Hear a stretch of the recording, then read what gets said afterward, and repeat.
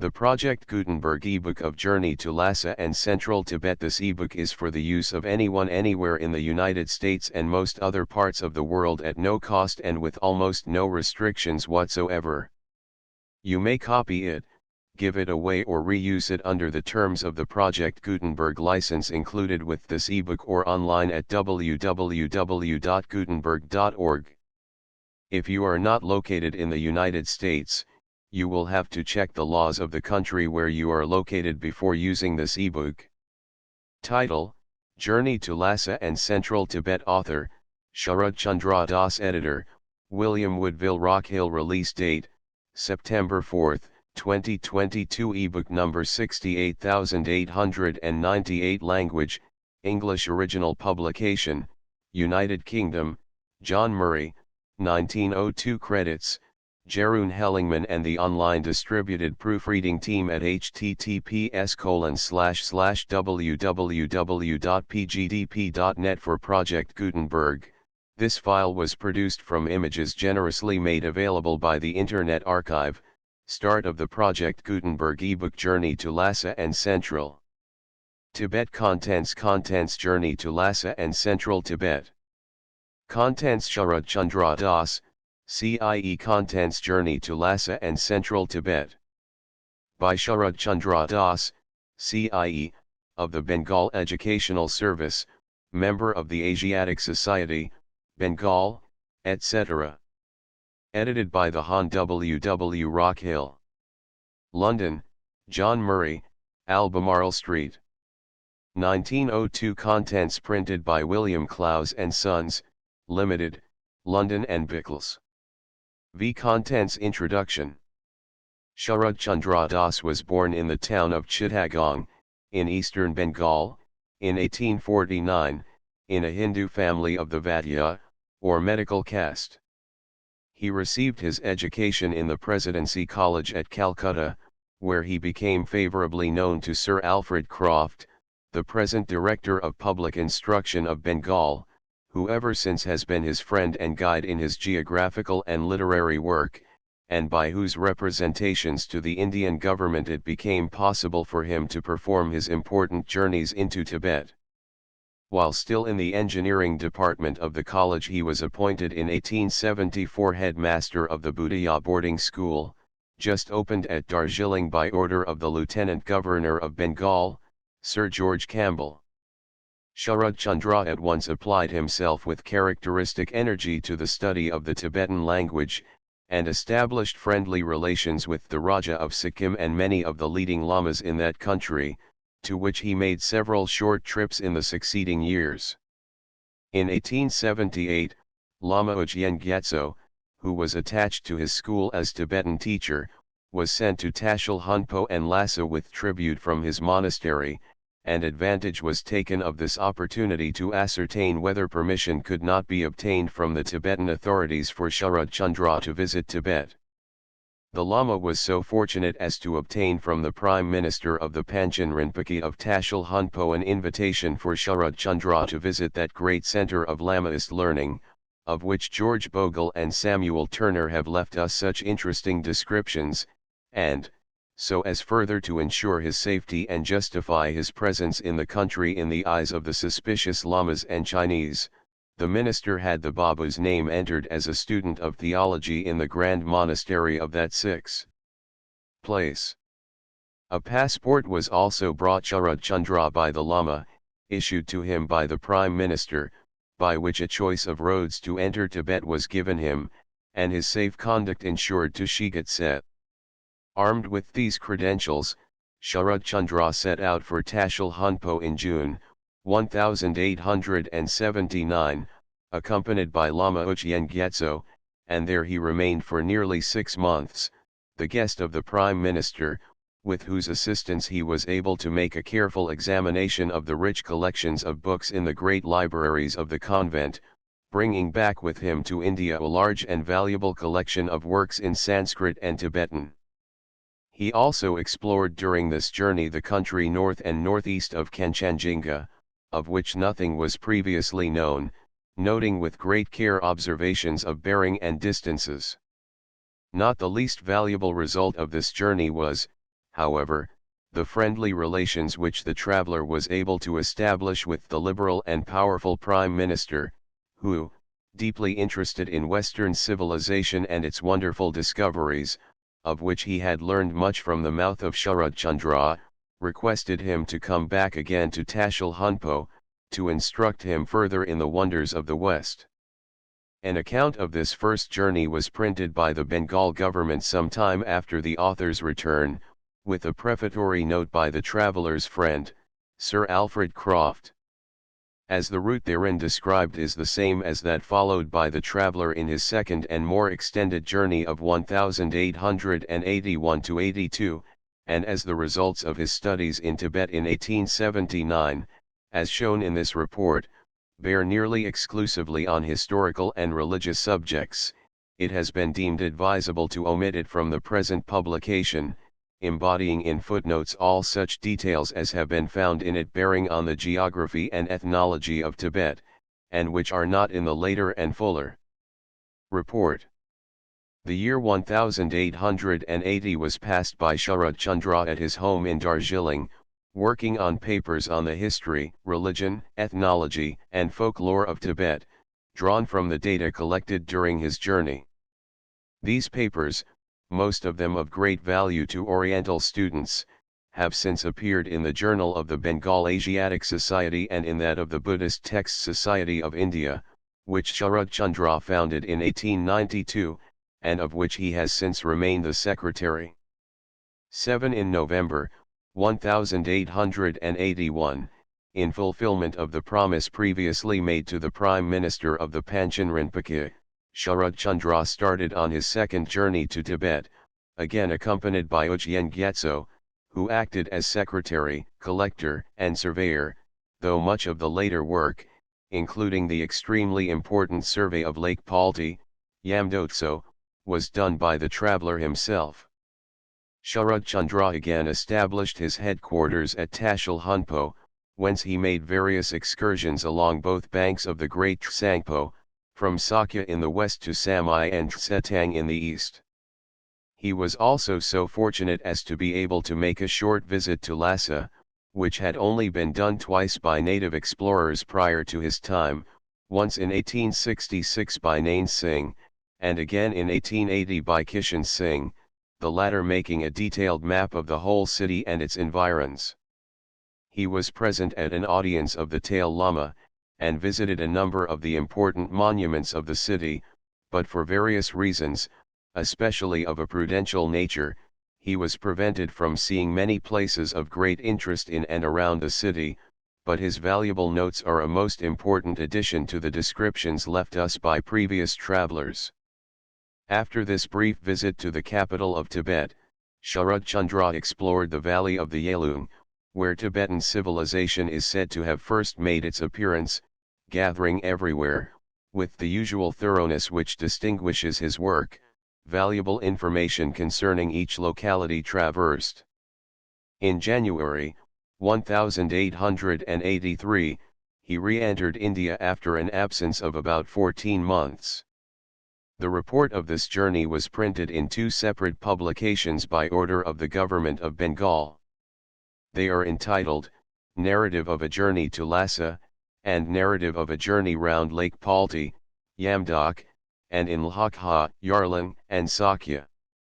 For various reasons these reports were kept as strictly confidential documents by the Indian government until about 1890, when selections from them, bearing exclusively upon the ethnology of Tibet, however, appeared in an article in the July number of the Contemporary Review, and 5 years later further extracts from them were published in the August number of the 19th Century. It is these reports which, with only such slight modifications as have seemed absolutely necessary to make the narrative connected, are published in the present volume. In 1885, when the Government of India contemplated sending a mission to Tibet, and the late Honorable Coleman Macaulay was sent by it to Peking to obtain the necessary authorization of the Chinese government to the projected embassy, Sarat Chandra accompanied him to the Chinese capital, where he remained several months in the early part of the year. It was during this visit to Peking that I became acquainted with the Babu, to whom I felt strongly drawn by my lifelong interest in Tibetan studies. Sarat Chandra lived, while at Peking, in the lamasery outside the Anting Gate, known as the Shi Huang Su, and in which all Tibetan traders stop when at Peking.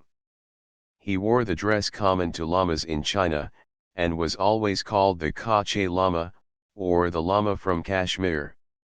His knowledge of Tibetan, his extensive travels, and his courteous manners gained for him the friendship of many of the lamas, among others of the Changchia Hutukto, the metropolitan of the Lama Church in China. Had the mission ever been sent to Tibet, it was understood that Sarat Chandra was to accompany it, and he would have rendered it valuable service, but the project was abandoned, and since then the Babu has bent all his energies to the publication of Tibetan texts and to the preparation of other works on Buddhism while living in Darjeeling, where he holds the position of Tibetan translator to the government of Bengal. The services he rendered Mr. Macaulay while in Peking were deemed, however, of such value by the Indian government, that on his return to Bengal he was given the title of Rai Bahadur, and created a companion of the Order of the Indian Empire, and in 1887 the Royal Geographical Society awarded him the back premium for his geographical researches. The amount of literary work accomplished by Sarat Chandra since his return from Tibet in 1883 is enormous in bulk, and its value to students cannot be overestimated. He brought back with him from his travels over 200 volumes, manuscripts or block prints, obtained from the great libraries in Tibet, a number of them in Sanskrit, and for many centuries past lost in India. From these 9 sources he has drawn for the preparation of the valuable papers which he has since published, a list of which would occupy several pages. Besides a large number of translations into English of Tibetan texts, he has edited in Sanskrit for the Bibliotheca Indica K. Shimandra's poem, entitled Avadanakalpalita, which he was so fortunate as to discover in Lhasa, and in Tibetan an historical work of great value, another giving the history of the pre-Buddhist or bone religion of Tibet, a very valuable native grammatical work, and others too numerous to mention. He is now engaged, and has well on through the press, a Tibetan English dictionary, which, he tells me, will be of about 2,000 pages, exclusive of a Sanskrit English appendix of Buddhist terms. This brief notice of Sarat Chandra's literary work will suffice, however, to show that his labors in this field are as important as those which he has rendered to geography. Personally, I am under a lasting debt of gratitude to him for the valuable information which he gave me while in Peking, and which was later on of great use to me during my explorations in Tibet, and I hold myself particularly fortunate in having been chosen by the Royal Geographical Society to edit his reports, as it is a means of publicly expressing my indebtedness to him, and also, I trust, of helping him to take the place he so justly deserves beside Ksoma Dakoros, as one of the greatest pioneers of exploration and discovery in Tibet. This introductory note would not be complete if further reference were not made to the Babu's faithful companion and assistant in his 2 journeys to Tibet, Lama Uchyen Gyatso. The Lama, who is a Tibetan from Sikkim and connected with the reigning family of that state, was born in 1851 at Yangon, and at the age of 10 entered the lamasery of Pema Yangtse, where he took the usual course of monastic studies for 12 years.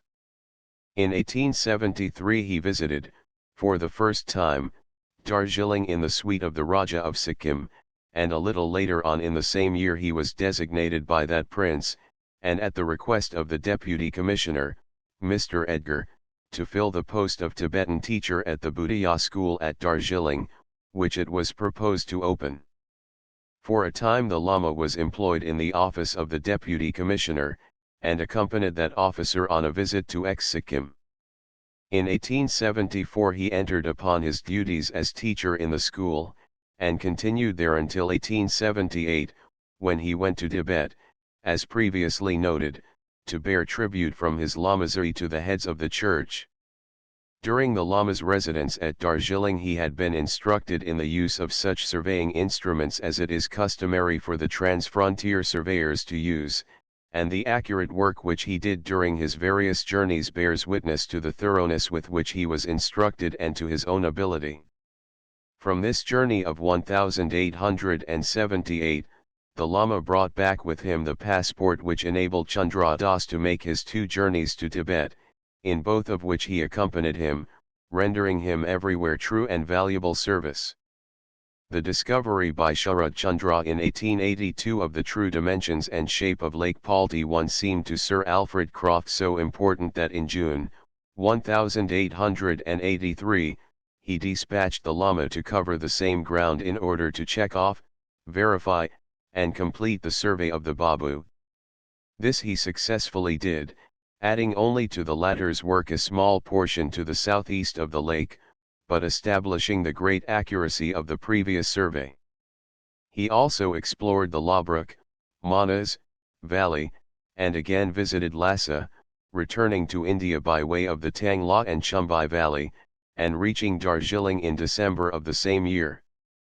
A report of this work was prepared by Colonel, now Sir Thomas, Holdick, and appeared in the report of the explorations in Sikkim, Bhutan, and Tibet from 1856 to 1886, which was published in 1889 by the Trigonometrical Survey of India, and is frequently quoted in the notes to the present narrative. Since then the Lama, whose services have been rewarded by the Indian government with the title of Rai Bahadur, a silver medal and a grant of money, has been employed as chief Tibetan translator to government, serving in that capacity during the late Sikkim expedition, and has also given valuable assistance to Sarat Chandra in editing Tibetan texts. W. W. Rockhill, Block Island, USA, July 27, 1899.211. Sarat Chandra has, in honor of Sir Alfred Croft, named the Lake Yamdo Croft. Sojourn. Booth. Text SOC, 4. PT 3. P4. Upward arrow to the publication of this volume has been unavoidably delayed. Upward arrow Contents. Chapter page I journey from Darjeeling to Tashil Hunpo 1-2. Residence at Tashil Hunpo 45-3. Journey to Dongtse 69-4. Residence at Tashil Hunpo, and preparations for journey to Lhasa 104V. From Tashil Hunpo to Yamdo Samding, and thence to Lhasa 122-6. Residence at Lhasa 148-7. Government of Lhasa Customs, Festivals, etc. 171-8. Return to Tashil Hunpo and Ujjain Gyatso's visit to the Bonbo Sanctuary of Rijal Sendar 195-9. Funeral of the Panchen Rinpoche visit to the Great Lamasery of Samai and to Yarlang 213x visit to Sakya and return to India 237-11. Social divisions marriage funerals medicine festivals 246-13 Contents list of illustrations.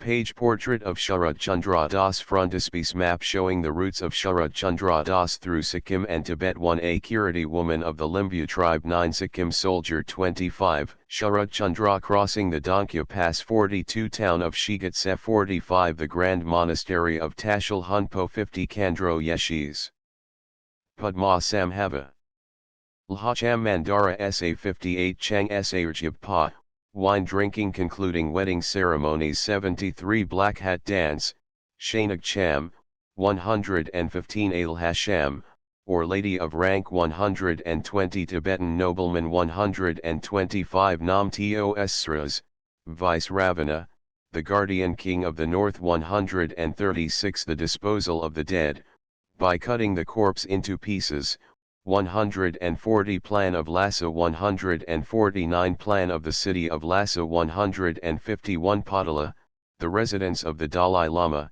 at Lhasa 154 Palden Lamo, Srimti Devi, 158 Chokang, the Grand Temple of Buddha, At Lhasa 160 Funeral.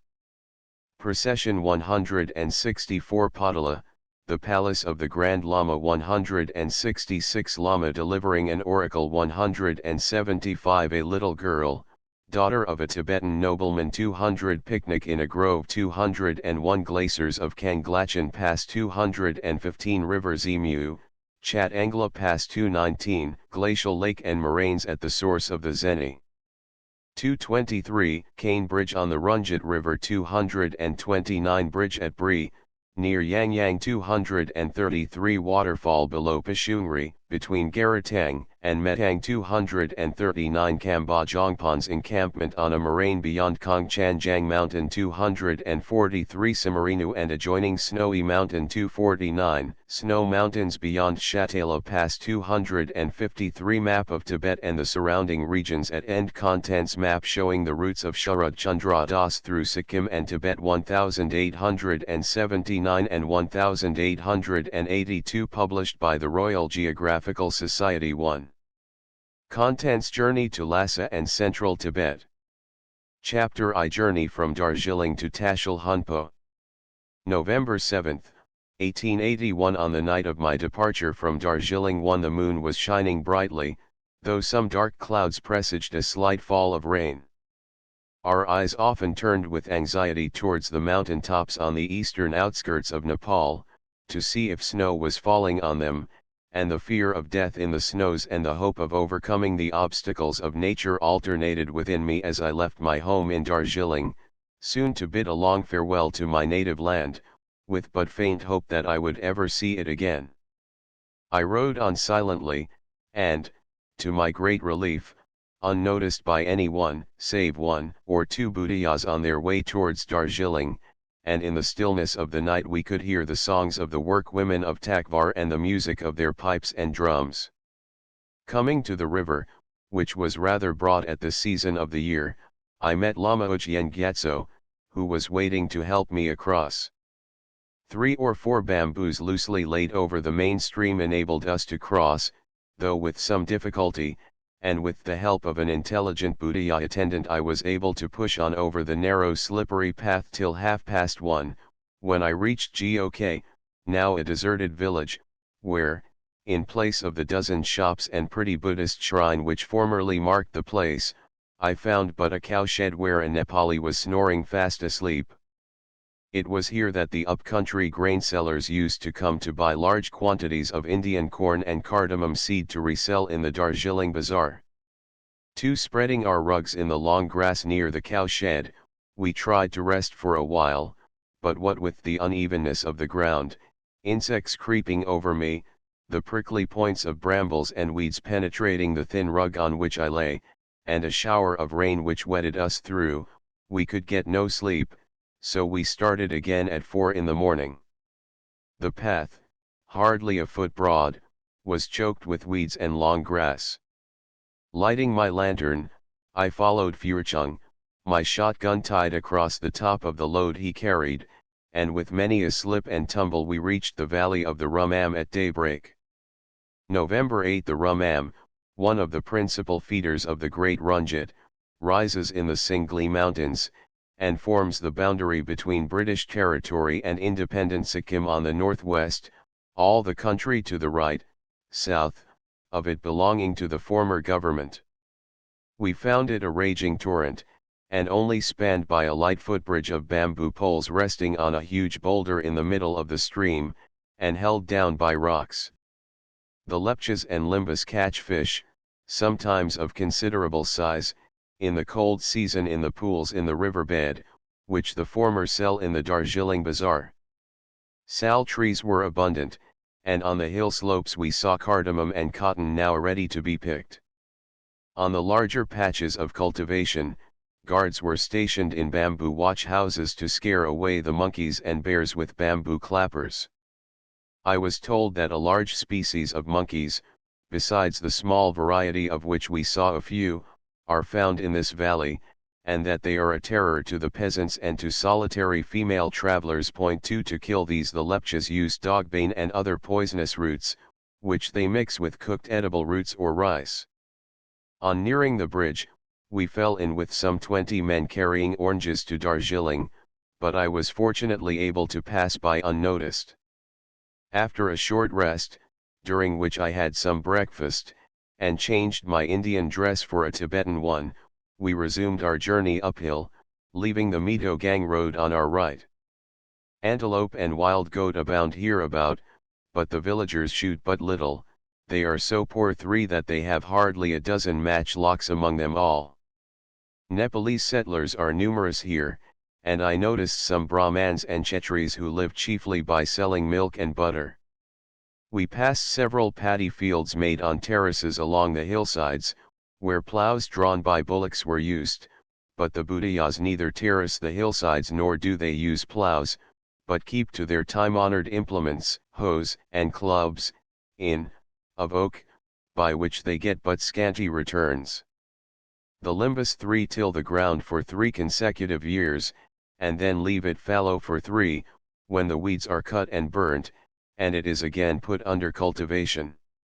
After ascending several hills by steep paths, we came to the top of a ridge marked by a mendong and a chorten for and from whence a picturesque view of the valley of Dhuramdian, dotted with numerous houses, and of the surrounding country is obtained. This spot is called Manidara by the Paharias, and Chorten Gang by the Bhutiyas, both names meaning the ridge of the sacred stupa. Here we halted by the side of a rill, and purchased 2 bottles of Murway beer 5 and vegetables from some limbus. November 9 our way led along an easy path by limbu houses with sheepfolds and pigsties in front of them, and around which a few goats and cows were also seen. The limbu fowls, by the way, are not so large as those of the Bhutiyas. As I journeyed on we talked of some of the limbu 6 customs, the most remarkable of which is that 4 of beating drums on every trivial occasion. Every limbu family, be it poor or rich, possesses, as a rule, 3 or 4 tambourine-shaped drums, which they beat on going out of or returning to their villages.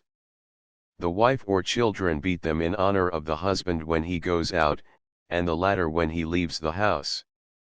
Crossing the range we entered a richer country, as was evidenced by the vegetation and the abundance of trees. We saw long canes growing luxuriantly, and there was quite a large grove of plantation trees, showing the warm climate the country enjoys. November 10 the sky was cloudy and the atmosphere filled with fog when we set out. Along the banks of the streams we had to cross grew tall pines and giant ferns, while thick brushwood, ferns and rattans lined the banks, the water dashing down from the hilltops in cascades. Pushing our way through the dense forests of the high range, the sky scarcely visible through the lofty oaks, pines and magnolias, we reached after an hour's hard ascent the Rishi Chorten, near which is a moss-covered mendong. The high law commences here, and from it one commands an excellent 5 view of southwestern Sikkim, including Tonglo and Singli, and the hills of Darjeeling. In the thickets round about were to be seen the tracks of wild pigs, and the woods were alive with monkeys which feed on acorns. At about 1 p.m. we reached the top of the range, some 6,000 feet above the level of the sea. Crossing a number of brooks which empty into the Rishi, we came to some cows' heads, where I would have liked to have rested, but no rest was possible, for I could see the leeches 7 spanning their length with swift but measured paces, making for me with haste. At 4 p.m. we commenced our descent from the top of the ridge, which is marked by a larciate here a bush of dwarf bamboos, with scraps of red cloth tied to it, near which Furchung uttered his Lhasa 9 or invocation to the mountain deities. We halted for the night in a little clearing in the jungle at the foot of a gigantic oak, a few miles above the village of Lingcham. The giant nettle creeper here attains its largest growth, some more than 100 feet long. The tree nettle also abounds in this forest, and our servants found also the common nettle, the tender leaves of which make excellent soup. 10 November 11 the sky was overcast, and there was rain and sunshine at the same time, a phenomenon the Bhutiyas call Medagcharpa, or flowery shower.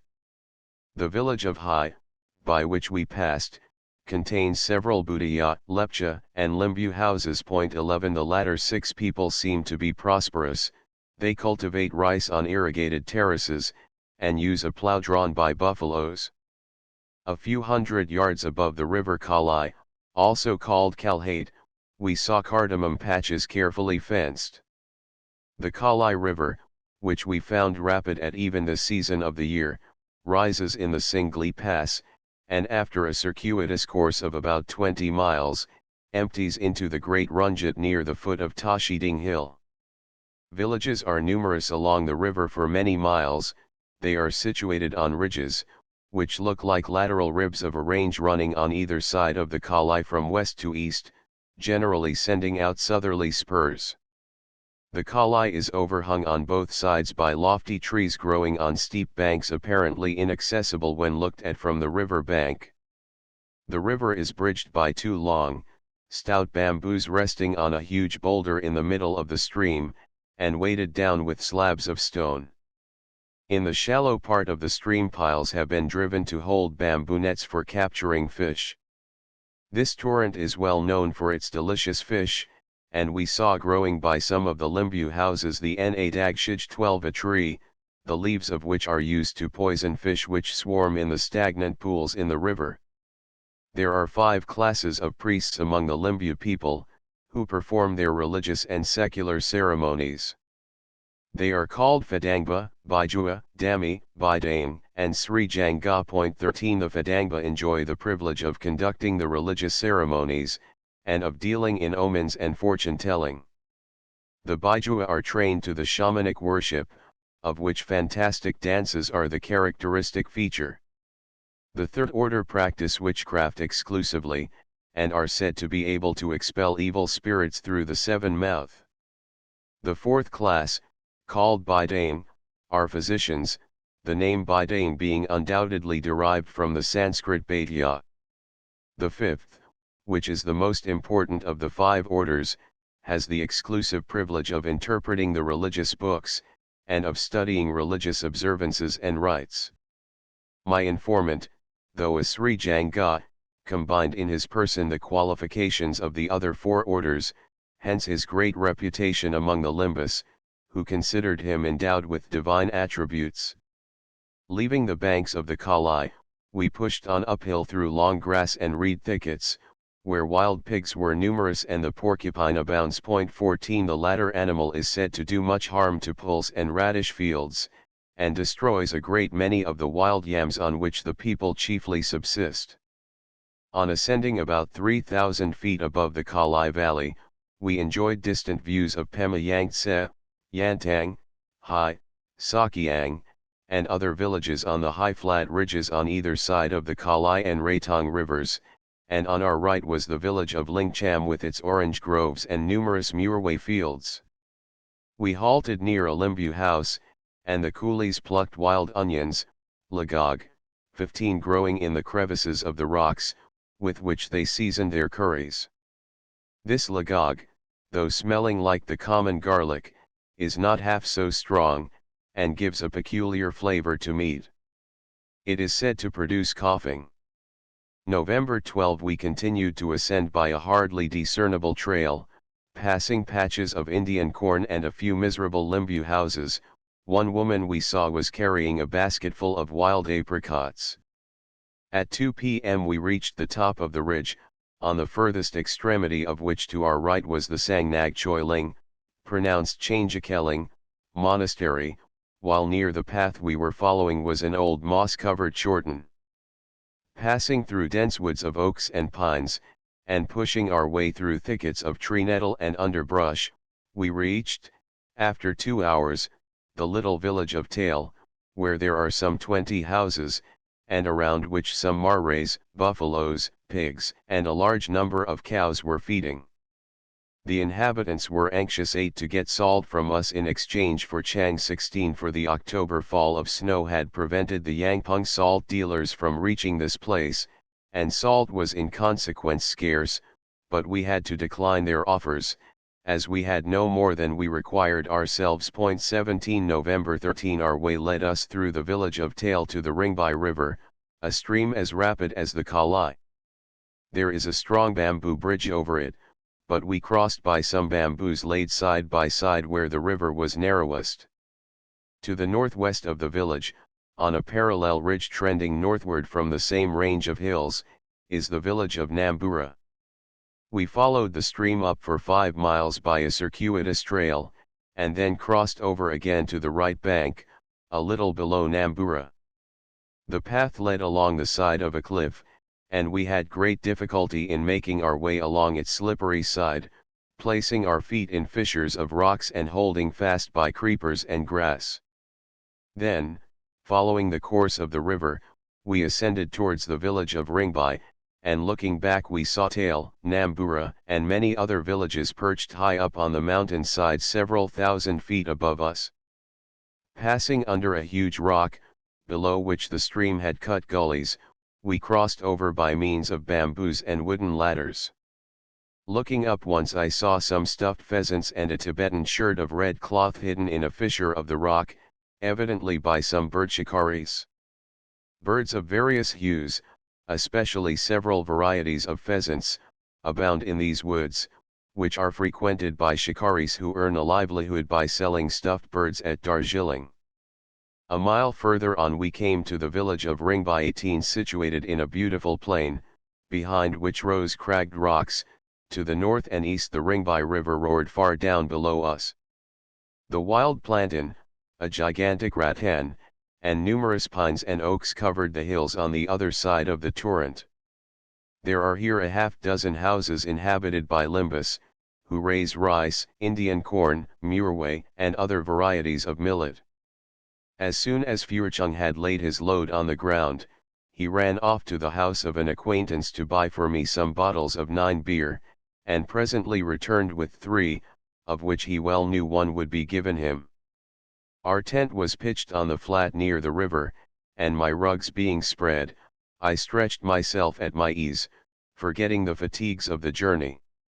The servants had dispersed, some to collect firewood, some to pick edible wild plants, others to buy vegetables for our evening meal. Nothing broke the silence save the sound of the rushing torrent below. I slept soundly, my mind more occupied with the future than the past. A Kiriti woman of the Limbu tribe. November 14. The morning was clear, the view on all sides superb, and, though familiar with mountain scenery, my eye never tired of its wild grandeur. We waited and waited for hours for Ten Furchung, whom I had sent to Nambura to buy provisions, but, as he had not appeared by noon, we had to give up all thoughts of traveling that day. In the afternoon he made his appearance, loaded with rice, maize, muirway, eggs, vegetables, etc., and leading a ewe, which he said had cost him 4 rupees. He was very drunk, but conscious of his condition. He begged to be excused, and, after numerous salams and lollings of the tongue after the Tibetan fashion, he vanished from our sight. We were asked by the Limbus to exchange salt, of which they stood much in need, for 2019, a dying creeper which grows here in abundance, and of which they had collected many large bundles, but again we had to refuse. Furchung much regretted that one of his best friends among the Limbus of this place had gone to a distant village to attend a marriage, for he might have rendered great assistance in many ways.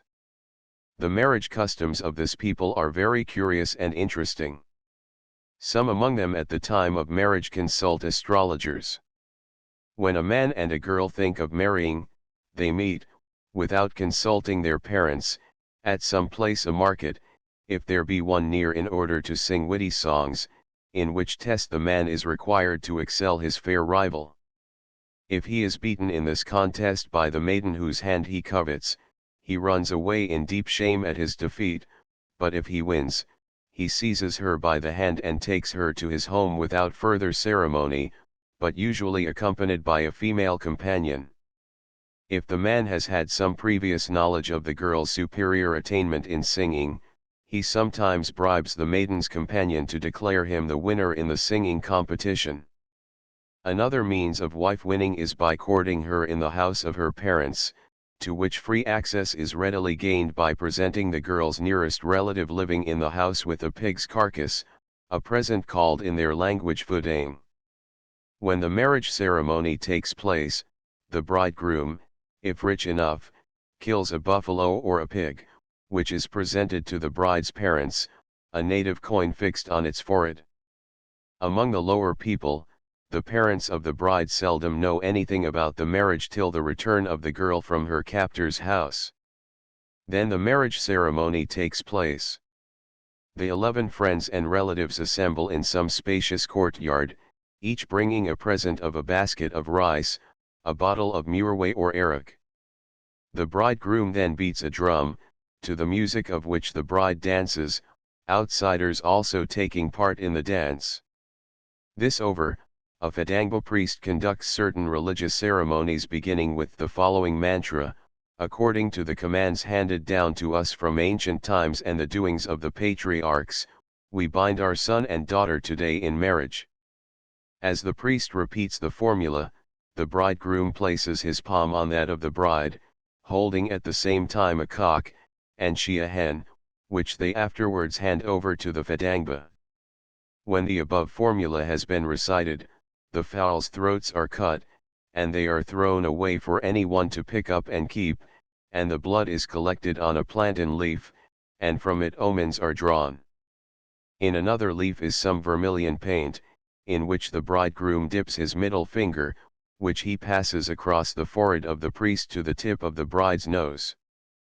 The bridegroom then says, "Henceforth, maiden, thou art my wife," and shouting repeatedly, "Maiden, thou art my wife," he puts a vermilion mark on her brow. The following morning the priest invokes some friendly spirit, and says to the newly married couple, "You two should henceforth live as husband and wife as long as you remain on this earth," to which the parties suitably reply, "We will do as you command." Unless this period of a lifetime is mentioned, the marriage is held to be unlucky, and to make it fortunate further ceremonies, which open new sources of profit for the priest, are considered necessary. At the marriage feast, where first murway is served to each guest, the meat is generally pork, and finally a dish of rice is presented to every one of the party. When the marriage ceremony is over, the bride, released from her captor's hands for the first time, returns to her parents, who are supposed to have been in ignorance of the previous proceedings. 2 or 3 days after her return comes a go-between, or parmi 20 to settle differences with the bride's parents. He brings, as a rule, 3 things: a bottle of arak, the carcass of a pig, and a silver coin, as presents to the bride's parents. Just as he is about to make them the presents, they are bound to fly into a passion and threaten 12 to beat him, whereupon he entreats them not to do so, and tries to pacify them with the present of another rupee. Then they ask him in an angry tone, "Why did you steal away our daughter?" and such like questions. When their anger has subsided, he pays the price of the bride, which, according to the wealth of the groom, varies from 10 rupees to 120 rupees, or the equivalent, but in all cases a pig is an indispensable part of the price. Then a further present of usually 12 rupees, or its equivalent, is made to the Safas, Subahs, and village headmen. This present is known in Limbu as Turaimbag, meaning satisfaction to the parents for stealing their daughter, and though it is really due to the bride's parents, it is nowadays appropriated by the village officials. Like the Tibetans, the Limbus present white cotton kadag to all who are interested in the marriage. When the time comes for delivering up the bride to the parmi, the parents must say, "Oh, our daughter is lost. She is not to be found. Someone must go and find her." Then a couple more silver coins are paid, and one of the relatives discovers the lost bride, who has usually hidden herself in the storeroom, and she is handed over to the parmi. Nowadays, however, it is more common for the bride to come forth of herself as soon as the money has been paid, but not before 21 November 15 the villagers tried to dissuade us from attempting to cross the passes where the paths were hidden by the snow, saying that it would be more convenient to stay at Ringbai, where provisions were easily procurable. If I remained here, however, various reports would be spread to prejudice the frontier guards of Tibet against us, and we would, moreover, be unable to ascertain when the snow should have hardened sufficiently to admit of our setting out on our journey, as the passes were 3 or 4 days' march from the village. We determined to try the Yampung La, which still remained free from snow. Our coolies gave the villagers to understand that we shikaris, for Furchung, with his fowling piece and load of cartridges, was enabled to pass us off as such, had very little to do with the passes, except for going to Kangpachan, where game 13 was more abundant. If we failed entering Namgatsal, we should most probably return by Jangri to Darjeeling. We passed behind the village, where there are some tall cypresses and a solitary juniper tree, which the people erroneously call Chundan, or sandalwood. 22 A short distance from the village we passed the road leading to Dechen Phug, the Cavern of Bliss, a huge rock, the hollow in which is haunted by numerous demons and evil spirits. Now and then we saw Limbus making bamboo mats or collecting osiers to thatch their houses. The road along the river was easy, the rills falling into it bridged, and the steep banks carefully crossed by stone dikes, while steps were cut in the rocks where necessary. By 1 o'clock we reached Bongtang, where, in a wretched shed for travelers, Dongkang, we made our camp. A light rain was falling, so we had to cook our food in the miserable shed, where we could not stand erect, where ants and centipedes were creeping over everything, and the smoke and dust raised by the bellows nearly suffocated us. Though we had a tent, the obstinacy of my servants compelled me to forego the comfort it afforded, for to them the Dongkang was a comfortable dwelling, and they insisted that I should enjoy it too. Furchung bought some milk, cheese, muirway, and excellent fish from one of the neighboring herdsmen, a cousin of his, and when we had refreshed ourselves with the beer, we sat listening to 2 of our companions, Jordan and Tonzang, as they sang and declaimed over their drink. Though these men carried our loads, they were men of much respectability in their own country, and had been induced to do menial work only to oblige me, as I did not care to trust outsiders with the secret of my movements. I amused myself listening to Jordan, and really wondered that even among the uncivilized dwellers of the hills wine could inspire such eloquence. Among the volleys of his eloquence were quotations from a book called Rinchen or The Precious Rosary. All here assembled, pray attend. The eagle is the king of birds, when he rises, all rise. The lion is the king of beasts, when he leaps, all leap. 14 He who drinks is the prince of speech, when he speaks, all hear.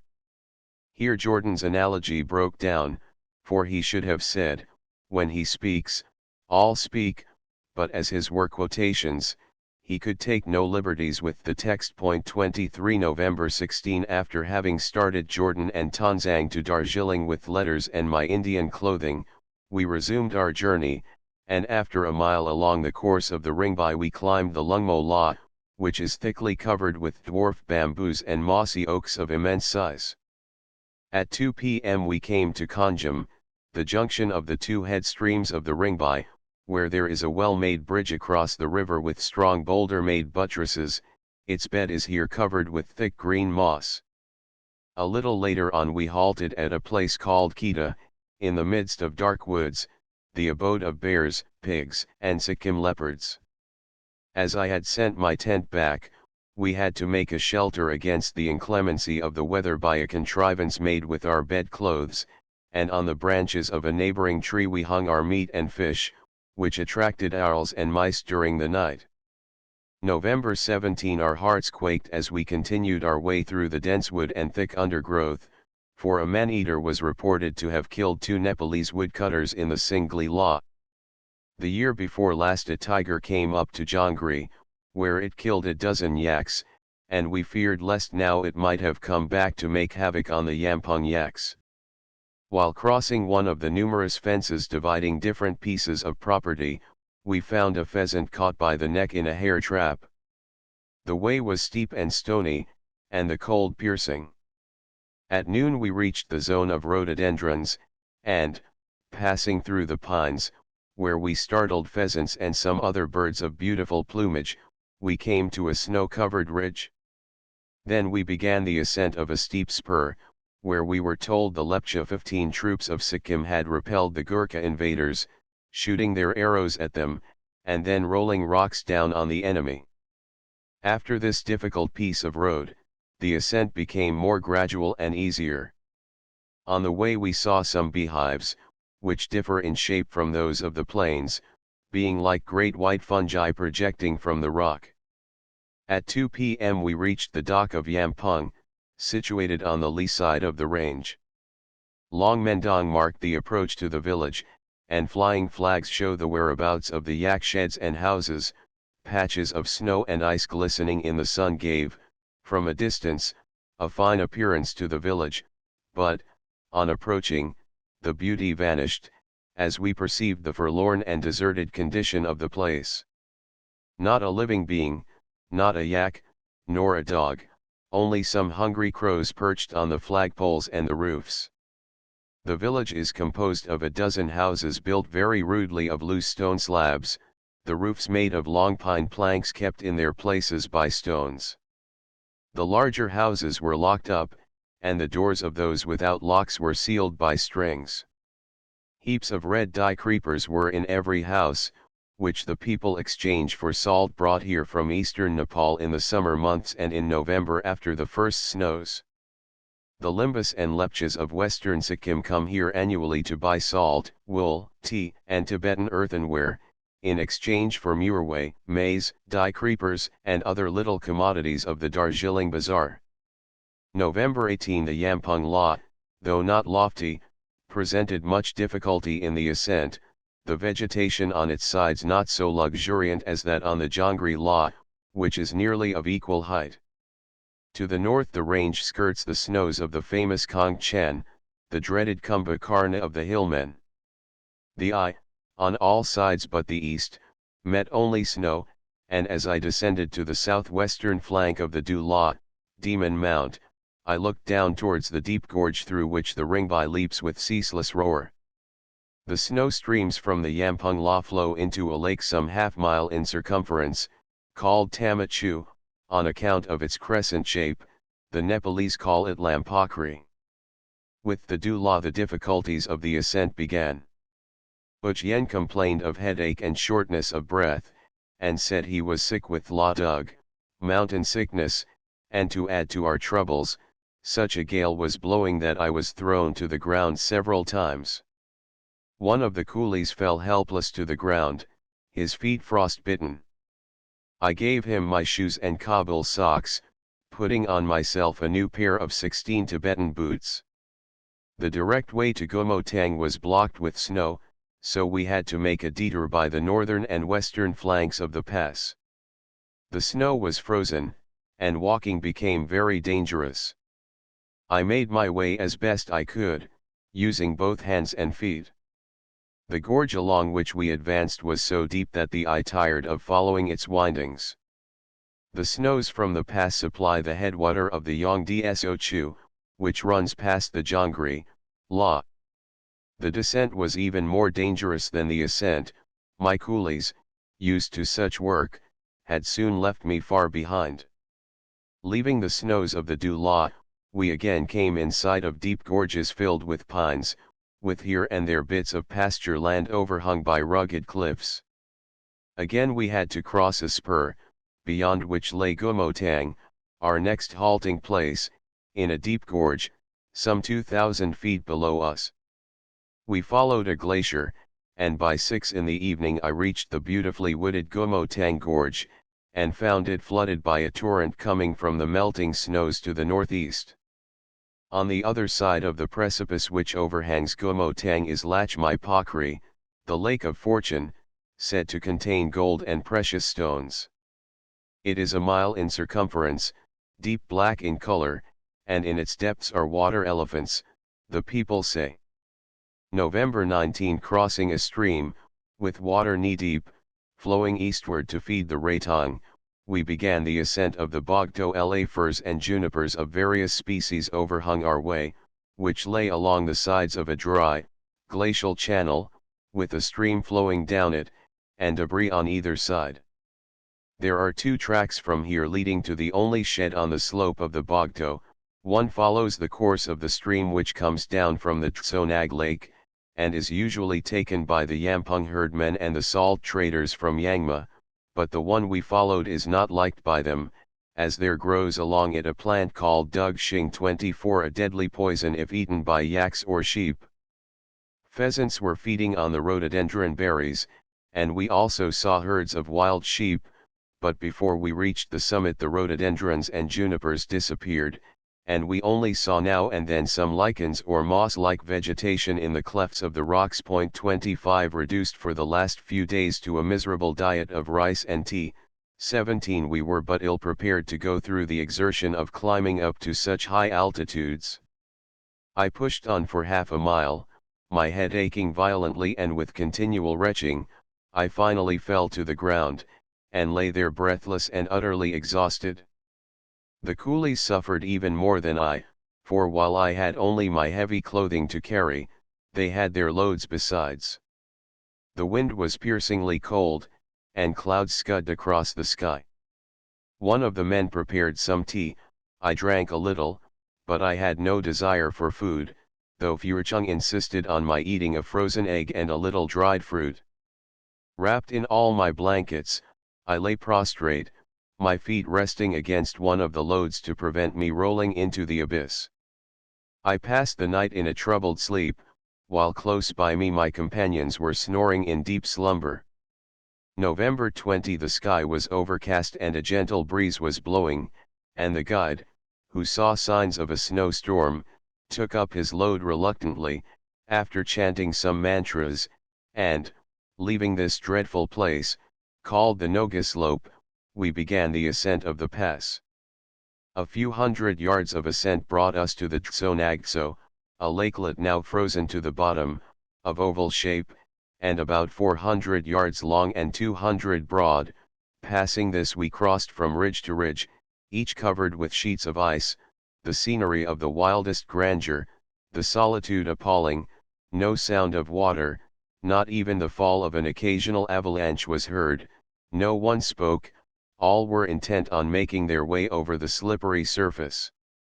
After a mile ascent we reached another frozen lake. The guide ran forward, and, collecting some snow and pieces of ice, he sprinkled them across the lake to show us the path and prevent us from slipping. This lakelet, of about the same size as the one just referred to, is held in the sacred books of the Sikkimese to be an object of special sanctity. It is called Tso Dom Dongma, the Lake of Peacock's Spots, and the eye of the enchanted devotee can see something like spots in the bubbles in the icy sheets of the lake.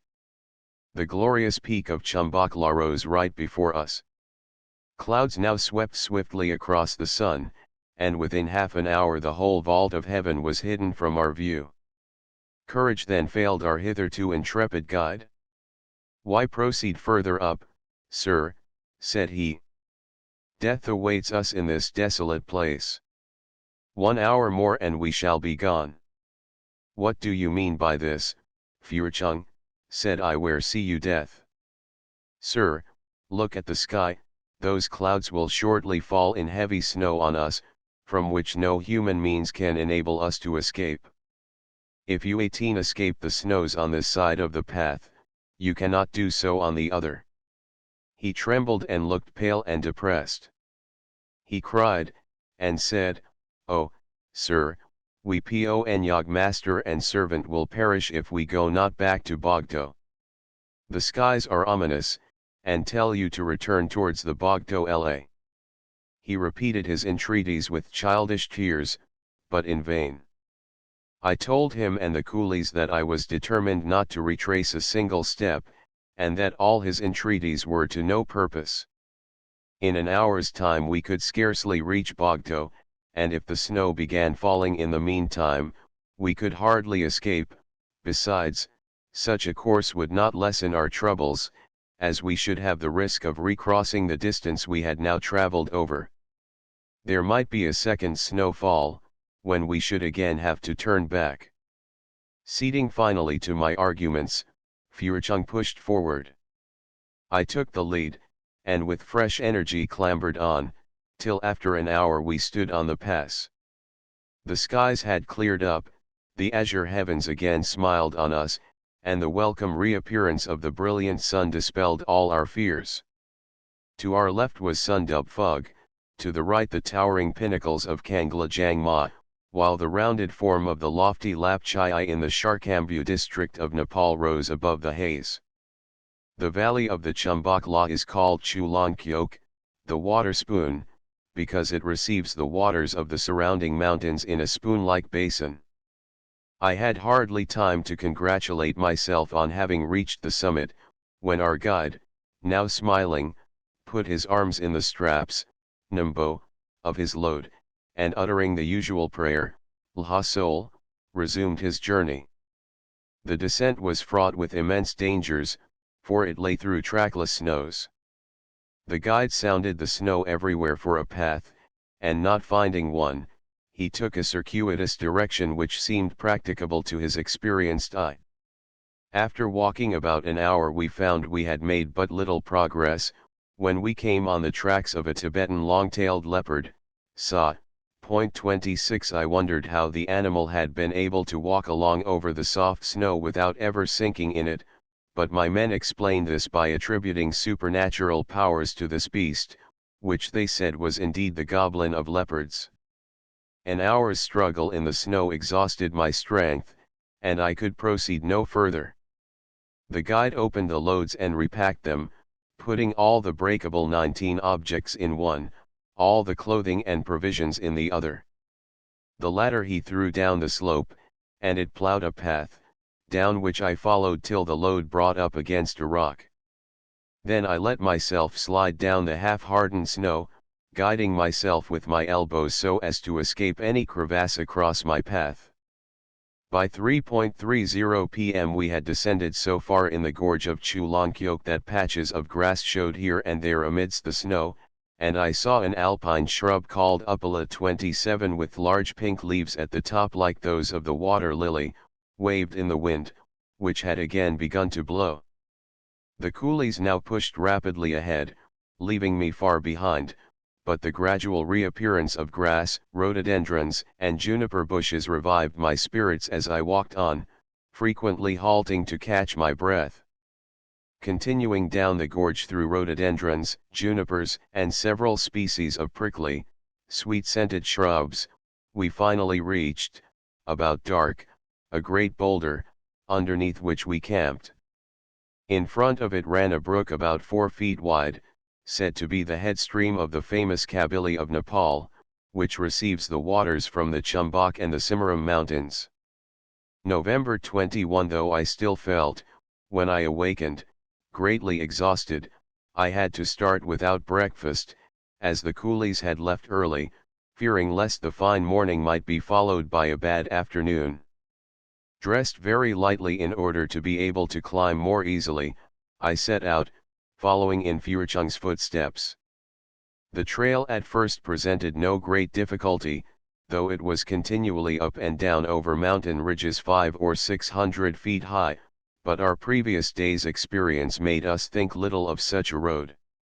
After a few miles we reached a kind of gateway lying between two rocky cliffs, where began the region of scanty vegetation that invariably is found just below the snow line. Here we halted for a while and drank some tea, then, resuming our journey, we reached the summit of Cimaram after a couple of hours of most trying climbing over ice and melting snow. The pass is protected to the south and west by a very rugged cliff resembling the outspread wings of an eagle both in color and shape, and inspired me with a strange feeling of dread. Sitting on the summit of the pass, I enjoyed, though tired and unwell, the grandeur and sublimity of the scene. No poet could adequately describe nature's exploits in this part of the world, no pencil could delineate these romantic scenes. Legend has it that many years ago, on this very pass, a certain cunning and designing limbu of Tumbercola concealed under the rocks a red earthen jar filled with charcoal, with the object of establishing his heirs right over the whole easternmost part of Nepal, called Yangaro, which includes Singli La, and in his will he made mention of this bequest. A few years later hostilities broke out between the limbus of Tumbercola and Yangaro, which lasted for nearly 12 years, during which time the Gurung were the chief sufferers. Pasturing their cattle on the disputed land, both parties stole them as a rent for the right of pasture. Finally the Chambezi Raja, who ruled at Bat Giaong, settled the dispute in favor of the Yangaro limbus, the trick of the Tumbercola limbus having been found out. From the Simaram Pass I saw the Chomakankar, or Lord of Snows, the famous sacred mountain of the Buddhists which overhangs Lap Chai, the highest of its 3 peaks, dome-shaped, the 2 others standing side by side, of truncated cone shape. Then to the northwest of these appeared the Sharkambu Mountains, half lost in the rising mist. To the west, beyond the great chasm formed by the Tumber Valley, were the valleys of Phalip, Yalung, Dhunkata, all indistinct in the general haze. Furchung endeavored in vain to find a way down through the deep snow which everywhere covered the ground, and finally we had to slide down through the snow for several hundred feet, and then, finding a foothold, we waded on, dragging the loads behind us. I saw tracks of rabbits, 28 snow leopards, and a species of bird called chamdang, probably the snow pheasant. After a little while we could advance no further down the slope, so Furchung made a detour over a ridge to our right, its summit a huge bare rock some 40 to 50 feet high. From this we descended with great difficulty, throwing the loads down ahead of us and sliding down ourselves in the deep, soft snow. By 4 p.m. we were clear of the snow, and once more found vegetation. After a short rest we resumed our journey along the gentle rill which leaps down from here with a pleasant murmur, and 21 is known as the second headwater of the Kabili, although the brook which we followed empties into the Namga stream which rises in the Kangla Nangmo Pass near Jangri. The snow, reaching several miles below the Kangla Pass on either side of the Namga, showed us that this pass was inaccessible. These early snows are called Shingsapamo. The road led through dwarf rhododendrons, bushy junipers, and prickly shrubs bearing a red fruit. The river was frozen over, except in the narrow parts. In the distance the pine-clad flanks of Juanga, through which the Yalung dashes, were seen resplendent in the rays of the setting sun. We plodded on to 6 p.m., when we reached a broad flat called Namgatsal, the Grove of Joy, and shortly after crossed the river by a wooden bridge of the East Nepalese type, and some 40 feet long, and came to the halting place under the widespread branches of a high dungshing or cedar. Namgatsal received its name, I was told, from Lhasa, the great Buddhist patriarch of Sikkim, having spent a few days here to rest from his fatigue when traveling for the first time from Tibet to convert the Lhopas, southerners. He so enjoyed his rest here that he ordered his disciples to hold the place sacred, and to celebrate their annual inaugural religious ceremonies at the cavern in which he had spent a few days. We could see the cave from where we were camped, and were told that the Buddhists of Sikkim and eastern Nepal still resort to this place on pilgrimage. November 22. Crossing 2 streams with swampy banks, the way led uphill for a while through thickets of rhododendrons, where we saw numerous green pheasants of the color of a green parrot, with spurs on their legs and a deep, thick red line round their eye. In size they were larger than a domestic fowl. 29. Next we came to the Yalung River, which we crossed by a substantial bridge of cedar logs and silver fir planks, and then we began the ascent of the steep and lofty Chunyurma, or collection of cascades. In the wooded solitudes on the lower slopes of the great Kanchanjunga stood the little monastery of Dechan Ralpa.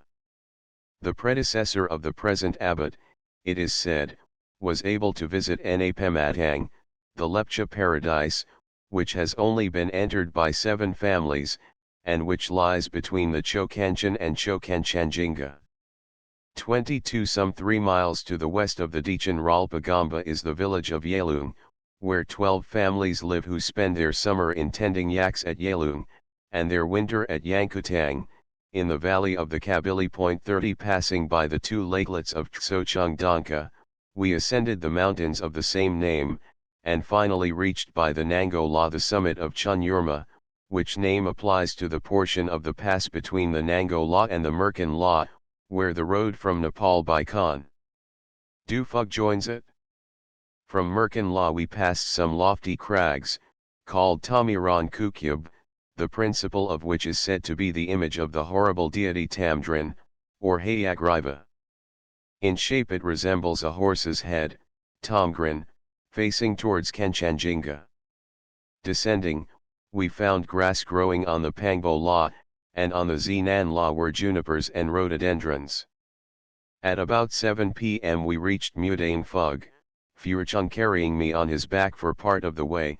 November 23 Our way led along an extensive moraine, the huge reddish boulders of which were covered with creeping tamarisks and dwarf junipers.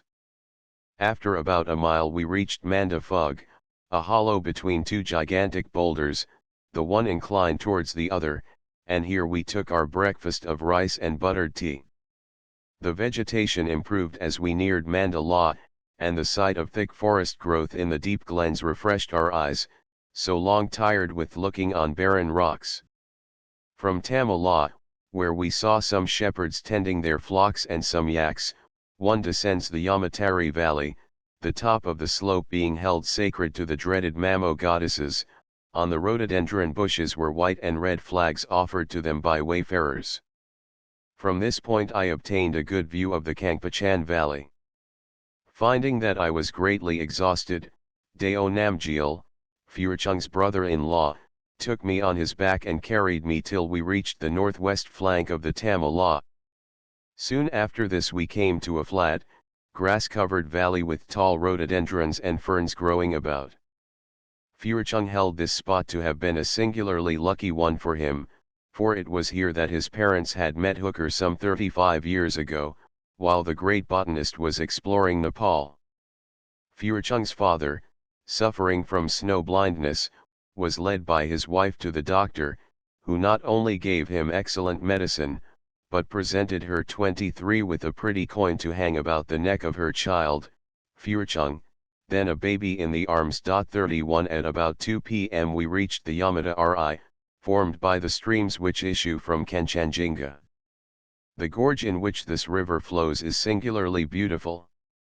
Above the steep crags on either side were blue glaciers, and at their feet forests of native firs and larches, covered with pendant mosses waving like feathers in the breeze. Just before reaching Kangpachan, Jai-Unsur, village, the Yamata Ri river is crossed by a little bridge, and then the village with its wooden huts comes in view. Some of the houses were empty, a few old hags with goitras sat on their thresholds basking in the sun and spinning. Furchung had reached this, his native village, ahead of us, and he now came, much the worse for drink, to greet us, and led us into his mother's house, where a fire of rhododendron boughs and aromatic firs blazed in the middle of the room. Chang 32 was ready in wooden bottles, and his mother poured some boiling water into them as soon as we were seated on the cushions placed for us. Some dry junipers and pines were burnt as incense, and 2 joss sticks smoked before us. Then 2 brass plates full of boiled, red-skinned potatoes were offered us, followed by rice and boiled mutton, the rice being served wrapped up in the broad leaves of some kind of hill plant. When night came on we sat around the fire, each with a bottle of Murway before him, but drowsiness soon overtook me, and I fell asleep. November 24 The village of Kangpachan 33 is built on several terraces facing the southwest, the houses enclosed in low stone walls. Several small streams empty into the Kangchan below the village, and mountains covered with snow and ice rise precipitously on either side of it, their lower slopes clad with thick forest growth of moss-covered silver firs, deodars, and larches. Juniper and 24 rhododendron bushes surround the village. Round about it are patches of barley, 34 from one to the other of which flew flocks of wild pigeons. Coming back from a stroll, I found 2 men waiting to invite me to drink chang at their houses, and having accepted their invitation, I went first to that of a man called Georgia. Taking my seat on a thick mattress-like seat covered with a piece of kamba carpet, a bamboo bottle filled with muirway, with a little piece of butter placed on top of it, was set before us. 35 tea was first drunk, the housewife serving mine in a china cup, a form of Tibetan politeness only shown to persons of superior social standing, those of equal or inferior rank to the host using the wooden bowls each one carries about in the breast of his gown. After this, a brass plate filled with potatoes was placed before us on a little table, together with parched Indian corn, milk, and butter, of all of which we ate heartily. Our host advised me not to attempt to go by Wallen, as I would be sure to meet with much difficulty, but rather to enter Tibet by Yangma and the Kangla Chen Pass, which was still possible, he said, even at this advanced season of the year. I next went to the house of Peme Zhang, Furcheng's uncle, which I found well plastered and with a tastefully painted chapel. His son and wife received me at the head of the ladder, and led me into the house. Peme Zhang had long, thick, and tangled hair. He wore gold earrings in the shape of magnolia flowers, and his looks and talk were grave and serious. He often sits in deep meditation for the purpose of arresting hail or other storms by the potency of the charms he is able to pronounce. 36 Leaving Peme Zhang, we crossed the river and paid a visit to the Tashi Chasting Monastery, which we found nearly deserted, 1 or 25 two old women here and there turning the prayer wheels outside the temple. Ascending 2 flights of ladder stairs, we entered the Lama's house. He and his Ani 37 received us most kindly, and the latter asked me for some medicines for the old gentleman, who was suffering with dyspepsia, Pakan. Sikkim soldier. Returning to our lodgings, we found that the lock of the bag in which I kept my money had been tampered with, but I did not 26 open it, as 6 other persons were living in the room we occupied, and I feared lest they might see the contents. Whatever the loss might be, I made up my mind to bear it silently, and keep my suspicions to myself. November 25 Furcheng's brother, Deo Namgyal, brought me a quantity of presents: potatoes, muirway, millet, butter, and last, but not least, a kid, for which I gave him a return present of 5 rupees. The poor people of the village all followed with various presents, not that they had any great respect for me, but solely with an eye to return presents, which they hoped would be greater than the value of theirs. Fortunately there were but few people in the village, otherwise they would have drained me of all my cash. By noon Furcheng had sufficiently slept off his drunkenness to procure for me several pair of Kyar 38 or snowshoes, from the people of the village. I had learned from a newly engaged coolie that he had lately crossed the Kangla Pass on Kyar, and had reached Jangri, where he had met Captain Harmon, who had been much struck by the great usefulness of this rude contrivance. In the evening the men killed 2 kids, the blood was poured into the intestines, which had been washed and cleaned, barley flour, tsamba, being mixed with it. 39 These blood puddings were boiled and packed away with the tripe in a small wicker basket for my use on the journey. It is told of the upper Kangpachan valley that it was first peopled by Tibetans, called Sharpa, Easterners, whose original home was in the mountains of Sharkamview, or Eastern Kirita. 40 Lower down the valley lived the Magar tribe from Nepal, whose chief extended his sway over the Sharpa, and exacted such oppressive taxes from them that they decided to avenge themselves. The Magar chief, going to the village of Kangpachan, he and his followers were 27 murdered, and their bodies buried. No clue could be had of the missing men, so the chief's wife went herself to Kangpachan, but she also failed to discover what had become of them. While going along the river bank, a boulder, undermined by the current, tumbled down, when a swarm of flies flew buzzing out. Attracted by this, the queen had the earth removed, and discovered the bodies of her husband and his followers. Returning home with the chief's body, she ordered great funeral ceremonies to be held at a place some 6 miles up the river, near the Rapachan torrent, midway between the two great villages of the Kangpachan Valley Jaiunsar and Yarsa 41, as being more accessible for the people, for whose entertainment great bowls of wine were to be provided. In the wine poison was mixed, and as soon as the Magyars had finished drinking, they passed it to the Kangpachan people, who drank deeply, and fell asleep to awake no more. Nearly 1,000 people were in this way done to death, and the babies were carried away by the queen's followers. The place where this foul deed was done became known as Tong Shon Phug, the place which witnessed 1,000 murders. The few who escaped carried the news to Tibet, and soon returned with a large army to wage war against the Magyars. The queen shut herself up in one of her castles, and, though ill-prepared to stand a siege, she and her people defended it for 3 months. The Tibetans decided to reduce the place by famine and by cutting off the water supply.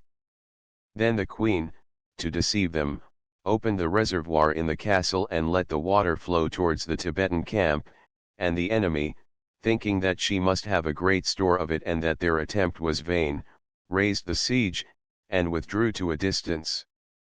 The queen now attacked them in turn, but fell in the first skirmish, fighting valiantly. The Tibetans finally expelled the Magyars from the Kangpachan and Tumbur valleys, and restored them to their former possessors. It was among the Kangpachan tribe that I had found Phirchung, the most devoted and faithful of all the men I ever came across in the Himalayas. Although Ujien distrusted him, and he abhorred Ujien, yet I placed implicit confidence in his loyalty and ability, and his devotion and fidelity to me were boundless. November 26 we left Kangpachan, our party now comprising 28 coolies. Phirchung marched along with my gun as a sign of his importance, but its red cloth cover, its principal beauty, had been stolen the night before. His younger brother, Sonam Dorje, carried his pack. Ujien Gyatso and I rode ponies, hired for 8 annas each, to take us halfway up the Nango La. The old women, AMA, of the village waited our approach at the east end of the bridge to give us the stirrup cup, Changkyle, a custom invariably observed in Tibet at the parting of friends setting out on a long journey, with bowls of wine in their right hand, and plates full of parched barley flour, tsamba, in their left. Each of the old women poured a little wine into a china cup, to which a pinch of flour was added, and we were asked to take a sip, with the wish of "May we offer you the like on your return." We thanked them for their kindness, and put a couple of rupees in one of their plates, to be divided amongst them. We rode slowly on by the bounding river, into which a number of little rills empty, flowing down from behind the monastery, and over which were several prayer wheels turned by the water. Our way lay amidst thick woods up to Daba and Gonpo, where the natives used to get blue clay to make images. This clay they held to be exceptionally good, as it came from the summit of a holy mountain.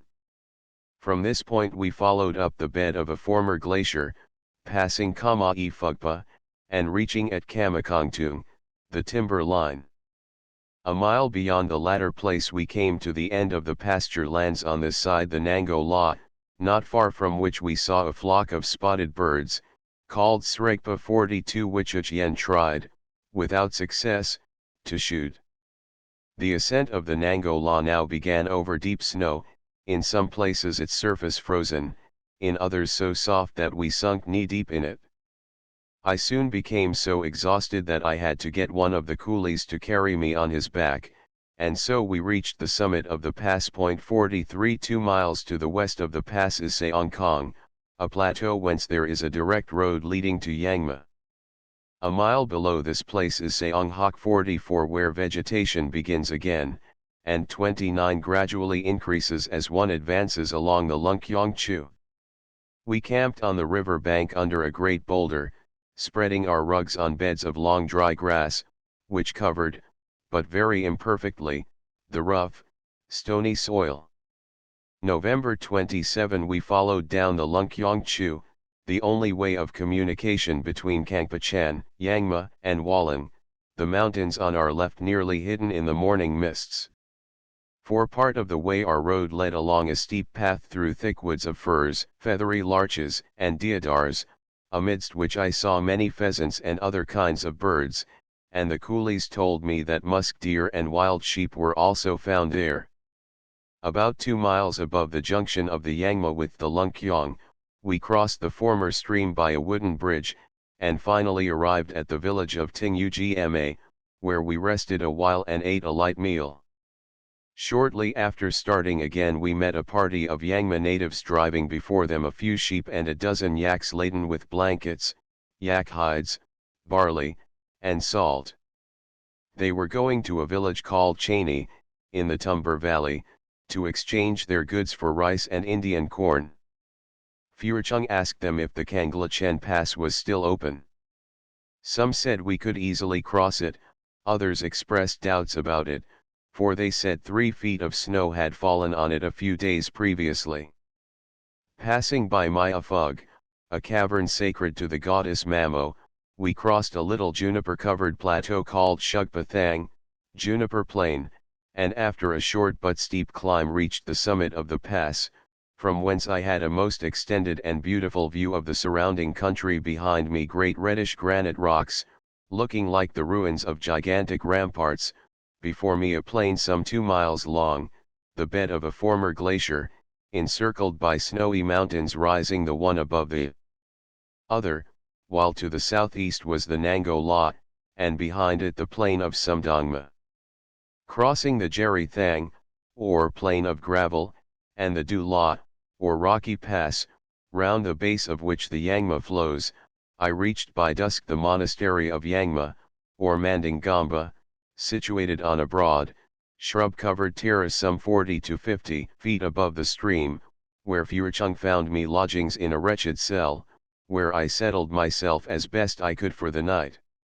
He obtained a few eggs and some milk from the lamas, and while one of the nuns, Ani, 30 helped Deo Namgyal to cook the food, another blew the bellows. The lamas were engaged in their annual reading of the Kajayur, which occupied them daily from 5 in the morning to 7:30 p.m., when they retired to their respective cells. There were 15 monks and 7 Ani in the lamasery. 45 Ujien had been suffering most of the day with violent pains in the bowels. He now wrapped himself in all the blankets I could spare, and lay groaning and crying, Achi che apiao, so that I felt grave apprehensions for him, and feared that his illness might oblige us to stop over in this wretched place. November 28 Furchung had been away on a drunken bout all night, and I arose full of fear lest he might have disclosed our plans to his companions, and Ujien shared my alarm.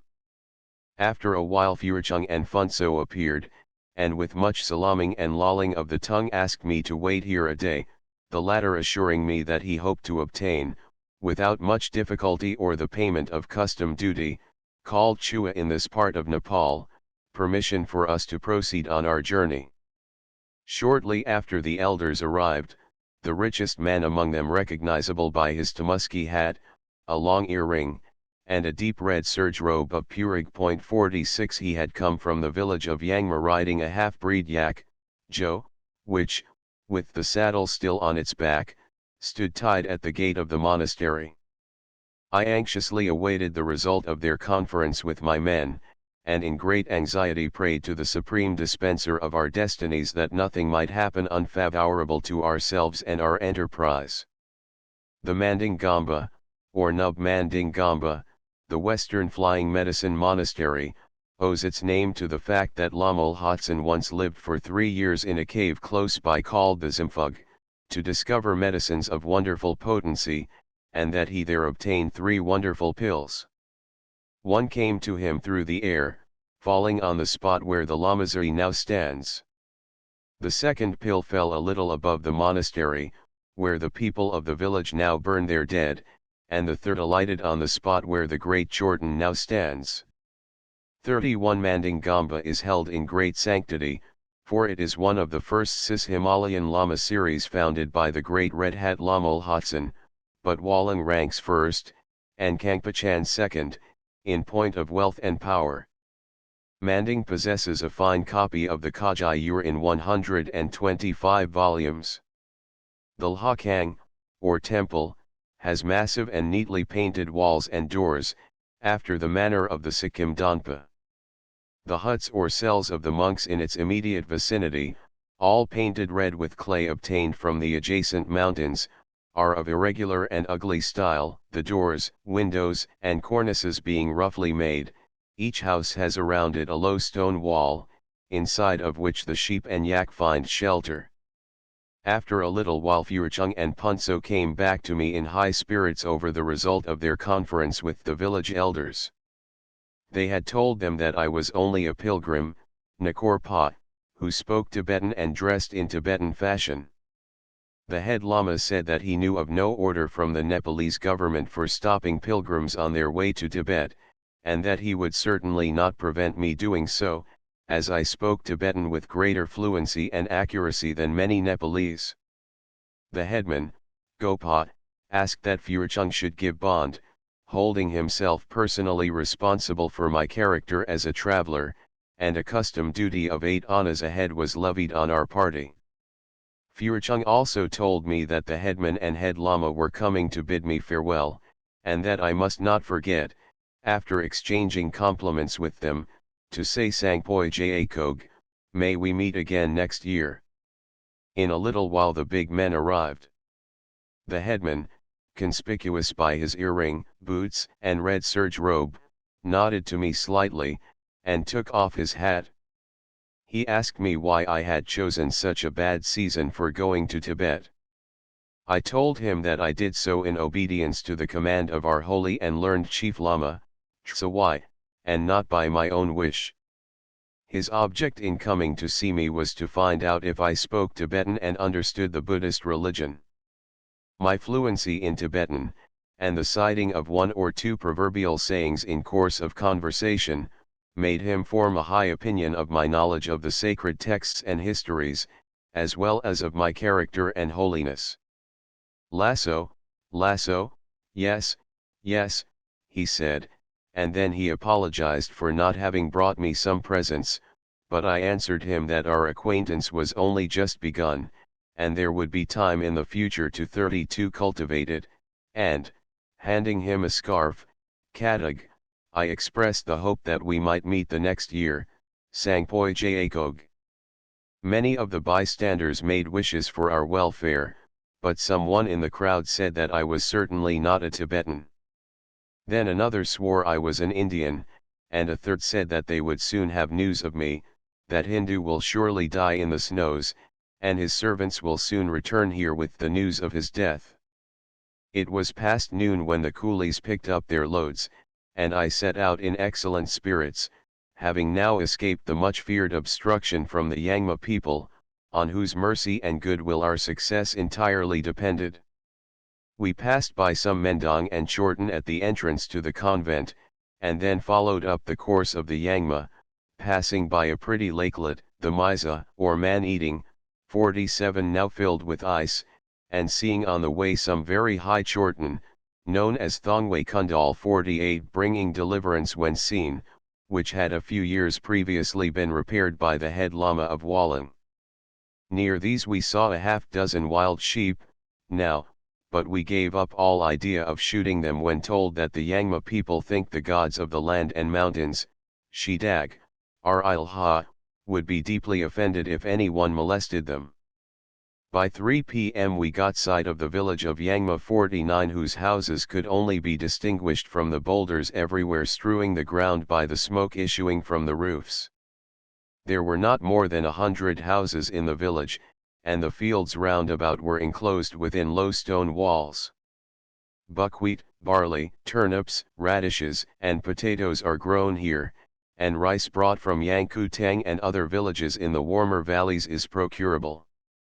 The village was founded by Tibetans from Tashi-Rabka, one of them having discovered the valley and its comparative fertility while hunting for a lost yak calf. The name Yangma was given it on account of the breadth of the valley. 50 The male part of the population is idle in the extreme, but the 33 women are correspondingly busy. Some I saw were threshing corn, some gathering fuel, others engaged in various kinds of household work. By 5 p.m. we got off from this wretched valley, where Furchung and the coolies, by the way, were most desirous to remain to continue drinking Chang, though Furchung showed unmistakable signs of having already imbibed too much. After an hour's march we reached Kifug, where we found, under an overhanging rock, a bit of ground free from snow on which to camp, but Furchung remained behind in Yangma, in a helplessly drunken condition. November 29 The way lay along the Yangma, which was scarcely visible, snow and ice covering entirely its bed. There was nothing to give life to the scenery. The river flowed in a deep gorge, or else opened out into lake-like expanses. On either side the mountains seemed to reach to the sky, not a bird, not even a cloud in the heaven, not a sound save that of our feet crushing the light dry snow. It was 11 a.m. when we came to an unfrozen pool, by which we ate our breakfast of tea and meal. This place, which is in a broad portion of the valley, is a favorite summer pasture ground, Chan, for the Dokpas, who, from July to September, bring their herds of yaks here. Pofug was reached after a march of 3 miles through the snow, then the ascent became steeper and freer from snow, and we came to Lumagoma, Fountainhead, the source of the Yangma River, and after an easy ascent of half an hour we arrived at Tsam, the limit of vegetation. 51 Here we began climbing a huge glacier, a quarter of a mile wide and more than 3 miles long, the Chiangchubgilam, or Highway to Holiness, over which I was carried on Furchung's back wherever the snow lay deep. Then we climbed a huge mass of bare black rocks, Tsamanagmo, and darkness had overtaken us before we reached the white cavern, Fugpakarpo, where we proposed passing the night. The fog added to the obscurity of the night, our feet were benumbed by the cold, and we frequently slipped into crevasses or between the clefts of rocks. Finding it impossible to reach the cavern, we scraped away the snow from between some rocks, and there I sat, my knees drawn up, hugging myself during the long night. 34 How exhausted we were with the fatigue of the day's journey, how overcome by the rarefaction of the air, the intensity of the cold, and how completely prostrate by hunger and thirst, is not easy to describe. The very remembrance of the sufferings of that dreadful night makes me shudder even now, but I quickly recover under the inexpressible delight I feel at the consciousness of my great success. This was the most trying night I ever passed in my life. There was a light breeze blowing, attended with sleet, which fortunately weighed my blankets down and made them cover me closer than they otherwise would have done. And so with neither food nor drink, placed as if in the grim jaws of death in the bleak and dreary regions of snow, where death alone dwells, we spent this most dismal night. November 30 The coolies once more picked up their loads, and our guide began in his gravest tones to recite his Pema Yung Ani Sambaduba and other mantras. The morning was gloriously radiant, and the great Kanglachen glittered before us, bathed in a glory of golden light. Fortunately for us, there was no fresh snow on the ground, for, had there been any, we could not possibly have advanced. We found that we had stopped not more than a furlong from the Fugpakarpo, which, by the way, is not a cave at all, but only a crevasse between two detached rocks. Our guide, leaving his load in charge of his brother, took the lead, driving his long stick into the snow at each step, and digging footholds in the soft snow. From the White Cavern the top of the pass bore due east, and was distant about 2 miles. Just at the base of the final ascent there is a little sandy plain, in the middle of which is a huge boulder. This is the place of salvation, Tarpagang, thus called because, when once this point is reached, travelers may be confident of attaining the summit of the pass. I steadily followed in the footsteps of the guide, and would not let him take me on his back, for if I succeeded in ascending to the highest summit of Kanglachen without any help, I could look to the achievement with greater pride. But Yen here gave out, and it was with difficulty that I persuaded Furchung to carry him on his back, for they were far from being on the best of terms. An hour's hard climbing brought us to the summit of the pass. The sky was cloudless and of the deepest blue, against it a snow-clad world of mountains stood out in bold relief. Far beyond the maze of snow-clad peaks we saw in the northwest the mountains of Farug, 35 in Tibet, while those of Sharkambu stood gloriously out to the west. The summit of Kanglachen is a plateau, some 2 miles from east to west, and 1 mile and a quarter from northwest to northeast. It inclines towards the west, while to the northwest it is bounded by a mountain of considerable height. Our snowshoes, Kayar, now stood us in good need. Unfortunately we had but 3 pairs, so Furchung and I had to wade through the deep snow in the footsteps of the others, with many slips and more than one narrow escape from falling into the deep crevasses. On all sides there was nothing visible but an ocean of snow. Innumerable snowy peaks touched with their white heads the pale leaden skies, where stars were shining. The rattling roar of distant avalanches was frequently heard, but, after having succeeded in crossing the loftiest of snowy passes, I felt too transported with joy to be frightened by their thunder. These splendid scenes of wonderland, the grandest, the most sublime my eyes have ever beheld, which bewildered me so that even now my pen finds no words to describe them, inspired me with feelings of deep gratitude to heaven, by whose mercy my life had been spared thus far. We camped on a rock bare of snow, and passed another miserable night with nothing to drink, and but a couple of dry biscuits to stave off our hunger.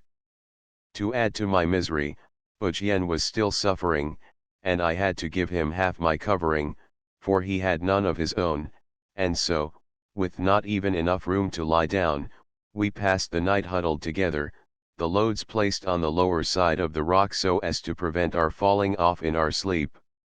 December 1. 'Twas not yet dawn when all were on foot and busy packing up. The track was hardly visible. Below our path lay the great glacier, extending for miles, which feeds the Tashirabka River. The snowy sides of the mountains beyond this were furrowed by glacial streams, very noticeable in their varied shades of blue and green, and on the surface of the glacier itself rose huge rounded surfaces, or hummocks, evidently produced by boulders concealed under the ice.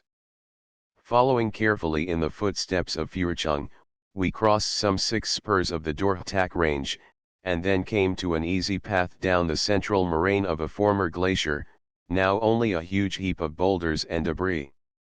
The mountains lost, as we advanced, 36 the whitish color peculiar to the Indian ranges, and assumed the blackish or ochre color distinctive of the Tibetan region. 'Twas with a feeling of intense relief that we finally discerned vegetation and heard the babbling of a little brook, near which flew birds feeding on rhododendron and juniper berries, and a little way off we saw some herds of yaks grazing, and smoke rising from a campfire.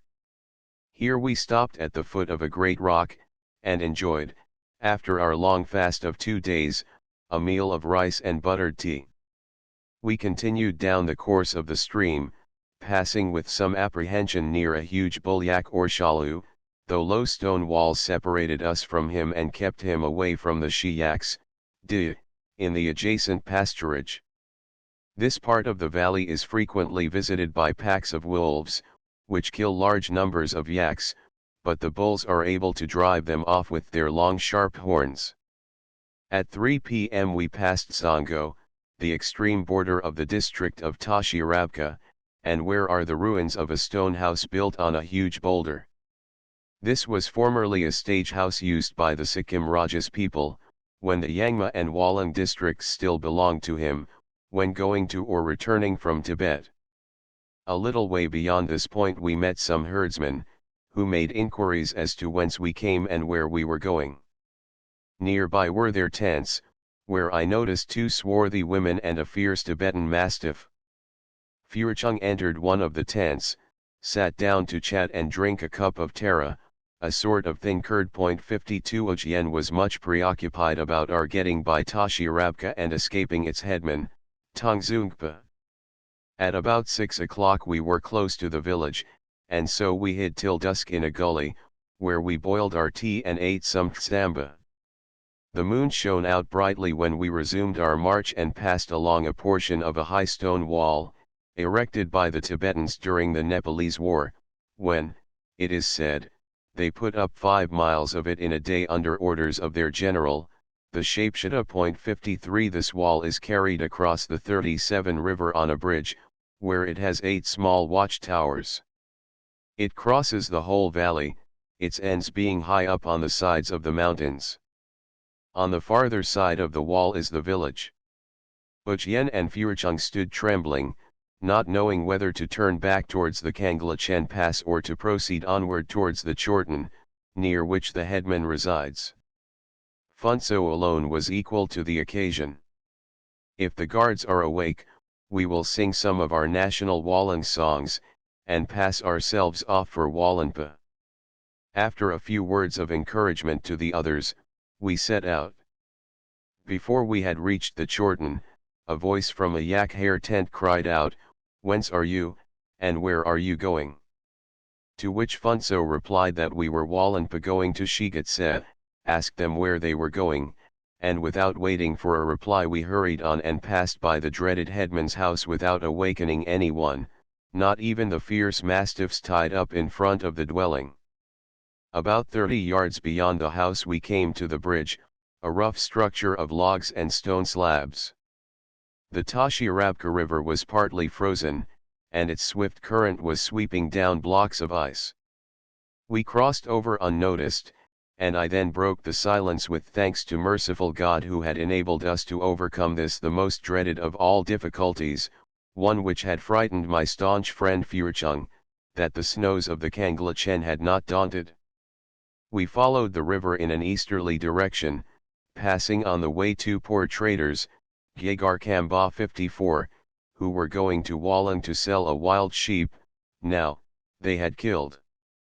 Then we came to Riu, where is a large Nyingma 55 monastery, and 3 miles further on to a bridge over the 2 branches of the river. 'Twas nearly midnight when we reached a sand-covered hillock called Shara, where we halted for the night, and slept in a sheepfold, near which 2 hunters with a hound, Shiaka, were also camped. December 2 at sunrise we resumed our journey, and after an hour's march got sight of the village of Gumishara, at the foot of a range of mountains trending northwest and southeast. Leaving 38 this village some miles away, on our right, we turned a little to the north and made for the Langbu La.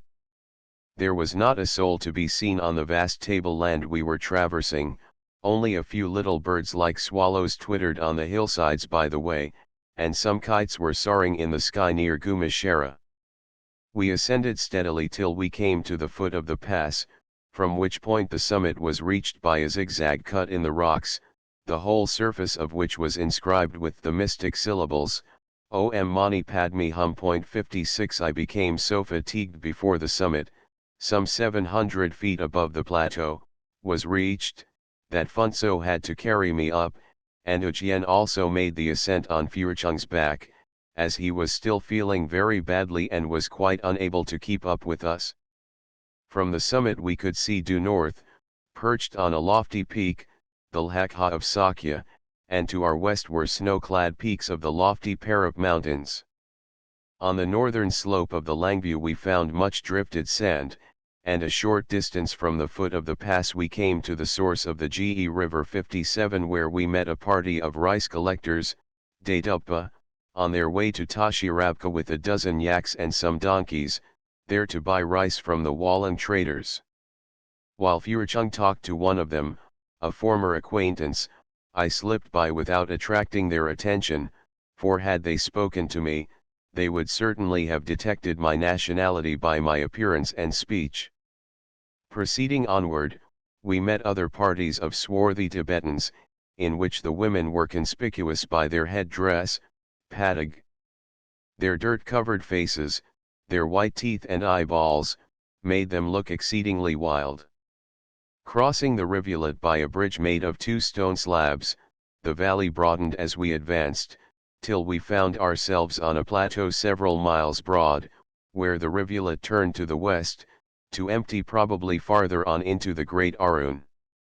Furchung here pointed out a place where there is a large underground monastery 58, the chief temple, Tsiglakang, of which is cut 39 out of the massive rock.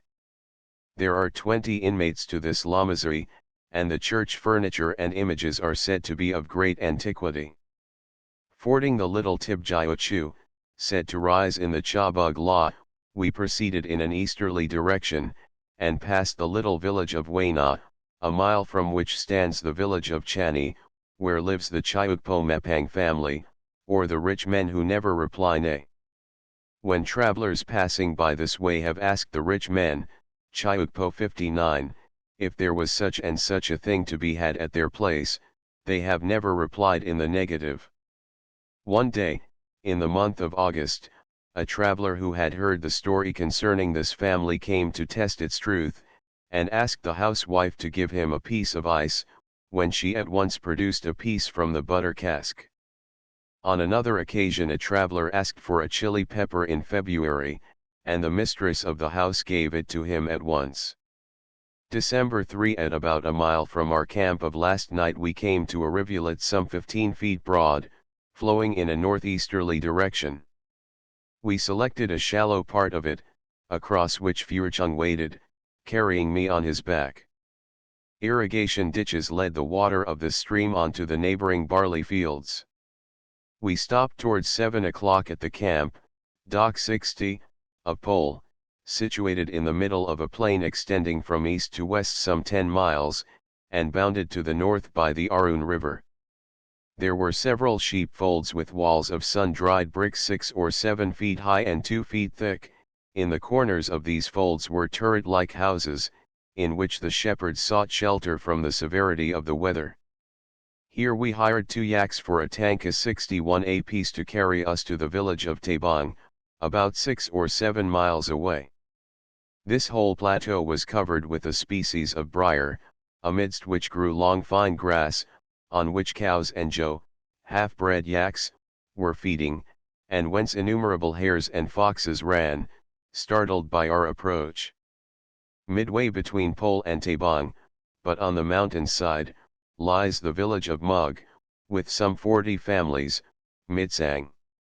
Before reaching Tabang, 40, which is the first village this way on Tashil Hunpo soil, we crossed the dry bed of the Chorten Numa River, forming the boundary, and which I had already passed over on my first journey to Shigatse in 1879.62. Near here we were overtaken by a violent dust storm, which hid the whole country from our view and forced us for a while to remain motionless. Once on Tashil Hunpo territory, all my fears of being arrested were over, and I walked on to the village of Tanglung 63 with a light heart.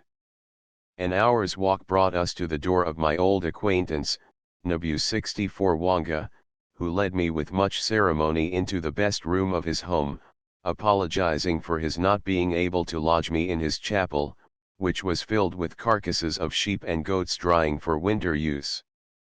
December 4, our host appeared early in the morning to inquire what we required in the way of food for our journey, and Uchien gave him a list of articles, comprising mutton, barley meal, Samba 65, butter, etc.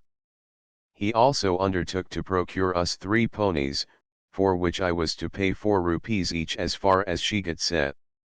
While we were breakfasting, a number of old acquaintances came in, bringing me presents of tsamba, mutton, butter, and chang. One man, a doctor, Amchi, brought a fox skin cap of ingenious make, which he offered to sell me. It was so contrived that it protected every part of the head, leaving only the eyes and nose exposed, or it could be turned up and used as an ordinary hat. 66 In the evening, Delaton Dub, the head of the militia or village police, Yulmig 67, received an order from Kambajong, which he brought me to decipher.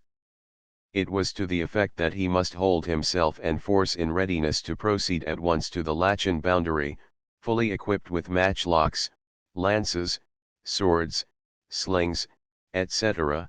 41 In view of the fact that a very important European official, deputy of the Lieutenant Governor of Bengal, was on his way to the Tibetan frontier. This information was communicated by the frontier guards, in consequence of which necessary precautions were urgently needed. I told them that the official referred to was probably Captain Harmon of the Survey Department, with whom he was acquainted, having met him the year before at Tangwu, near Lachin. December 5 Our arrangements being completed and the ponies at the door, we hastened to finish our breakfast. From the sheep pen close by the house we saw some 50 sheep led to the slaughtering place behind the village. The butchers mutter some mantras over each one before killing it, and they receive as their perquisite the heads. Following the same route I had taken in 1879, we left the village of Men 68 on our left, and, crossing several frozen streams, we came to the village of Targi, where we stopped in the house of an old man, who invited us to be his guests in the hope of getting some medicine for dyspepsia from which he was suffering. He put us up in his storehouse, amidst his barley, yak hair bags, farming implements, etc. He had manufactured some rugs, and I bought one from him for a couple of rupees. The villagers, hearing of my purchase, brought me a number of their choicest carpets, but the price asked was larger than I cared to give. December 6 I learnt with pleasure from my host that the Minister of Temporal Affairs, Kyabving 69, of Ulterior Tibet, Tsung, was Fendi Kangsar, to whom I was well known. My host and his wife came and begged some medicine, and I prepared for him an effervescent draught, which the old man swallowed with much difficulty. "Oh, sir," he exclaimed, "it boiled and foamed even as it ran down my throat, it must be a medicine of wonderful potency. I never took such a drink in my life, nor heard of its like before." And the spectators all said, in amazement, "This Amchi is a miracle worker, Tulpa, his medicine boils in cold water." And so my fame was noised abroad. 42 Sarat Chandra crossing the Donkya Pass. Crossing the Yarula, we made for Kurm, before reaching which place we experienced some difficulty in crossing the broad bed of the frozen river. 70 Near the village we saw in the fields several wild asses, kiang, some wild goats, regio, and wild sheep. Now, at Kurm we put up in the house of a doctor, an acquaintance of Furchung, who had brought him a quantity of medicines the Amchi had the year past commissioned him to buy at Darjeeling. Our supply of meat being exhausted, Bujien bought a sheep's carcass, Pagra. When the sheep get very fat, the people, for fear of losing any of the fat by skinning them, roast the whole as they would a pig. 7143 December 7 Leaving Kurm early in the morning, we arrived at Yago 72 by 6 p.m., where we got accommodations in the house of a rich farmer, paying him a tanka as room rent, Nala. I had been feeling very badly all day, but Furchung whispered to me to let no one know I was ill, as sick men are not admitted into people's dwellings in this country. December 8 by 10 a.m. we reached Tamar 73 in the valley of the Richu, here thickly dotted with hamlets. Numerous flocks of pigeons and swallows were picking worms and grain in the fields, and Ujien told me that the pigeons were a serious nuisance to the people, for they are not allowed to kill them, animal life being held sacred. We passed the foot of the hill on which the Region Lamazari 74 is situated, and by 2 p.m. came to Labrang Dokpa, but finding all the houses closed, we continued on to the Nambu La 75 crossing, which we reached the village of Nambu, where we stopped in the house of a friend of Furchung. December 9 we arose by 3:30 in the morning, and put on our best clothes, for today we were to enter Tashil Hunpo. Travelers were more numerous now. We met several parties of traders with yaks and donkeys or laden sheep going to or coming from Shigatse. The day was cold, and there was a light wind blowing. I alternately rode and walked, and though I was by this time greatly reduced in flesh by the hardships I had had to encounter, I was in high spirits at the success which had so far attended me. Not so Ujien, he was ill, and fretted fearfully, his appearance was repulsive, and his language to the Tanglung men, whose ponies we rode, was most abusive, but they bore patiently with him. At 9 o'clock we passed through Chutta, and an hour later came to the village of Jonglaguri 76, where I was 44 most kindly received by my former host of 1879, Lobdan Puti. I ate a couple of eggs and drank a few cups of tea, then, reloading our ponies, we paid our bill, Jaltsi, and set out for Tashil Hunpo, where we arrived by 4:30, entering it by the small western entrance marked by 2 Chotens.7745 on the origin of Darjeeling as a sanatorium. See Hooker, Himalayan Journals, 1854, I-115. Upward arrow 2 Hooker, OPCIT, 2. 37, mentions seeing a troop of large monkeys in the Lambton Valley, alt 9,000 feet, in Sikkim. Ibid, p. 108, he says that in the most snowy part of Sikkim, near the Tungkra La, large monkeys are also found on the skirts of the pine forests, and a curious long-tailed animal, Ilurus ochrosurs, peculiar to the Himalaya, something between a diminutive bear and a squirrel. Large monkeys are also found in eastern Tibet at about 9,000 feet alt, WR, upward arrow 3 called Chung by the Lepchas. Though not divided into castes, they belong to several tribes.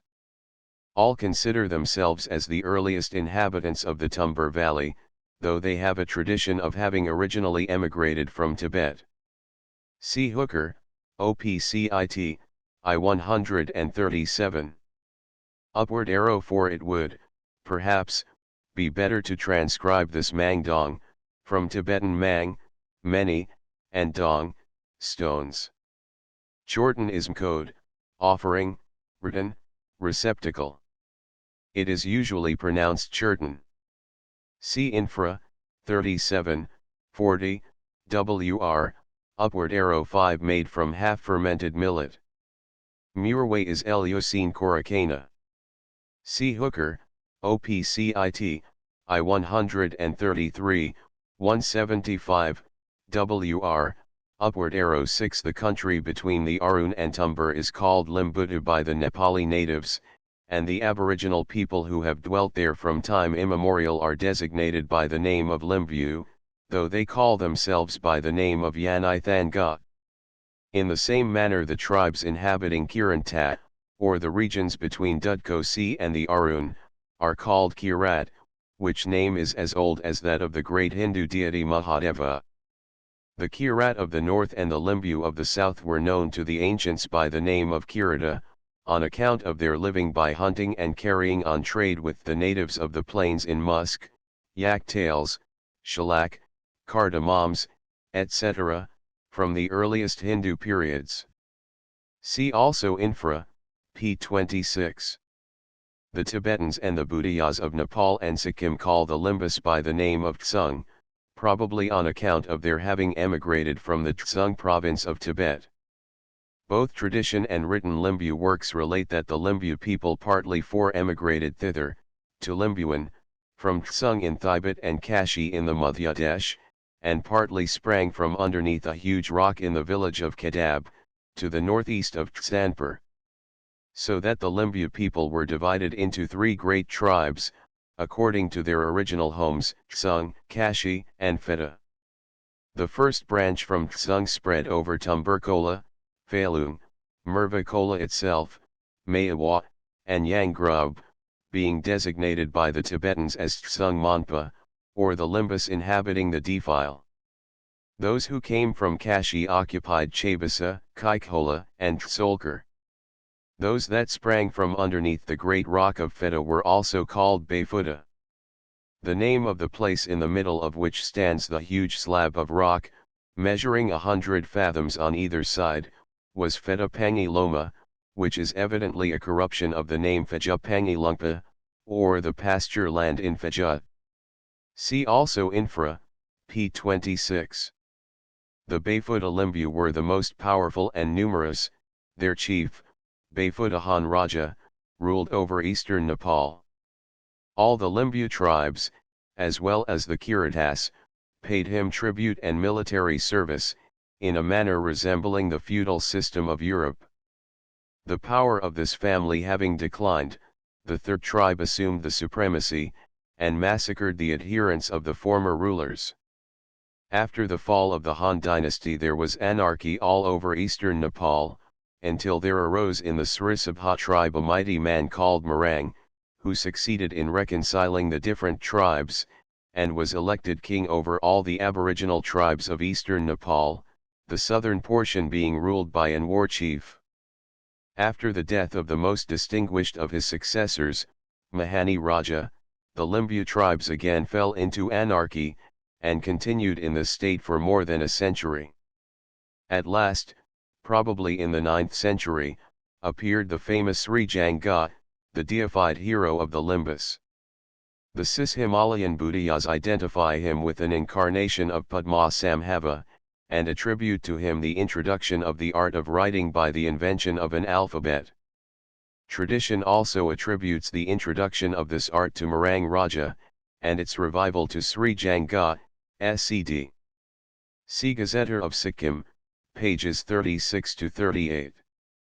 Upward arrow 7 cf Hooker, OPCIT, IP 107, they puncture through thick worsted stockings, and even trousers, and when full roll in the form of a little soft ball into the bottom of the shoe, Ibid, p. 167, he makes mention of them swarming below 7,000 feet, a small black species above 3,000 feet, and a large yellow-brown solitary one below that elevation. Wr. Leeches are found at all elevations up to 10,000 feet at least. Upward arrow 8 La, Pass, Risa, Point, Summit, usually a pile of stones with brush stuck in it, on which rags are hung. Wr. Upward arrow 9 Lha, God, Chsal, to beg.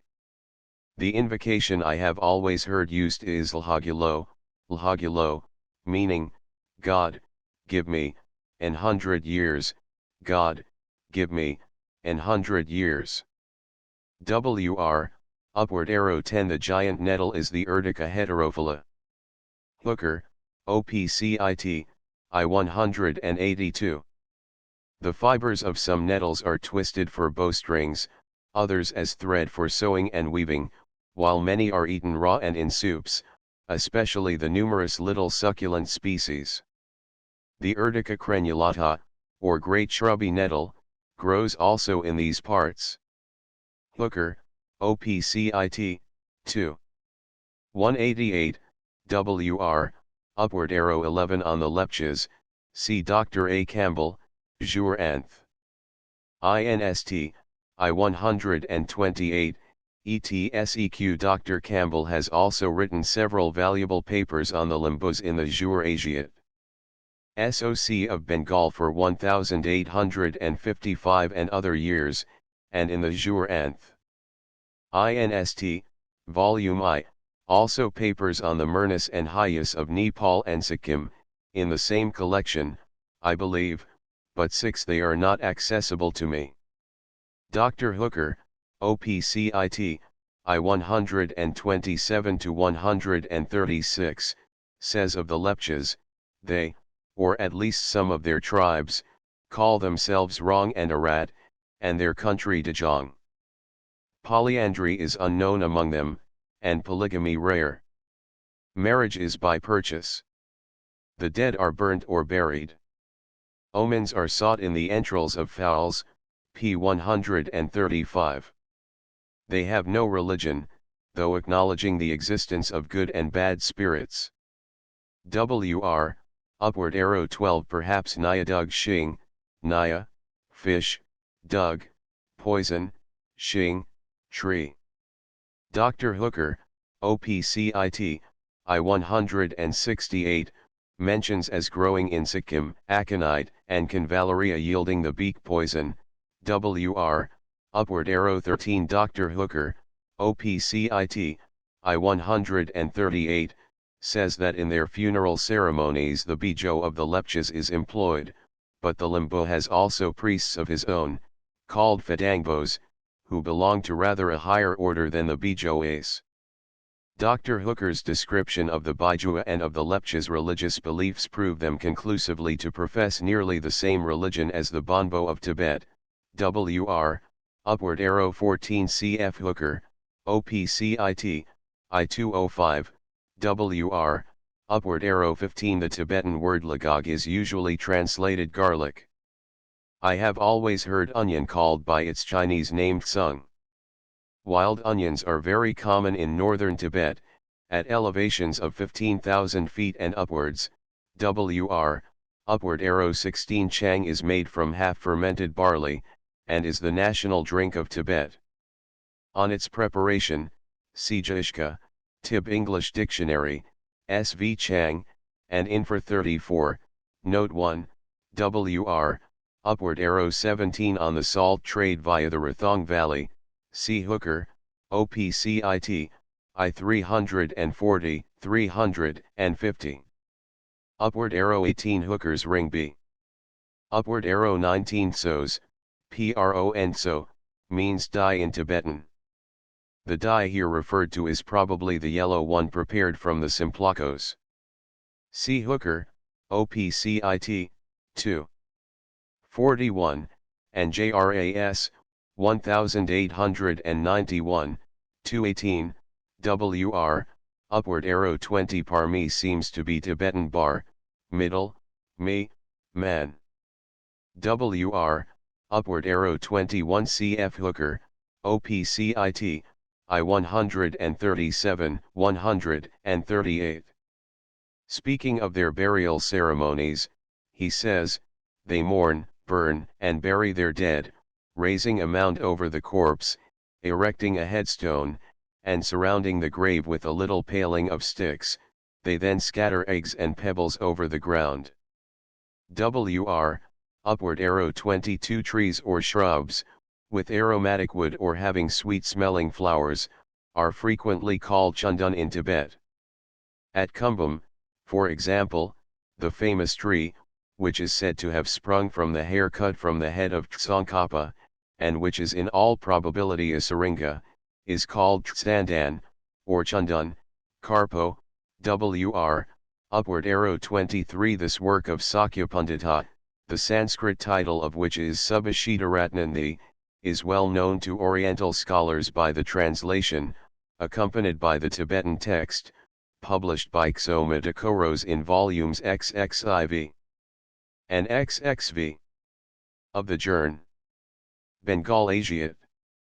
SOC, and by the French translation of a selection from it made by Phe Foucault, Paris, 1858, 8 vo, under the title of Le Trésor de Belles Paroles.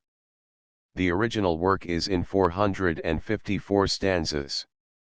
Xoma only translated the 234 first. Sakyapundita's Indian name was Ananda Dwaja, he lived in the 13th century. His Tibetan name is derived from that of the Lamasery of Sakya, near Tashil Hunpo, where he resided. Wr. Upward arrow 24 Dug, poison, shing, tree or wood. Wr. Upward arrow 25 Cf Hooker, OPCIT, I-254. Upward arrow 26 written, I believe, Ksha, Wr. Upward arrow 27 Udpal, or Udpala, is the blue lotus of India, also used medicinally.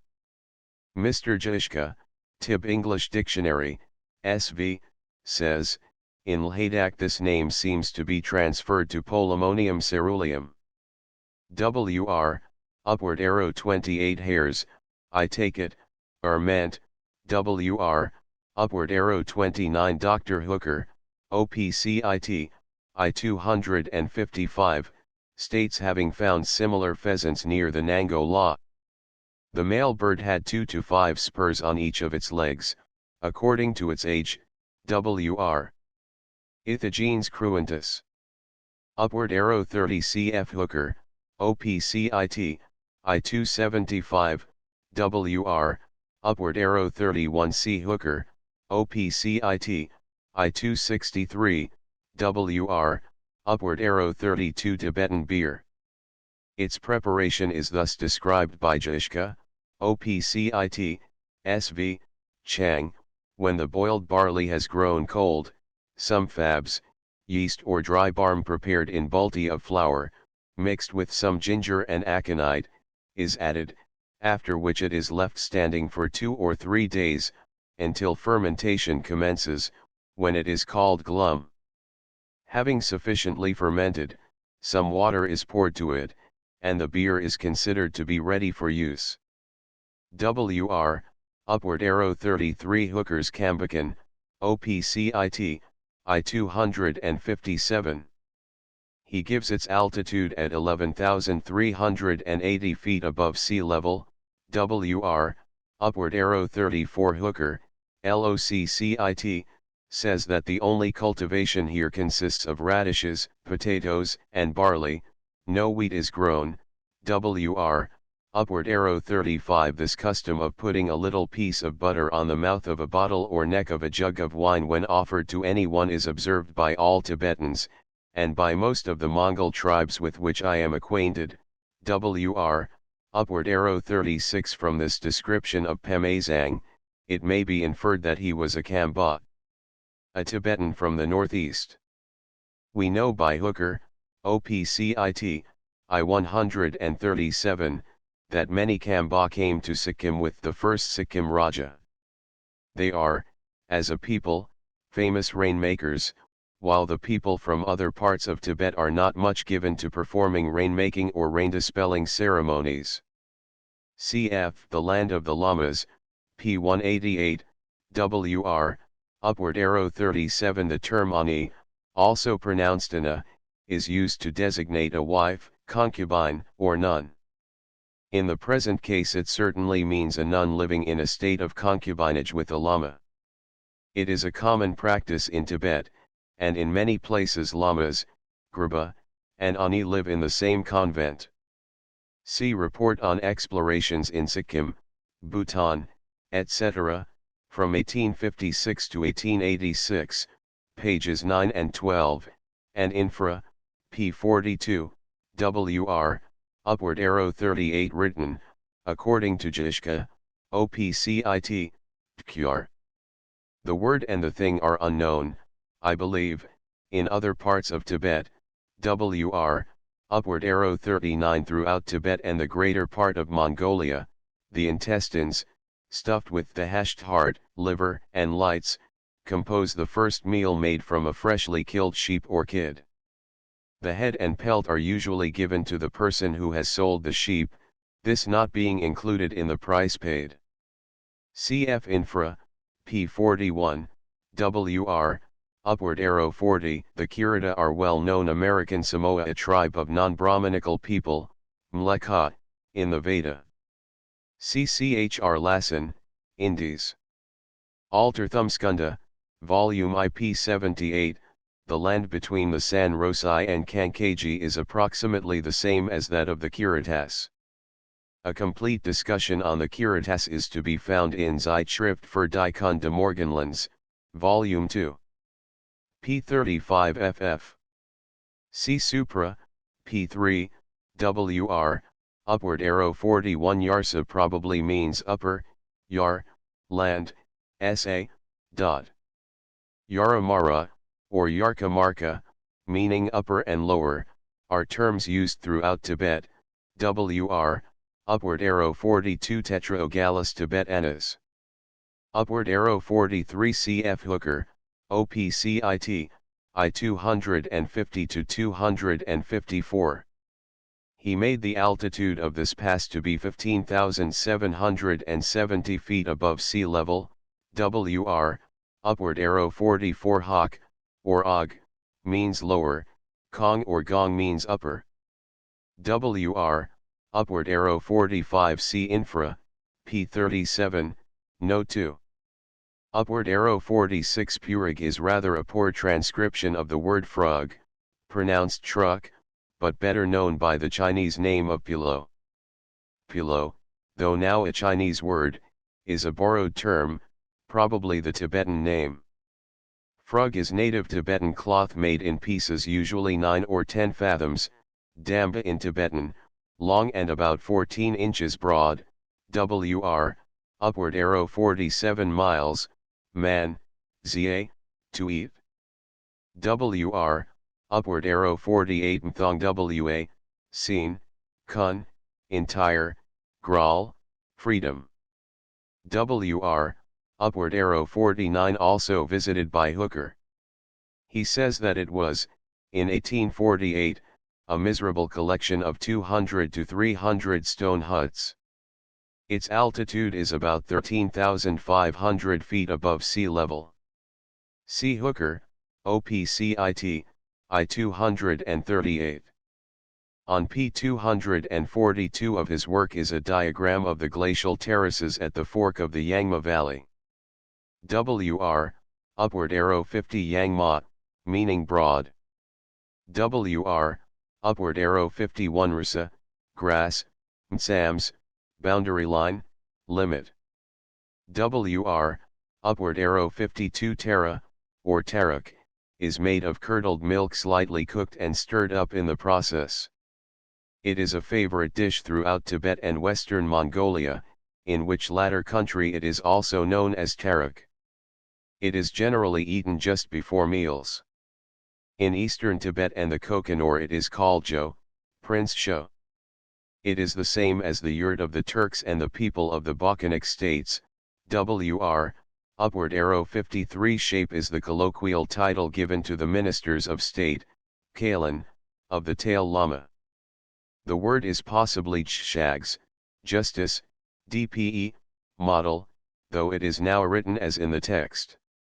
See infra, P174, WR, upward arrow 54 Gagar Kamba means Indian Kamba, the same as probably Hooker's Kamba of Sikkim. CP 107, note, and Hooker, I-136, WR, upward arrow 55 Nyingma, or Ngangyur, the old or Red Hat sect of Lamas. Their chief stronghold is ulterior Tibet, Sikkim, and Bhutan, WR, upward arrow 56 the famous six-syllable prayer. See My Land of the Lamas, P326 ETSQQ, WR, upward arrow 57 a small stream emptying into the Tuyatsangpo of our maps, WR, upward arrow 58 Ujien Gyatso visited in 1883 another rock-cut hermitage in this neighborhood, at a place called Gilkirta Dub, some 10 miles from the Shikar Gamba, at the foot of the Lama La. It was about a quarter-mile long. Padma Samhava is said to have lived in it.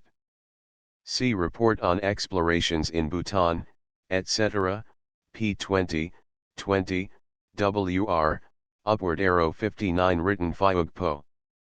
Med, from me, no, WR, upward arrow 60 written Brogue, and usually pronounced Drew, do, or do. The name Dopa or Drupa applies equally to all pastoral tribes, and they, when speaking, use it with the acceptation of house, dwelling, tent, home.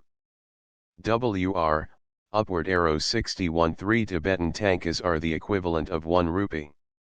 There were 4 varieties of tankas then current in Tibet, 2 of Nepalese minting, 2 made at Lhasa, the best being that known as Gadan tanka, and made at the castle of Gadan. WR, upward arrow 62. In 1879 Chandra Das crossed the Chorten Numa La, probably 20 to 30 miles south of the village of Tabang, called then by him Thekhan. He followed the Chorten Numa river from its source in the mountain of the same name to near its mouth at Tabang, where his route joined the one described in the present narrative. WR, upward arrow 63, or, more correctly, Drang Lung, for he says, in his diary for 1879, that it means cold valley. WR, upward arrow 64. Nabu, or, more correctly, Nabo, means host, landlord. WR, upward arrow 65, called Satu by Anglo-Indian writers. This word is also found in Georgi, Alphabetum Tibetanum, 1762, p. 445, Hordei Farinam in Yentaculi, Pultisk formam subactum Satu communi vocabulo decunt. WR, upward arrow 66. This is the ordinary style of Mongol fur cap, very generally used in Tibet. WR, upward arrow 67. On this organization, see chapter 7. p. 180. Upward arrow 68. In his journey of 1879, he speaks of Mend as the pretty village of Mend.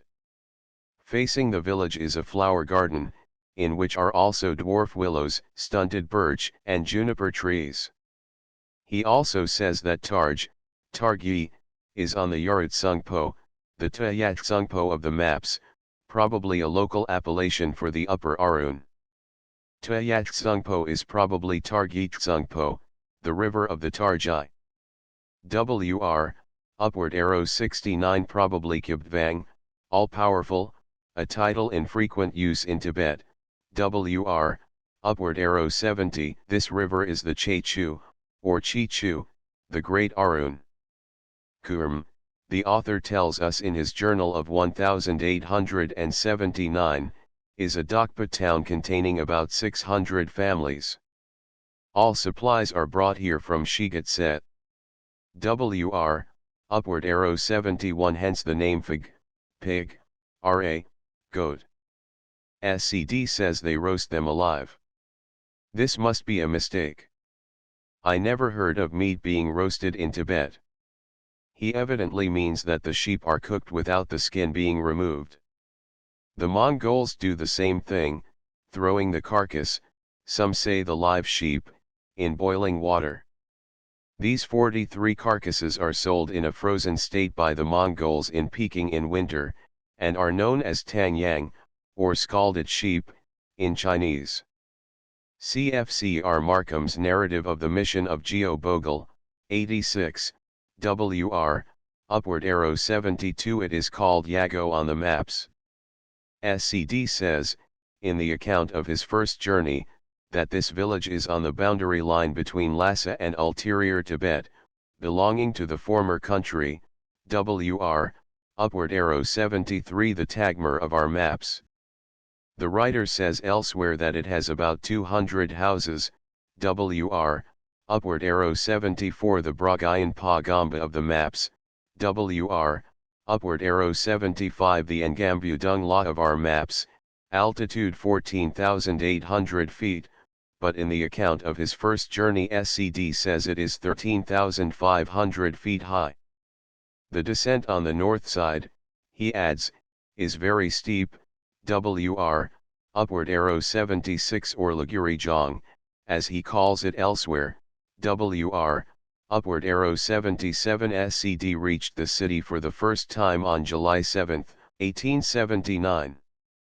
Upward arrow. Contents Chapter 2. Residence at Tashil Hunpo. We entered the monastery of Tashil Hunpo by the little western gate, in front of which stand two chotens, one very large with a gilt spire, the other smaller but neatly constructed. I walked along the narrow lane, lined on either side by lofty buildings, with the measured steps and grave demeanor which all wearers of the sacred costume are supposed to have. The rays of the setting sun shone on the gilded spires of the houses and tombs in the monastery, and made a most enchanting picture. Point 1. The minister, I learned from his head cook, Makan II, whom I now met, had gone to Dongtse, his native town, but he had left instructions that I be lodged in the Targad Chiikang until his return. Though the news of the absence of my friend Fendi Kangsar somewhat damped my spirits, yet the pleasing thought of having been able for the second time to visit Tashil Hunpo was a source of infinite gratification. The Makan opened the padlock which closed the great door of the house, and ushered me in with outstretched hands and greetings of Pundab La, Chiag Fabe Nang, welcome, Mr. Pundit 3 Town of Shigatse. The Jong or Fort of Shigatse. Explanation. 3 Norjia Kangsar. The residence of the chief noble of Tashil Hunpo. 9 Chinese burial ground. 11 Tondub Kangsar. The residence of Shepe Rampa. 12 Punja or Gyami Kang. Quarters for the Chinese militia. 13 Amban's residence. The house of the imperial Chinese resident. 20 Jong Samdub Tse. The fort and court of the magistrate of Shigatse. 21 Road to the Tsungpo, River Brahmaputra. 22 Shigatse. The town, called Dagarche by the Nepalese.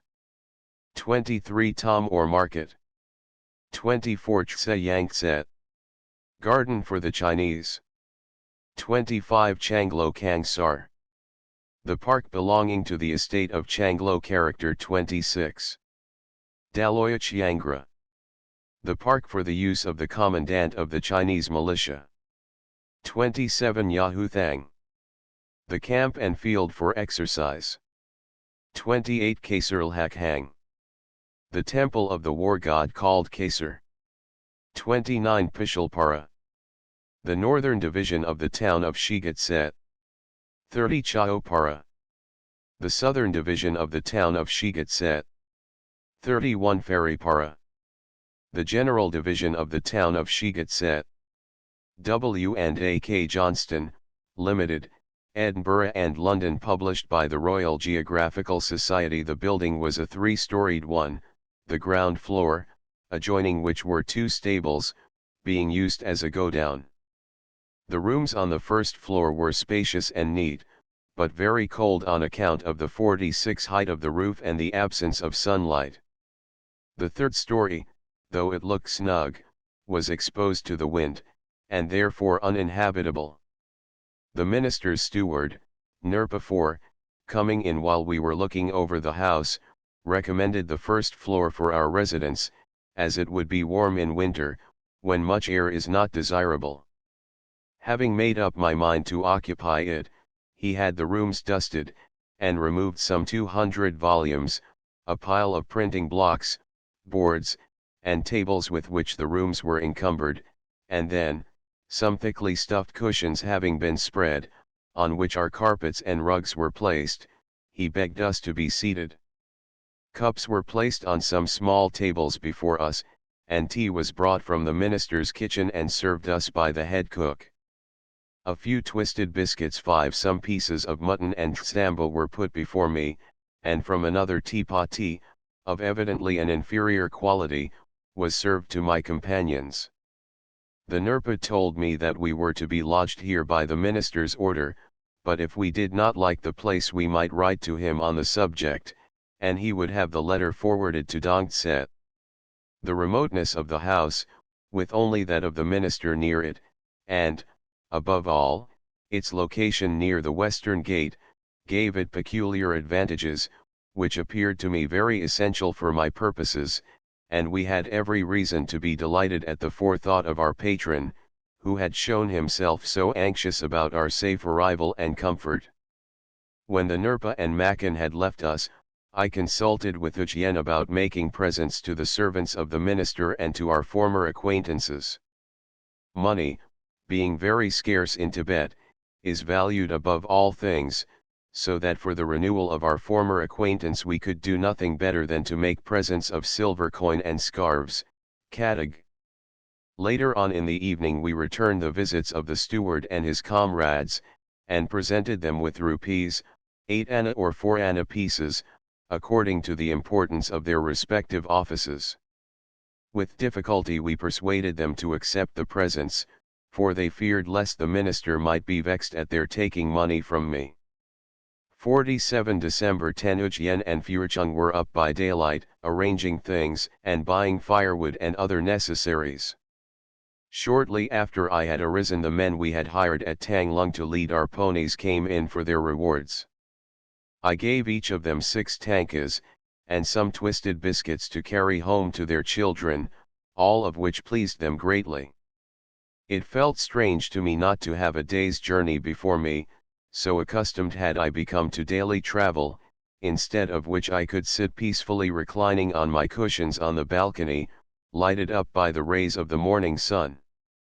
Furcheng was the only servant I now had to attend on both myself and Ujien, so it was decided to hire a man to help him in fetching water and in blowing the bellows.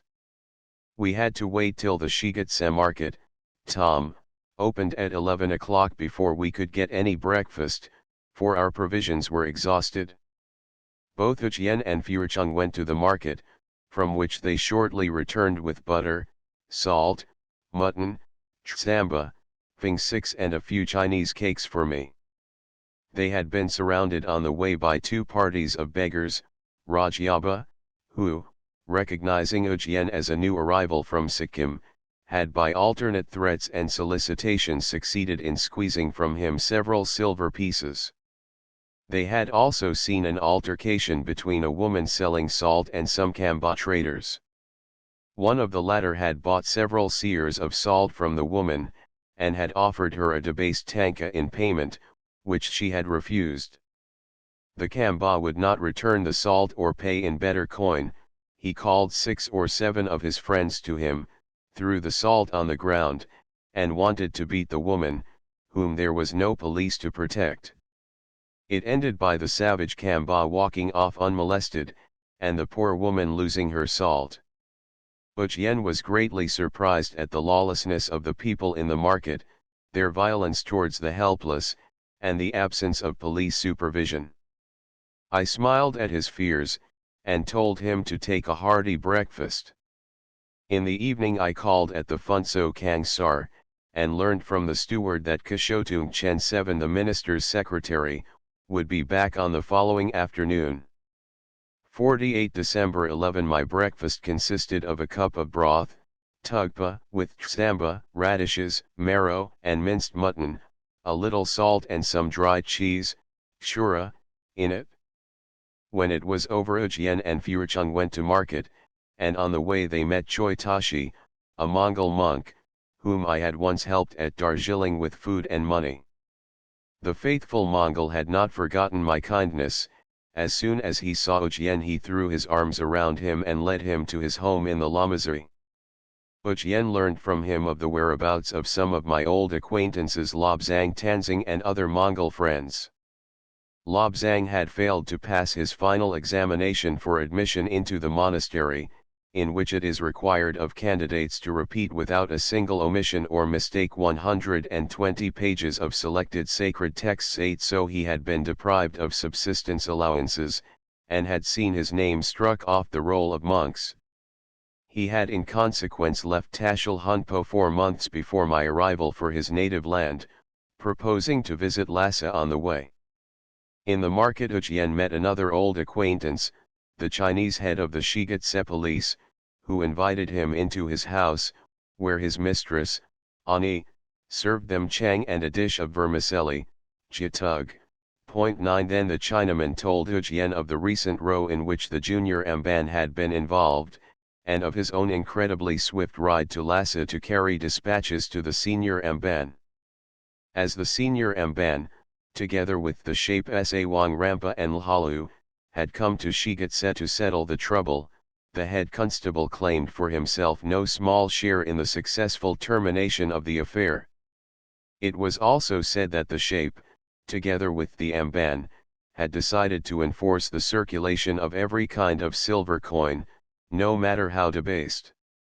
The distinction made in the Shigatse market between good and bad coin was considered to be productive of much inconvenience to trade, and so they had forbidden it. The same order had been recently enforced at Lhasa, to the great convenience and satisfaction of the people. Secret orders were issued to arrest the few respectable moneyed men who might offer objections to the enforced circulation of debased coin, by which means all trouble in the matter, it was hoped, would be averted. In consequence of this, Ujien took care not to get into trouble by changing 49 Indian coins for Tibetan tanka, by exchanging them in the monastery itself. In the marketplace my men saw several parties of prisoners loaded with chains weighing 20 pounds and upwards. Some had their hands manacled, others their arms passed through blocks of wood, not a few had their eyes put out. The government does not provide these miserable wretches with food, but lets them beg their sustenance in the marketplace. They are more troublesome than even the Rajiabas, and pour out curses and vile abuse on all who do not at once give them alms. At 4 p.m. I was told that the minister's secretary, the Kashotung Chen, had arrived, and wanted to see me, so I dressed myself in my Lama costume, and, accompanied by Ujien carrying a few coins and some kadag, I went to the Punso Kangsar. Being conducted into his presence, I presented him with a scarf and a couple of rupees, and Ujien did the same. We were then given fine kadag, and asked, with an air of genuine cordiality and kindness which greatly pleased me, to be seated beside him. A stuffed raised seat, covered with a Chinese rug, was given me, and a small table placed before me. Ujien occupied a lower seat, and the table given him was also lower than mine, to show the difference of rank between us. Plates of dried and boiled mutton, together with bowls of tsamba, were served us. An attendant then brought from the minister's shelves handsome china cups, and, filling them with tea, asked me to drink with Pundit Blah, Sol Jashi, please drink, Mr. Pundit, at which I drank about a third of the contents, for it is customary in Tibet not to drink more than this at first, while to drink less would be a reflection on the cook or the host. After a short conversation of no importance I returned to my dwelling. December 12 the secretary sent to inform us that he would be dispatching a messenger to Dongtse in the evening, and that if we had any letters to send they should be ready before noon. We at once applied ourselves to drafting a letter to the minister, which was no easy matter, as the form of the paper, the margin to be left at the top and bottom of the sheet, and the choice of complimentary words at the beginning, had all to be carefully weighed. We tried to convey to the minister how sorry we were in not having had the honor and pleasure of meeting him at Tashil Hunpo, and how thankful we felt to him for his great kindness in arranging for our comfort 50 and accommodation. We begged him, if possible, to return to the capital for the good of all living beings, and particularly for ourselves, who depended solely on his mercy for the security of our lives. We also told him that the lithographic press he had ordered me on my first visit to buy for him in India had arrived at Lachin, where it was held by the prefect of Kambajong. Ujien wrote a separate letter to the minister, and then we took them to the secretary, who added a few lines to our notes, asking his master to vouchsafe his sacred protection and mercy to us who had come so far and had encountered such incredible hardships and dangers. Returning home, I found Lupa Jian-san, Jiao-san, a former acquaintance, awaiting me. He presented me some provisions and other things, and offered his services to buy what I might require, and see that I was not cheated. He also agreed to send me a good servant. In the evening I called on another old friend, a most respectable man, Kishoti Chang. He was delighted to see me. Rising from his cushion, he begged me come in, saying, Chiak Fabe Nang Shij. The steward, Solpon 10, then served tea, replenishing my cup from a silver teapot, Shambim, as soon as it was about a third empty. Kishoti Chang then questioned me concerning the present condition of affairs in Aryavarta, India, and about its government under the Frang, Europeans. The conversation then turned on the recent row with the Chinese and its settlement, reached today. The Grand Monastery of Tashil Hunpo. Explanation. 1. Labrang Pho-dang. The Palace of the Tashi Lama. 2. Labrang Gilchhonthanpo. The Court of the Tashi Lama. 3. Kiel Kang. The Central Congregation or Church. 4. Toi Samling. The chief college for the monks to study Buddhist metaphysics. 5. Shartsi. The General College, situated at the eastern quarter of the monastery, where the monks receive this Buddhist education. 6. Nagkang. The College of Mantras, where the esoteric part of Buddhism is taught. 7. Tukame Chen Mo. The Grand Congregation Hall, where 5,000 monks assemble to perform religious service. 10. Tukame Chung. The Small Hall of Congregation. 14. Dachan Pho-dang. The Summer Palace of the Grand Lama, in Sos Su Kavatipur. 15. Chag Chekan, Gate. The chapel at the entrance of the monastery, where people make their profound salutations. 16. Kiki Naga. The garden attached to the monastery, where the Grand Lama's parents reside. The Park of Happiness. 17. Dalma Arai. The top of the mountain on the southern slope of which the monastery of Tashil Hunpo is situated. 18. Lhak Ha. The extreme summit where an altar is erected for burning incense to the gods. 19. Kiku Tamsa. The 9-storied stone structure, about 120 feet high, 100 feet long, and 60 feet wide, to the western face a tapestry is hung during the prayer time every year. 32. Mausolea or Grand Temple, in which relics of the 4 Grand Lamas are deposited. W&A.K. Johnston, Limited, Edinburgh and London. Published by the Royal Geographical Society. The 2 Chinese residents at Lhasa inspect each year in turn the Nepal-Tibet frontier, in order to ascertain the discipline of the garrison at Tingri and the state of the defenses and military resources of the several frontier posts. As the task is a most tedious and fatiguing one, owing to the desert-like condition of the country, the Ambans draw lots to find out who is to go on the inspection tour. In the latter part of October of this year it fell to the junior Ambans' lot to visit Tingri Jong and Shigatse. He started accordingly, accompanied by an experienced Tibetan civil officer with the rank of Tsipan, accountant, who was to arrange, as usual, for the transportation of the Amban and his retinue by sending messengers, and Gondo, ahead to the different stations along the road. The Amban decided to follow the northern road, Chang Lam, via Toilung Tsorfu. 51. Now, according to pre-established custom, the Tibetan treasury has to pay the Amban a daily traveling allowance of 4 dok, or Rs 511, but the government of Lhasa, instead of paying it out of the government treasury, raises it from the people at the time of the Amban's journey and along his route. The obligation of raising the Amban's allowance then devolved on the Tsipan Kong Chiang Lakan. On arriving at Shigatse, the Amban demanded 6 doks, or 750 rupees, instead of 4.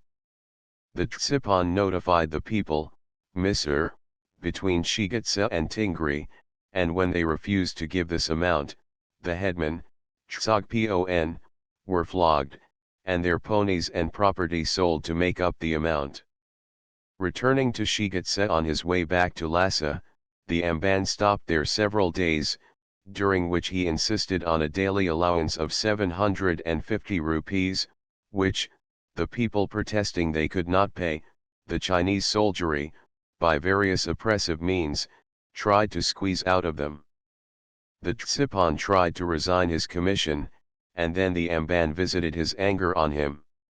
In the meantime the people combined in a body to resist the exaction, and, with the connivance of the two prefects, Zhongpan, of Shigetse, openly refused payment of the Amban's unjust demands. The Amban, furious, ordered his Chinese soldiers to arrest the Zhongpan and put the Tsipan in irons, but the former fled, and the soldiery were stoned by the mob. The next day the Tsipan was tied to a pillar of the Amban's house and flogged. After he had received some 15 cuts, volleys of stones were thrown, and the Amban severely hurt before he could escape into the house, and he was only saved from the infuriated populace by the prompt arrival of the Tibetan general, Da Pon, with the troops under his command. Then it was that a messenger was sent post-haste to Lhasa, and the senior Amban, the ministers, Shape, Rampa and Lhalu having arrived, formed, with the temporal minister of the Tashi Lama, Kyab Vangchenpo, and the paymaster of the forces, a commission to investigate the matter. Their judgment in the case was made known on the 12th. It bore that the two Zhongpan of Shigetse should be degraded from the 3rd to the 4th class of Chinese official rank, losing also their position as Zhongpan for that of Zhongnur under new Zhongpan, 52, and that, furthermore, each of them should receive 200 blows with the bamboo. The village headmen, Tsogpon, were to receive 400 blows with the bamboo, and be imprisoned for 2 months in the jails of Ri and Kambajong. 8 elders, Gampo, were to receive 50 blows of the bamboo, and wear the kang for 6 months. As to the junior Amban, it being proven that he had attempted to extort more than his allowance from the people, the commissioners decided to petition the court of Peking to no longer allow the payment by the Tibetan people of the Chinese traveling allowance, Chital 12, in such cases, only supplying the usual traveling facilities. To obtain this concession, it is said that to Lhasa Shape paid the Amban 15 dok, or 1,875 rupees. Di Chang then inquired what medicines I had brought, as he was suffering from a cold and cough, and I promised to give him some later on. Then, pouring the contents of my cup into the slop bowl, Shalu 13, as a sign of taking leave, I arose and went home. December 13. Today some 15,000 persons assembled at noon in the marketplace to see the arrival of the Kashmir envoy with his guards and escort in military dress. All the alleys of Shigetse, the courtyard of Kasarlhakhang, and the adjacent gardens were filled with people all eagerly waiting for the Tima sight.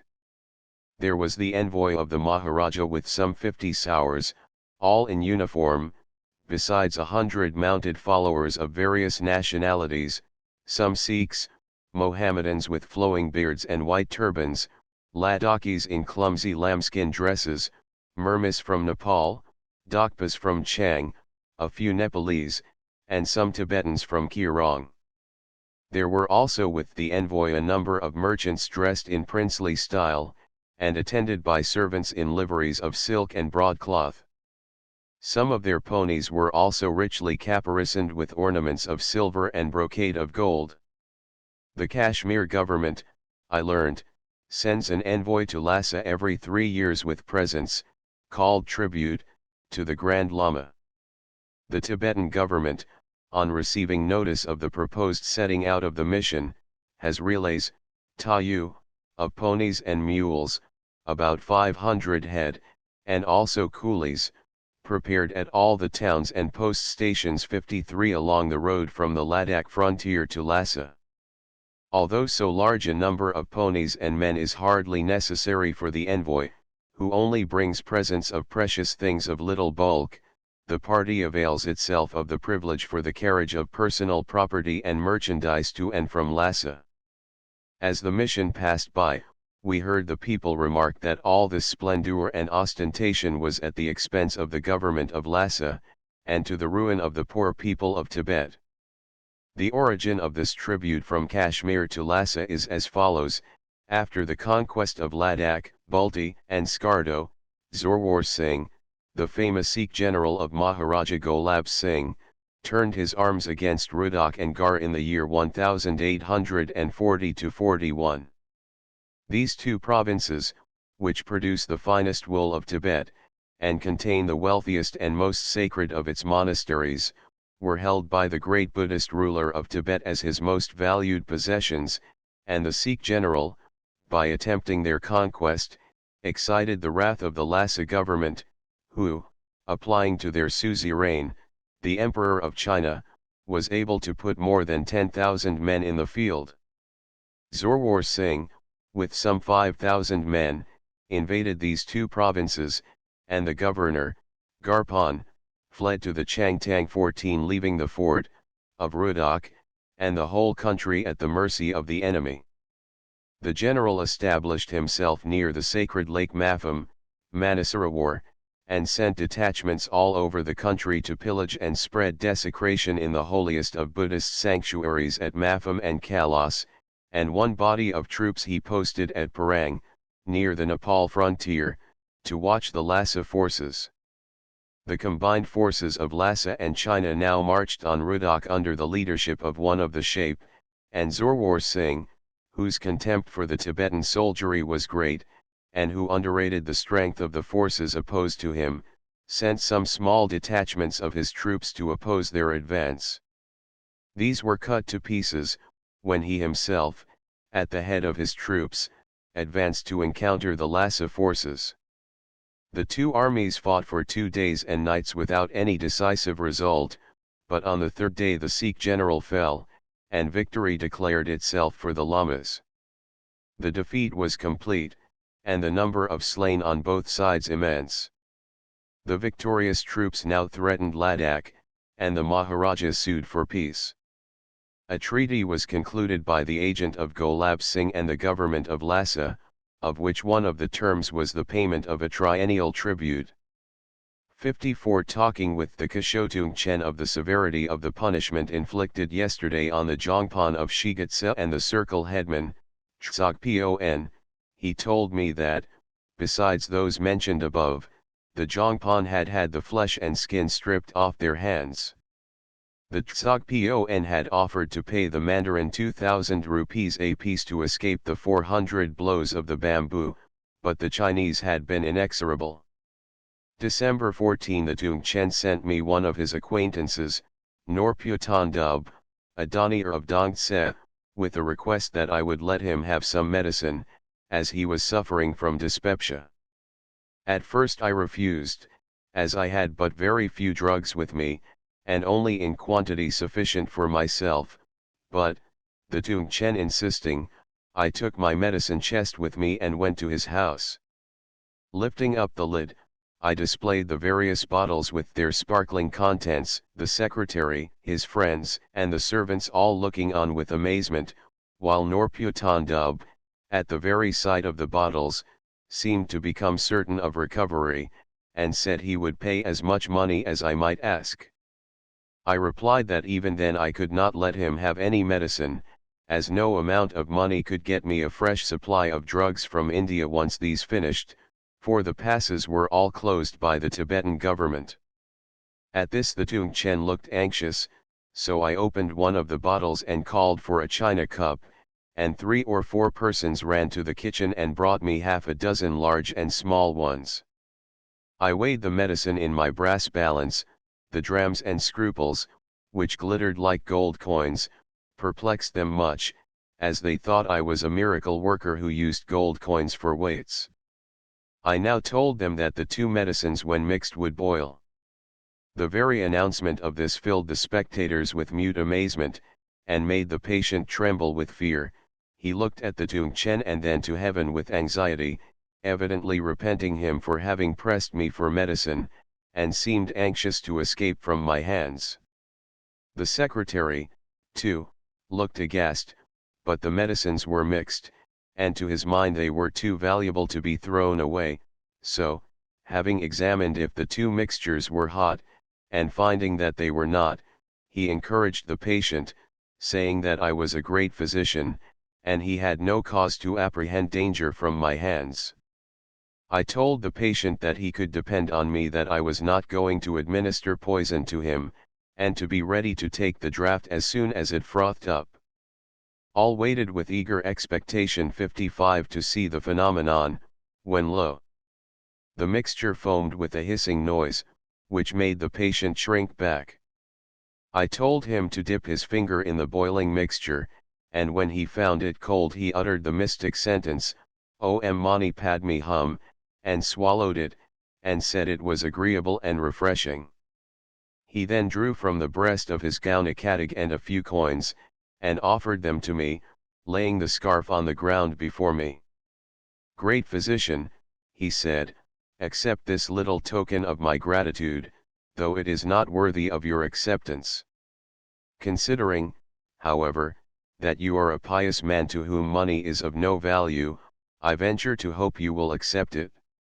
I declined the money, but at the request of the Tung Chen accepted the scarf. With looks of open-mouthed astonishment and feelings of endless admiration for the marvelous properties of the medicine and for the wonderful Amchi, physician, who disdained money, the little circle of spectators returned to their houses and work. The punishment of the Zhongpan had filled the people with fear of the Chinese. They apprehended new insults at the hands of the Chinese swaggering about the streets of Shigatse. People who had come to the market from a distance to sell their goods were packing them up to hurry off home. No provisions could be had, no purchases could be made. Ujien met some grain dealers whom he knew, and begged them to sell him some rice, but none would acknowledge even that they had any for sale. An old woman who had sold us rice on our first visit here said, "Do not talk of rice before the Chinese and their friends, for they will come and take what I have away and throw some bad coins in my cloth. Come in an hour or two, when the rascals have gone away, and I will let you have what you want." On one side of the marketplace is a large zakane, or restaurant, where Furcheng and Ujien went to appease their hunger. While they were busy with their chopsticks, the proprietor came in. He was a nobleman of Tashil Hunpo, head of the Tondub Kangsar family, and held the office of Chiangjob of the Tashi Lama. He asked Ujien whence he had come, where he had put up, and what merchandise, Chong, he had for sale. The lady, under whose immediate supervision this establishment is no less a personage than the wife of this dignitary. Her manners were gentle and dignified, and she spoke in a sweet and polite manner. Her head-dress was covered with innumerable strings of pearls, worth certainly not less than 3,000 rupees, and besides these there were on it coral beads, rubies, turquoises, and 56 other precious stones. Although she belongs to one of the richest and noblest families in Tsung, ulterior Tibet, besides being connected with the family from which the Tashi Lama has sprung, yet she does not feel it beneath her dignity to keep the accounts of the inn and superintend the work of the servants. December 15. Today was the 25th of the 10th Tibetan moon, and one of the greatest holidays of the Gelugpa Church, being the anniversary of the death of Tsongkhapa. It is known as Gatan Nam Choi. In every chapel new Torma 15 of Tsamba take the place of the old ones, which are now thrown away. Late in the afternoon the Mongol monk Lobzang Tanzing, to whom I have previously referred, came to pay me his respects, and presented me a long katig and the carcass of a large sheep. He had only a few days before been released from a 2 months' imprisonment, under suspicion of being implicated in a case of forgery, and had been repeatedly flogged. His tutor had been sentenced to 3 years of imprisonment, and had been sent to the prison of Kambajong. In the evening the monks of Tashil Hunpo busied themselves illuminating their chapels. Hundreds of butter lamps were tastefully placed in rows on the roof of every building in the Lamasery. The government supplies butter to every house in the town and to every resident monk, to enable them to contribute towards the illumination. From the roof of my house I saw the illuminations to great advantage. The fantastic roofs of the 4 tombs, Gifig, of the Tashi Lamas were beautifully lit up. The mitre-shaped spires, the upturned eaves of the temple looked most gorgeous, and resembled the illuminated tajias in a Mohuram procession in India. The great monastery of Tashil Hunpo, situated as it is at the foot of a hill, presented a magnificent appearance. For an hour the illumination was beautiful, but towards 7:30 o'clock the wind began to blow a gale, and had soon extinguished all the lights and driven me into my house shivering with cold. One of the newly incarnated lamas of Tashil Hunpo, who had just arrived from the province of Tukam, in eastern Tibet 16 took advantage 57 of today being a holiday to get himself admitted into the Tukam Khsan order of monks. He invited the Panchen from Kunkubling, and presented to 3,800 monks a tanka each, making also large presents to the Grand Lama, of Lhasa, his court, and the College of Incarnate Lamas. At about 8 a.m. His Holiness, the Panchen 17 arrived, and was received with due honors by the monks and state officials. The road for about 300 yards was lined with red broadcloth and banners. Some old lamas stood in a profoundly reverential attitude on either side of the road, bearing divers sacred objects to receive the Panchen's Chiagwang, blessing 18. Chinese trumpets, melodious flutes, gilling, and great resounding horns, dung chn, sounded in his honor. He took his seat on an altar in the Grand Hall of Worship, Tsokang, to preside over the inaugural ceremonies.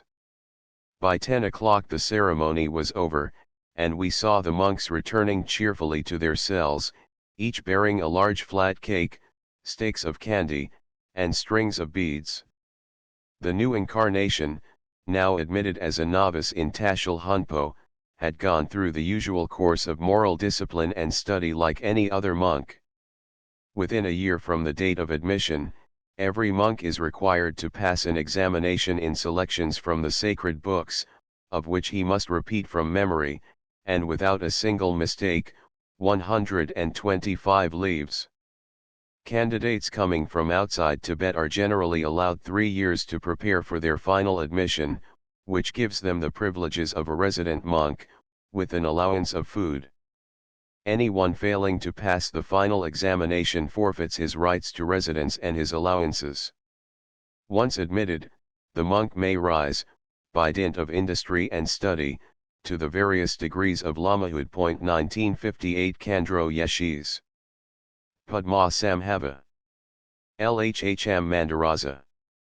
At noon there was a large crowd between Tashil Hunpo and the Shigat Sejong, fort, men and women in holiday dress, monks from the Lama series, and not a few Chinese, to witness the annual rope dancing. A long rope was stretched from the top of the fort to the foot of the lower castle bridge, a distance of 300 feet or more. Then an athlete appeared, a white katag tied around his neck, and took his place at the upper end of the rope.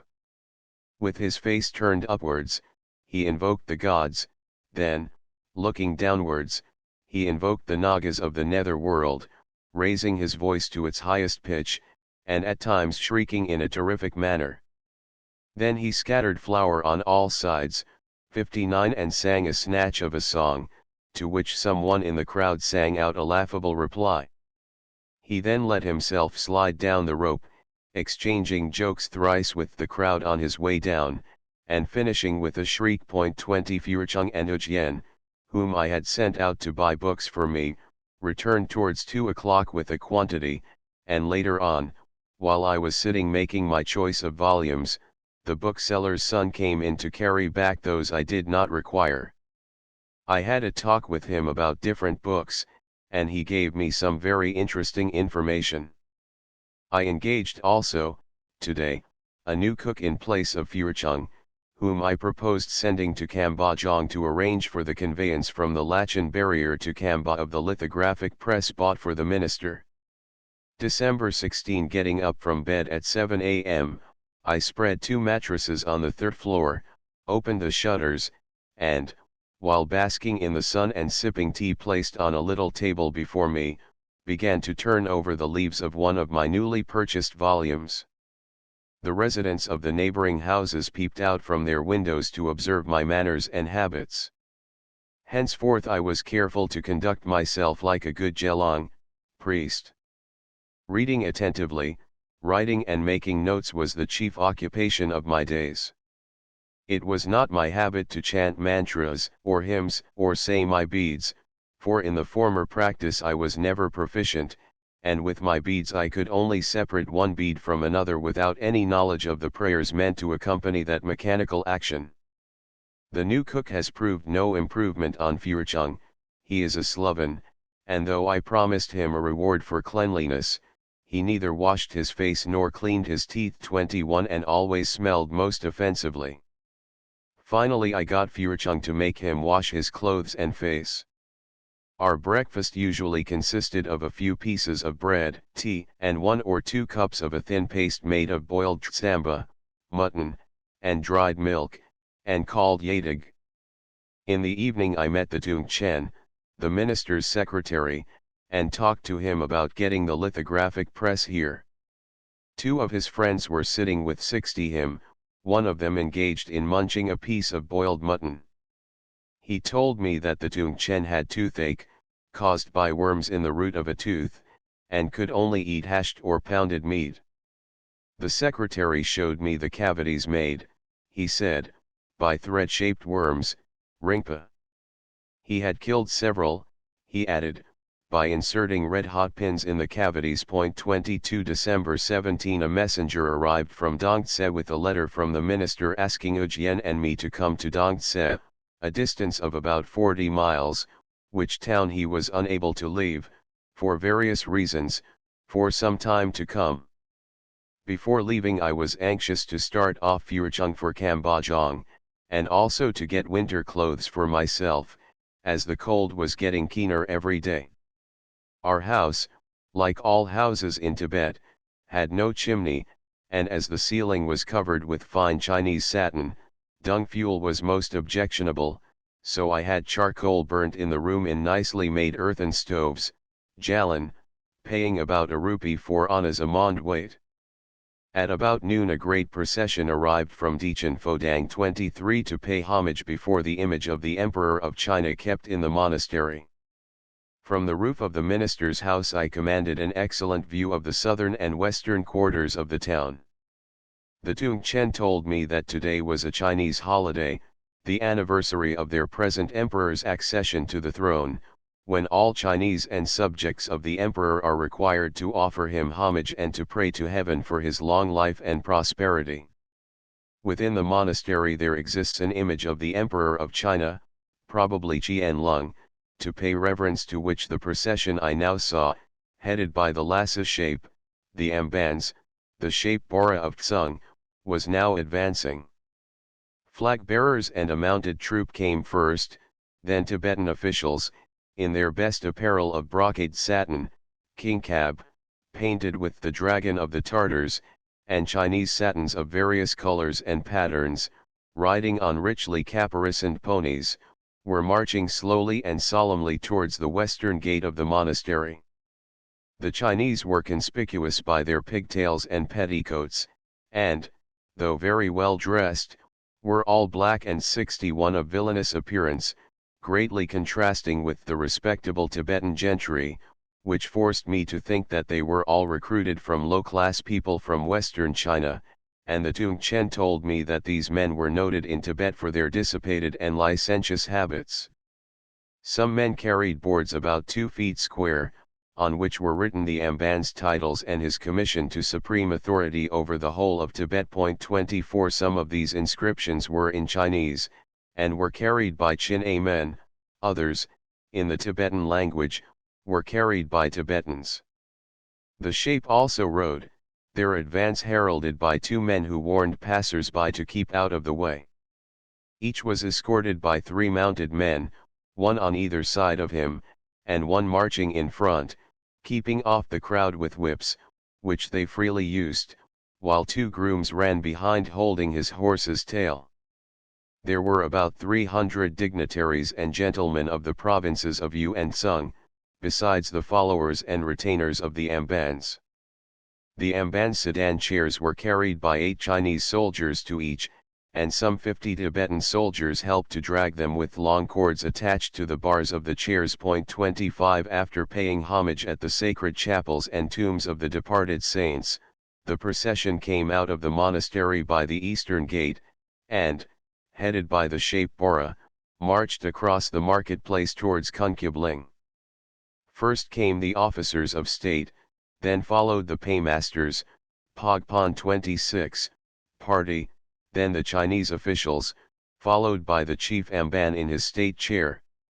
The flags, carried in tasteful array, were all of China silk, those at the point of the lances of the guard being of brocade, and inscribed in Chinese and Tibetan.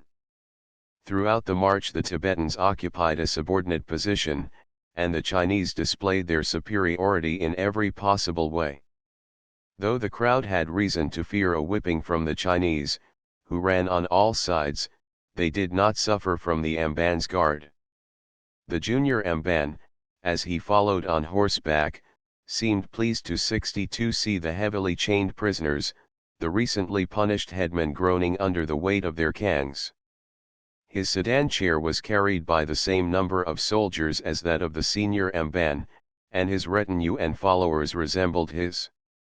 Then came the other shape with their respective retinues. The guards were all armed with Chinese matchlocks and long spears. Following them came the captains and lieutenants of the army, with 100 men, and behind these marched the yellow and black turbaned officers of Labrang and the Zhang. The Ambans were received by His Holiness, the Panchen, with due honors, and they paid him the reverence due to his exalted position and holy character. In the evening I saw the Tung Chen, who gave me a very valuable manuscript entitled Samling Jai Shi, or General Account of the World. 27 I carried it off with me to my house to read. December 18 The Tung Chen sent one of his storekeepers, Tsering Tashi by name, to Ton Dub Kang Sar to get a passport, Lam Yig, to enable me to send Furchung to Kambajong and Lachin, to bring here our heavy luggage. The tailor came at 7 o'clock this morning to begin work on my winter clothes. We kept ready for him a kettle of tea on an earthen stove. A cup, a few pieces of boiled mutton, and a wooden bowl filled with tsamba remained all the time before him, and he drank some tea every hour or so, making also 3 meals a day. His breakfast consisted of mutton, tsamba, and tea. At noon we gave him a dish of rice and mutton curry, tsamba, and tea, and at 6 o'clock he ate a few balls of tsamba, put on his yellow turban, bato, and, making a low bow, walked off towards his home at Tashi Gyantsa. I was much pleased with his steady work, which had earned for him the proud title of Oichinpo, or head craftsman, 28, and secured for him a tanka a day wages, exclusive of food. December 19 Tsering Tashi was dispatched again after the passport. The delay in securing it was occasioned by the Tung Chen not having tipped the clerks and officials who had charge of the 63 matter. The senior Amban started today for Lhasa via Gyantsa and Nangartsi-Jong. All the ponies of Shigatse had been requisitioned to supply his numerous retinue with riding and pack animals, so the junior Amban and the shape could not get off for want of ula, and the local authorities of Gyantse were ordered to supply what they could to them as soon as the senior Amban reached their place. In the meanwhile the Chinese were strolling about the Shigatse market, carrying off the best of everything, paying nothing, or only a nominal price for the things they took. People coming into town saw their ponies seized by the Taiyu officers for the Amban's service, and started off with loads to Gyantse. My men could buy nothing, for most of the people had packed up their wares and fled, but they managed to purchase some mutton and rice inside the monastery, and we found out that good things could be had there at comparatively moderate prices. December 20 I passed most of my day reading a collection of hymns, the composition of the second Dalai Lama 29 which I had bought from Lhasa bookseller. Today there arrived 5 men from Jiangsu, whose advent was at once detected by the Rojiabas, for these pests are always on the lookout for newcomers, whom they at once surround with clamorous solicitations for alms. Few can escape from their hands without paying them something. As soon as the Rojiabas saw these Jiangsu men, they informed all the fraternity of the new prey, on which vulture-like they pounced.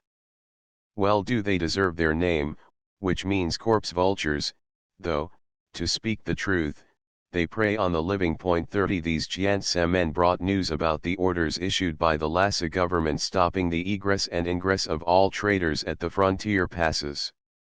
The 2 Zhongpan of Fagri were busy executing these orders. No one, it was said, had eluded their vigilance and reached Darjeeling. Even some Bhutanese traders on their way to Lhasa were stopped at Fagri, but another party of these people had started 64 out, in defiance of the Zhongpan, for Lhasa. The Bhutan government resented such unusual interference on the part of the Tibetans in a trade which had been carried on from ancient times. December 21 Today is the new moon, Nam Gang, or full night, one of the holiest days of the month. The conch shells called loudly the lamas to prayers. From break of day to an hour after sunset large numbers of men and women circumambulated the monastery, some carrying strings of beads, others prayer wheels.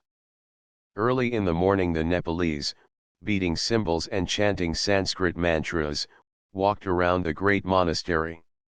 Towards 10 o'clock my attention was attracted by an unusual scene to the east of the monastery, where the entire space between the great mendong of the marketplace and the eastern gateway of Tashil Hunpo was filled with beggars, both men and women. Among them were people from Amdo and Khams, whose eyes had been put out for crimes such as murdering lamas. Some were cripples and walked with crutches, some in heavy chains and drawn on wheelbarrows, some maimed, others deaf and dumb, others, again, still bearing traces of the torture to which they had been subjected, a vast concourse of misery and pain. In their midst stood the well-known Lakpat Sering distributing alms, an anna to each one. For 10 years past he had done thus on the first of every moon. The circumstances which led this worthy man to undertake giving alms to the indigent is very remarkable and instructive.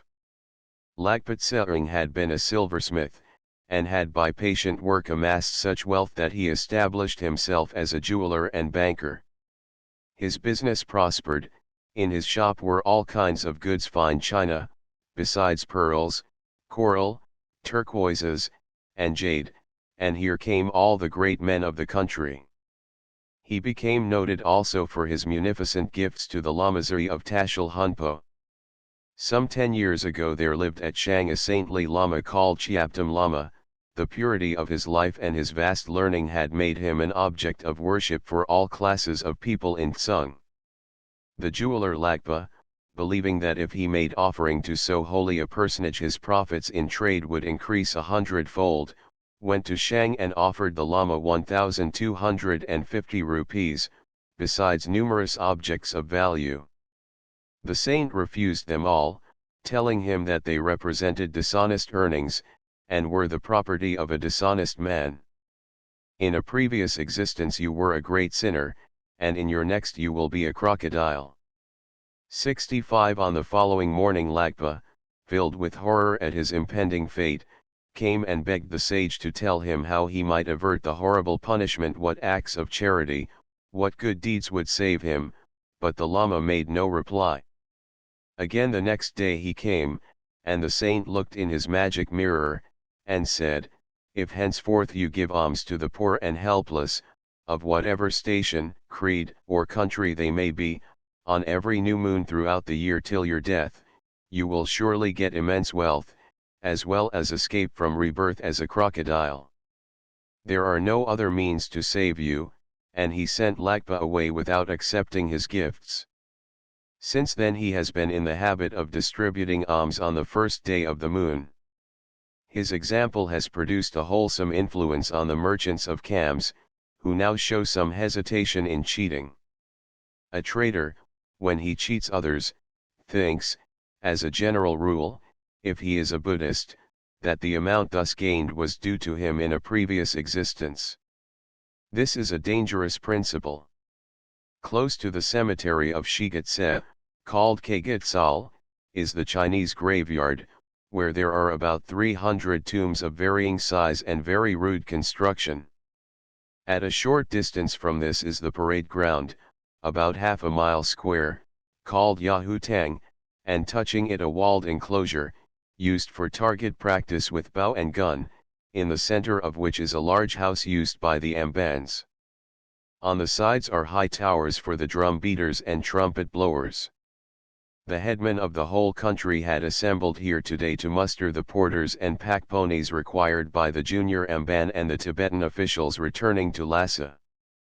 300 ponies were ready, and it was decided that one man should accompany each horse. Orders had been given by the Amban to requisition all the ponies in the province, no matter whether they belonged to subjects, traders, or pilgrims. December 22 today, at 9 a.m., the junior Amban, with a retinue of 300 men on horseback, left for Lhasa. The owners of the relay ponies followed them on foot, keeping pace with the ponies, or if they lagged behind they were whipped by the men on horseback, so that some dropped out and disappeared, abandoning their property to the Chinese rather than undergo their ill treatment. Of the 6 village headmen exiled to Ri and Kambajong for their share in the recent trouble, I learned today that one had died on the road, and another is hanging between life and death.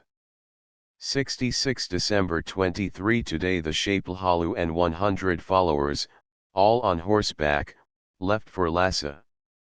The ponies and the men who have to accompany them on the Ula are treated with great hardship. They have to carry their food with them, as well as provender for their beasts. In the present case they had received but short notice, and are ill-prepared for the long journey. This forced service is, however, patiently borne by the people, as it is a recognized custom of the country. The market today received a large supply of pottery from the village of Tanig and Lhaling, on the Tsungpo, a few miles northwest of Shigetse. In these localities excellent potter's clay is obtainable, and the people carry on a profitable trade in earthenware with the surrounding districts. The Tanig pottery has not only an extensive sale in Tibet, but in the Cis-Himalayan countries as well, where most utensils are of untanned copper, and the Sikkim and Darjeeling people use them exclusively in preference to the earthenware made by the Nepalese inhabiting the lower Himalayas.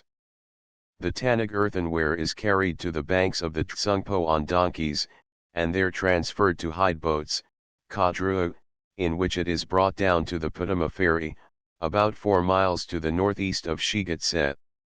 The Putama dealers, who, by the way, raise fine crops on the alluvial soil along the river banks, and make a good deal of money by fishing and ferrying, carry the earthenware to Shigetse on donkeys that jog slowly along the road to the jingle of big bells fastened around their necks. The Lhaling pottery is brought to Shigetse via Tanig. This locality manufactures very large vessels for keeping wine or water in, and so heavy that 2 men can hardly lift them. The Tanig pottery is so highly glazed that it compares favorably with the Chinese and European earthenware sold in the Calcutta shops. 31 There were on the marketplace many wildly dressed Dokpas of the Chang province. The women wore such heavy and fantastic 67 apparel that one who had not before seen them might well be taken aback. From a distance these savages looked as if they wished to imitate the peacock's gaudy plumes in their costume. They had so many beads of glass, coral, amber, and turquoise suspended from their headdress that one could hardly see their faces. Today the tailor finished our winter suits, consisting of a Chinese coat, kwatse, and trousers, pishu. 32 The lambskin lining in all the suits was quite neatly sewed. I was also furnished with a fox skin, wapa, cap, made after the Lhasa fashion. Provided with these, I felt well equipped for my journey to Dongtse. To make the linings of the coat, I had bought about 60 fine lambskins at a cost of 7.8 rupees. These skins appeared to have been obtained from very young lambs, which must have died shortly after birth, for the cost of a single piece of skin was not more than 3 or 4 annas, and as the live lambs would fetch at least double that price, it is not likely that they had been killed for their skins. It is, however, not unusual for the shepherds to kill ewes for the soft skin of their unborn lambs, for they fetch a high price. The demand from China for this kind of lambskin has, however, of late years much decreased, and the practice of killing ewes for the purpose of obtaining them is becoming rare. 33 In the evening Tsering Tashi brought us the passport from the Tondub Kangar, to enable us to bring our things from Lachin to Tashil Hunpo. Though it is customary to issue passports in open covers, this one was enclosed in a letter to the Jongpan of Kamba, and we were therefore unable to know its wording, but feared from this fact that some orders, probably to examine closely our packages, were contained in it. The Tung Chen, however, did not apprehend that any trouble would arise from this fact, but we could not share his confidence. December 24 In the morning, after washing, I went upstairs to sit in the sun. The cook brought tea and placed the pot on the stove before me. I had emptied 3 or 4 cups, warming my numbed hands against the warm cup, when Dungi Ike Furching, a copyist, arrived, and was shortly followed by the Kamba Dungi Ike. 34 I 68 received the first with Chiag Fabe Nang Shij, please come in, extending my right hand towards him, and, as an additional mark of respect to the latter, I half raised myself from my seat and placed him on my left hand on the same rug on which I was sitting.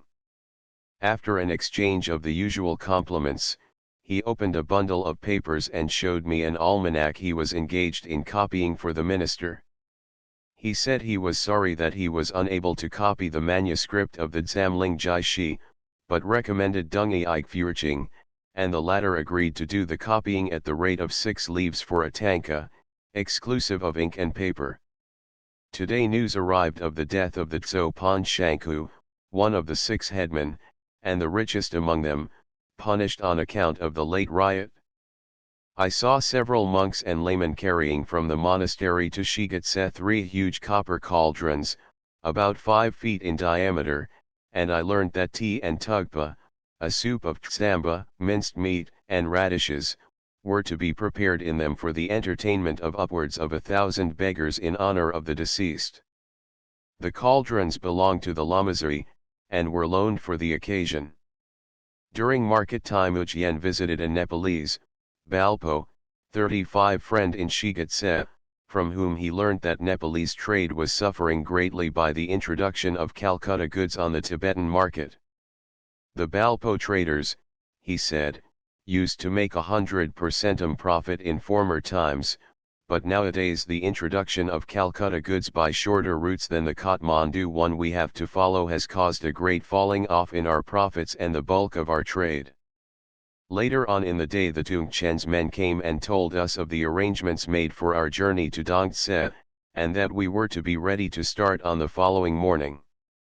As we would only remain at Dongtse a very short while for the minister was expected to return in a few days to Tashil Hunpo, we were told not to take many things with us, and were not to hire donkeys, as we had intended, to carry our luggage. I passed the evening writing letters to send home by Furchung, who was to start at the same time as we did for the Sikkim frontier.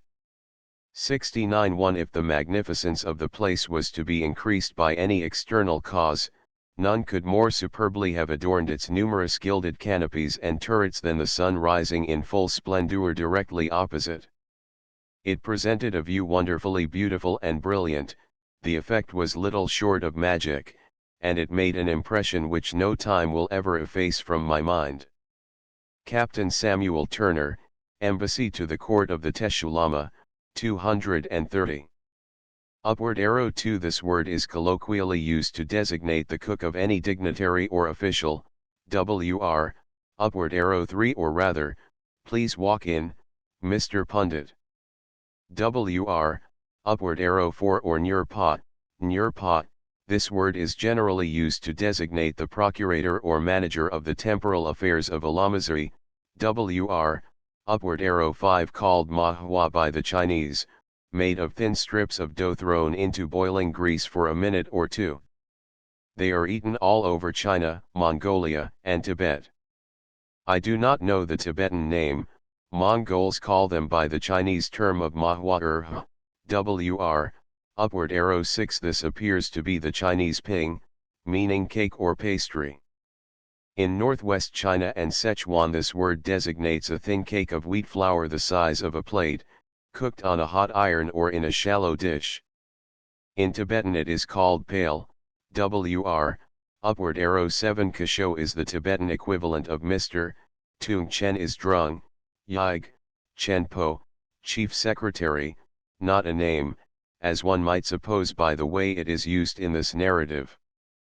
The minister's residence, SCD says elsewhere, was at the northern end of the town. It is a stone building 3 stories high, the exterior painted yellow. WR, upward arrow 8. Farther on, p57, our author says 125 pages.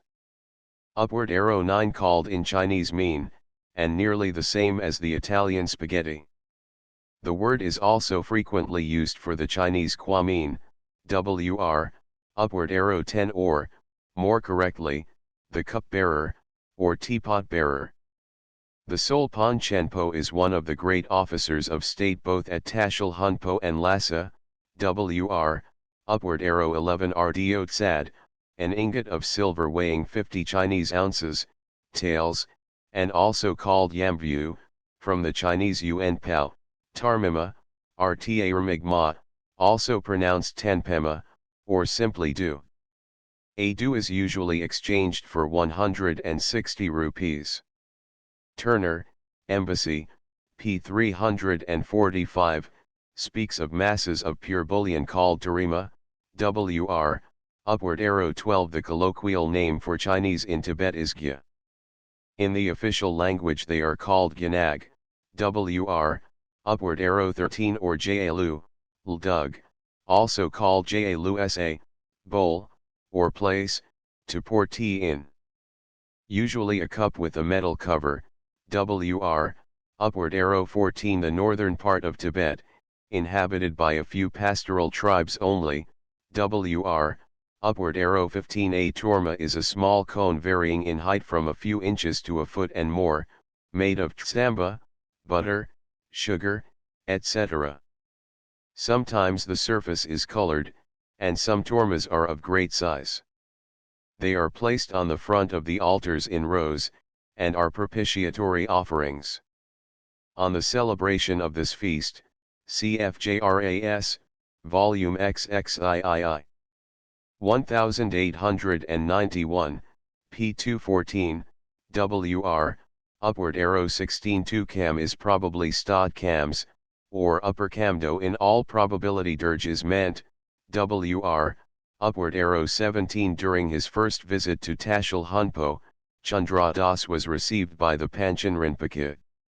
He describes him as follows: the Grand Lama is 26 years of age, of a spare frame and middling stature. He has a remarkably broad forehead and large eyes, slightly oblique. The expression of his face, although highly intelligent, is not engaging, and lacks that sympathy and dignity so conspicuous in the minister's countenance. The old monks of Tashil Hunpo informed me that, unlike his predecessor, the present Grand Lama was more feared than liked, on account of his cold and self-reliant spirit. He is strict in the observance of ceremonies and in the administration of justice, and slow to forgive. Kunkyabling is the name of the residence of the Panchen Lama, the great Lama of Tashil Hunpo.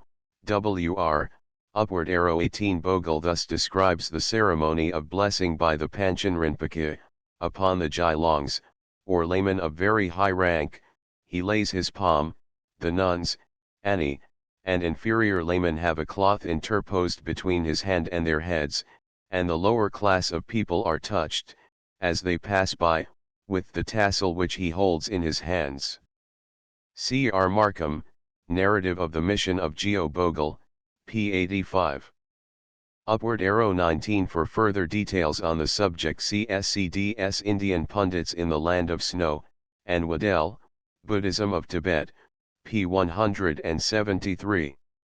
Upward arrow 20 W. Moorcroft, Travels in the Himalayan Provinces, I-17, describes this feast as witnessed in Kashmir. It is there called Bharat, and is celebrated to avert impending evil. Chinese authors say it is celebrated at Lhasa a few days after the New Year. CJRAS, Volume XXIII. 1891, p. 209. Upward arrow 21 Tibetan cooks have invariably soot-covered faces. This seems as indispensable a part of their makeup as the white cap is to the French chef. WR, Upward arrow 22. This idea is common to Chinese, Mongols, and Tibetans, among whom a worm has bored a hole in my tooth is equivalent to I have a cavity in my tooth. The extraction of the dead nerve confirms them in the idea. WR, Upward arrow 23. In the narrative of his first journey, Chandra Das says this is the Panchen Rinpoche's summer residence. There is no image of the emperor, but an imperial tablet and a throne, or chair of state. WR, Upward arrow 24. Such tablets are always carried in official processions in China. WR, Upward arrow 25. This is known in China as la tiao, to drag the chair. It is rather a mark of respect to the official being carried in the chair than assistance to the bearers. It is a form of corvée throughout the empire. In Tibet the emperor's representatives and the tail lama and Panchen Rinpoche alone have the right to be carried in green sedan chairs. WR, Upward arrow 26. Spokespan. Spogs, PRON, means salary of officials, and more especially, that allowed lamas by government or the monastic authorities. WR, Upward arrow 27. Chandra Das has given a translation of an extract from this work in the Journal of the Asiatic Society of Bengal, volume leave pages 201 to 203, and in part 7. Of his narrative of a journey round Lake Yamdo, Palti, pages 117 to 130. Though full of interesting details, it has been thought advisable to omit it from the present work, most of the Tibetan names of places being still unidentified. He says the work is by Lama Tsanpo no Menkhan, of Amdo, WR, Upward arrow 28, or rather Master Taylor, Wu Jie, Dwurje, Tsampo on Tashi Jiansa, C. Infra, p. 67, WR, Upward arrow 29. The second tail lama was known by the name of Gedung Gyatso. Born in 1476, WR, Upward arrow 30. Our author says their name is written Rajyopa, meaning corpse vulture. According to Jishka, the vulture is Govio, while Ro means corpse. Further on, p. 163, SCD calls them Rajiabas, and tells us that their houses, at Lhasa at all events, must have walls made of horns. From the fact that horn in Tibetan is Rho, we might suppose that the name of this class of people is Rho Pa, the horny ones. I have never met with the name in writing. WR, Upward arrow 31. I have never seen pottery made in Tibet, but know that no will is used. Captain R.B. Pemberton, in his report on Bhutan, in Political Missions to Bhutan, p. 74, gives a minute description of the mode of making pottery among the Busha. He remarks that a lump of the compost was placed on a flat board, supported on the top of 3 sticks, and was kneaded from the center outwards, until an opening had been effected through the mass. The orifice thus made was gradually enlarged by the person who preserved its circular form by walking round the board on which the mass rested. The mass thus prepared formed the upper section of the vessel, and the lower half being wrought by a similar process, the two parts were united together, and the vessel completed. The whole paragraph is very interesting. WR, upward arrow 32 quadze, or quadza, is a Chinese term for a short riding jacket. The Tibetans of the better class have adopted this article of Chinese clothing, and also their name for it. I have never heard trousers called anything but mayo, smadgigs. WR, upward arrow 33 cf Sam. Turner, OPCIT, p. 303. Upward arrow 34 or drungyig, clerk, secretary. Kambadungyig means the clerk from Kams, or Eastern Tibet. WR, upward arrow 35. They are usually called Purbu in Tibetan, and by the Chinese these people are known as Pe, or Pai, Pungza. They are not to be confounded with the Gorkhas, who are called Korka. Abbe Huck, Souvenirs d'un voyage, etc., 2. 267, calls them Peboun. Speaking of those of Lhasa, he says, Les Peboun sont les seuls ouvriers métallurgistes de l'Hssa. C'est dans leur quartier où il faut aller chercher les forgerons, les chaudronniers, les plombiers, les étameurs, les fondeurs, les orfèvres, les bijoutiers, les mécaniciens, même les physiciens et les chimistes. WR. Balpo, or properly Palpa, is the chief district in western Nepal. Upward arrow. Contents Chapter 3. Journey to Dongtset. December 26. We were up early, finishing our letters and getting Furchung ready for his journey to the Sikkim frontier. After tea I sent Ujien to the market to buy provisions for our journey, and he brought back a large quantity of ping, a piece of mutton and vegetables, and also purchased some fresh gatug, vermicelli, of which I had become very fond. 2 strong ponies were waiting saddled for us in charge of a groom at the western gateway, Gyalgo, of the monastery. Our traps and bags being made over to the charge of the Tungchen's men, we left Tashil Hunpo at 3 p.m., and rode off at a gentle trot towards the village of Tashi Gyantsa. The Tungchen wore his church raiment, and a silk-lined chosa one or clerical hat, covered his head, but as soon as we had reached this village he changed it for a fox-skin cap lined with brown satin. The view of Tashil Hunpo from Tashi Gyantsa was most beautiful, and the 4 gilded tombs of the former Tashi Lamas, situated in the middle of the Lamazari, blazed in the rays of the sun. One approaches Tashi Gyantsa by a lane cut through a hillock some 20 feet high, on top of which the village stands. The alleys are crooked and dirty, the houses of comfortable appearance, are painted with clay in bands of red, black, and blue color, and surrounded by walls forming a courtyard in front of each. On the left of the road is a neatly constructed mendang. The whole village is inhabited by clerks, copyists, painters, and artisans from Tashil Hunpo, most of whom get allowances, pod, from Labrang.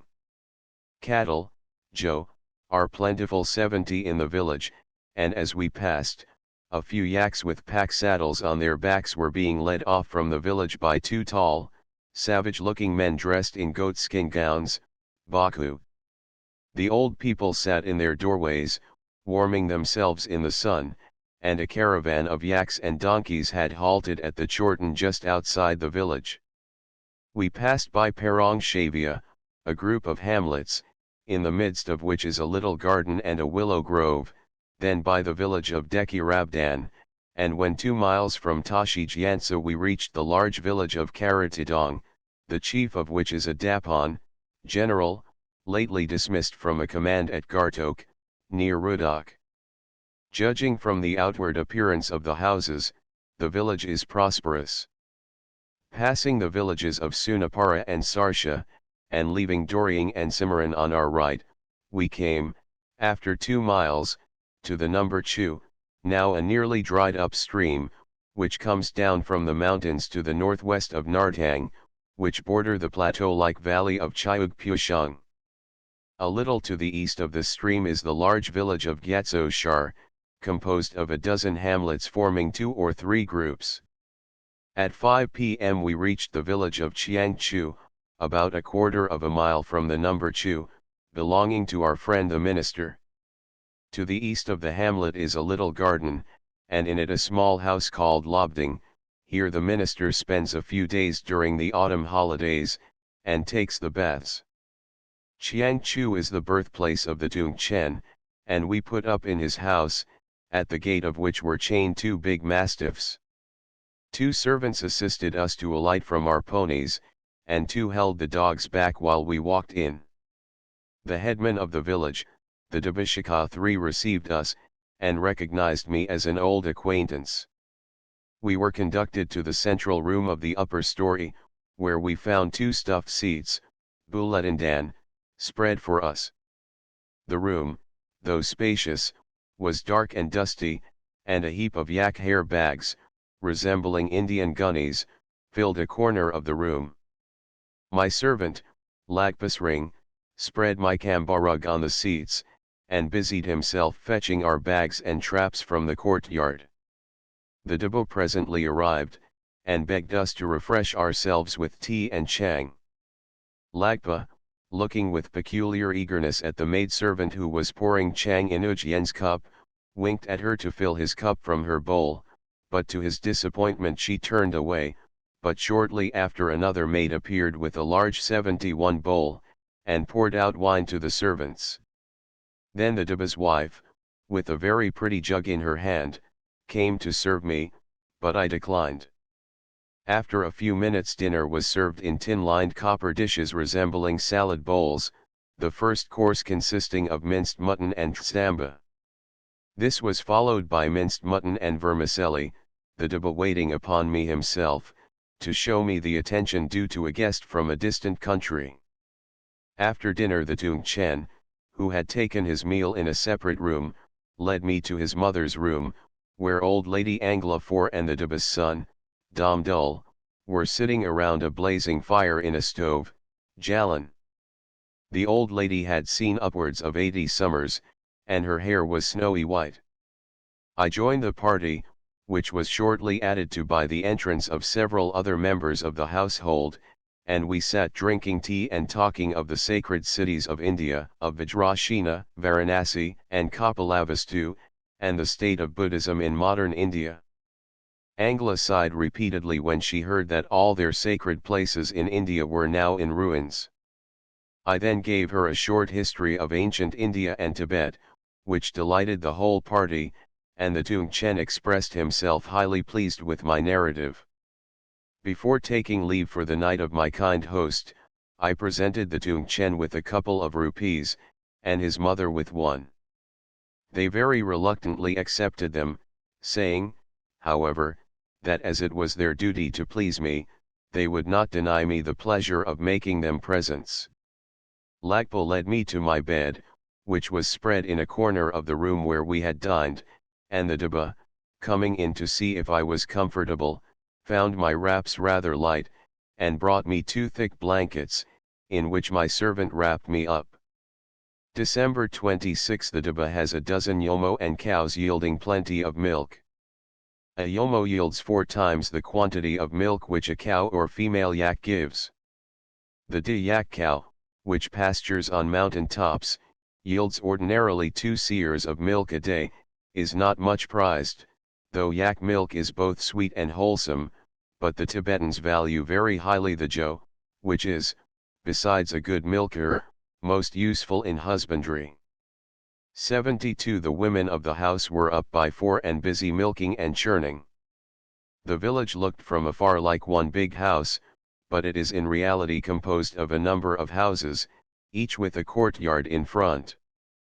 The place is vulgarly called the anthill, Dog Tsung 5, on account of the great number of serfs inhabiting it. After breakfast, which consisted of boiled mutton, minced radish, and potug, or balls of flour cooked in mutton broth, we mounted our ponies and started off.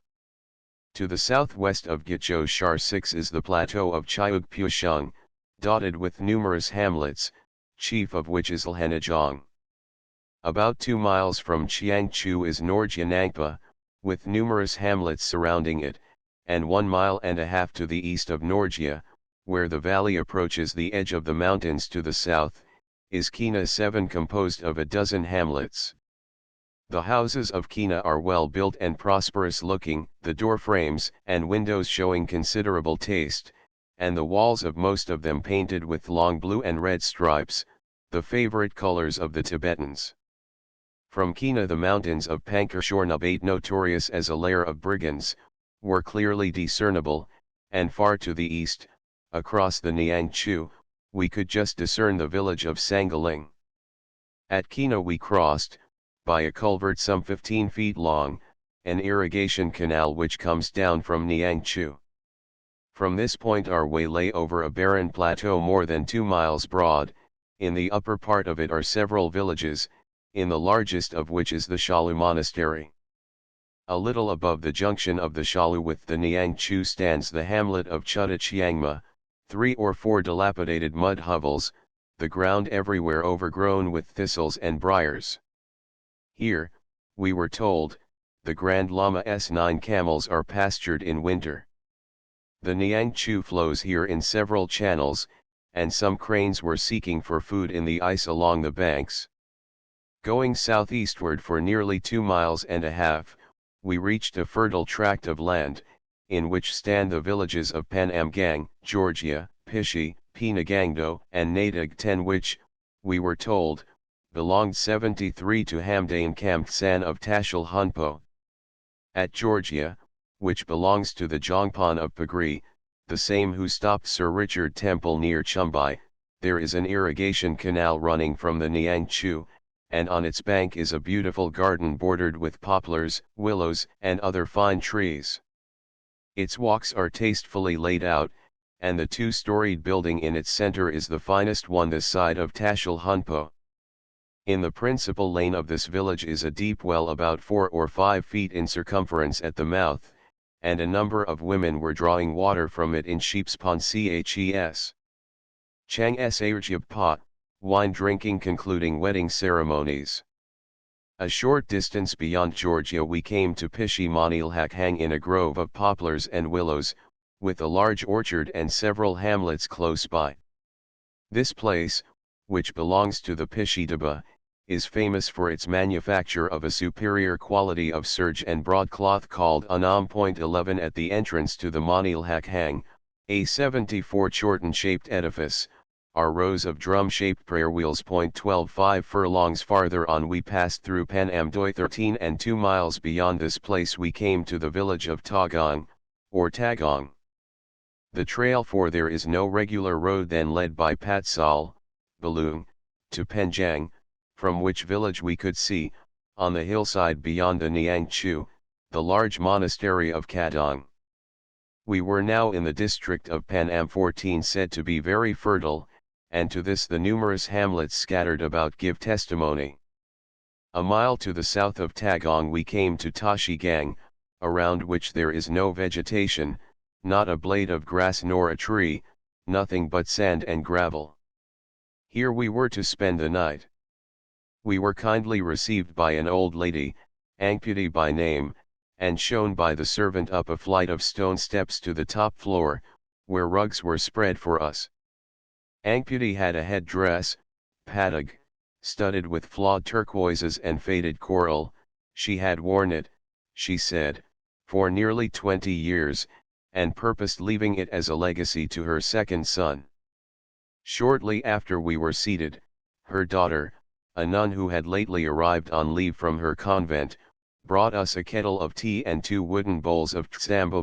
15 The Tung Chen was given the room the minister uses when traveling along this road.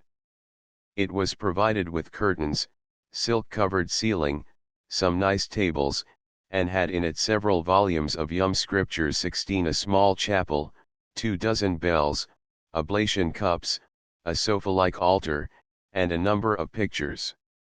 The rugs in this room were made of the finest Panam wool, and were the best articles of furniture in the house. After drinking tea, the hostess brought me some boiled and dried mutton, samba, and tea. This kind of present is usually offered to guests on their arrival in a house, and is called Solaki 17 or first show. 75 December 27. Leaving the Tashigang Valley, we came to the foot of the range which here borders the left bank of the Niang. 2.5 miles to the southwest, east, there is a precipice called Ritong, where some 20 years ago 2 generals of Lhasa were murdered by the usurper Gadan Gyahu. At this point we obtained a fine view of the fort of Pan Am, of Gontai, of Takar, Palri 18 and various other monasteries. Up to this point the river banks are overgrown with firs, brambles, and various thorny plants of which it is said camels are very fond.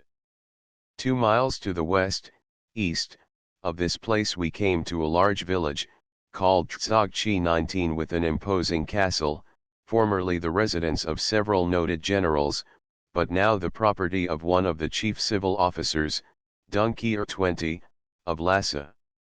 Close by is Dukpa Nagpa, formerly a town of sorcerers or Nagpa 21 but now mostly in ruins, and inhabited by only a half-dozen families.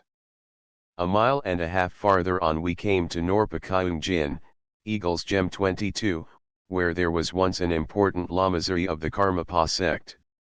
Its ruins crown the hilltop, and the village, of 100 houses, is scattered along the slope and the base of the hills.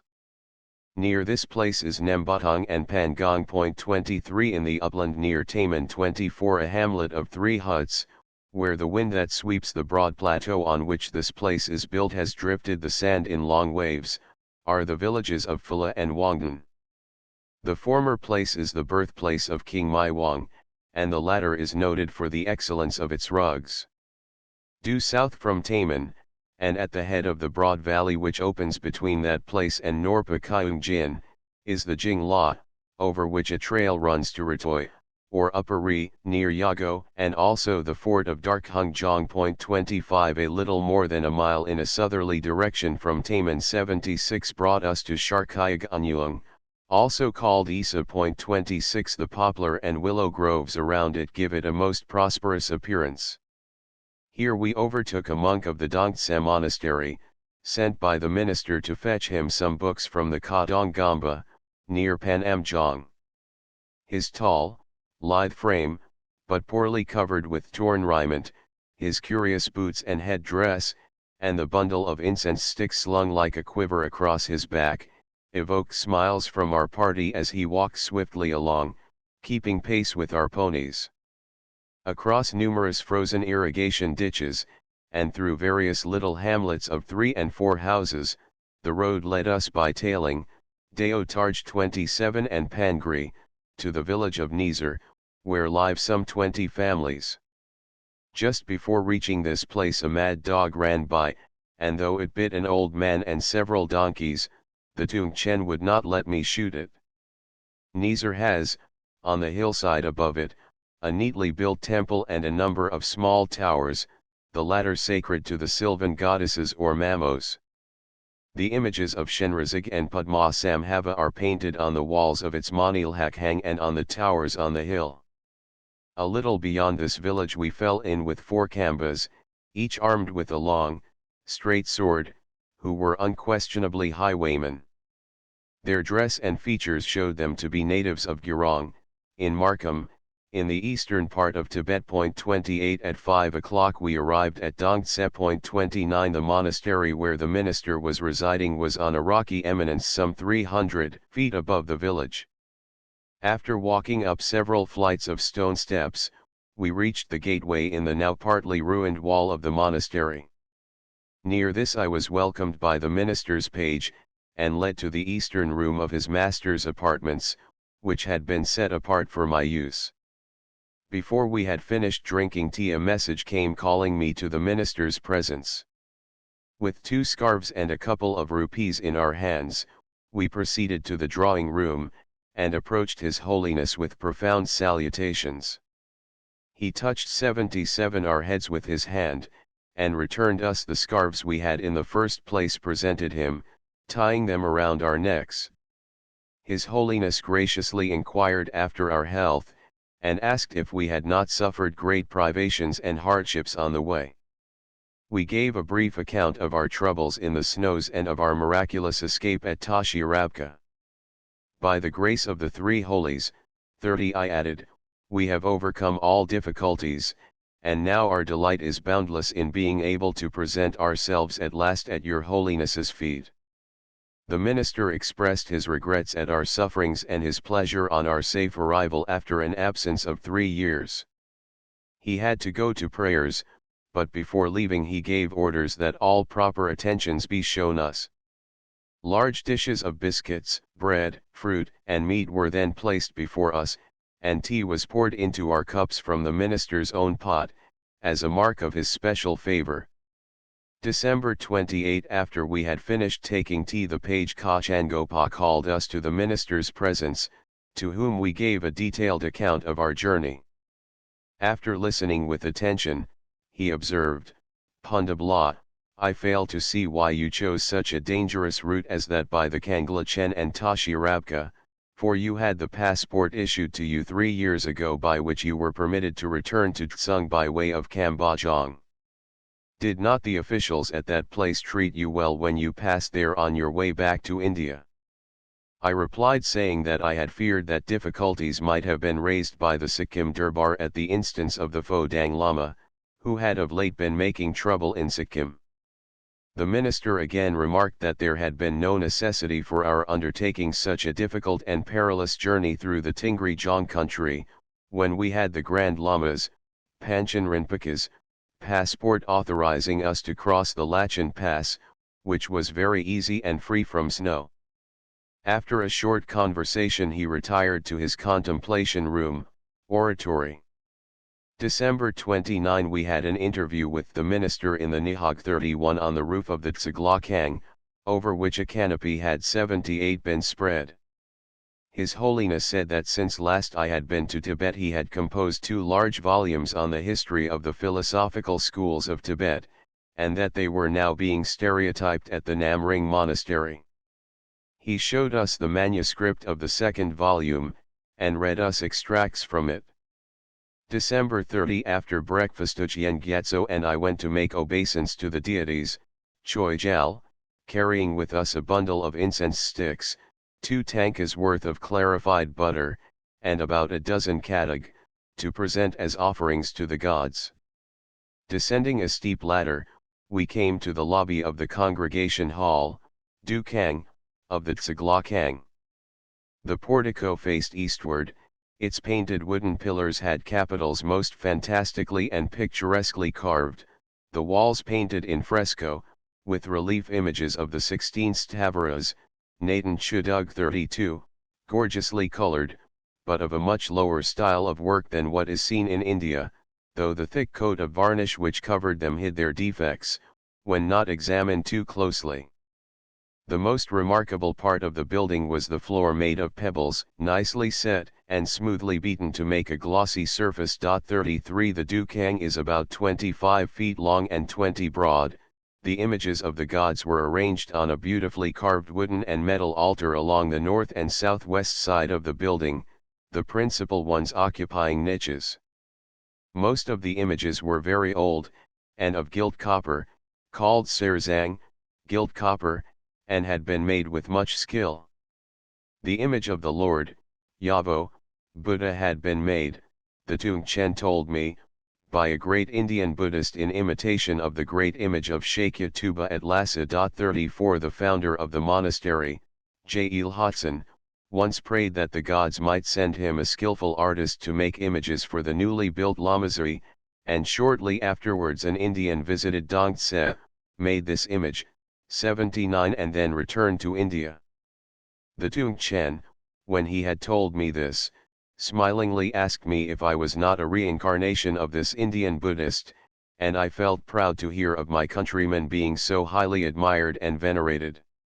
Ujien Gyatso prostrated himself before every one of the images, and touched with his head their feet or body, and I showed my veneration for these sacred shrines by touching with my head their right hand, to thus receive their chiagwang, blessing. My companions muttered mantras and made prayers to them, while I felt reverential gratitude to the Supreme Ruler alone, whose merciful providence had brought me safe thus far. The roof of the Dukang is supported by 2 rows of pillars of wood, on the artistically constructed capitals of which hang shields and quivers full of arrows, the arms of the Dharmapalas 35 with which they protect Buddhism against demons and heretics. From the ceiling of the hall hang rich china brocades, with dragons magnificently embroidered on them in gold and silver. Among the various pictures seen here, the most interesting is that of the first Dalai Lama, Lobsang Gyatso, in which he is portrayed receiving the kingdom of Tibet from the Mongol conqueror, Gushi Khan. His prime minister, the celebrated Desi Sangye, is seated on his left, and is thanking the magnanimous and liberal prince for his munificent gift on behalf of his thrice holy master. I was also shown the dais reserved for the minister. Opposite it, and at the top of the second row of seats reserved for the monks, is a chair 3 feet high, on which the head lama of the monastery sits during service. There is accommodation for about 80 monks in this hall, and I was told that service is held in it daily, at which most of the monks are present. They receive a monthly allowance of 60 pounds of barley from the church endowment fund, Labrangzit. This they parch and grind themselves, and bring a little supply of it daily with them to the hall in a small bag, to eat with the tea, which is given them 3 times during each service, and is furnished from the church stores, Labrangjo.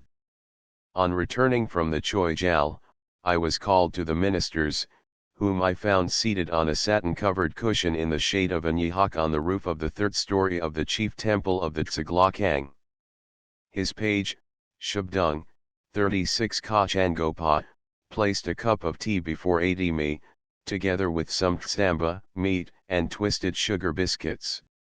The minister raised his cup to his lips, and graciously said, "Drink, Pundit, please, Pundabla, Sol Janang." I at once drank a third of my cup, as etiquette requires, and every time he drank I also took a sip. He made inquiries respecting the lithographic press and the various other articles which I had brought to present to him, and which were now on the way to Tashil Hunpo. After dinner he showed me a work he was writing on history, rhetoric, astrology, and photography.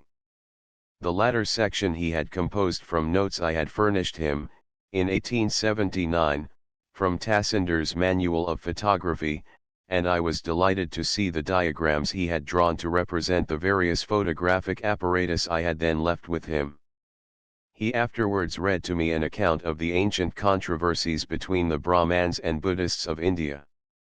While we were thus engaged, the page informed him that the Dapon 37 Phala and Kung Chiang Chan were approaching Dongtse, so we went to the top of the 4th story of the Dongtse Koi to see them arrive. The Dapon being the chief of Dongtse, the monks had to show him due respect. When the party got near the foot of the hill on which the Koid stands, 2 monks in full canonicals blew 2 long copper hautboys, horns, 2 others played on a clarionet-like instrument called giling, and when the party came to the grove, or linga, in front of the castle, the Chadso Pa 38 received them with his bandagong and 2 tambourines. The Dafon and his friend rode spirited mules gaudily caparisoned with brocades and tinsel. They were preceded by 5 sowars, and followed by an equal number, all carrying lances with pennants at their points. The minister told me that of the 4 Dafons, or commanders of forces in Tsung, 2 are ordinarily stationed at Shigatse, 1 at Jiantse, and 1 at Tengri. December 31 I was anxious to take a trip to Jiantse, which Ujien said was only 8 miles distant, and could be reached in 2 hours. He dissuaded me, however, saying it would not be prudent, as that place is frequented by Budaya traders from Darjeeling and Fagri. At 9 I was called in to the ministers, and read a few 81 sentences of English from the Royal Reader No. 1 with him. After this I asked to be allowed to visit the great temple of Jianse, called the Palkirkoid. "If you want to visit Jianse," he replied, "I will arrange it for you, but you must bear in mind that the people of that town are not good. They speak much, and are given to spinning a great deal out of a little. I will have the Tung Chen take you there." Jian Gyatso then asked if he might go there, as he wanted to buy me some blankets, and having obtained the minister's authorization, he left at noon. January 1, 1882. For about half an hour the minister practiced writing the Roman characters on a wooden slate, Qiangxing, about 2 feet long and 10 inches broad. A little bag of powdered chalk was tied to it, and when the slate had been washed and dried, the minister rubbed the chalk bag lightly over the board, and thus covered it with a thin white film. In this he scratched letters with a steel style about a foot long. I told him of the slates we had in India, how much more convenient and neat they were than his rude contrivance. He smiled and said, "My Qiangxing is a very nice one, even the great ministers of China use the like, 39, but they are not clean. And if you can get me a couple of your Indian slates from Calcutta, I shall be much obliged." January 2. In the morning preparations were made for a grand reception of the Dapon Phala and Kung Chiang Chan, the Tsipon. 40. All the furniture of the room we occupied was replaced by choice articles from the minister's storeroom. Silk drapings and curtains were hung in the waiting room and lobby, beautiful silk cushions were spread in the minister's drawing room, and its ceiling made resplendent with a covering of orange-colored Chinese brocade. Artistically worked dragons appeared everywhere on the ceiling draperies, on the curtains, and even in the carpets. Handsome dining tables, 3 feet by 18 inches, and 2 feet high, were placed before each cushioned seat.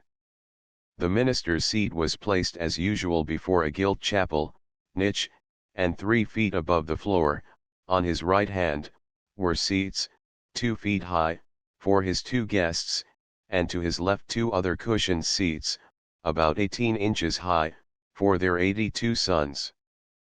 Pretty china cups, painted wooden and gilt metal bowls, were set on the tables, and all the curiosities and ornamental objects the minister had here with him were conspicuously displayed.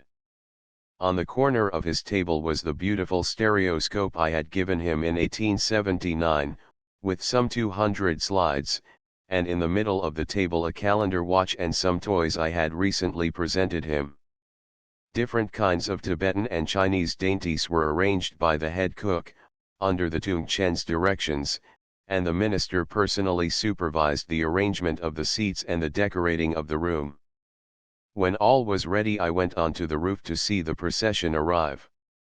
On both the roads leading to the monastery from Dongtse the monks were waiting, bearing a dozen or so flags and musical instruments, 2 flageolets, a pair of brass hautboys, horns, or dungchen, 2 tambourine-like drums, the same number of bells, and a gong. At 1 o'clock the Dapon and his friend, the Tsipon, together with their sons, arrived at the Dongtse Koid, escorted by the Chidi-so-pa. They were very simply dressed in silk robes, Chinese jackets, soft yellow woolen hats, velvet boots, and silk trousers. From their right, left, ear-hung long earrings. 41. The Dapon appeared to be about 30 years old, the Tsipon a little older. Arriving before the minister, they thrice prostrate themselves, each time touching their foreheads with their joined palms. The minister touched their heads with the palm of his hand and blessed them, and then they presented him with 2 pieces of red English broadcloth and a handful of silver coins each. I was surprised to see such powerful and wealthy chiefs kowtow before the minister, but great is the triumph in this country of the church over the laity, and the greatest ministers of state fall down at the feet of the incarnate lamas. Dinner was served with great ceremony. As soon as the minister had said grace, all fell to with chopsticks and spoon, and partook of each succeeding course in profound silence. After dinner, tea was served. When at last the silence was broken, conversation began, and the guests were shown the minister's curios, the watches and the stereoscopic views especially interesting them. In the evening there was a review in the Pleasure Grove, or Linga, 83 by the commander of the militia, when exercise in musketry, running, archery, etc., took place in the presence of the two dignitaries. January 3 after tea I was asked to read English with the minister. He transliterated the English words phonetically, but did not take the trouble of spelling them, observing that his ordinary duties left him hardly any time to devote to study. He intended asking the Grand Lama to relieve him for a time from his numerous duties in connection with the church, when he hoped to be able to apply himself assiduously to the study of English. Breakfast was now brought in, and consisted of a kind of pot herb, called patsal 42 cured in the cold draught, potatoes and radishes, which had been kept in sand underground. I asked the minister if I might go to visit the Palkhurkoid of Gyantse with the Tungchen on the morrow, and having obtained his consent, 2 ponies were ordered to be ready for an early start. January 4 the ponies were ready at an early hour, and after receiving from the minister a few kadag to present to the deities of the Palkhurkoid, the Tungchen, and I rode off. Our way lay across fields watered by the Nyangchu. The Nyangchu Valley is one of the richest in Tibet, and extends from Shigatse to about 15 miles beyond Gyantse, a distance of from 60 to 70 miles, and has an average breadth of 10, every inch of which is cultivated. Its great natural fertility, and its being so very favorable for the growth of different kinds of millet and pulses, has given the whole district the name of Niang, or Land of Delicacies, and the river which fertilizes it has been called Nyangchu 43 or the River of Delicious Water. Flocks of wild geese and ducks were swimming on the river, near the bank of which our road now and then led us, and long-billed cranes were stalking along searching for food. From the bushes of firs and other thorny plants with which the river banks were overgrown, hares 44 leaped out and made off towards the mountain recesses, 84 and beautiful little birds, probably a variety of kingfisher, were seen fishing in the stream, but the Tungchen said that though the bird was pretty to look at, it emitted a most offensive odor from its body. Passing a few villages, we came to a stream flowing into the Nyangchu from the south. Here were 2 flour mills, of which we had seen at least a dozen since leaving Shigatse. They were very large, and the stones 4 times the size of our ordinary millstones in India. In the village of Gyabshi the people seemed very industrious, the women engaged with their looms or spinning, the men tending sheep or collecting fuel from the fields.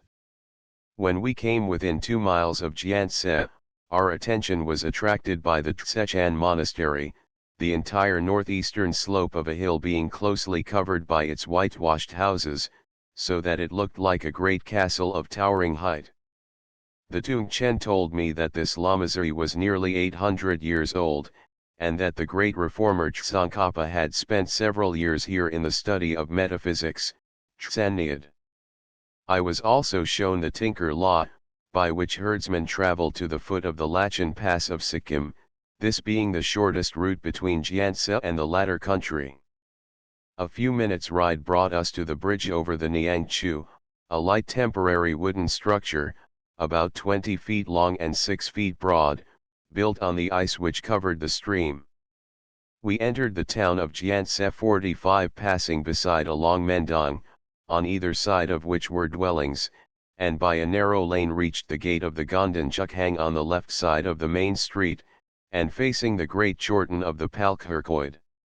The Kunir, or priest, of the Gondan Chukhang, an acquaintance of the Tungchen, greeted him, and, showing him to a seat, had tea served us. We sent the groom, Lakparida, to the market to buy arrack, and he there met Uchyen, and told him of our arrival. 85 As we were eating our meal, several pilgrims chanting sacred hymns entered the chapel of the Lhasa, and added some spoonfuls of butter to the lamps. Some of them stared at Ujien and me, observing to one another that we were strangers from beyond the Himalayas, taking Ujien for a Sikkimese, but not being able to decide whether I was from Ladakh or Bisahir. Ujien told me of his movements since leaving me at Dongtse on December 31st. He had left Dongtse at noon on December 31st, riding one of the Tungchen's ponies. On the road he met some of the muleteers of the Dongtse Dapon Phala, who were proceeding to Lhasa with barley, butter, and meat for the use of Bangyi Shag, Phala's residence. Ujien inquired of them about the state of the road to Lhasa, and the best time to make the journey there. They told him that winter was the best season to travel to Lhasa, for then there was no rain, and one could easily ford the streams and get across the Tsungpo. Moreover, feed was cheap, and meat, barley, and wine obtainable everywhere. The following day, January 1, 1882, Ujien visited the Jiantse Tom. This market and the town generally are inferior to Shigatse in importance and in the variety of articles for sale. There were people selling Calcutta and Chinese goods of very inferior quality. He saw 15 or 20 Nepalese shops and half a dozen pastry shops kept by Chinese. The Tom, or marketplace, is the property of the Palkhurkoid, the great monastery of Jiantse, and contributes largely to its maintenance. The monastic authorities also collect rents from the shops in the vicinity of the Tom, which do not belong to either the government or landholders, Jerpas. The barley for sale was inferior to that of Shigatse, as was also the Chang, which was, however, cheaper than there, and butter and mutton were in larger quantities than at the latter place. The market only lasts for 3 hours daily, opening at 10 a.m. Ujien here saw, for the first time, women selling fresh meat and dried carcasses of sheep and yaks. At Shigatse they never take part with the men in this business. 46 Some of these women have amassed much wealth by this profession, and wear rich head dresses, patag, thickly studded with pearls, amber, and turquoises. 86 Returning to his lodgings, Ujien made the acquaintance of a lieutenant, or Dingpan, named Numat Tsering, who was putting up in the same house. Ujien plied him with Chang, and when he had become very jolly over it, he questioned him about the military arrangements of Jiantse. The Dingpan stated that there were ordinarily 500 Tibetan soldiers stationed here. This force was divided into 2 battalions under 2 Ripan.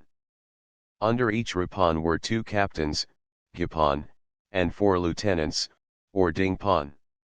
The commander, or Dapan, of the Jiantse troops was Tidingpa.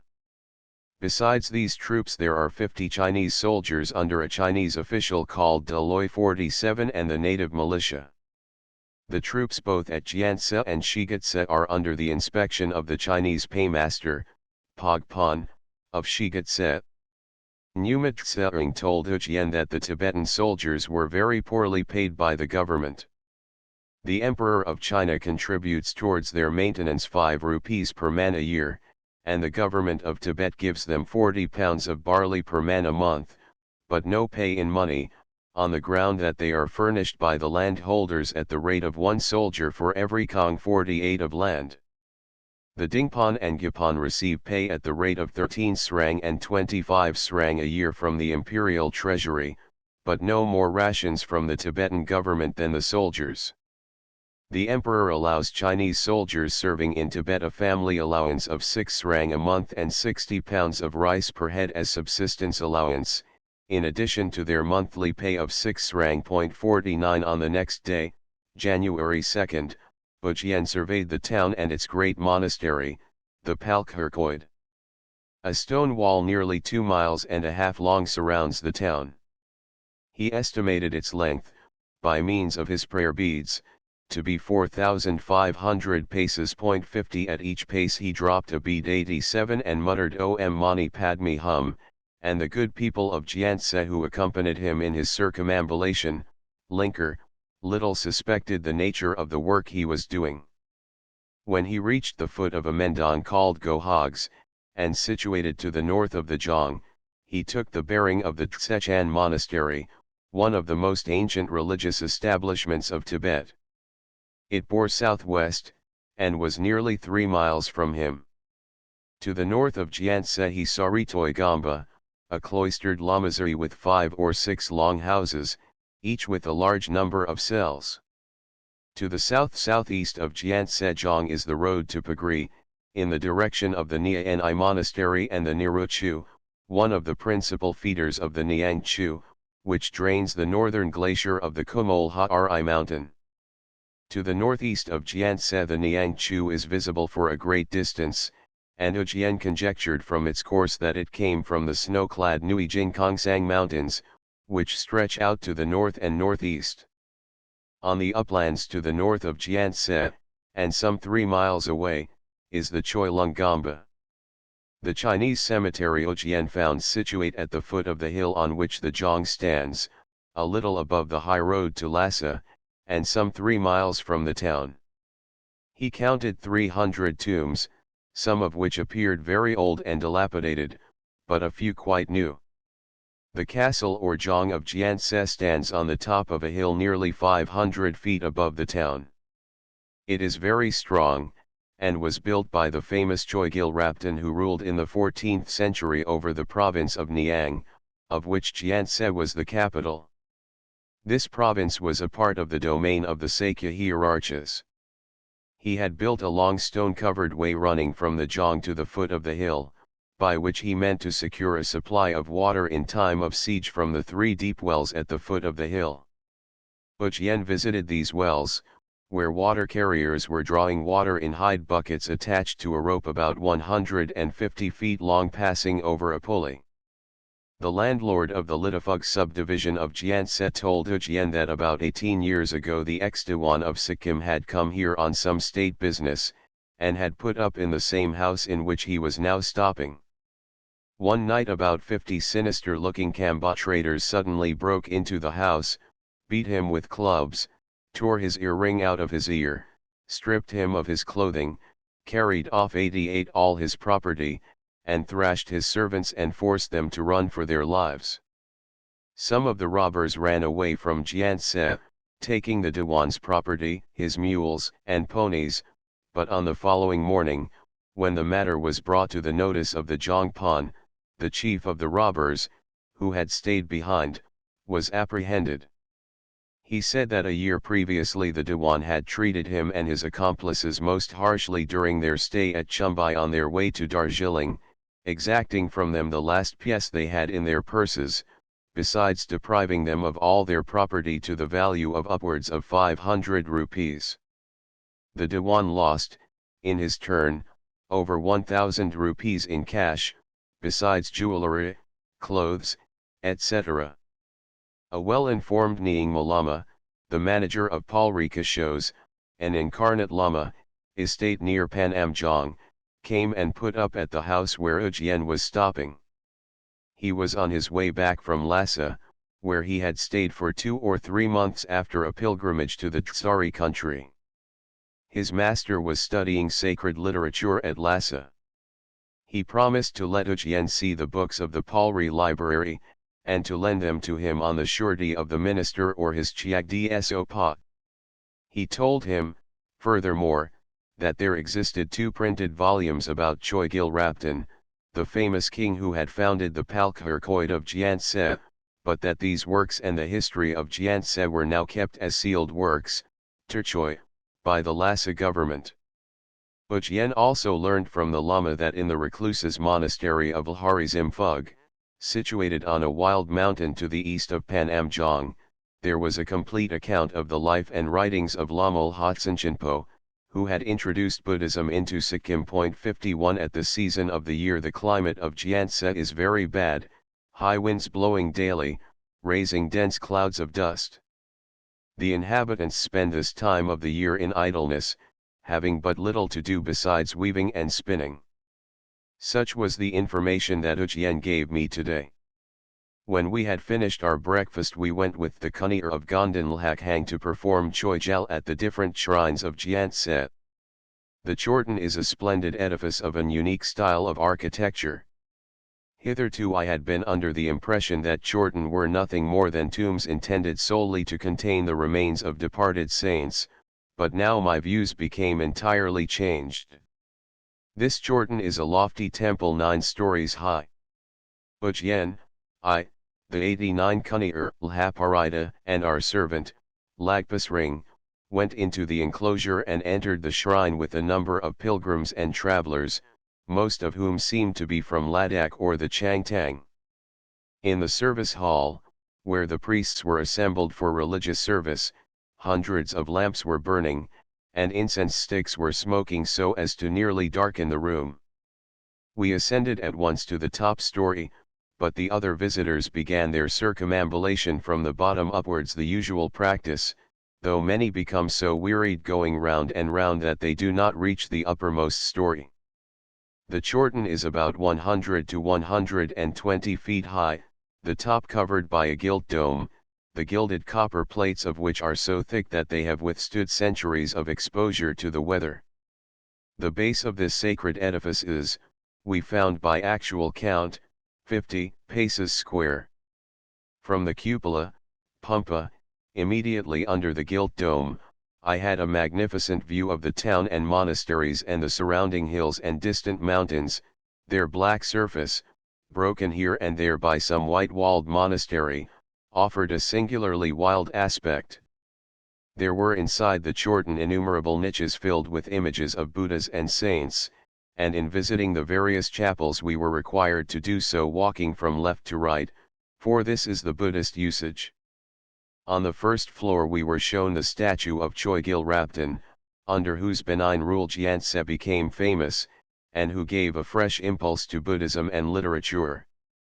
The Kunir of the Chorten touched our heads with the sword of this illustrious monarch, and said that by his blessing, Jin Lab, we could triumph over our enemies and enjoy longevity and prosperity in this world. We were also shown 2 images of Dorhe Chang, the supreme Buddha of the Gelugpa sect 52, one of which was very old and of small size, the other large and very highly burnished.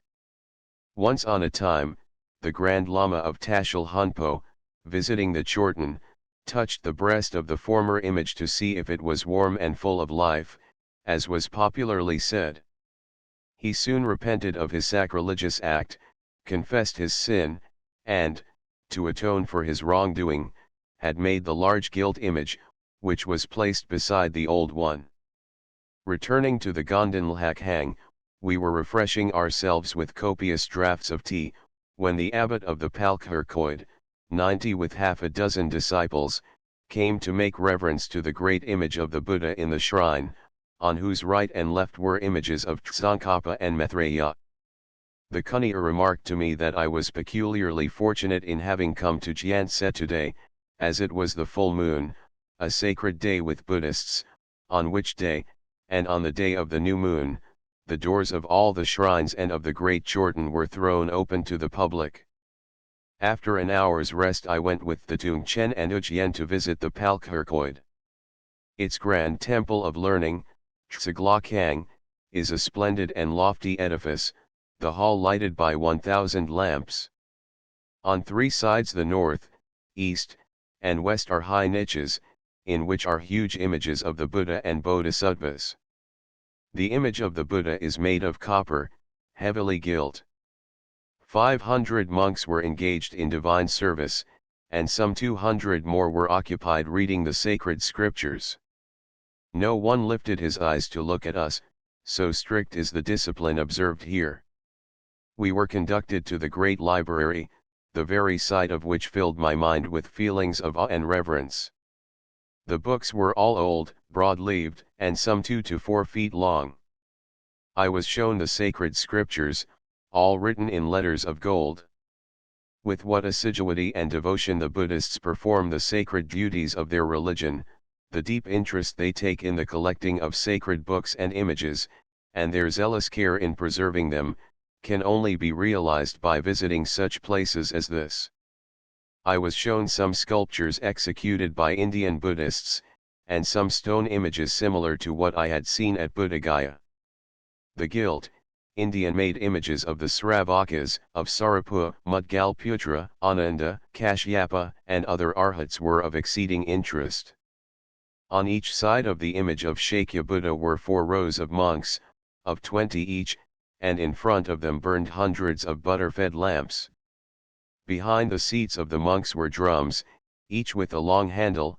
These the monks beat at intervals, and to the accompaniment also of cymbals, brass hautboys, dung chen, and clarionets, gilling, they chanted hymns in deep sonorous voices.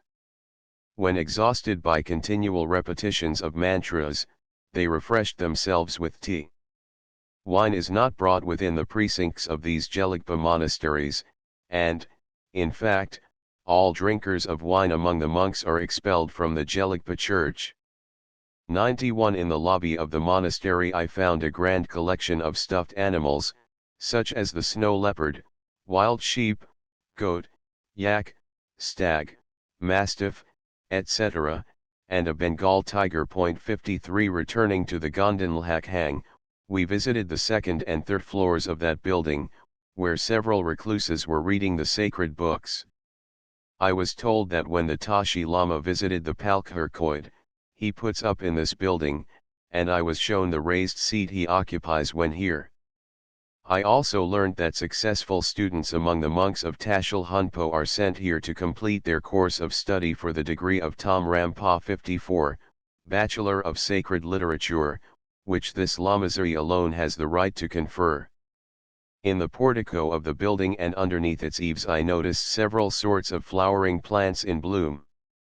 At 3 p.m. we left for Dongtse, where we arrived before dusk.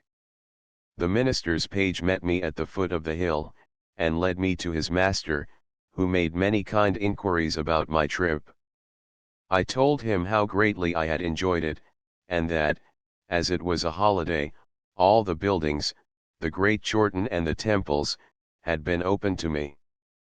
I rejoice at it, he replied, and I must say the gods have shown you the Wailhalamtan song, for it did not strike me at the time that today was a holiday. If you should have put it off till tomorrow, you would have seen but very little. January 5 I called on the minister, and talked to him of my visit to Gyantse. He told me that there were half a dozen Chorten in Tibet like the one I had seen there. There were now, he said, about 600 monks in the Palkhurkoid, and an equal number in the adjacent Lama series, but in former times there were 3,000 monks on the register of the college. Ujyen Gyatso returned today from Gyantse, and told the minister of his experiences there. He had been lodged in Litafug 92 in a priest's house, where the master, Nabo, and mistress, Namo, showed him great courtesy. Ujyen presented the minister a dozen oranges he had bought in the Gyantse market for 1 anna each. I told the minister that these oranges came from Sikkim. Oh, indeed, he said. It must be a happy land. In Tibet no oranges mature. At Lhasa there are orange trees producing small fruit, which do not, however, ripen. In the evening Ujyen told me a tale he had heard from the Chiagdi Sopa of the Palri monastery.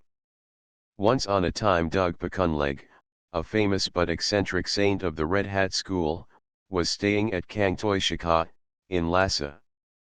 He saw the wife of his host stealing a piece of amber from the bag of a beggar who was stopping in the house, and putting an apple in its stead into his wallet. The saint told her it was both sinful and criminal to act thus, and related to her the following tale by way of instruction. In ancient India there lived 2 friends. One, a Highlander, was a dishonest man, the other, a lowlander, was upright and honest. One day the two, while walking in a valley, found a bowl of gold. The lowlander said, "Well, now that fortune has favored us with a treasure, let us first return thanks to the local divinities, and then divide the gold between us." The other rejoined, "Friend, the day is far advanced, we can do all this tomorrow, let us rather take the bowl home now." To this the lowlander agreed.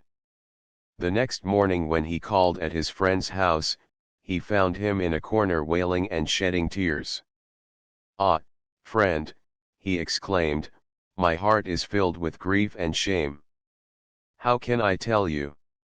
The bowl of gold has been miraculously changed, for this morning I found but sawdust in it. The gods alone know what has become of the treasure. This, I am grieved to say, will put an end to our friendship, for it will create in your mind a suspicion against me." So saying he began weeping afresh. The other, perceiving his design, said, with wonderful calmness, "Friend, you need not cry. The loss of the treasure is not the greatest mishap which might befall us. If we two continue friends, we should hold ourselves very happy. Chance brought the treasure, chance has taken it away, crying will not bring it back." The false friend, thinking he had gained his end, soon dried his 93 tears. Before leaving for his home, the lowlander said, "Friend, I have not mentioned something to you. In my orchard most delicious mangoes and other fruits are now ripe. I have no children to eat them, let your 2 sons come home with me that I may regale them with the luscious fruits." To this the other assented, and the 2 boys accompanied the lowlander home. On his return to his home he bought 2 monkeys, to which he gave the same names as the boys, and trained them to come when called by their names. After a while the false friend came to take his boys home, when the other came out crying in a loud and pitiful voice, "Friend, my heart bleeds to have to tell you of the misfortune which has befallen you.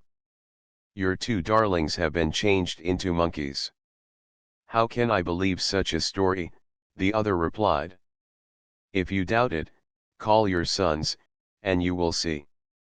So the father called his older son by name, and a monkey came leaping forth, and sat upon his lap, fondling him and chattering to him as if he were an old friend. Filled with surprise, he called his second son, when out came the other monkey, and climbed into his lap also. After a while the lowlander asked his friend, "How can this have come about? Tell me how it was that the gold was changed into sawdust, it may help to explain this new wonder." The other, fearing lest his sons had been transformed into monkeys by the incantations of the friend he had deceived, replied, "Friend, I deceived you when I said the gold had been turned into sawdust. I have got it with me, we will divide it equally between us. Is it true, my much injured friend, that my sons have been transformed into monkeys?" "Oh no. How could men become monkeys? Your sons are in excellent health, and are now in one of my distant orchards." So the 2 returned to their houses with their respective treasures, the one with his children, the other with his gold. Years passed by, and the 2 friends were finally summoned to the court of the Lord of Death, there to have their good and bad acts weighed. Their moral merits and their prayers were also weighed, and the balance turned in their favor. A game of chess was then played by the gods and the demon, in which, by means of casting dice, the merits and demerits of gods and men are determined. In the mirror of karma, mundane actions, the 2 friends saw and blushed for the evil deeds they had done. The gold turned into 94 sawdust, and the boys into monkeys. The Lord of Death decreed that the uplander should pass 500 years in hell, and that the other should for 500 existences be born a monkey. The punishment of the latter was the severer in that he had stolen human beings, and said that they had been transformed into monkeys, but because he had desired to make offerings to the gods when the treasure had been found, the gods had pleaded for him. Having finished his tale, Dugpakunlik exhorted the woman to keep from stealing, and threatened her with such like dire punishment if she did not desist. The woman put the amber back in the beggar's bag, and the saint left her house and returned to Labrag. Ujien also heard at Jianse that much was to be learned concerning the ancient history of that place in a work called Niang Choi Yung Nume Odser. He furthermore told me that he had heard that last year a mendicant from Jianse visiting Sikkim gave out there that he was one of the discoverers of sacred books of which the Nyingma history of Sikkim makes mention. He showed what he claimed was a very ancient manuscript volume on the propitiatory ritual of Guru Thagmar, a fearful deity of the Nyingma pantheon. The Sikkim Raja gave him a very warm welcome, and, in consultation with the chief lama of his durbar, arranged to have block prints made of the text. Recently this impostor had returned to Jianse, bringing with him many valuable copper and brass articles, silk gowns, and coined money. January 6 the minister's mother, accompanied by a maidservant, came to pay reverence to her saintly son while I was seated with him. I could not believe that she was his mother when I saw her make 3 profound salutations before the minister, touching the ground with her forehead and receiving his blessing. She then presented him with a few balls of butter and a kadag, and when His Holiness said he would leave for Tashil Hunpo in 3 days, she wept bitterly.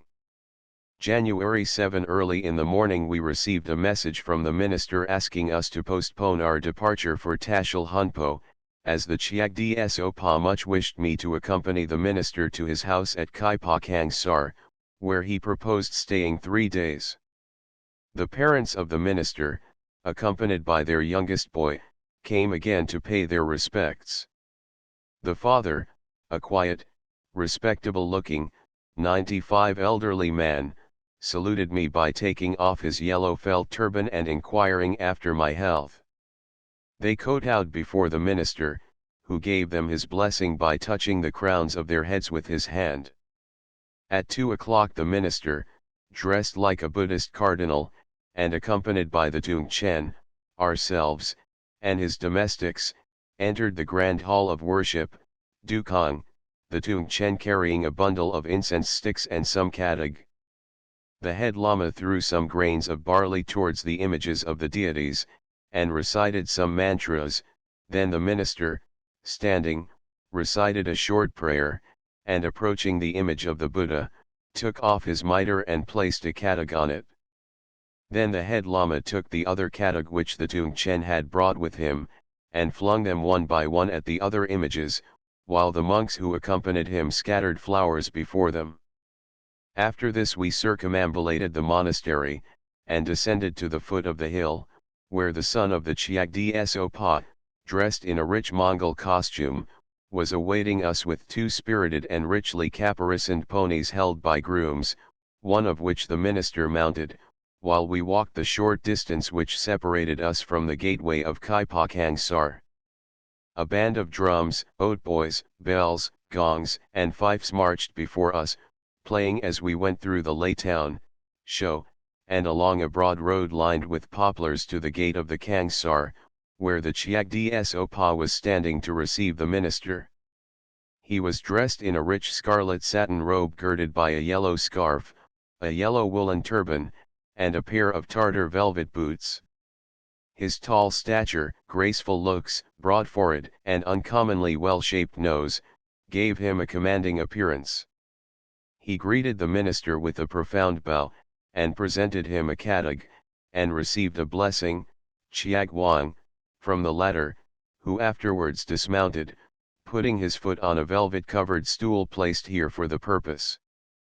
The Chiagdi Sopa salam to Ujien, whom he took for me, and the latter, not taking off his hat to return his salutation, or pay his chiambuletin, as it is called, was reminded of it in a whisper by the Tung Chen.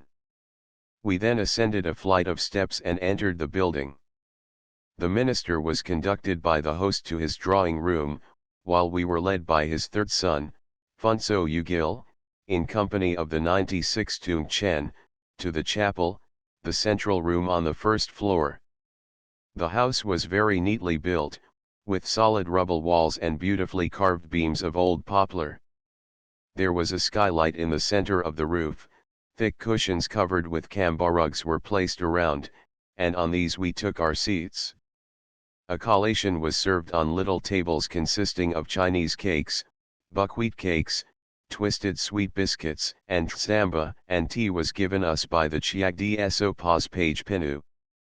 After a little while we were led into the Chiagdi Sopa's presence, when we presented him a katig and a few rupees, also a katig to his wife, Amatung La, and his daughter-in-law, Rinpoche.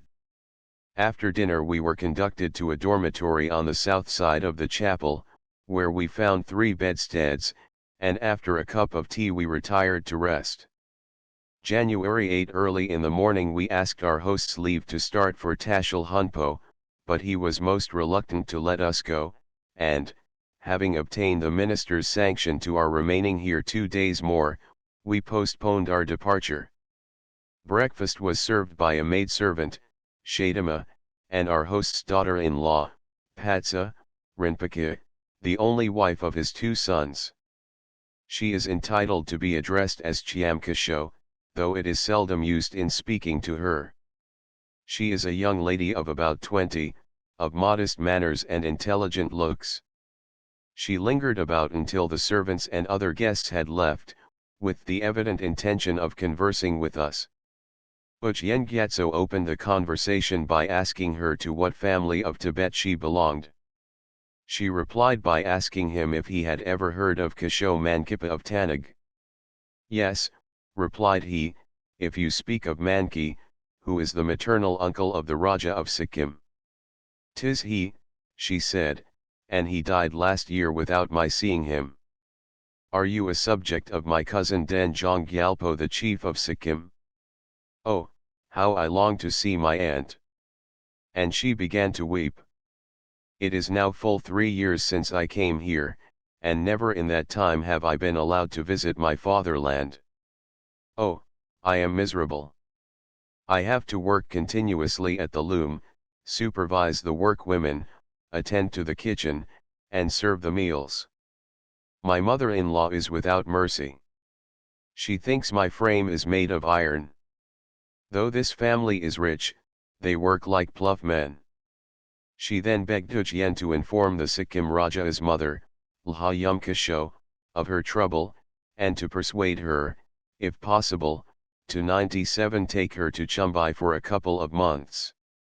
I told her, by way of consoling her, that she was a most accomplished person, married into one of the richest families of Tsung, and might hope to soon be a mother, so she must not consider herself miserable. Do you know palmistry, 55? She suddenly asked, and placing her right hand on the table, she desired me to tell her fortune by the lines on her hand, lag ri.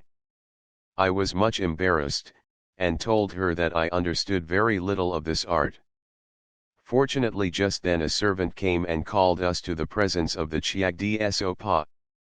I took a seat on his right hand, and his wife, Amatung La, occupied one on his left, while Ujien, seated a little distance off, acted as my interpreter.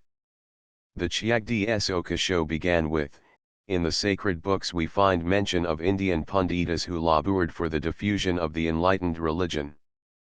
If you be a Pundita, as I hear from the minister that you are, we are most fortunate to have you among us. I also learn that you know about medicines, and I will later on avail myself of your knowledge.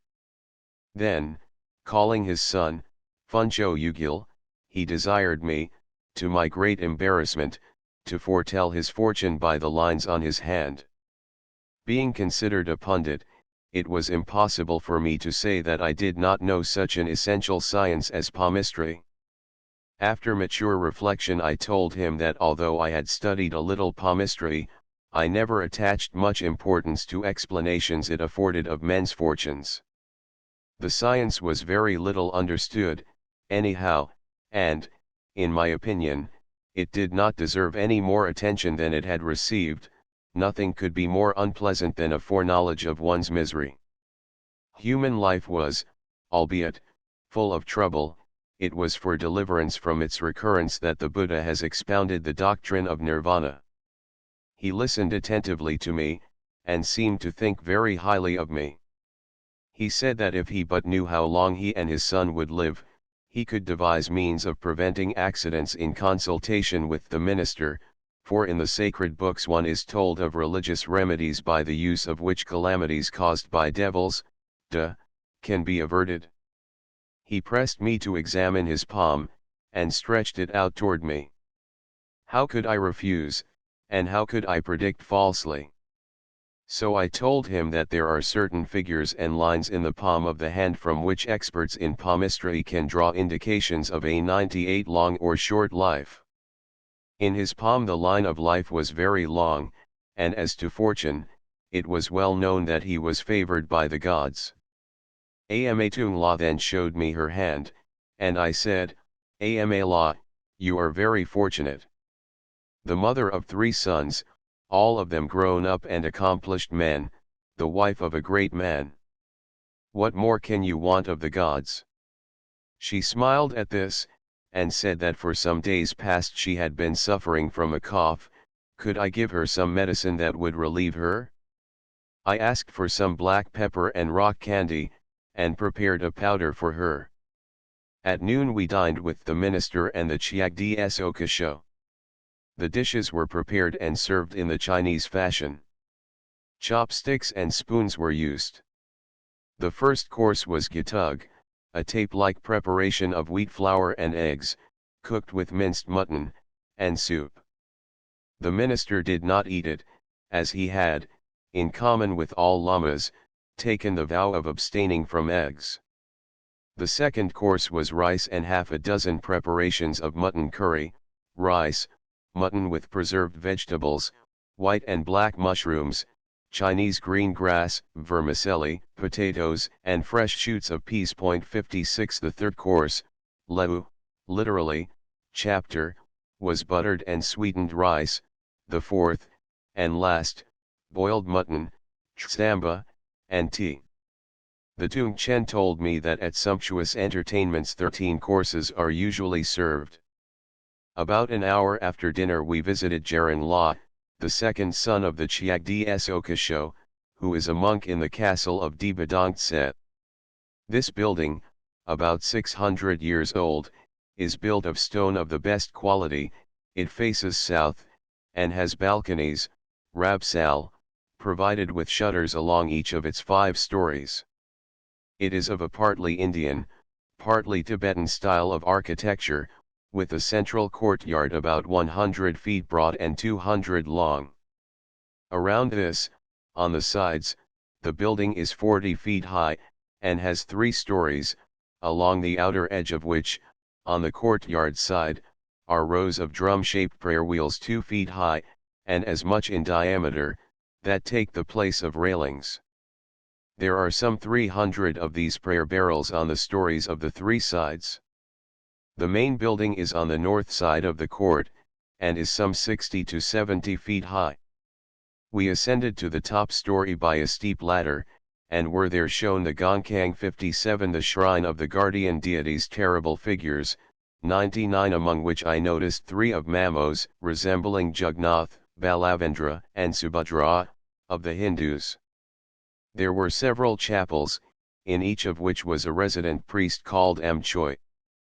On the balconies of the wings 3 or 4 old women were weaving blankets, and at the entrance to the building a huge mastiff was chained, who made furious attempts to rush at us as we passed. 100 yards south of the castle is a garden, linga, with tall poplars some 80 to 100 feet high, and 4 other kinds of trees planted in rows along its 4 walks, in the middle of which is a tastefully built summer house, its cornice and external decorations remarkably pretty. 100 yards away from it is a target for musket and bow practice.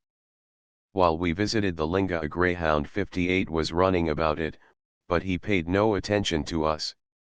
On our way homeward we passed through the village where, under some tall poplars, tradesmen were displaying pottery for sale.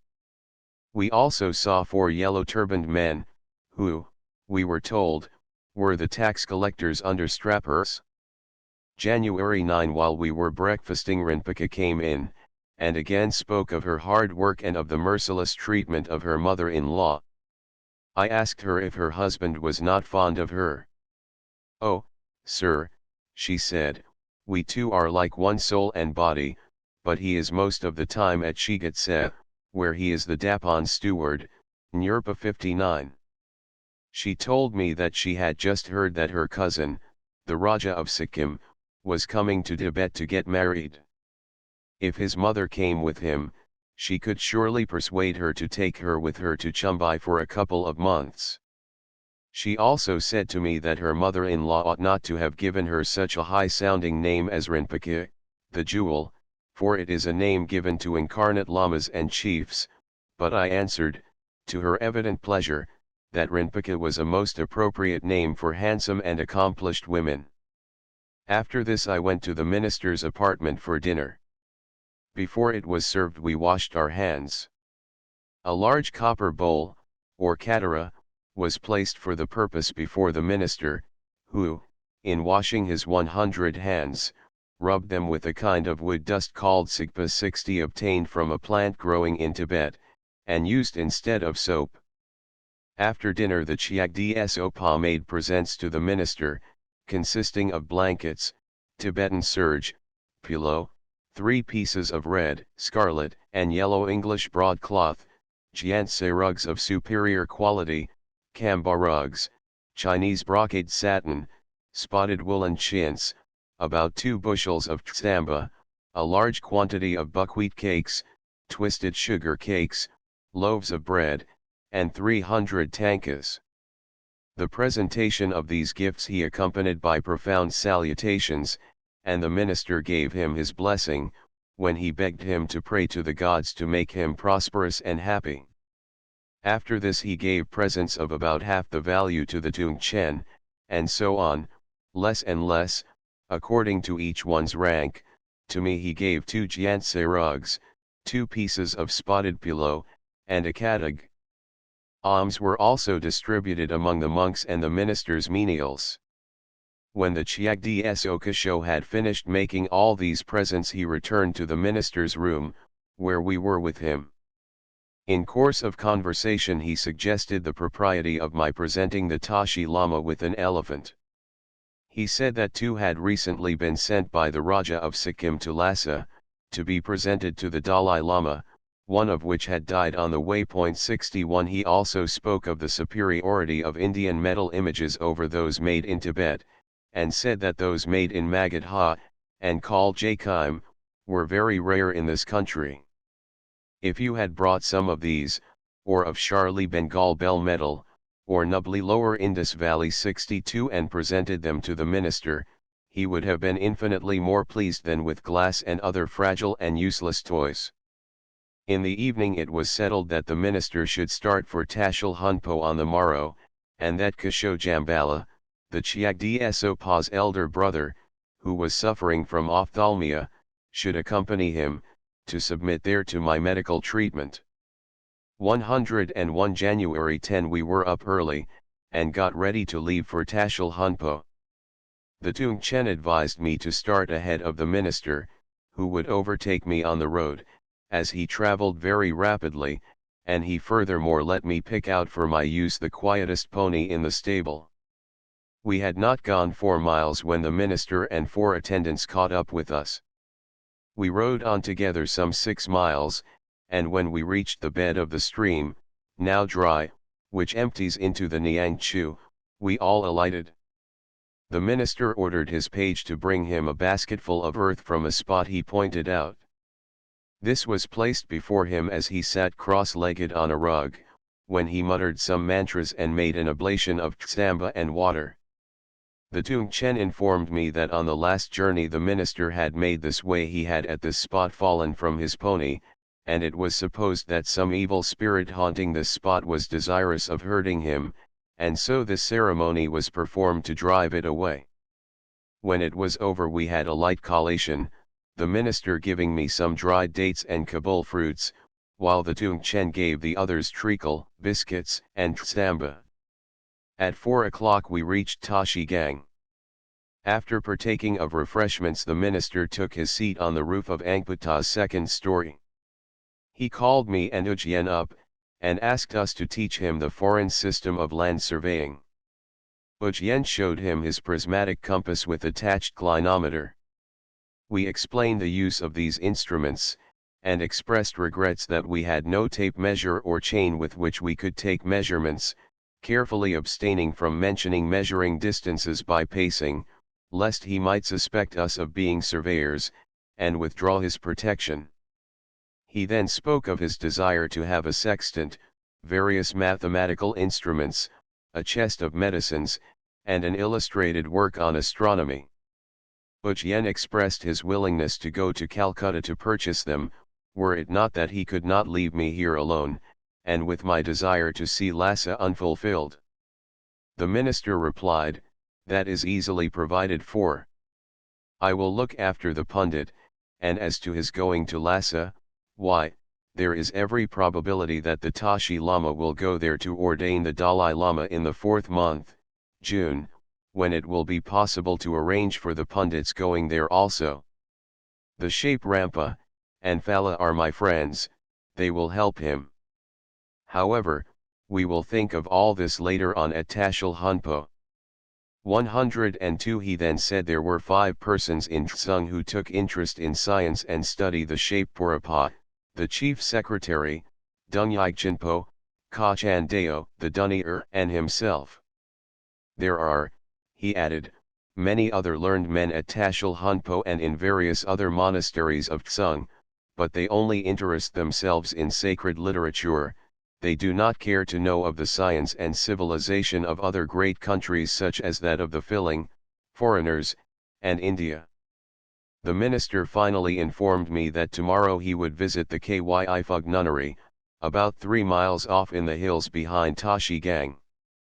The Lady Superior and her nuns, Chsen Mo, had repeatedly begged him to visit their convent, but he had been so pressed for time that he had only been able to do so once in the last 6 years. January 11 The minister and his party left for the Kyifug convent at 7 a.m., and we set off for Tashil Hunpo after breakfast. Old Kashojambala was unable to keep up with us. As he followed slowly the minister's muleteers, his yellow satin mitre, his spectacles, his manner of sitting on his pony, and his tall lank figure recalled to my mind the renowned knight of La Mancha. With his leave we rode ahead. We saw on the way a woman sweeping the ground, and on inquiry she told us that she was removing the thick grime which covered the ground so that her cattle might the more easily pick up the grass. Many sheep, we were told, die in winter on account of the ice crust which covers the grass. At 4 p.m. we arrived at Chiangchu, where we were most kindly received by the Dabishaka, and lodged in the same quarters we had previously occupied. January 12 After breakfast we strolled about the linga in front of the minister's bathing house, Chamchu. It is surrounded by a wall of sun-dried bricks, stones, and turf 7 feet high. In the southeast corner is the snug little 2-storied house where the minister passes a few days in October. The cooking and bathing is done under yak hair tents pitched in the western avenue of the grove. At 9 o'clock we set out, and were at Tashil Hunpo by noon, and there found Furchung, who had arrived the day before from Kambajong. The Jongpan, who knew him, had told him that unless he came bearing a passport from the Tashi Lama or the Commander 103 of Shigatse, he could not let him pass the frontier. There were formal orders from the Lhasa government not to let anyone cross the frontier, even if bearing letters from the high officials of Labrang, who are not, however, in charge of frontier affairs. So Rinzing Namgyal had to leave our luggage with the Peepan of Lachin, and had gone back to Darjeeling. 104 One Chasja. Probably the yellow pointed cloth hat with flaps, and ending in a point on either side in front, the usual head cover of lamas outside their monasteries. Inside the lama series all go bareheaded. Wr. Upward arrow 2 In the account of his first journey, he says that these chaits are on top of the palace of the Tashi Lama. Upward arrow 3 Elsewhere he says that Chika means bailiff.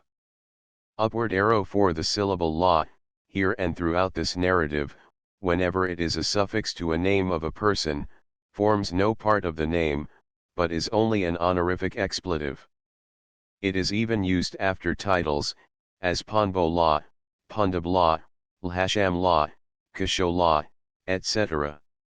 Chandra Das hardly ever gives the names of the Tibetans he refers to in his narrative, because a person's name is never used when he or she is addressed, nor is it but rarely mentioned. He probably never heard the names of most of the people of whom he speaks. Wr, upward arrow 5 written Grogtsung, or Grogmatsung, Wr, upward arrow 6 or Eastern, Shar, Gyatso, Wr, upward arrow 7 Kina of the map, Wr, upward arrow 8 probably Shornub is Shar, East, Nub, West. Wr, upward arrow 9 by Grand Lama. The author means the Panchen Rinpoche or Teshu Lama of Tashil Hunpo. Upward arrow 10 called on the map Gang, Georgia, Pachal, Penjang. Natak does not appear on it. On P74 he calls Pinagangdo, Penjang, and Pishi, Paddle, Wr, upward arrow 11 I have never heard of Anam, but Ganam, Zgosnam, is the name generally given to serges and foreign, Russian, broadcloth, Wr, upward arrow 12 A Manilhakhang is usually a chorten around which are, under covered galleries, rows of large prayer wheels, or rather prayer barrels. I have never seen any temple attached to such structures, but the chotens are hollow, with an opening at the base by which clay tsa offerings can be put in the monument. Wr, upward arrow 13 Doi of the maps, Wr, upward arrow 14 P Nam Jong of the maps. Cf Captain Turner, OPCIT, 229, he calls it Painam, and Cr Markham, OPCIT, 78, where Bogle also refers to it as Painam. Wr, upward arrow 15 in Tibet a married woman is called Chang Ma, or wine companion. One of her principal duties is to present wine to her friends and guests.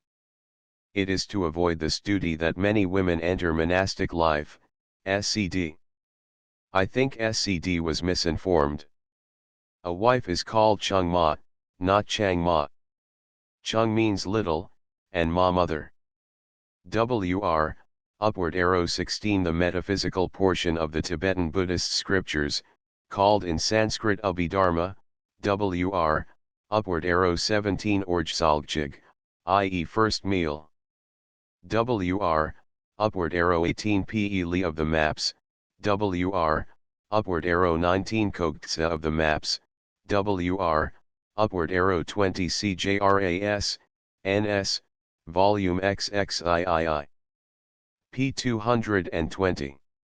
The Dunkiers offices are mostly hereditary, Wr, upward arrow 21 Nagpa, enchanters or experts in incantations. C. Waddell, OPCIT, 475, 483. Land of the Lamas, P217, Wr, upward arrow 22 or Norbukayungjin, the precious Garuda holder. The Garuda, Kayung, is the king of birds, according to Tibetans. Wr, upward arrow 23 Pongkong of the maps, Wr, upward arrow 24 called though man on the maps, Wr, upward arrow 25 Jingu La, Yago, and Tujengjong of the maps, Wr, upward arrow 26 called Sharcho Enning on the maps.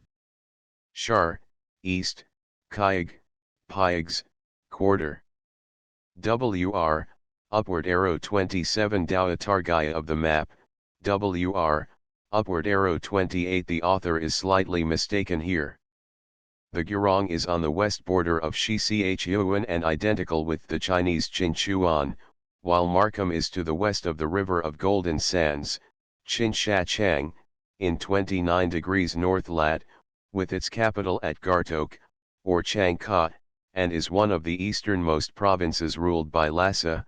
Wr, upward arrow 29 Georgi, Alf. Tibet, p. 450, appears to refer to Dongtse when he says, Antiquam pervenius quianx feudum est coloniae praus, castellum volo minutum, et orifadena. Wr. Upward arrow 30 Konkog sum, i.e. Buddha, the Law, and the Brotherhood, Sangha.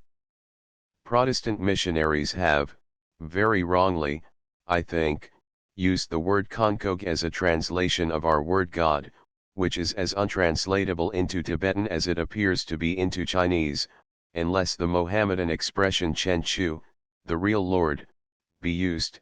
Wr. Upward arrow 31 or Ngi Hawk, an open quadrangle on the roof of a house, enclosed on all sides by walls, in two of which are door-like openings, scd.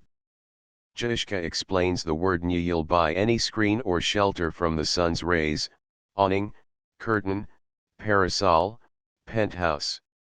Upward arrow 32 Nisbertan Pshudrug, the 16 highest disciples of the Buddha Gautama, Wr.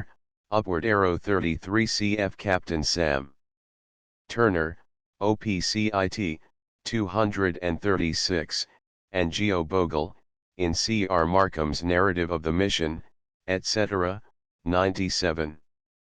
Bogle there says, the floor is of a chalky clay, mixed with small pebbles, and formed into a smooth and very beautiful terrace, which, by the labors of a young Jailan, who every morning gets his feet upon 2 woolen cloths, and exercises himself for 3 or 4 hours in skating about the room, will, in the course of 15 or 20 years, acquire a polish equal to the other floors in the palace, which are not inferior to the finest variegated marble.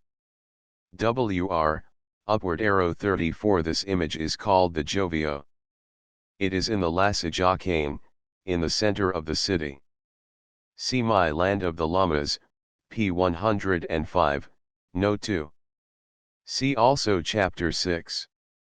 p. 151 of the present narrative, Wr.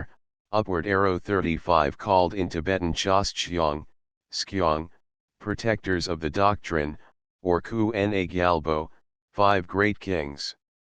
See Emil Schlagentweit, Buddhism in Tibet, p. 157. Upward arrow 36 Jabstrung dash, pa, lit, one near the feet of. The expression Kudrung pa, near the body, is also used. Wr.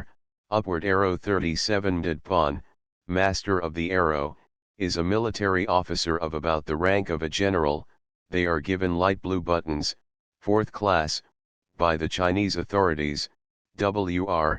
Upward arrow 38 Hndzo Pa, or Chijo Pa, Phagmjad Pa, is a civil officer, of 5th class of Chinese official rank, of the Treasury. Wr. Upward arrow 39 The minister was not correctly informed. So far as I am aware, the Chinese never use this kind of whiteboard. It is, however, in general use among the Western Mongols, where paper is quite as rare as in most places in Tibet. Wr. Upward arrow 48 Tsipan is an accounting officer, and is assimilated by the Chinese to a 4th class official among them. Wr. Upward arrow 41 One of these earrings is figured in Hooker's Himalayan journals. 2. 271 Tibetan men always, I believe, wear their earring in the left ear. Wr. Upward arrow 42 I think the author means Pitse, the usual Tibetan pronunciation of the Chinese pi tsai, and meaning cabbage. Cured in the cold draft is a culinary preparation unknown to me. White potatoes are used all over Tibet. They were introduced into Bhutan in 1774 by Mr. Bogle, see Markham's Tibet, p. 19. Radishes, or rather turnips, la pug, from the Chinese lopo, are usually eaten raw. They are also dried for winter use. Wr. Upward arrow 43 AK calls it Pinanangchu River. Wr. Upward arrow 44 The Tibetans neither kill nor will they eat hares. All wildfowl are equally safe from their guns.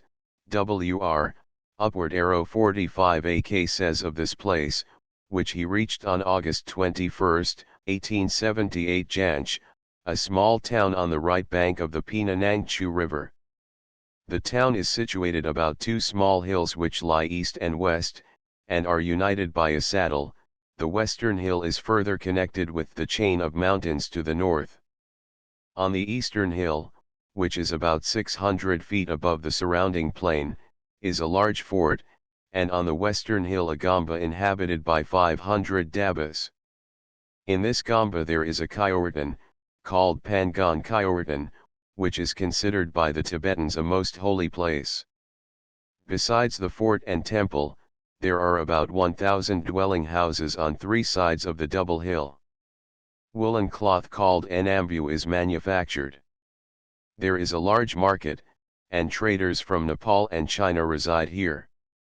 See Report on the Explorations in Great Tibet, by A.K., p. 31. Upward arrow 46 But women throughout Tibet do most of the selling in the shops and the markets. WR, upward arrow 47 Talaya is the honorific appellation claimed by all subordinate Chinese officers in Tibet, from the rank of Patsung, sergeant, to that of Xiaopei, or major. The Chinese officer in command of the post of Jianse is, I believe, a Qiansung, or lieutenant. On the Tibetan military organization, see Chapter 7. P 180, WR, upward arrow 48 The ordinary kong is a measure of land in which about 400 pounds of seed grain can be sown. The state tax on each kong is 50 srang, or ounces of silver, a year. SCD, upward arrow 49 On the pay and allowances of the Chinese troops in Tibet, CJRAS, NSXXIII, p. 276 to 278. In many places along the route between Lhasa and Tachienlu the Chinese soldiers are never paid in cash, but only receive brick tea, the value of which is arbitrarily fixed by the paymaster, who cheats the poor devils most disgracefully. A srang is an ounce of silver. The Chinese tale, WR, upward arrow 50 Georgi, OPCIT, p. 451, says of this town, Kiangs, civitas preclara et planiri ad radius montium. Ad urbis, praesidium arx est in edificator p. Muses, et fosses aquae 87 vivae circumvallata. Cinnabium vero adio vastum, et magnificum, ut quam milia aliquatsacaterum continit, alt irius cujusdam civitatis specium prayer fervidiator. Upward arrow 51 Born in AD 1595 in SE Tibet, C. Waddell, OPCIT, p. 4. WR, upward arrow 52 Probably an error for Dorhichyak, Vajrapani, WR, upward arrow 53 In the Labrak country Lama Ujien Gyatso visited the celebrated shrine of Seh Guru Choi Wang, built after the model of the famous monastery of Nalendra, in Magadha. The shrine contains some important relics, among others a stuffed horse of great sanctity, belonging to the great Guru, which is called Jamling Ninkhor, or the horse that can go round the world in a day. Observing that the horse was bereft of his left leg, Yuji inquired the cause, and was told how the leg had been stolen by a Kamba pilgrim with a view of enchanting the ponies of Kam. See Report of Explorations from 1856, 86, p. 23. Probably the objects seen at Jianse by our author were originally votive offerings, and now simply curios. WR, upward arrow 54 Probably written Stan Ran Pa, one who may teach, a doctor. See Indian pundits in the land of snow. It is probably the same degree as Ge Shi, WR. Upward arrow 55 Both Bogle, OPCIT, p. 107, and Captain Turner, OPCIT, p. 284, mention the fondness of the Tibetans of Shigatse for palmistry. WR, upward arrow 56. All these are Chinese dishes. WR, upward arrow 57. Gongkang means upper house. WR, upward arrow 58. Most likely imported into the country by some Chinese. I have never seen a greyhound in Tibet, and they are rare even in China and Mongolia. WR, upward arrow 59. Apparently we should read husbands, for the author has told us that this accomplished young woman was the wife of the two sons of the Chiagdi Sopa. WR, upward arrow 60. Jishka, Tib English Dictionary SV Ugpa, says this word is used to designate a medicinal plant. It usually, however, means hand. Soap is known and occasionally used in Tibet, though not manufactured there. It is usually called langli, written glanglad. It is brought there from India or China, the former kind being the best. WR, upward arrow 61. See chapter 7. P 171. Upward arrow 62. Charlie means, literally, Eastern bell metal, and nubli, Western bell metal. WR, upward arrow. Contents Chapter 4. Residence at Tashil Hunpo, and preparations for journey to Lhasa. January 13. The money we had brought from Darjeeling being almost expended, we were now in the necessity of selling the pearls and gold we had brought with us. I therefore sent Ujien to the market to inquire of Lupa Gyaltsan, with whom we had left some tolas of pearls for sale, if he had been able to dispose of them. Lupa Gyaltsan told him that he had shown the pearls to a Lhasa merchant, who had not offered more than cost price for them. The market for pearls, he added, was very poor, and we must not expect to realize much profit out of ours for some months to come. He also told Ujien that great preparations were being made for the Grand Lama's visit to Lhasa in May, for the ordination of the Dalai Lama. 1. On that occasion the Tashi would have to make return presents and give rewards in money to the various officials and chiefs of Tibet, for which robes, boots, etc., were now being made in great numbers. January 14. On the way to the market today Ujien met Lupa Gyaltsan, who informed him that some traders from Phagri, Chumbai, 105 and Rinchen had just arrived, and that, to judge from their conversation, they were not well disposed towards us. He therefore cautioned Ujien, so that he might not meet them unprepared. Ujien, in consequence, first went to the police station and learned from his friend, the Chinese Havildar of Shigatse, who the newcomers were. Then he looked them up, and questioned them about the passes to India. They told him they had been able to get here through the Lhasa government having declared the Phagri Pass open. As to the Sikkim Raja coming here, they could give no definite information, though they said there was much talk about his marrying the daughter of a great man of Lhasa. In the afternoon the minister sent for me, and told me that the boxes containing the lithographic press sent him some months ago had not been opened for fear of smallpox. I thought the cases contained some miraculous remedies which could neutralize smallpox. One night I smelt some gaseous emanations coming out from the boxes, which I thought contained the germs of smallpox, so I could not sleep that night, so troubled was my mind lest smallpox should attack us. We laughed heartily at His Holiness's fancies, and I told him that the vaccine he had asked for was among the things still at the Lachin Pass. At last he was convinced of the groundlessness of his fears, and joined with us in laughing at them.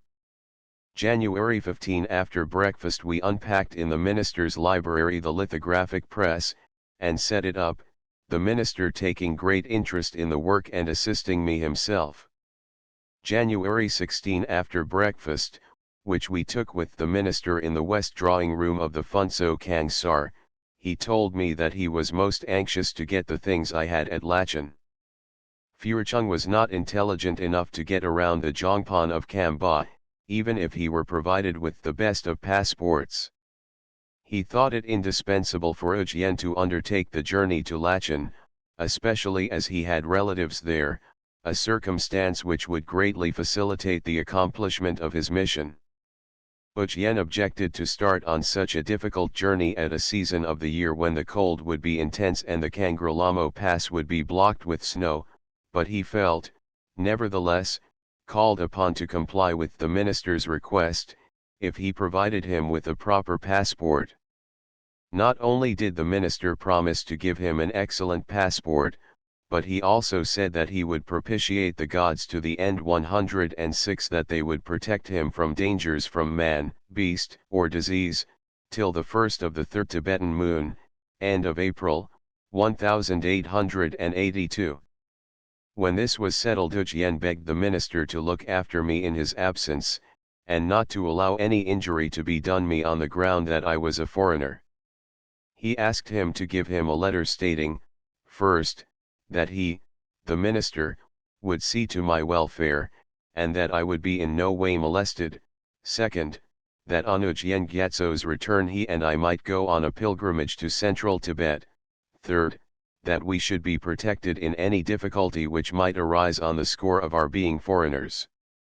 Besides the great importance of obtaining these written assurances from the minister, the production of such a letter by Ujien, in case of my death during his absence, would relieve him of all responsibility towards our government. The minister promised to keep me in his house as a member of his family, to defray all my expenses, and to send me to Lhasa in May with the Tashi Lama's party. Should, however, neither the Grand Lama nor himself go to Lhasa, he would make other arrangements for our pilgrimage there. As to the third point mentioned in the above agreement, he said that he was fully aware when he invited us to come to Tashil Hunpo of the responsibility he assumed towards us, and that he would not allow us to be molested by anyone during our stay in Tibet. January 17, the minister went in the morning to Shigatse, to grant absolution to the departed soul of Shangpo, one of the 6 Sopan who had been so severely punished by the Chinese authorities on the 13th of December last, and who had died from the effects of the flogging then received. We devoted the whole day to the setting up of the lithographic press. January 18, the minister told Ujien that Kisho Badar La, the head of the transportation department, wished to see the pearls we had brought with us.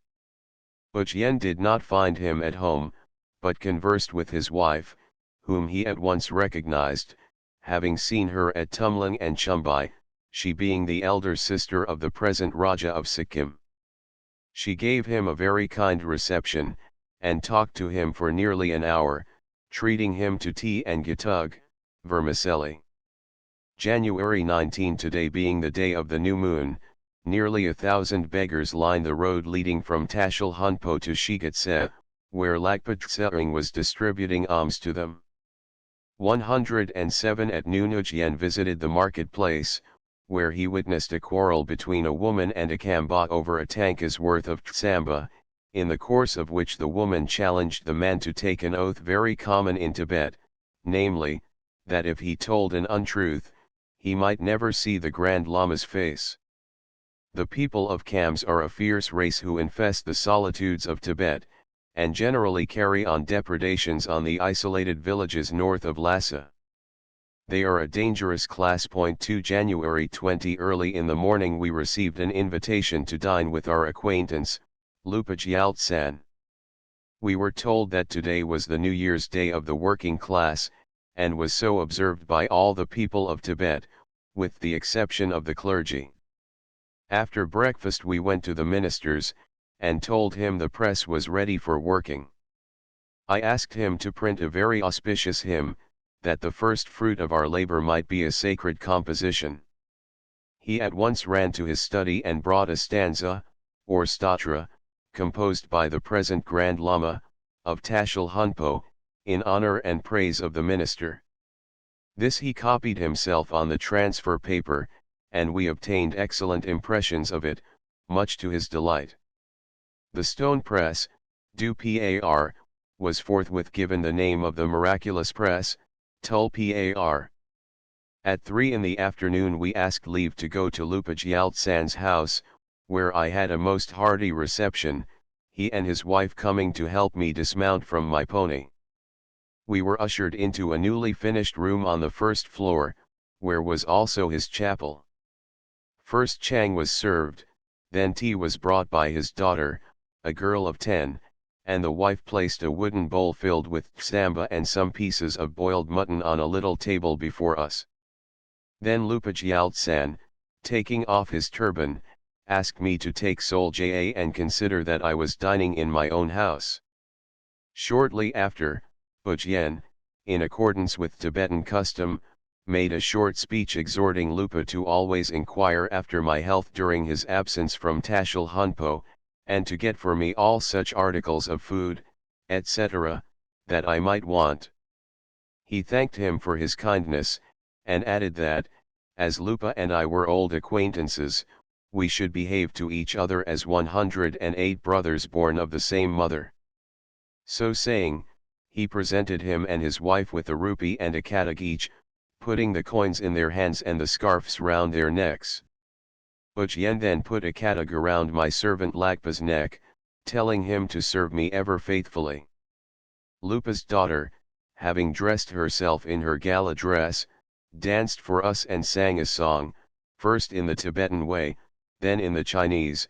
She sang also a Chinese song, Lupa accompanying her on the flute, Lingbuletin. After this Lupa's wife sang a song, and then wished us a Happy New Year. We then took leave of our hosts, wishing them also a Happy New Year. Having inquired if the observance of this day was a purely Tibetan custom, I gathered from their reply that this was the New Year's Day according to the Tibetan custom of the pre-Buddhist period. It is the only remnant of ancient Tibetan custom, as far as I know, which has not been displaced by Buddhism.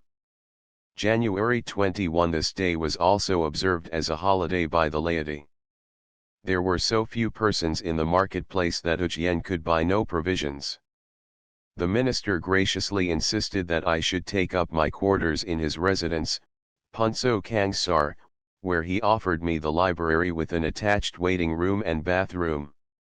In the evening Numador he, the oldest son of the Chiagdi Sopa of Dongtse, came and consulted me about his eyes. On the right one I found that a cataract had formed. I told him I was exceedingly sorry I had no medicines with me to suit his case, but that Ujien was going to Calcutta as soon as he had obtained a passport, and that he would bring back some drugs with him. He then said that it was this passport that had brought him here to speak to the minister about, and that he believed it would be ready in a day or two. January 22. I resumed reading English and working sums in arithmetic with the minister. After reading a few lines he turned over the pages of Ganot's Physics, and asked me to explain the diagrams on telegraphy and the camera obscura. He wanted everything explained to him, but, unfortunately for me, I was not myself acquainted with most of the subjects which excited his curiosity. Not prepared to expose my ignorance, I dwelt longer on such questions as I could best explain, and with which I was most familiar, but in spite of all my attempts to evade his inquisitiveness, the shrewd minister gauged me well, and expressed his earnest 109 desire to meet such men as I had described to him, Dr. Sarkar and my brother, Navin Chandra, to be. In the afternoon Numador he brought the lamyig, passport, and presented it to the minister.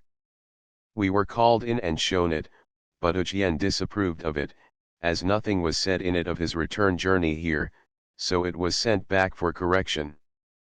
January 23. Crowds of visitors came to receive the minister's blessing, Chiagwang, among them were many Khalkhas and other Mongols from remote sections of that country.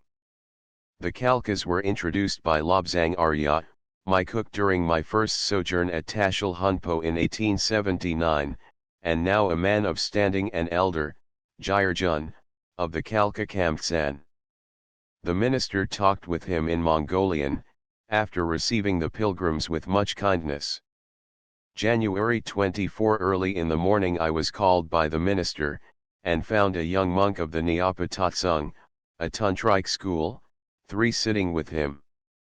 The minister asked me to examine his eyes, which were a little swollen, telling me at the same time that this young man had served him devotedly during his residence at the Nyag Khang, and was deserving of my care. I gave him a few doses of alum lotion to wash his eyes with, and made him promise to walk round the monastery several times a day whenever it was fair weather. In the afternoon I lunched with the Tung Chen, and we conversed about the high winds which at this season blow every afternoon. He spoke also of the Fagri Pass, and told me that the collector of customs, Serpon, there was a friend of his, and that if Ujien went to Darjeeling by the Fagri Pass, he could give him a letter of introduction to that officer. I thanked him for his kindness, adding that Ujien preferred the Lachin Pass, as he had a passport from the commander of Shigatse which did not extend to Fagri-jong. January 25. The minister told me that in certain stellar maps he had examined he saw that figures were given the different constellations, and that he understood these figures really existed in the sky, so, wishing to see them, he had bought a large telescope at much cost. He did not know, however, how to use it, and was most anxious to have a well-illustrated work on astronomy, that he might know what to look for and where to look for it. He also remembered my saying that the regions of the Moon, Saturn, and even of the Sun, were visible through the telescope, and he was curious to know what 110 these luminaries contained, for he had hitherto been under the impression that these celestial bodies were angelic luminaries who, for the excellence of their moral merits, had been promoted to celestial mansions of different heights, thence to shed on us their radiant luster, and thereby guide all living beings of the earth in the path of Dharma. While we were thus talking Numador he arrived, and presented the passport to His Holiness. After perusing it he handed it to me, and I passed it to Ujien. We found that the commanders of Shigatse, Dapon, in order to prevent the introduction of smallpox, had instructed in it the Jongpan of Kamba to examine the contents of our boxes, to prevent contagion being brought into the country in them. This would put the Jongpan in a position to exact from Ujien any amount of money he might choose, but as it would be inconvenient to wait longer for a corrected lamyig, the minister advised Ujien to be satisfied with the present one, and to do the best he could with it. January 26 Ujien declared that Furchung's services were absolutely necessary to him, and asked that he be lent to him for 6 months, adding that without him he would not start on the journey. After breakfast the minister consulted with the Tung Chen and Gopa about keeping me with him. Arrangements were soon made, but they all objected to my keeping Lakpa as my servant, telling me that a Shigatse man could not be trusted, as they were cunning, deceitful, and faithless. He added that, as he had undertaken to look to my wants and comforts, there was not the least necessity for my keeping a servant at my own expense. Fearing lest he should suspect me of ulterior designs, I at once accepted his decision, though I had hoped, by means of Lakpa, to keep myself informed of what was going on in the monastery and the town, I myself being practically confined within the walls of the minister's residence, as I was required, according to custom, to wait upon His Holiness. January 27 Ujien and Furchung busied themselves in preparing for the journey. The former took a pair of jianse blankets and a suit of lambskin clothes, and I gave Furchung a pair of my own blankets for his use during the journey. They purchased a large quantity of sheep's fat to distribute among the Sikkimese on the way. Dried mutton, samba, and sheep's fat are the dainties the Sikkimese esteem above all others. They hired 4 ponies to ride and carry their luggage. 111 in the evening we were invited to take tea with the minister, when Ujien took formal leave, making 3 profound bows to His Holiness, and praying that his blessing might always be on him, and that, by the mercy of the sacred Buddhas, he might reach his destination safely. January 28 today, the 10th of the 12th moon, was considered a highly auspicious day on which to start for India. At 6 o'clock Ujien, Furchung, and I went to the minister's apartment, when His Holiness, after a short prayer, wished them a safe and pleasant journey, and placed kadag on their necks. At Ujjain's special request I desired Fucheng in a short speech to serve Ujjain as he would serve me, to which he answered, La Lasso, yes, sir, yes. Then we returned to the Torgod Chai Kang, our lodging, where, after breakfast, I presented parting kadag to my faithful companions.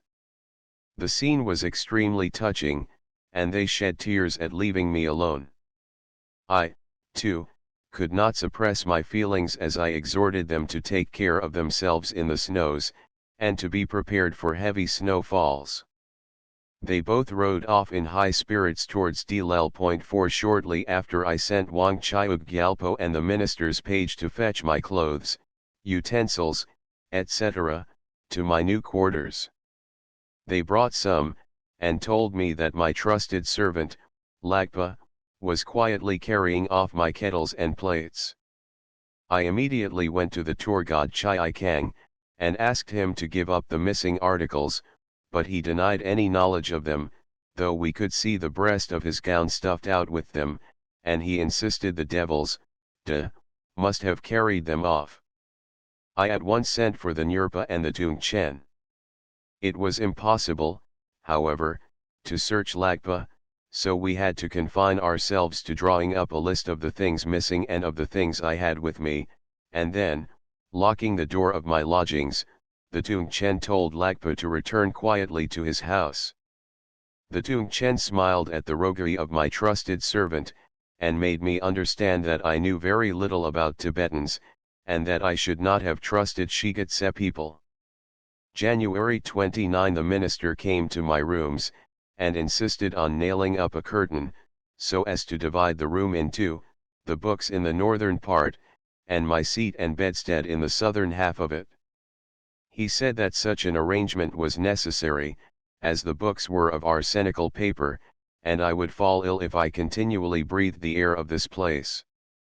Underneath my room was the cook room 112, Soltab, the heat from which kept the library dry and warm. There was but one window, about 4 feet square, in my room, through which I could see the Nartang Hills. At 9 o'clock breakfast was announced, when the Nurpa conducted me to the minister's presence. Tea was served me in a pretty china cup, and Kakengopa brought me a bowl of tsamba and a few slices of boiled mutton, and, noticing my difficulty in making dough of the tsamba and tea after the Tibetan fashion, took it from me and mixed it himself, twirling the cup on the palm of his hand, and mixing the flour and tea with his forefinger. In the dining room there was a parrot lately presented to the minister by the Chindi Soshar of Tashil Hunpo, and a small saffron plant raised from some seed brought from Kashmir. This plant throve well, I was told, but yielded no saffron. After breakfast I returned to my studies, and, with the permission of the minister, commenced a search for Sanskrit books in his library. At noon the cook placed on an earthenware stove near me a pot of steaming tea, and in the afternoon he filled it again. I was told it was injurious to drink cold water, Tibetans very seldom drink it, the laymen quench their thirst with draughts of cold fermented barley liquor, chang, and lamas with hot tea. As the minister, on account of his vows, was debarred from eating in the afternoon, evening, or night, he desired me to take my supper with the secretary, so when the lamp was lighted I went downstairs, and sat gossiping in the kitchen with him. January 30 today I discovered 3 Sanskrit works written in the Tibetan character. They were the Kavyadarsha, by Acharya Sri Dandi, the Chandra Vyakarana, by Chandra Gomi, and the Sarasvat Vyakarana, by Acharya Ami. I was transported with joy when I saw that they contained explanations in Tibetan. In the afternoon I showed Sri Dandi's work to the minister, who, to my surprise, was able to give me more information concerning him than I had expected, and he had committed the entire work to memory. Dandi, he said, must have lived 1,000 and more years ago, for this work was translated into Tibetan by one of the Sakya hierarchs who lived about 600 years ago, and it is probable that the work was not very new when it came to be known in this country. January 31 Preparations for the New Year's ceremonies now 113 occupy the attention of all classes.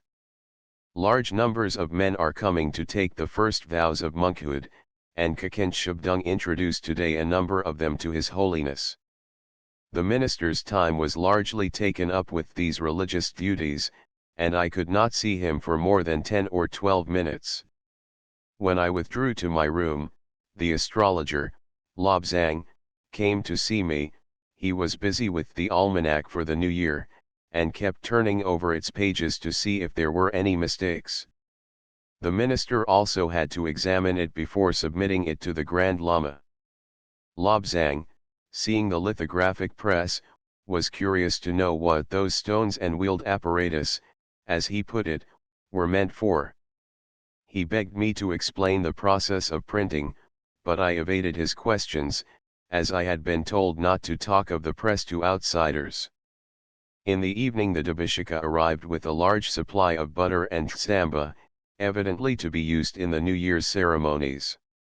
From this time on I devoted myself to the study of the sacred books and histories of Tibet, and ceased to keep a regular diary, noting only such things concerning the customs and manners of the country as seemed interesting.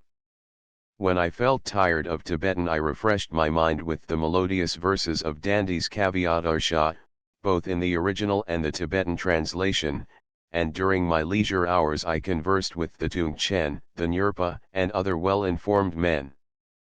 The first part of February was very cold, the north wind blew daily, raising clouds of dust in the plain to the west and south of the city. People, however, were busily engaged out of doors, gathering fuel and tending cattle. In fact, this is the busiest season of the year, a period of universal merrymaking, and also of great activity in trade. The Tibetans, whether monks or laymen, are very early risers. In the monastery the great trumpet, Dungchen, summoned the monks to the congregation hall for prayers at 3 in the morning, and those who failed to be present were punished at the Dzogchen, for, though there is no roll call, yet the absence of a single monk is surely remarked by the provost.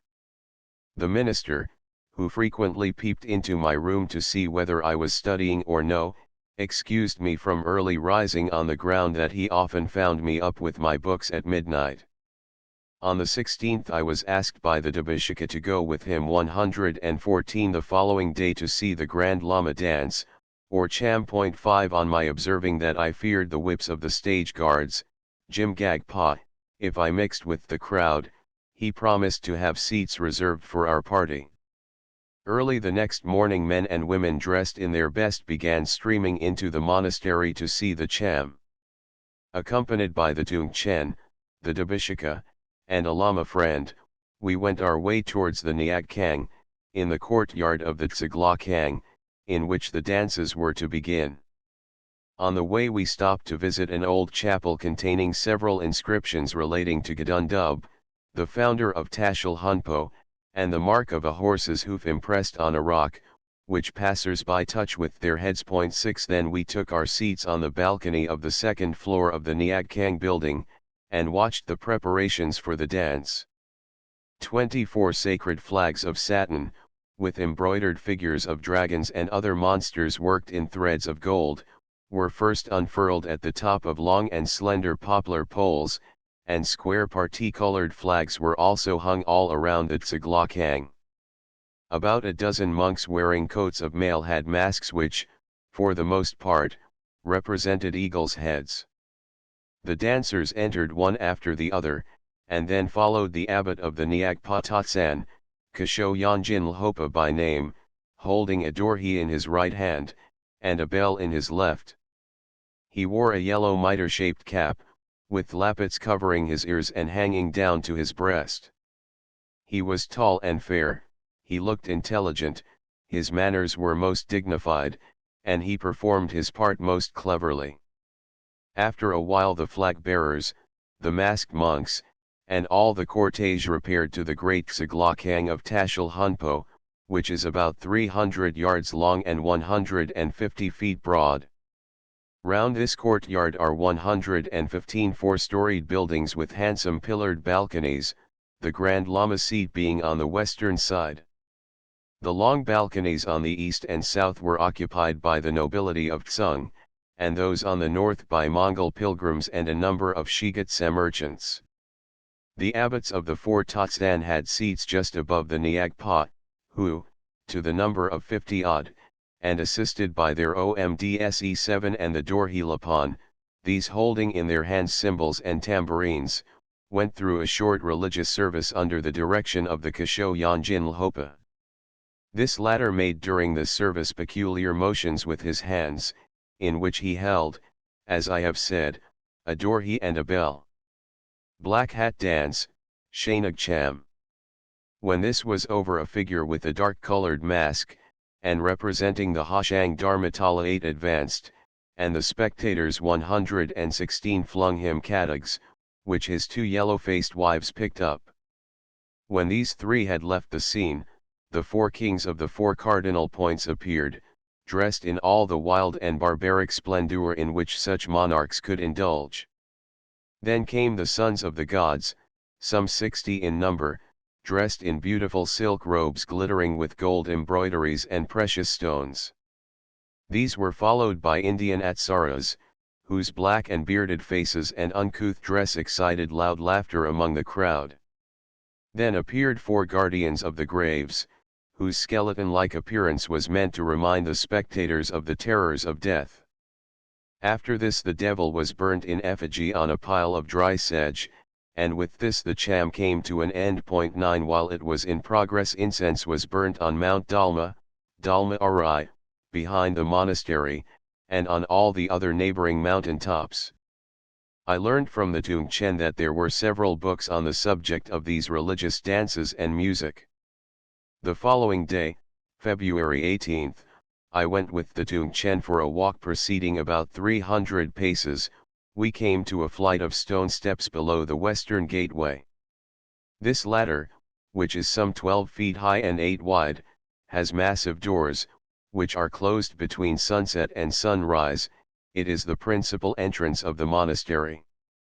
About 50 feet beyond this gate, and on a line with the gilt mausolea of the Grand Lamas, Gyafig, we came to another flight of steps, some of them cut in the rock, which led us to the northwestern corner of the monastery and well up the slope of the Dalma Arai, whence we obtained a good view of the whole of Tashil Hunpo Monastery, the adjacent villages and mountains.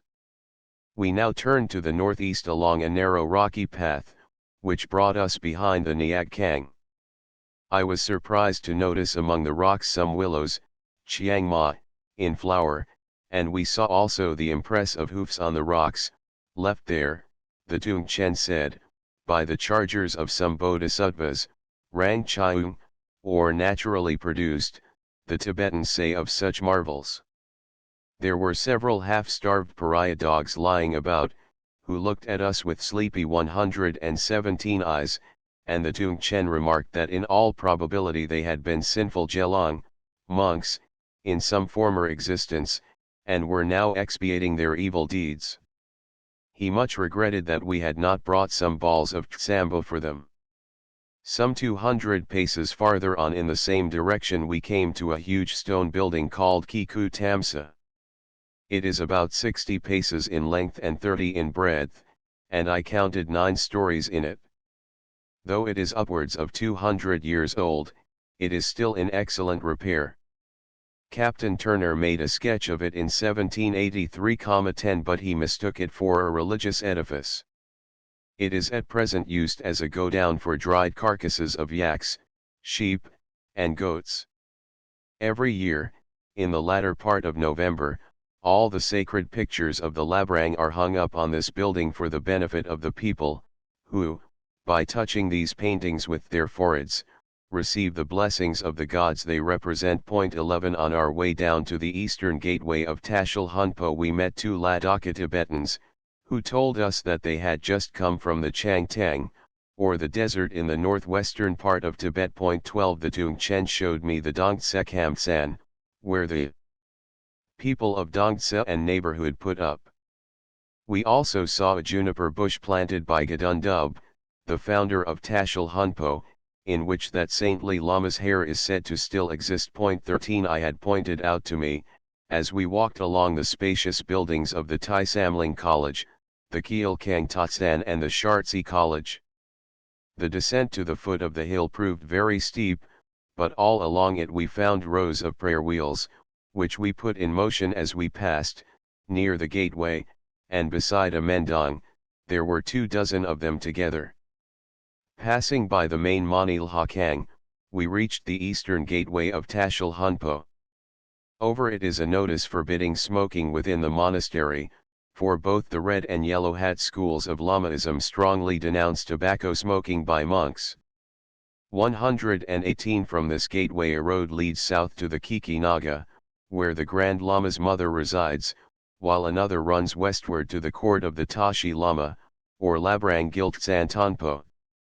It was dusk when we had finished our walk around the monastery, and lamps were already burning in many of the houses to bid farewell to the old year. February 19, New Year's Day. 14 The preparations for the day's celebration commenced before dawn, and the noise of the blowing of the kitchen fires never ceased, as there were many dishes and dainties to be got ready for the dinner the minister was to give to a large party of nobles and incarnate lamas. When the minister came back from visiting the Grand Lama, he told me that the latter had inquired about me, as he had some translation into Sanskrit which he desired I should make for him. His Holiness, the minister said, has given me 120 titles of chapters of a work he has written, and wishes you to put them into Sanskrit for him. The minister further said that when I had finished this work he would present me to the Grand Lama. The next day the minister was called to Dongtse by the illness of the Dapon Phala's wife. His prayers, it was hoped, would restore her to health. About a week after his departure he was suddenly recalled by the Grand Lama, with whom he had, on March 3, a long conference. The Dalai Lama's government had protested against the Tashi Lama having taken the vows of monkhood from the Sakya Panchen, a red hat Lama, the hierarch of the Sakya school. The Dalai Lama charged him with encouraging heresy, if not with being a heretic himself. It was for this reason that the Tashi Lama had not been invited to ordain the supreme ruler of Tibet, for, belonging to the Gelugpa or Yellow Hat school, the Dalai Lama could have no connection with the school of which the Sakya Panchen was the chief. On March 4 the minister ordained some 40 monks Gelong. Formerly the Grand Lama used to perform this ceremony himself, but he has now delegated a large portion of his religious duties, including ordination, to the minister. 15 2 days after this the minister was again asked to go to Dongtse, as the wife of the Dapon was still ill, and he, the Dapon, had 119 orders to proceed at once to Lhasa. The minister asked me if I would accompany him, and I readily assented, as it would enable me to make arrangements for my journey to Lhasa during the next summer. On March 7 we started, and reached Tashi Gang the same day. Some of the people we passed were already plowing, and the trees showed signs of budding. The next day we reached Dongtse by 4 o'clock in the afternoon.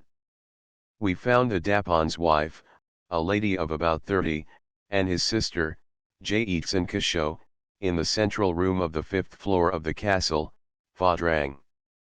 The Lhasham was dressed in a Mongol robe, on her head was a crown-shaped ornament studded with precious stones and pearls of every size.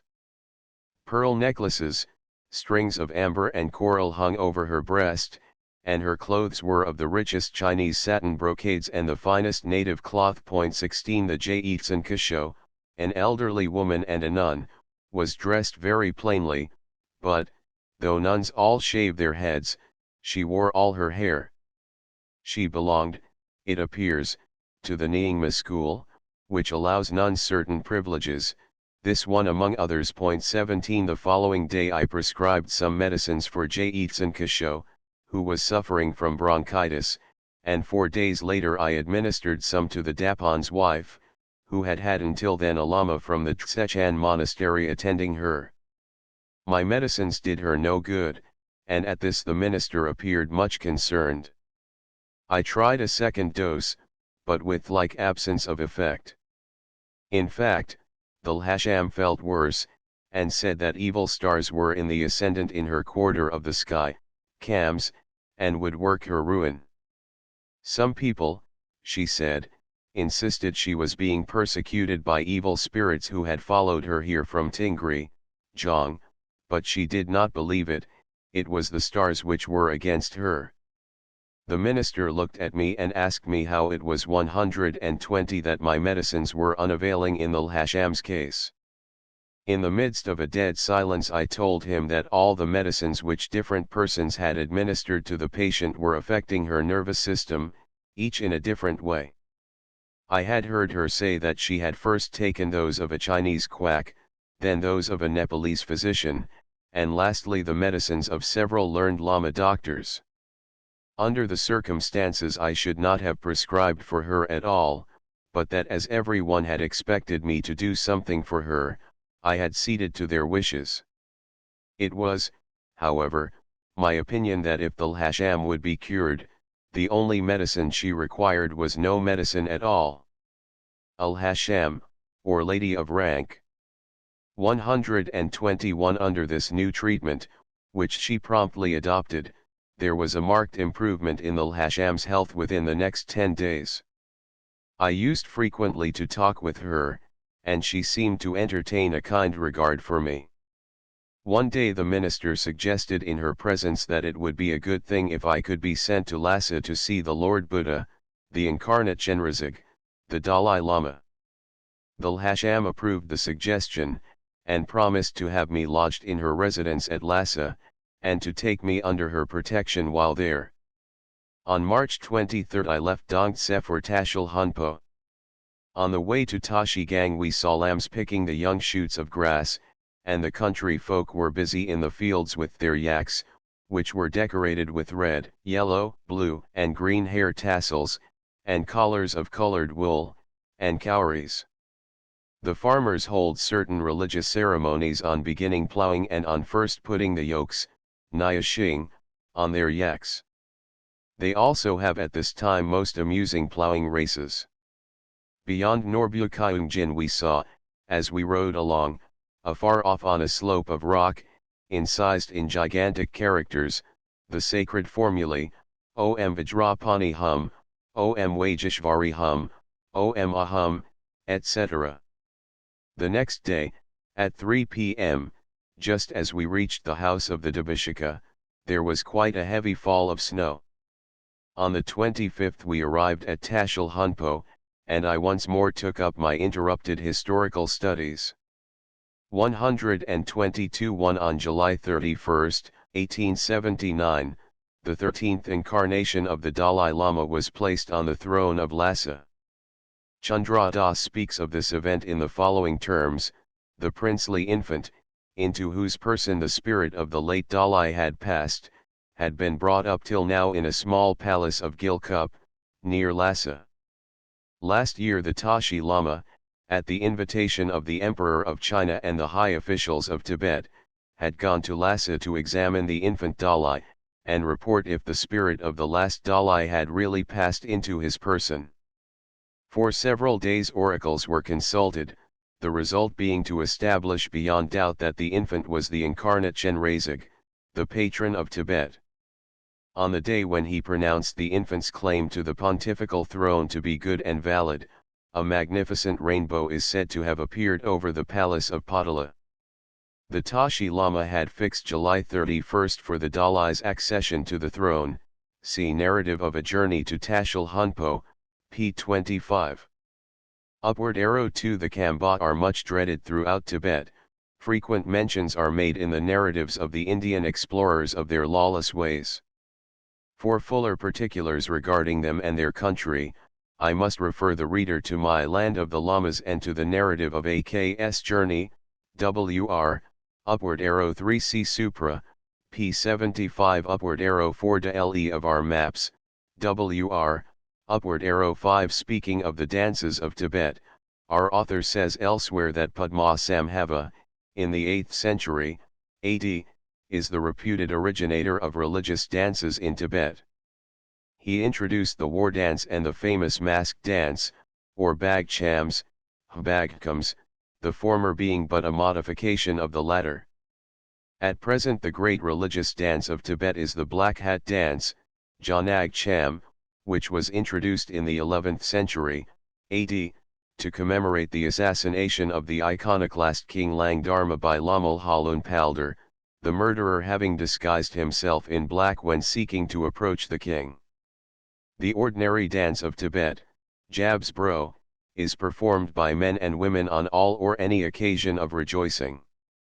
Sometimes they dance in pairs, sometimes in a ring, and at others the women hand in hand on one side, the men in like fashion on the other. SCD. Cf. Markham, Tibet, p. 92, EF Night, Where Three Empires Meet, p. 202 ETSQQ, Waddell, Buddhism of Tibet, pages 34, 477, 515 ETSQQ. Upward arrow 6 CF Infra, p. 116. Upward arrow 7. The office here mentioned is well known in Sikkim. See the Sikkim Gazetteer, p. 304, 6. The Amcht, as colloquially pronounced, is the active ruler of the monastery, and often a very important person.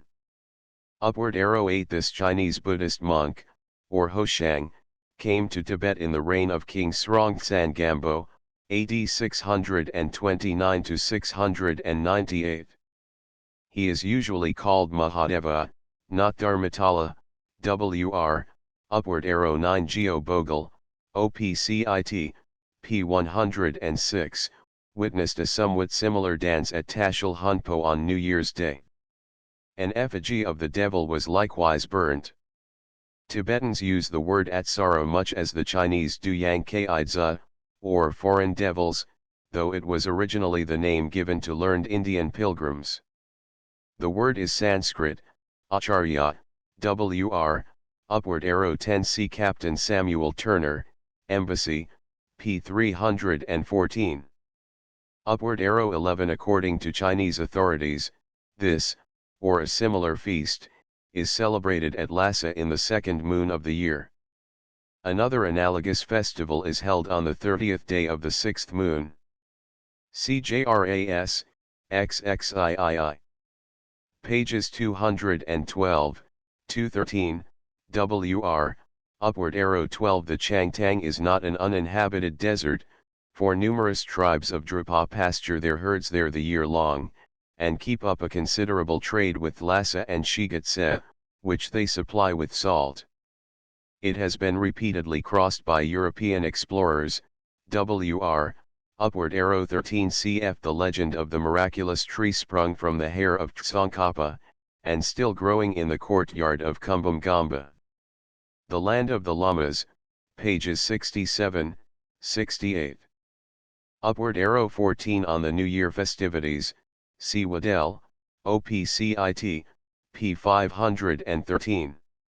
Upward arrow 15. On Lamaist monachism, see Sarat Chandra Dasa's Indian Pundits in the Land of Snow, and Waddell, OPCIT, pages 169 ETSQQ. Upward arrow 16. In the narrative of his journey in 1879, p. 26, SCD thus describes the headdress of the ladies of wealth and fashion at a festival at Tashil Hunpo. Their headdresses struck me much. The prevailing form consisted of 2, or sometimes 3, circular bands of plaited hair placed across the head and richly studded with pearls, cat's eyes, small rubies, emeralds, diamonds, coral, and turquoise beads as large as hen's eggs, pearl drops, and various sorts of amber and jade encircled their heads, like the halo of light round the heads of goddesses. These circles were attached to a circular headband, from which 6 or 8 short strings of pearls and regularly shaped pieces of turquoise and other precious stones hung down over the forehead. Upward arrow 17 farther on, p. 138, our author tells us that the incarnate goddess Dorje Phagmo also wore her hair long. Upward arrow. Contents Chapter V from Tashil Hunpo to Yamdo Samding, and thence to Lhasa. On Wednesday, April 26, 1882, being the 8th day of the 3rd moon of the water horse year of the Tibetan cycle, I left Tashil Hunpo for Dongtse, there to make my final arrangements for the journey to Lhasa. The cook, Daosring, nicknamed Akuchiraj, or Uncle Da, on account of the dirt and soot which always covered his face, now turned out with well-washed face and hands, in new leather boots and fur cap, and helped me to mount my pony. Tsering Tashi, who had been designated to accompany me, had procured all that was necessary for a long journey: butter, meat, pounded dry mutton, spices, rice, a copper kettle, an iron pan, flintstones, tinder, and a bellows, and the Tungchen had presented me with tsamba, shura, and pea flour for the use of the servants, and peas for the ponies. Of all the articles Tsering Tashi had brought, the one which he valued the most was a bamboo tea churn, one which he thought the most beautiful and useful of all our belongings. I tied up my medicine case in one of my saddle bags, and in the other I put my clothes, and at 2 o'clock we started. There were 5 of us in the party, all mounted, and riding in single file. First came the Tungchen, then I, then came Tsering Tashi, and the cook and a groom brought up the rear. We followed the same road I had already gone over on several occasions, and stopped the first night at Chiangchu, where we put up in the house of our friend the Dabishika. April 27. About 2 inches of snow had fallen in the night, and there was a slight fog when we got up in the morning. In front of the house I noticed some men and women digged a kind of root called 123 rampa.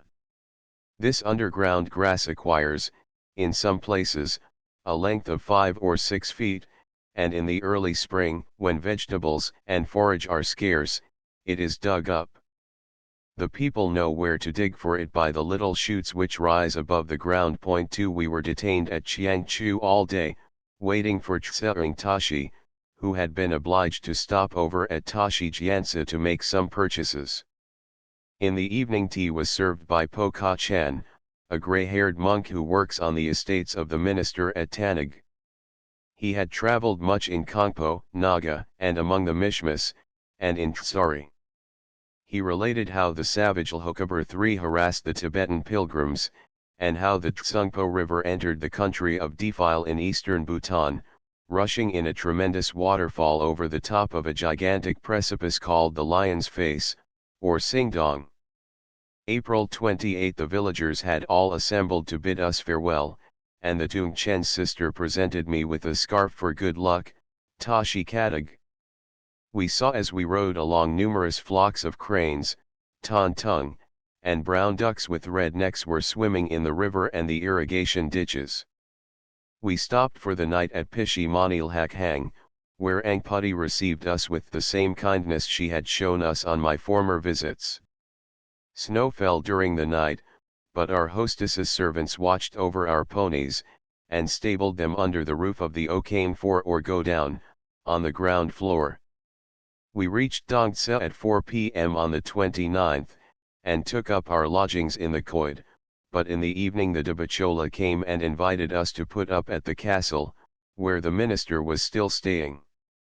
124 The Tungchen took an early opportunity to inform the minister that his presence was anxiously expected at Tashil Hunpo, where hundreds of lamas were awaiting his return to be ordained Gelong, priests. He also told him that the Merkan Pandita, a Mongol Kutukto who had come to Tibet for the sole purpose of studying under the minister, now intended coming to Dongtse, and had begged that arrangements might be made for his accommodation in the minister's residence. While the minister recognized the necessity for his returning to Tashil Hunpo, he said he could not leave until the services for the propitiation of the Lord of Death, Dorhijigje, to be undertaken for the recovery of the Dapon's wife, were finished. May 2 The monks of Dongtse, headed by a learned old lama named Punlo, arrived at the castle to commence reading the Kajayur. Arrangements were made in the Nuhak for the worship of Dorhijigje. Torma offerings 5 were placed on the terrace on the top of the castle, and rugs were spread on the floor of the little glazed room, Nuhak, on it for the accommodation of the lamas.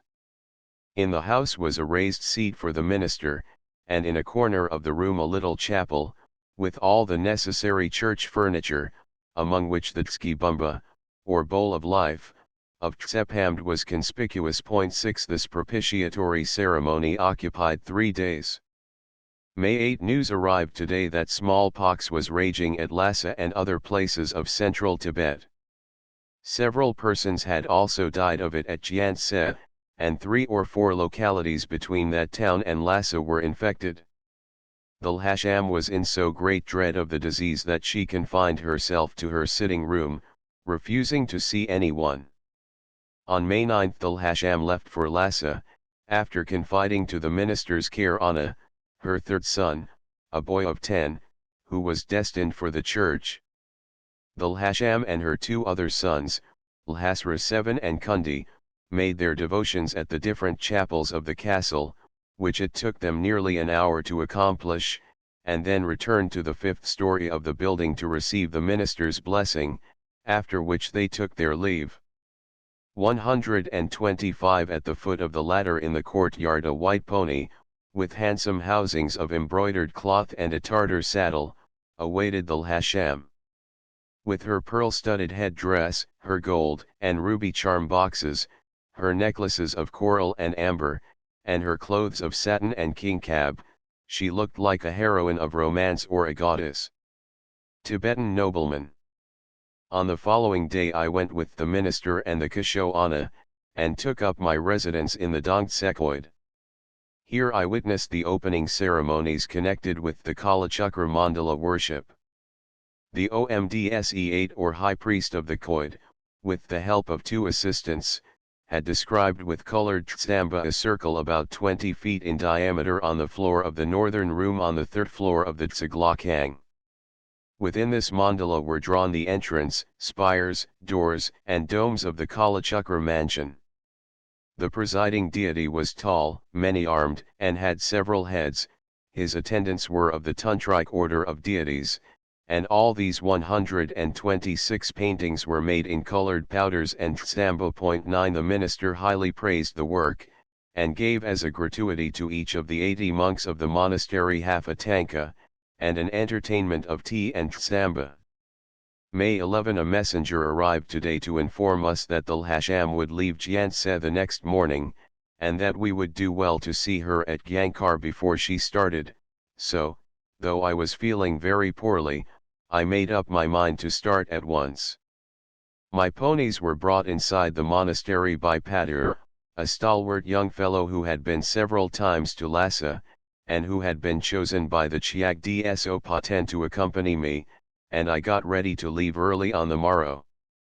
At an early hour the next day I went with Tsering Tashi to see the minister, ask his protection, Kyabju, and beg to be favored with his advice as to the conduct of our journey, or Sungta, as it is called. As is usual on such occasions, each of us presented him with a katag, in the corner of which were tied up a few tankas in a bit of paper, on which was written our request. After a hurried breakfast, while the servants were engaged in saddling the ponies and packing, I went and kowtowed to the Buddha in the temple, placed katag on the sacred images, and distributed alms to the monks assembled in the courtyard to offer prayers for my safe journey. Then I returned to my room, picked out the handsomest katag I possessed, and presented it to the minister. His Holiness graciously touched my head with his palms, and in solemn tones said, "Sharad Chandra, Lhasa is not a good place. The people there are not like those you meet here. The Lhasa people are suspicious and insincere. You do not know, and, In fact, you cannot read their character. I advise you not to stay long in one place there. The Lhasa is a powerful personage in Lhasa. She will protect you, but you should so behave as rarely to require her protection. Stay not long in the vicinity of the Dabung or Sira monasteries. If you intend to make a long stay at Lhasa, choose your residence in a garden or village in the suburbs. You 127 have chosen a very bad time for your pilgrimage, as smallpox is raging all over central Tibet, but you will return safely, though the journey will be trying and fraught with immense difficulties. 11 Then, turning to Tsering Tashi, around whose neck the minister's page put a katag, he said to him, Tsing Ta, I believe you know whom you are accompanying. You should serve him as you would serve me. Your relations with him must be those of a son with his parents. After saying goodbye to the members of the minister's household, presenting and receiving katag and various other little presents, and drinking tea, I mounted my pony and set out for Gyantse.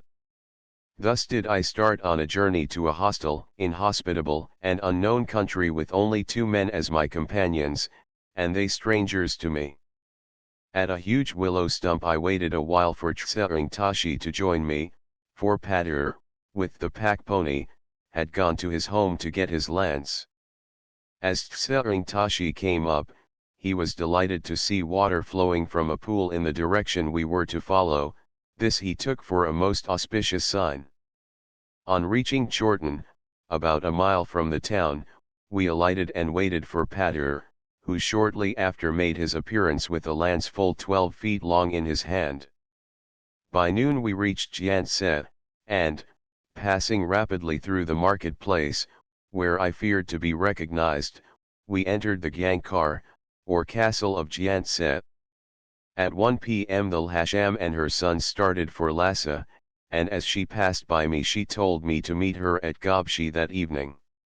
I was now surrounded by the Chiagdi Sopa and his family, all curious to see the Indian physician of whom they had heard so much of late. From what the Chiagdi Sopa told me, I concluded he had chronic bronchitis, which might end in consumption. I gave him a few grains of quinine and some doses of elixir of paregoric, and directed him also as to his diet. After partaking of some gatag, rice, and boiled mutton with the family, I asked permission to leave, and was escorted to the gate, where, mounting my pony, I bade them farewell. The Lhasa high road I found very similar to a rough Indian crossroad.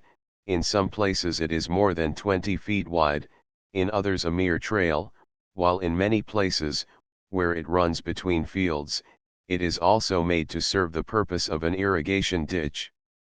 The Tibetan 128 government pays very little, if any, attention to road making, though, in such a dry climate, it would be easy to construct good ones, and it would be little trouble to keep them in repair.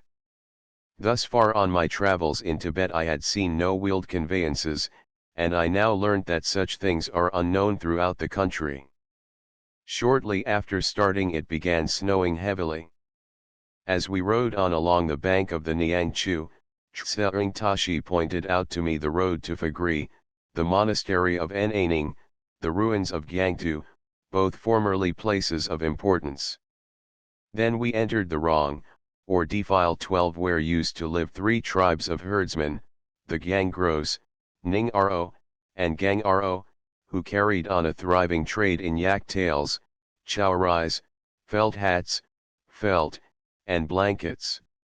Crossing the river at Kudungzampa, we reached by dusk the village of Gobshi 13, where the Lhasa had only preceded us a little.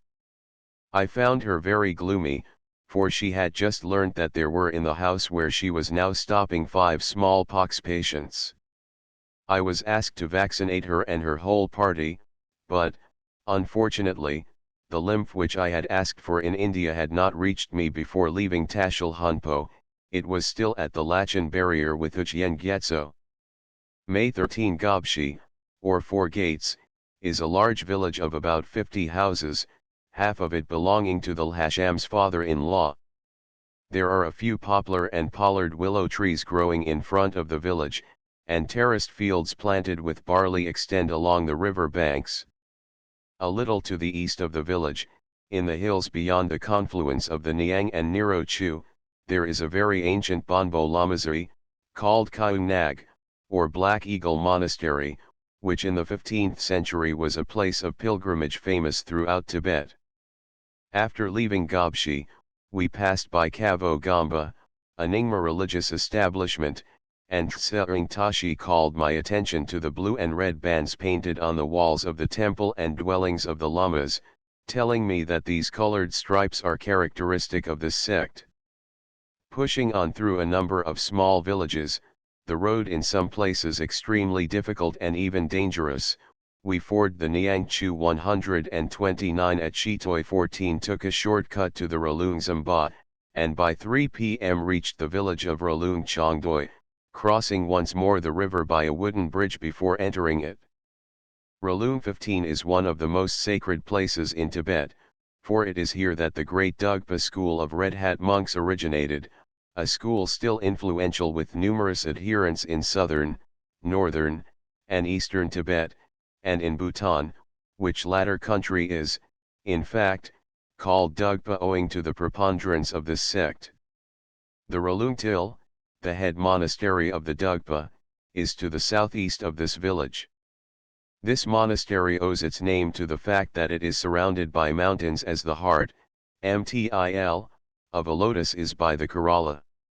May 14 we left without even waiting for a cup of tea, as the Lhasa was desirous of reaching Nangartsi the same day, and, in spite of my enfeebled condition, I was anxious to keep up with her party, for the country we had to traverse is infested by brigands.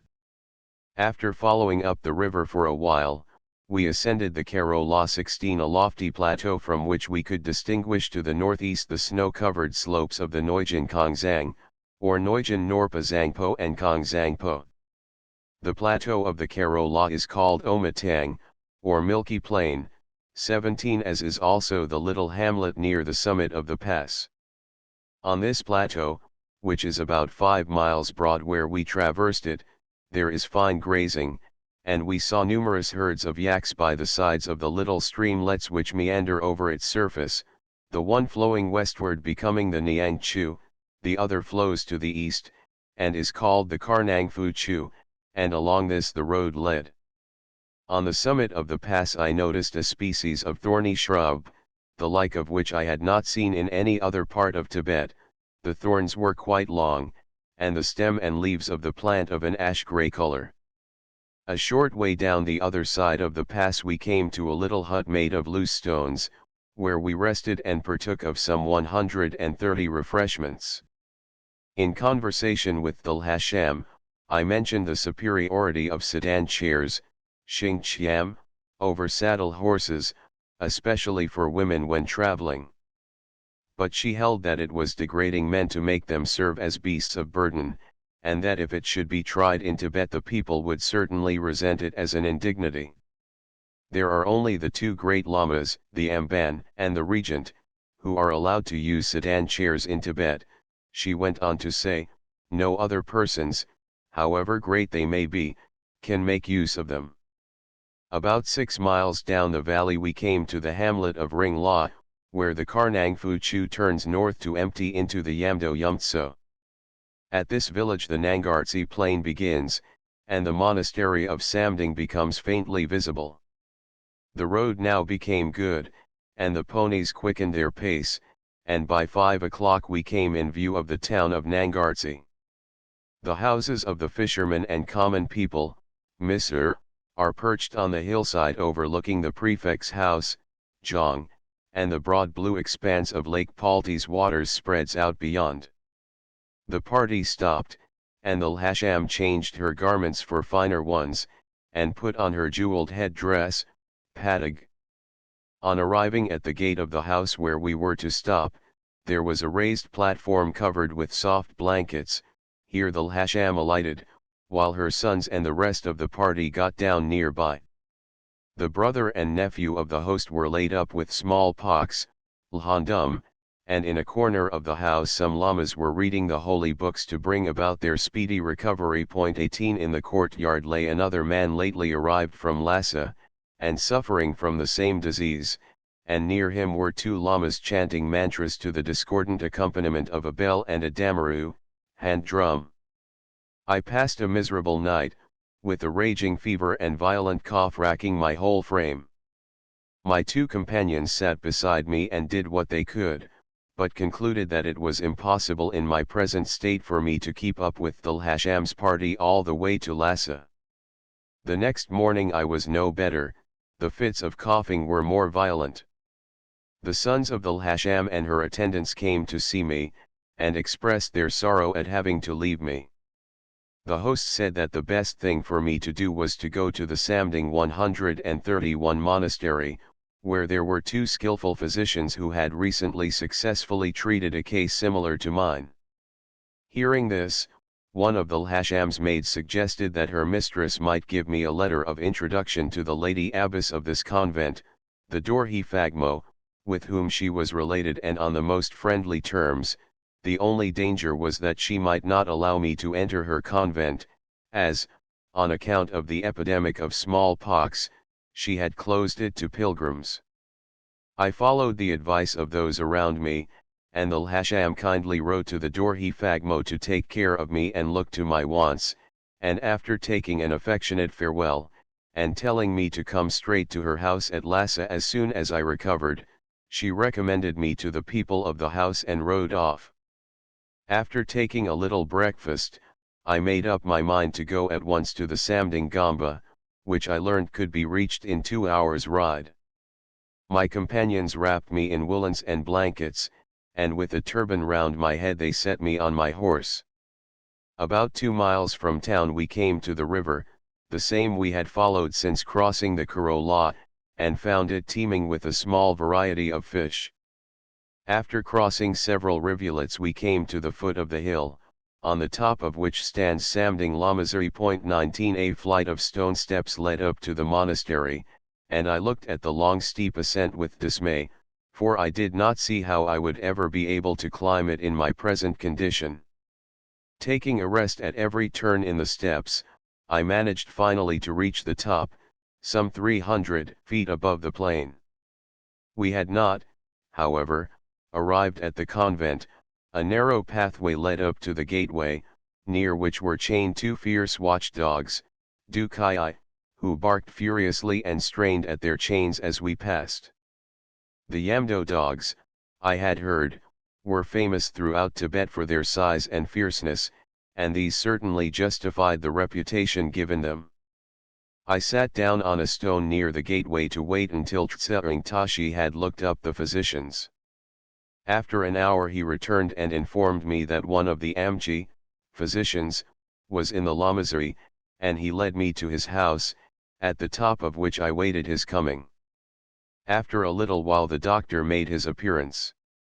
He was a man of about 70 years of age, but still sturdy, of middle stature, with 132 an agreeable face, broad forehead and dignified appearance. He asked me a few questions, examined my eyes and tongue, and then led the way into his house. We ascended 2 ladders, and thus reached the portico of his apartment. The old man sat for a while turning his prayer wheel, and taking frequent pinches of snuff while he scrutinized me closely. 20 Then he gave me a powder to be taken in a little warm water, and ordered his cook to give me some weak tea, cha tiang, after which, bearing the Lhasham's letter in his hand, he went with Tsering Tashi to present it to the Kyabgong Dorje Phagmo.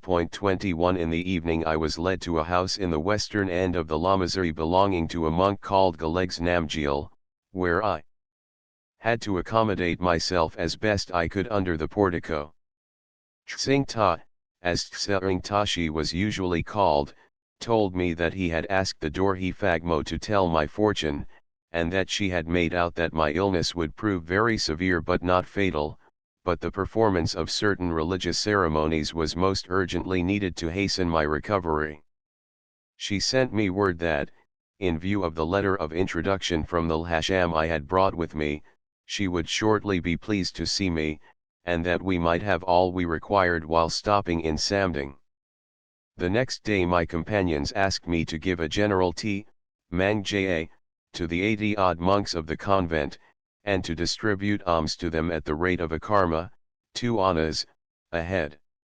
I gave my consent, and at the same time my companions made, in my name, presents to the Dorje Phagmo and to the deities that were pointed out to them as best able to drive away the fiends of disease which surrounded me. The Dorje Phagmo gave Tsingta a sacred pill, Rinsel, containing a particle of Kashyapa Buddha's relics, and the latter hastened to bring it to me, and insisted on my swallowing it forthwith. 22-133 The Amchi advised me to carefully abstain from drinking cold water, especially as the water of the lake was injurious to many persons even when in good health. He also forbade me drinking buttered tea. By agreeing to pay my host a daily sum of 4 annas, I managed to rent his 2 miserable rooms. They were about 6 feet by 8, and 6 feet high.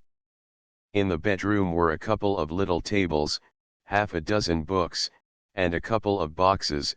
In a corner there was a little altar and 2 images of gods. The next day there was a new moon, and the monks assembled early in the congregation hall to perform religious services, as on the morrow began the 4th month, Sagadeo, 23 the holiest of the year. At the conclusion of the ceremonies Tsingta again saw the Dorje Phagmo, and, presenting her with a katig and a couple of tanka, obtained another sacred pill. The doctor and his assistant impressed upon me the importance of only taking such medicines as experience had shown were efficacious in the Yamdo country. They also insisted that it was essential to my recovery that I should not sleep in the daytime. I felt so weak and ill that towards midnight I called my companions to my side, and wrote my will in my notebook. Later on some medicine given me by the doctor's assistant, Jaran, brought me some relief. May 18 Tsingta again gave the lamas a mang ja and money to read the sacred books to my intent, and got still another sacred pill from the Dorje Phagmo. On his way back to our quarters he saw the ex-incarnate lama of the Tsekogling of Lhasa. He had been degraded for having committed adultery.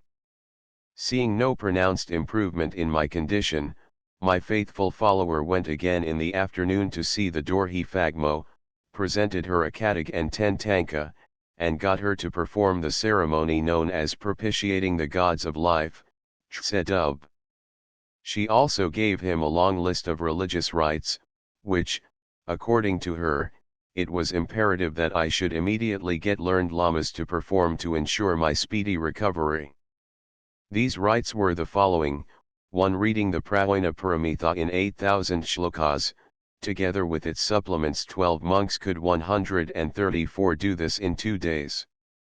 2. Making the 3-portion, chajsam, offerings, these consisting in painted wafers of tsamba and butter. 1/3 is offered to the 10 guardians, Giljan, Indra, the god of fire, the ruler of Hades, the god of wind, etc. Another portion is offered to the spirits, and the 1/3 to the demigods. 3. Gilgsal, or propitiating certain genii to the end that the patient's mind may be at rest and he enjoy peaceful dreams. 4. Libations to the gods or Xerskimes. This is held to be one of the most efficacious ways of propitiating the gods. 5. To deceive death, Chislo, by offering an image of the sick person, together with some of his clothes, and food to the Lord of Death, and beseeching him to accept it instead of the person it represents. This means is resorted to after all others have failed. 6. To deceive life, Srogslo, by saving from death animals about to be killed. This is also known as life-saving charity. The saving of the lives of men, beasts, and particularly fishes, is calculated to ensure life. 24 When Tsingta proposed this to me, I at once agreed to save 500 fish. The old doctor said he would go to the fisherman's village, some 3 miles away, buy the fish, and set them free for me, if I would but lend him a pony. He came back in the evening, and reported that he had successfully accomplished this most important mission, by which much merit would come to me. In spite of all these rites and observances, for some days my illness showed no signs of improvement, and so at last, on May 22nd, Tsingta went once more to the Dorje Phagmo, and, making her a present of 5 tanka and a katag, asked her to find out by her divine knowledge if the old Amchi was the right man to attend to me. She threw dice, Shomon, 25, and then said that the 2 physicians could be depended on. Accordingly, I sent for the physicians, gave them each a present, and begged them to prepare some new and energetic remedy for me. In the evening Jaran brought me some pills, which smelt strongly of musk, and some powders, probably those known as Gurkam Chusam. 26. After having taken some of each I felt somewhat better. By the following morning there was a marked improvement in 135 my condition, and I was able to sit propped up on my blankets. The news of the favorable change was at once reported to the Dorje Phagmo, who advised Tsingta to have performed the ceremony for propitiating Tamdrin, Dorje Phagmo, and Kaung Mo, the Garuda, especially of the first named. Tsingta made her a further present of 7 tanka and a katag, and she agreed to perform these ceremonies herself. May 24. Early this morning the old doctor visited me. The danger is over, he said, the fatal stage is past, you can take a little food, some tsamba, a little soup and meat. In truth, I felt so much better today that I took some exercise, and the fresh, bracing air did me a world of good.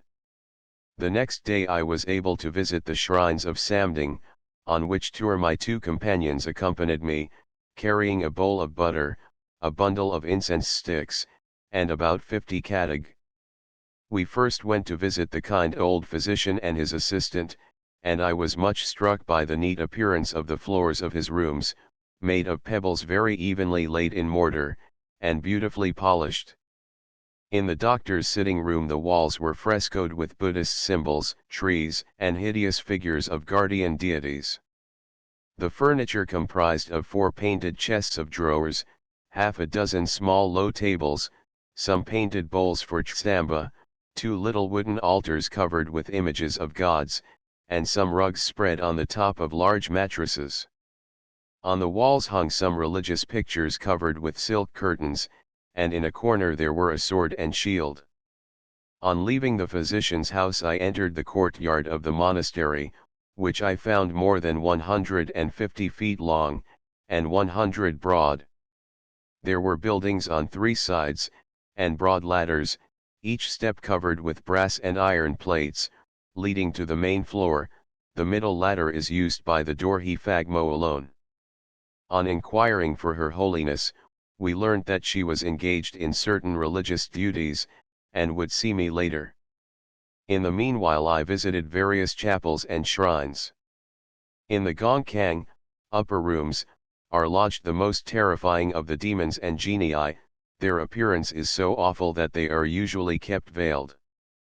Almost all the images were dressed in armor, and held various weapons in their hands. To each of the images Tsingta presented a katag and a stick of incense, and Pater poured a little butter in the brass or silver lamps kept continually burning before them. 136. It is due, by the way, to the Dorje Phagmo's spiritual influence that the waters of the inner lake or Dumotso, Demon's Lake, of the Yamdotso, are held in bounds, for otherwise they would overflow and inundate the whole of Tibet. 'Twas for this that the Samding Lamasery was originally built. Nam Tossras, Vice Ravana, the guardian king of the north. In the largest room on the same floor are the mausolea of the former incarnations of Dorje Phagmo. The first is made of silver gilt, and was built in honor of Jetsen Tinlist 27, the founder of the monastery. The whole surface of the monument is studded over with large turquoises, coral beads, rubies, emeralds, and pearls. 137 in shape. It resembles a chorten, 6 to 7 feet square at the base. Inside of it, on a slab of stone, is an impress of the foot of the illustrious deceased. The second monument is also of silver, and in shape like the preceding, but I could not ascertain the name of the incarnation in whose honor it had been erected. The third, also of silver, is that of Nagwan Kunbzang, the predecessor last but one of the present incarnation, and has around it, placed there as great curios, some pieces of European chinaware and some toys. The upper part of the monument is most tastefully decorated with gold and precious stones. This work, I believe, has been done by Nepalese, though some persons said it is of native workmanship. In another room, not open to the public, however, are the mortal remains of the former incarnations of Dorje Phagmo. I was told that each incarnation of this goddess visits this hall once in her life to make obeisance to the remains of her predecessors. After visiting all the shrines, we returned to the Dorje Phagmo's apartments, where I was most kindly received. She occupied a raised seat, and I was given a place on her left, while the ex-incarnate Lama, of whom I have previously spoken, occupied one a little behind her, but his seat was higher than mine. The ceremony of propitiating Tamdrin, Hayagriva, was proceeding, and 12 lamas in full canonicals were acting as assistants. A number of respectably dressed men and women who had come to be blessed were also seated about on rugs. The service lasted about 2 hours. Every now and then the Dorje Phagmo used an aspergil, with an end of peacock feathers and kasha grass 28 to sprinkle saffron water taken from a bowl of life, most of it, much to my annoyance, for I feared catching cold, falling on me, but it was a much envied token of her special favor. I could not catch the words of the charms, mantras, she uttered, as she spoke very rapidly, so as to get through the services as quickly as she could. At the termination of the service, sugared tsamba balls, about the size of bullets, most of them painted red, were distributed among those present. Before each person received any, he prostrated himself before Her Holiness, who then gave them to him. When all the spectators had left, the Dorje Phagmo told me that she took great interest in my recovery on account of the Lhasa, who 138 was not only her friend, but her half-sister. I besought her to allow me to proceed on my journey to Lhasa, as I was most desirous of reaching the sacred city by the 15th of the present moon, June 1st, the birthday of the Buddha, and she graciously gave me leave to start as soon as I was strong enough to bear the fatigue of traveling. On taking leave, she gave me 3 more sacred pills, and directed her valet, Gzimpan, to show me through her residence, where there was great store of handsomely carved and painted furniture, images of gold, silver, and copper neatly arranged on little altars. There was also a library with about 3,000 volumes of printed and manuscript books. One work, in 118 volumes, was by Padang Choglek Namgyal, the founder of the sect to which the Dorje Phagmo belongs. The present incarnation of the divine Dorje Phagmo is a lady of 26, Nagwangrinchen Kuntang Wangmo by name. She wears her hair long, her face is agreeable, her manners dignified, and somewhat resembling those of the Lhasa, though she is much less prepossessing than she. It is required of her that she never take her rest lying down. In the daytime she may recline on cushions or in a chair, but during the night she sits in the position prescribed for meditation. 29 I learned that the Dorje Phagmo, or the diamond so, is an incarnation of Dalma, Tara, the divine consort of Shenrazig.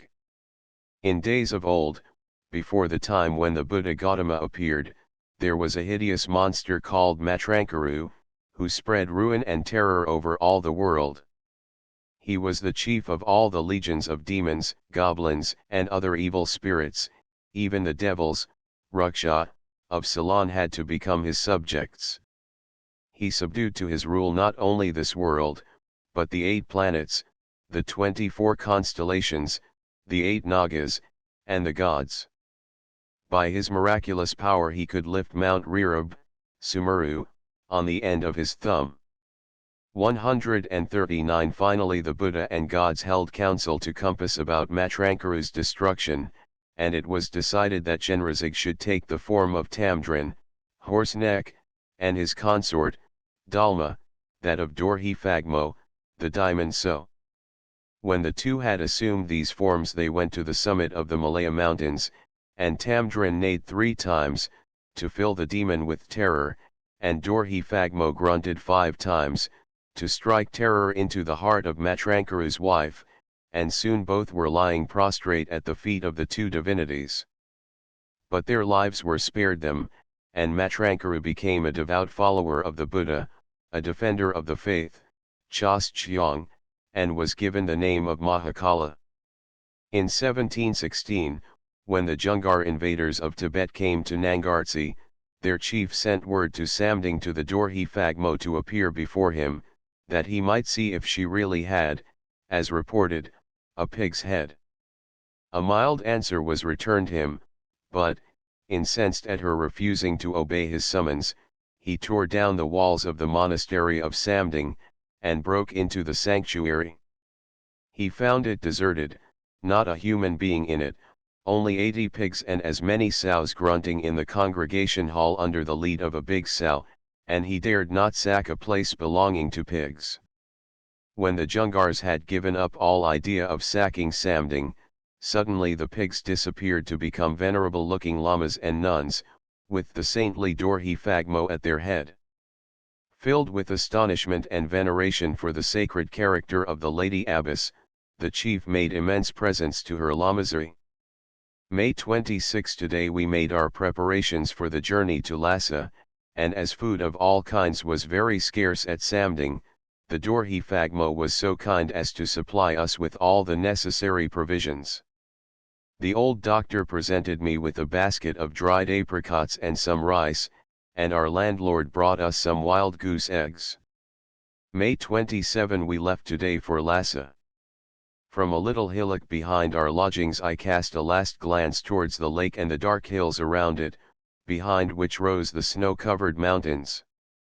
My eyes fell on the Dumotso, and on the place where the dead are thrown into the lake, and I shuddered as I thought that this had come near being my fate.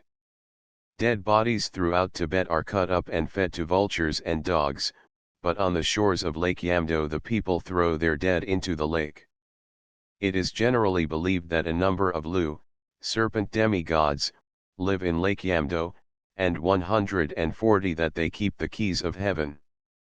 In a palace of crystal in the deep recesses of the lake lives their king, and the people think that by throwing their dead into the lake there is a chance for them of reaching heaven by serving the king of the Lu during the period intervening between death and regeneration. Bardo this time is called the disposal of the dead, by cutting the corpse into pieces.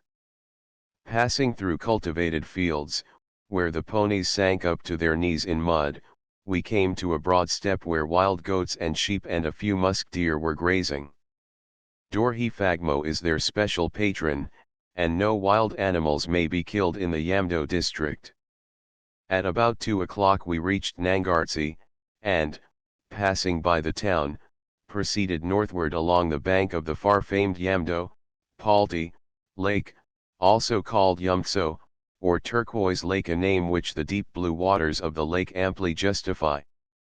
Traveling along the lakeside by the villages of Halo 30 Dablung, and Difu, where the fishermen's hide boats, Kudruag, were drying 141 against the houses, and near which are a few fields where a little barley is raised, we came to the Kal Zangzamba, where we rested a while and drank some tea. Though this place is called Bridge, Zamba, it is in reality an embankment about 300 to 400 feet long dividing a narrow arm of the lake into 2 parts.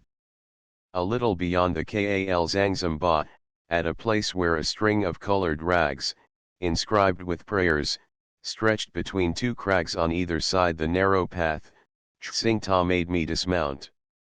He climbed onto a large rock, and scattered a few pinches of tsamba, and, striking a light, lit an incense stick, which he fixed in a cleft in the rocks. This place is called Sharui Teng, and is the haunt of evil spirits. Should any traveler neglect to make these offerings, he would incur their anger. On reaching Palti Jong 31 we put up at a house where the Lhasham had stopped when on her way to Lhasa, and were most hospitably received. We bought some milk, a few eggs, and some chang from the hostess, who supplied us also with water, firewood, and 2 earthen cooking pots. I was offered some fish, but I forbore buying any, as it would have been incompatible with my character of a pious pilgrim, such indulgence being forbidden by the Dalai Lama. The Grand Lama, I must mention, having lately taken the vows of monkhood, had issued an edict prohibiting his subjects killing or eating fish for the space of 1 year. From ancient times the town of Palti has been a famous seat of the Nyingma sect, and the lake was popularly known by its name.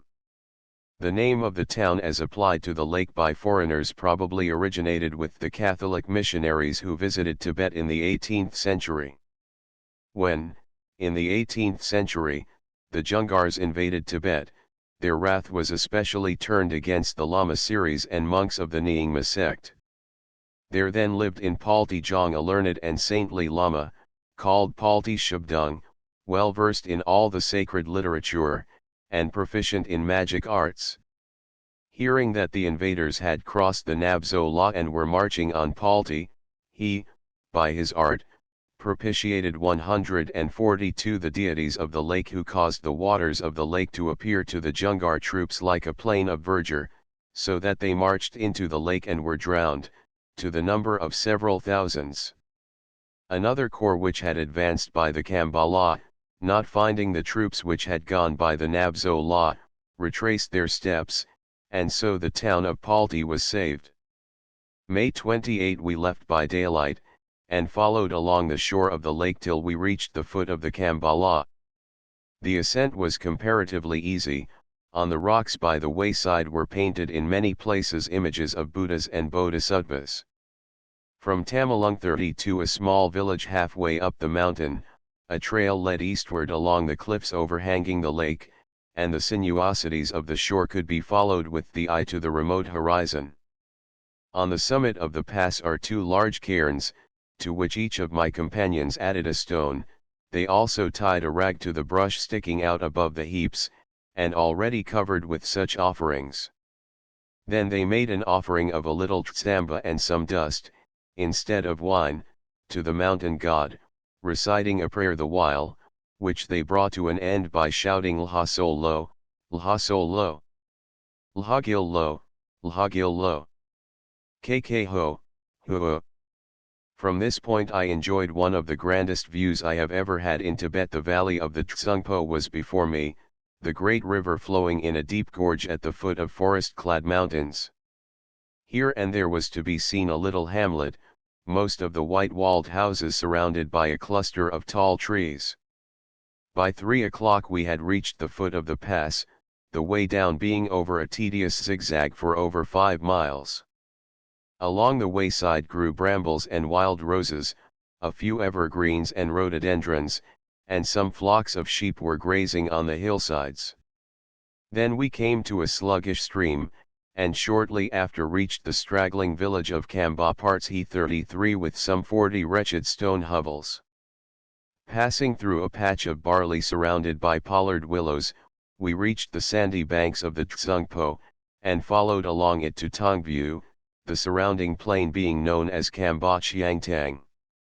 143 2 women weeding their barley patch approached me as I rode by, and offered me a bunch of the young sprouts, in the hope, as Tsingta explained, that I would give them some money. This is a custom obtaining throughout Tibet, and is called le bul. Further on, near Toi Tsi, we saw women making bricks, and some donkeys and yaks were carrying away those which had become sufficiently dry to be used. 2 miles beyond this point we came to the famous Palchen Chuvarai Monastery and the chain bridge, Chagzam, over the Tsungpo. This bridge, built, tradition says, by Tangtong Gilpo in the 15th century, consists of two heavy cables attached at each end to huge logs, around which have been built large chorten. 34 The bed of the river here is about 400 feet broad, but at this season of the year it spreads out several hundred feet beyond the extremities of the bridge, and travelers are taken across in boats.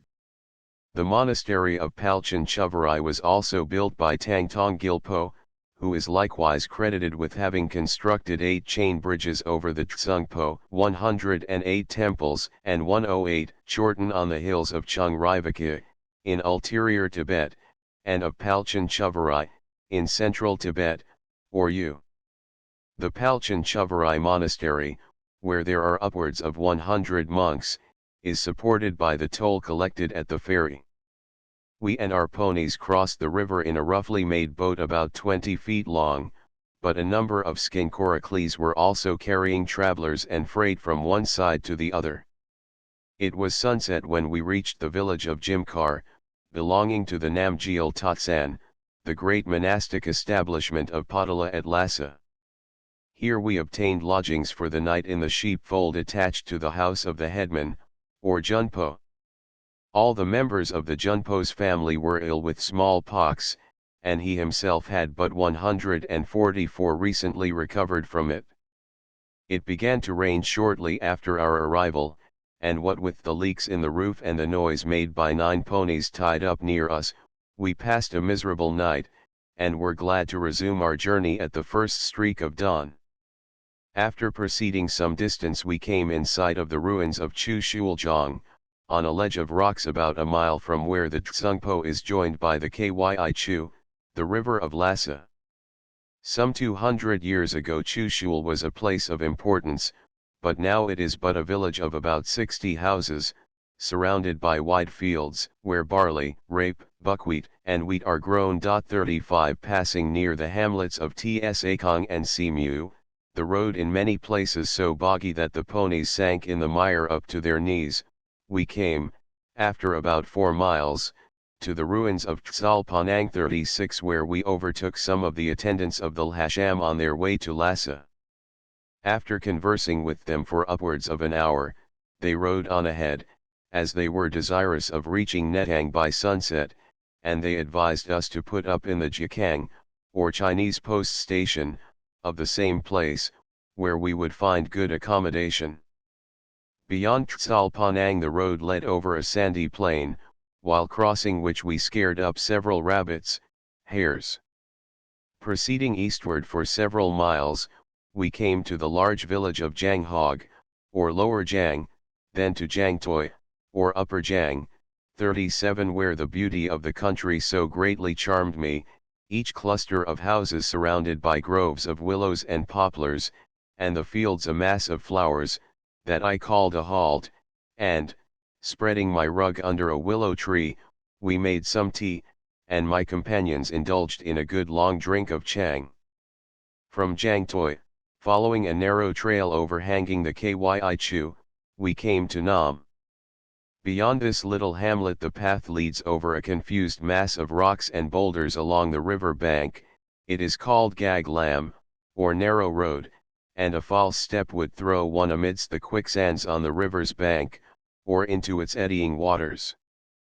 I was not surprised to be told that the 2 elephants sent to the Grand Lama by the Sikkim Raja had had great difficulty in getting 145 by this place. After a tedious journey of about 3 miles through the sand and over the rocks, we got sight of the famous village of Netang 38 where the great saint and Buddhist reformer, Atisha, or Dipankara, died. An old woman led us to the Jiakang, where we were most hospitably received, and though there were other travelers stopping in it, we were accommodated for the sum of a tanka in a well-ventilated outer room, the inner ones being reserved for officials, particularly Chinese. Netang has about 40 or 50 houses, all built closely together, but many are only miserable hovels. May 30 we were off at an early hour, as today we wanted to reach Lhasa. The hamlets of Norbugang and Kumiggang, through which we passed, had a number of fine substantial houses belonging to civil officers, Dunkier, of Lhasa, and around them were gardens and groves of trees. Leaving these places behind, we traveled for some miles over a gravelly plain, the river some distance on our right. When near a gigantic image of the Buddha, cut in low relief on the face of a rock, Potala and Chakparai came in sight, their gilt domes shining in the sun's rays. My long-cherished wish was accomplished. Lhasa, the sacred city, was before me. 4 miles over a fairly good road now brought us to the Chuzamba, a large and handsome stone bridge about 120 paces long and 8 broad, beneath which flowed a rivulet coming from the hills to the northwest, where stands the monastery of Tsorpyo, founded by Karma Bagshi, one of the 2 celebrated lamas who resided at the imperial court of China in the time of the Emperor Kublai. The Chuzamba is in the lower part of the big village of Toilung, around which are numerous hamlets, each amid a little grove of pollard willows. The adjacent plain, watered as it is by the Kyi Chu and the Ti, or Toilung, Chu, is extraordinarily fertile. The country around was everywhere cultivated, and the barley, wheat, and buckwheat were in many places already a foot high. The road now became alive with travelers, mostly grain dealers or argal carriers, on their way to the city with trains of yaks, ponies, mules, and donkeys with jingling bells. 146 We halted for breakfast in a small grove in front of the village of Shingdankar, belonging to Sawang Ragasha, one of the senior shape of Lhasa.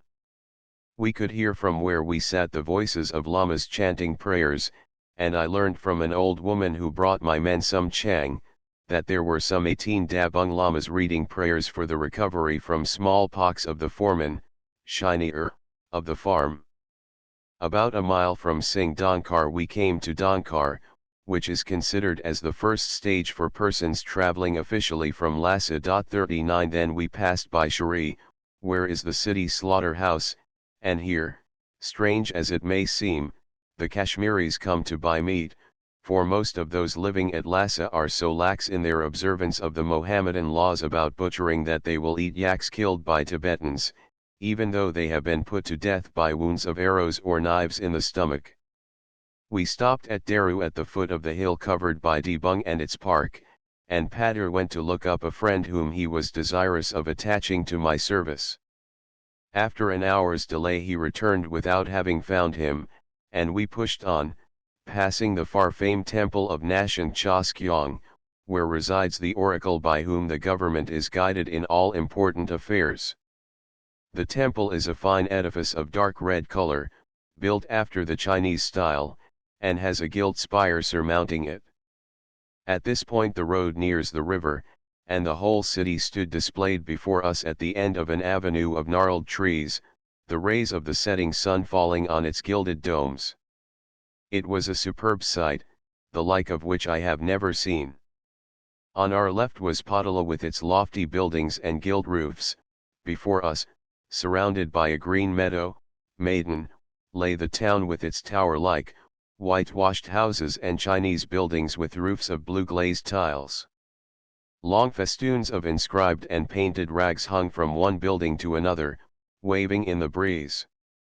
Beyond Daru the road lay for a while through a marsh, damp so, overgrown with rank grass, numerous ditches drained the water into the river, and at the northeast end of the marsh we could distinguish 147 the famous monastery of Sira.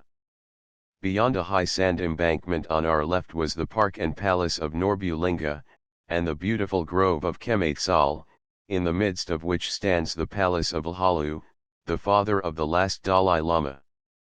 At 4 p.m. we passed Kundaling, the residence of the regent, and entered the city by the western gateway, called the Pargo Kaling Chorten, and my heart leaped with exultation as I now reached the goal of my journey, the far-famed city of Lhasa, the capital of Tibet.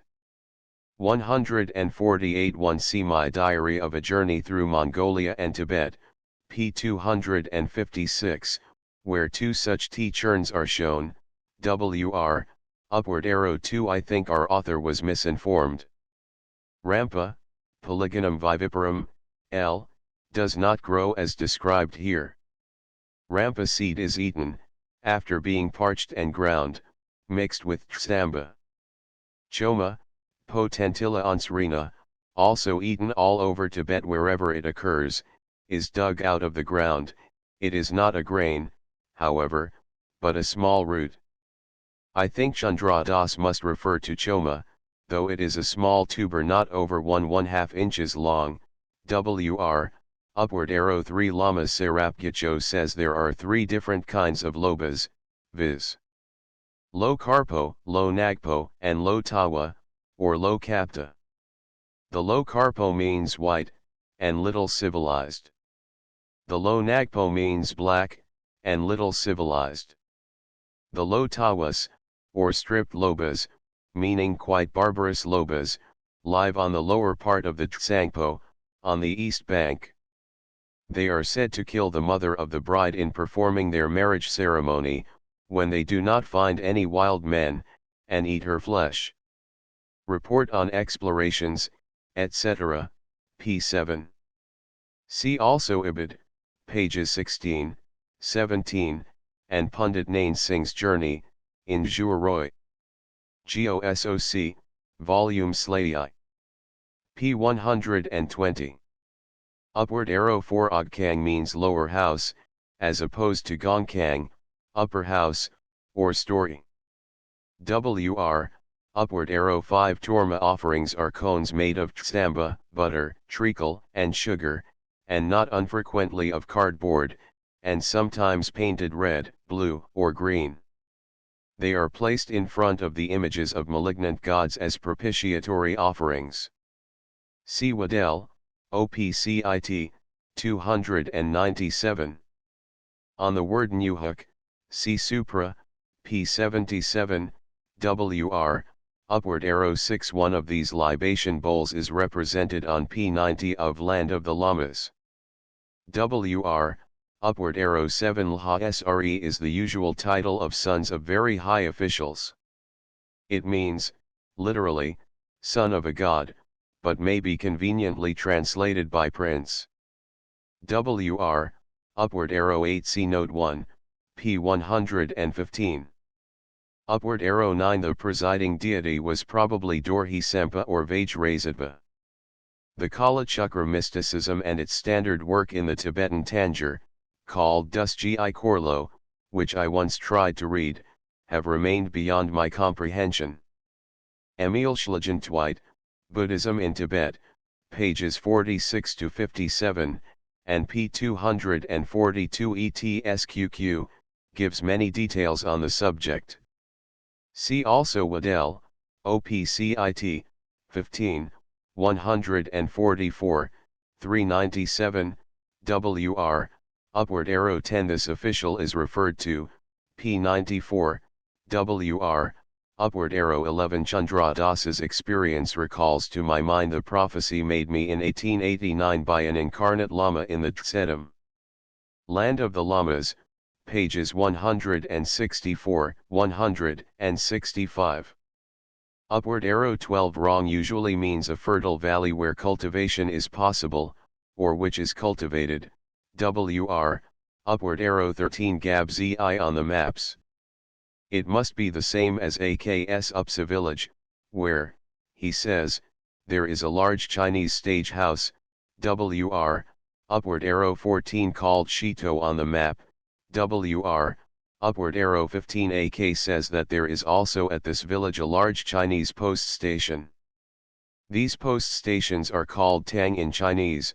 The building itself is a Kung Quan. On the Dugpa sect, see Waddell, OPCIT.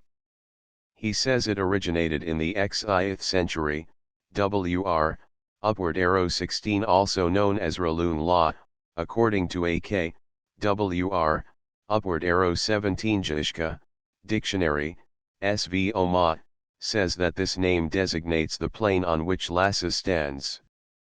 Georgie, OPCIT, p. 451, mentions between Jianse and Nangartse, Lammer, and Lamentang. The first place I do not find on any maps at my disposal. The latter, however, corresponds with the longma of the maps. According to the maps, the Karola is 16,600 feet high, WR, upward arrow 18 on such religious services, see Waddell, OPCIT, 353, 494 ETSQQ, WR, upward arrow 19. The name is written Psamlding, meaning, apparently, fancy floating. It was founded, according to Chandra Das's authorities, by Shan Nudrapa, WR, upward arrow 20. Tibetan, Mongol, and Chinese doctors ask their patients but few, if any, questions. They are supposed to diagnose the disease by the general appearance of the patient and by his pulse and the condition of his urine. WR, upward arrow 21. Kyabgong and Kyabgong Rinpoche are titles given all the higher incarnate lamas. The word means protector. WR, upward arrow 22. Such pills are usually called Mani Rilbu.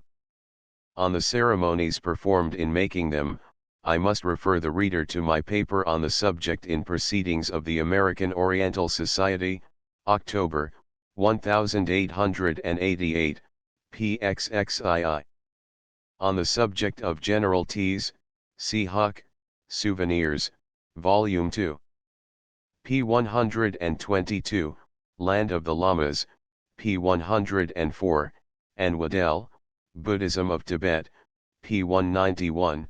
WR, upward arrow 23. SAGA is the name of the 15th lunar mansion, Jayakar, and also of a month of the year. Deo is DWA, a month. On the new moon festivals, see Waddell, OPCIT, 501.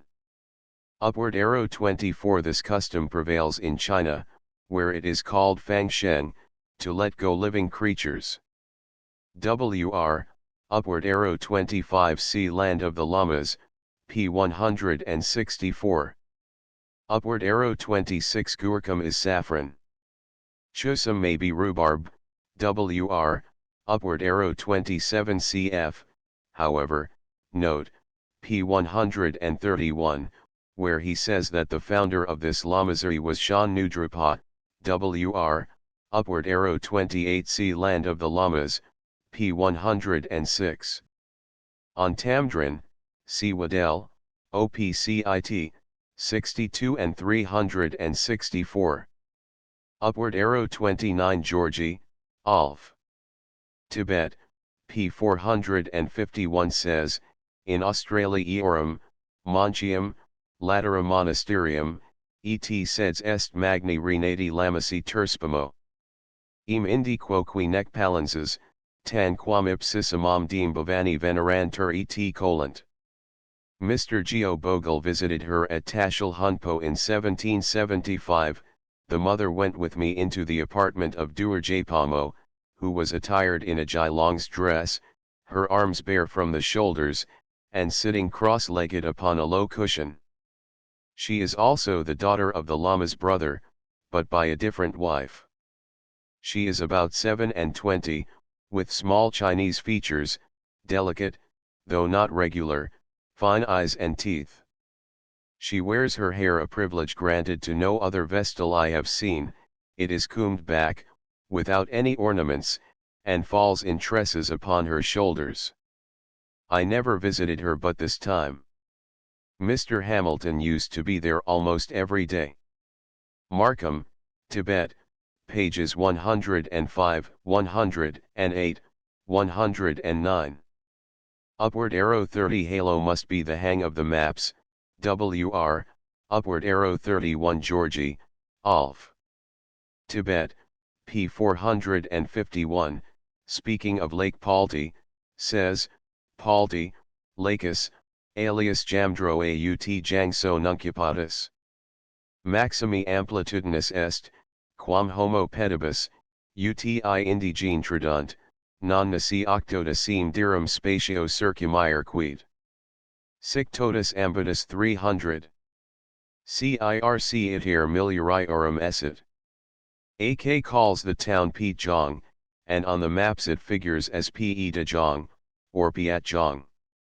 The Chinese call it Pai Ti, but I have been told by Tibetans that the name is Ped, written Sped, Wr, upward arrow 32. The name is also written Shamalung and Demalung, Wr, upward arrow 33. The Kamba Barki of the native explorers. It is also called Kampalacha. Kamba Chiangtang means plain north of Kamba. Wr, upward arrow 34. AK thus describes this bridge. The bridge is formed of two iron chains, one on each side. From the chains thick ropes are suspended to the depth of 4 yards. By these ropes planks, 3 feet long and 1 foot broad, are supported lengthwise, so as only to admit of one person crossing at a time. The chains are stretched very tight, and are fastened around huge blocks of wood buried beneath immense piles of stone. The length of the bridge is about 100 paces.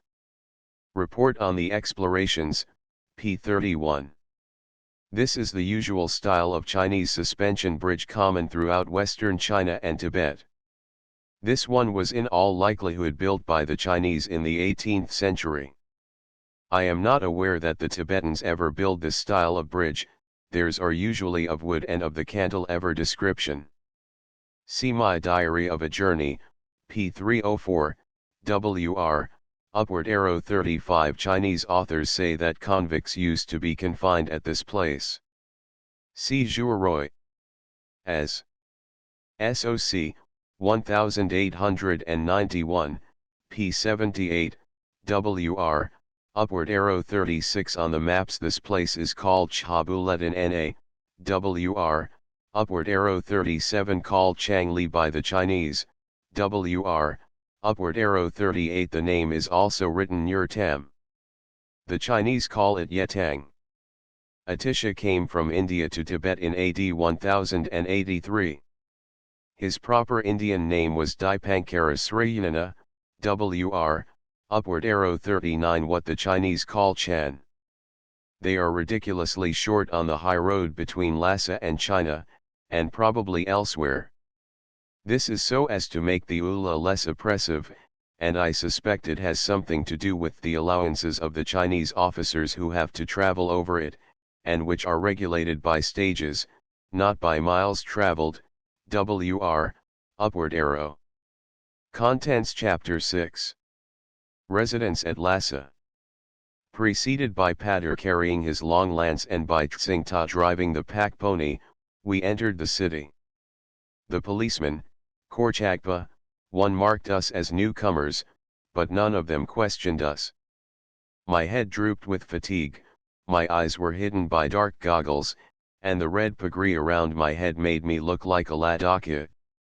Some people standing in front of a Chinese pastry shop said, as I passed, "Look, there comes another sick man, smallpox has affected his eyes." The city is full of them. What an awful time for Tibet. After a few minutes' ride we came to the Utogzamba, a short stone bridge with a gate, where a guard commanded by a lama is stationed, which examines all passers-by to ascertain the object of their visit to the city. To the great delight of my companions, who had been most anxious about my getting over the bridge, we passed by without a question being asked us. Near the bridge I noticed the dorying to a monolith on which is an inscription in Tibetan and Chinese. Though 1,000 years old, the stone has been but little affected by the weather, and the characters can be easily read. The monolith I took to be between 8 and 10 feet in height, and it stands on a low pedestal. At the Utogzamba the city proper begins. The street on both sides was lined with native and Chinese shops. In front of each was a pyramidal structure, where juniper spines and dried leaves obtained from tsari are burnt as an offering to the gods. 149. Coming to the street to the south of Keel Courting 3 we found on either side of it Nepalese shops several stories high, also Chinese ones, where silk fabrics, porcelain, and various kinds of brick tea were exposed for sale.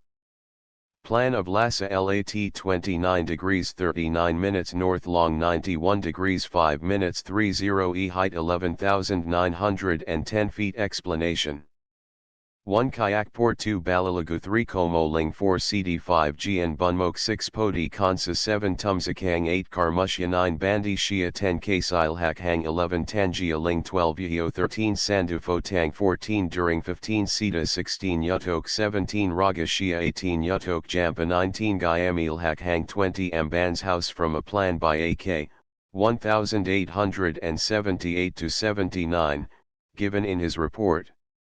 To face P 149. A lama guided us from this street to the Bangyi Shag, a castle-like building 3 stories high, the residence of Sawang Phala, the husband of my protectress, the Lhasham.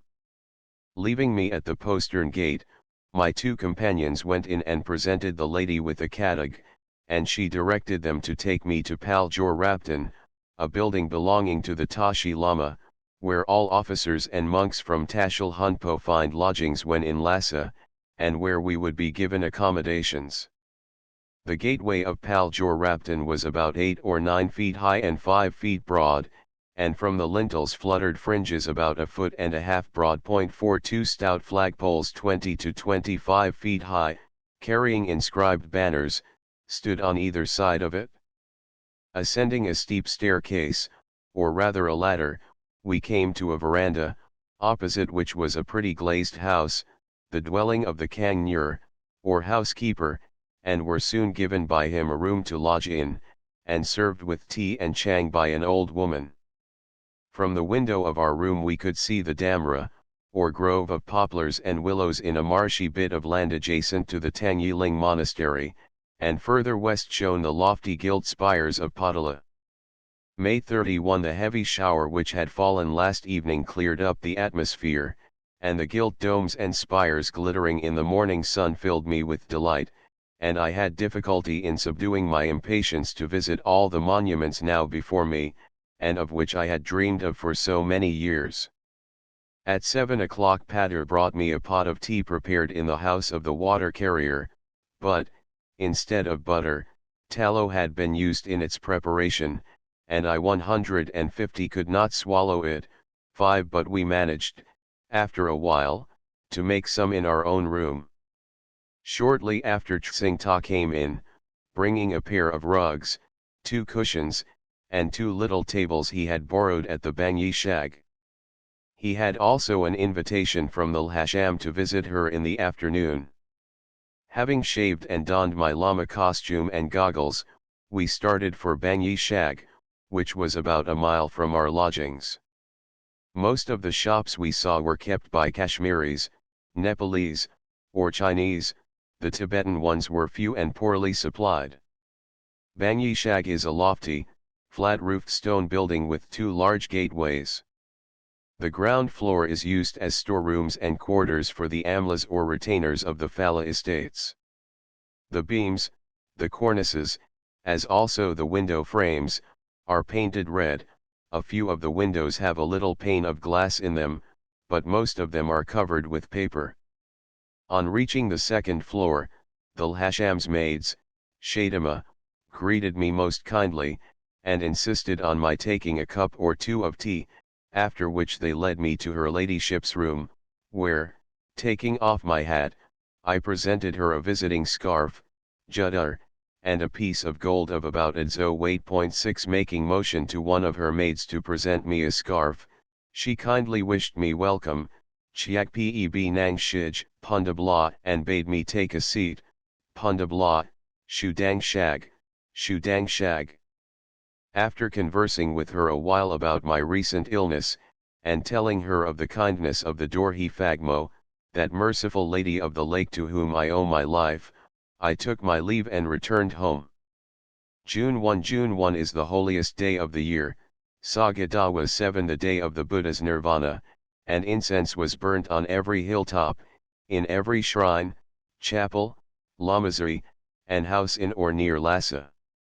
Men, women, and children hastened to the sacred shrine of Kiel Korting, or Jokang, as it is commonly called, to do puja to the Jovio, Lord Buddha, and obtain his blessing. All carried in their hands bundles of incense sticks, bowls of butter, and kadag of all sizes and qualities. Our fellow lodgers went with the rest, calling at my room on the way out, and in a short time we also joined the crowd. 151 A broad street runs in front of the Jokang, and the road which comes from the Pargo Kaling gate terminates on its western face, and here grows a tall poplar said to have sprung from the hair of the Buddha. Beside this is the ancient stone tablet erected by the Tibetans in the 9th century to commemorate their victory over the Chinese, and which gives the text of the treaty then concluded between the Emperor of China and King Ralpichin. 8 Plan of the city of Lhasa. To face p. 151. The magnificent temple engrossed, however, all my attention. In front of it is a tall flagpole, at the base of which hang 2 yak tails, some inscriptions, and a number of yak and sheep horns. In the propylon of the chief temple, Tsungkang, the heavy wooden pillars of which are 3 to 4 feet in circumference, and about 12 feet high, upwards of 100 monks were making prostrations before the image of the Lord, Jovio, on a throne facing the west. This famous image of the Buddha, known as Jovio Rinpoche, is said to have been made in Magadha during the lifetime of the great teacher. 9 Visvakarma is supposed to have made it, under the guidance of the god Indra, of an alloy of the 5 precious substances, gold, silver, zinc, iron, and copper, and the 5 precious celestial substances, probably diamonds, rubies, lapis lazuli, emeralds, and indranila. The legend goes on to say that the image was in the first place sent from India to the capital of China in return for the assistance the emperor had given the king of Magadha against the Yavnas from the west. When the princess Kanjo, daughter of the emperor Taizong, was given in marriage to the king of Tibet, she brought the image to Lhasa as a portion of her dowry. 152 The image is life-size and exquisitely modeled, and represents a handsome young prince. The crown on its head is said to be the gift of Tsongkhapa, the great reformer. The Kunnir said that the image represented the Buddha when at the age of 12, hence the princely apparel in which he is clothed and the dissimilarity of the image to those seen elsewhere. 10 On the 4 sides of it were gilt pillars with dragons twined around them, supporting a canopy. On one side of the image of the Buddha is that of Maitreya, and on the other that of Dipankara Buddha. 11 Behind this, again, is the image of the Buddha Gangchan Wajil, and to the right and left of the latter those of the 12 chief disciples of the Buddha. We were also shown the image of the great reformer, Tsongkhapa, near which is the famous rock, called Amalankha, discovered by Tsongkhapa. 12 On this rock is placed the bell with a gem in the handle, supposed to have been used by Maudgalyayana, the chief disciple of the Buddha. After the image of the Buddha, the most celebrated statue in this temple is that of Avalokiteswara with the 11 faces, Shenrizig Chushijjal. It is said that once King Srongtsan Gampo heard a voice saying that if he made a full-sized image of Shenrizig, all his wishes would be granted him, so he constructed this one, in the composition of which there entered a branch of the sacred bo tree, some soil of an island in the great ocean, some sand from the river near Anjana. 13 Some Gosur sandalwood, some soil from the 8 sacred places of India, and many other rare and valuable substances. All these were first powdered, then, having been moistened with the milk of a red cow and a goat, made into a paste and molded into a statue. To give it additional sanctity, the king had a sandalwood image of the god brought from Ceylon put inside of it. This statue is also known as the 5 self-created, Nai Rang Chaung, for the Nepalese sculptor who made it said that it had sprung into shape rather than had been molded by him, and it is 153 further said that the souls of King Srongtsan Gampo and his consorts were absorbed in it. It occupies the northern chapel in the temple, and is surrounded by the images of a number of gods and goddesses. In the outer courtyard of the temple is a row of statues, among which is that of King Srongtsen Gampo and various saints and pundits. On the porch of the Tsungkang are images of the Buddhas of the past, present, and future. Innumerable other highly interesting images and votive offerings were shown us, among which I will mention 108 lamps made out of stone under Tsongkhapa's directions. Among the other objects of interest shown us was a stone slab, Padma Pungpa, which King Srongtsen Gampo and his wives were wont to use as a seat when taking their baths, and a life-size statue of Tsongkhapa surrounded by images of gods, saints, and worthies. In the room where these statues are seen, and which is closed by a wire lattice, is also a famous image of the god Chiak-na Dorje, Vajrapani. When the iconoclast King Langdharma XIV began persecuting Buddhism, he ordered this image to be destroyed. A valet tied a rope around its neck to drag it from the temple, but he suddenly became insane, and died vomiting blood, and the image was left undisturbed. In the outer court, or Camera 15 is the image of the god Tovo Metsegpa 16 by whose power the invading armies of China were routed in the war which immediately followed the death of King Srongtsen Gampo. Near it are statues of the king and his two consorts, and some huge yak horns, of which the following anecdote is told to inquisitive pilgrims by the temple servants, Kunir. Rhungpa, a disciple of the great Saint Milarepa 17 had been to India, and had 154 there studied under the most learned masters all the mysteries of the faith, and had returned to Tibet filled with pride over his knowledge. Traveling to Lhasa with his master, they reached the middle of the desert called Palmoy Paltang, when Milarepa, who knew of the conceit of his disciple and wished to teach him a lesson, ordered him to fetch him a pair of yak horns lying nearby. But Rhungpa said to himself, "The master wants everything he sees. Sometimes he is as fretful as an old dog, at others as full of childish fancies as an old man in his dotage. Of what possible use can the horns be to him? He can neither use them for food, drink, nor clothing." Then he asked the sage what he proposed doing with them. "Though it is not possible to say what may occur," replied Milarepa, "they will certainly be of use some time or other," and he picked them up himself and carried them along. Potala, the residence of the Dalai Lama at Lhasa W&AK Johnston, Limited, Edinburgh and London, published by the Royal Geographical Society. After a while a violent hailstorm overtook the travellers, and there was not so much as a rat hole in which they could find shelter. Rhungpa covered his head with his gown, and sat on the ground till the storm had passed by. When he searched for the Lama, he could see him nowhere, but he heard a voice, and, looking about, lo! there was Milarepa seated inside one of the horns. "If the son is the equal of the father, then," said the saint, "let him seat himself inside the other horn," but it was too small to even serve Rhungpa for a hat. Then Milarepa came out of the horn, and Rhungpa carried them to Lhasa, and presented them to the Jovio.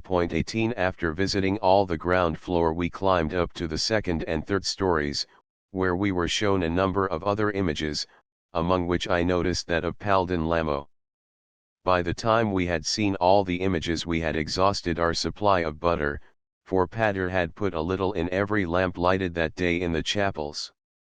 Those before the image of the Jovio were of gold, and each must have held 10 or 12 pounds of butter. By the time we reached our lodgings I was completely worn out, and passed the rest of the day in my rooms or on the housetop, the 155 view from which always charmed me, especially when the rays of the setting sun shone brightly on the gilded domes of the temples and palaces. I was much troubled in my mind by hearing from Tsingtao that smallpox was raging in town. Even the keeper of our house, his wife, and children, were down with the disease, and in every dwelling in the neighborhood someone was ill with it. On the following morning, June 2nd, after an early breakfast, I went to visit the famous shrine of Ramaka 19 carrying, as on the previous day, a bundle of incense sticks, some butter and katags. We took a horribly muddy lane, where heaps of filth emitted a most offensive odor.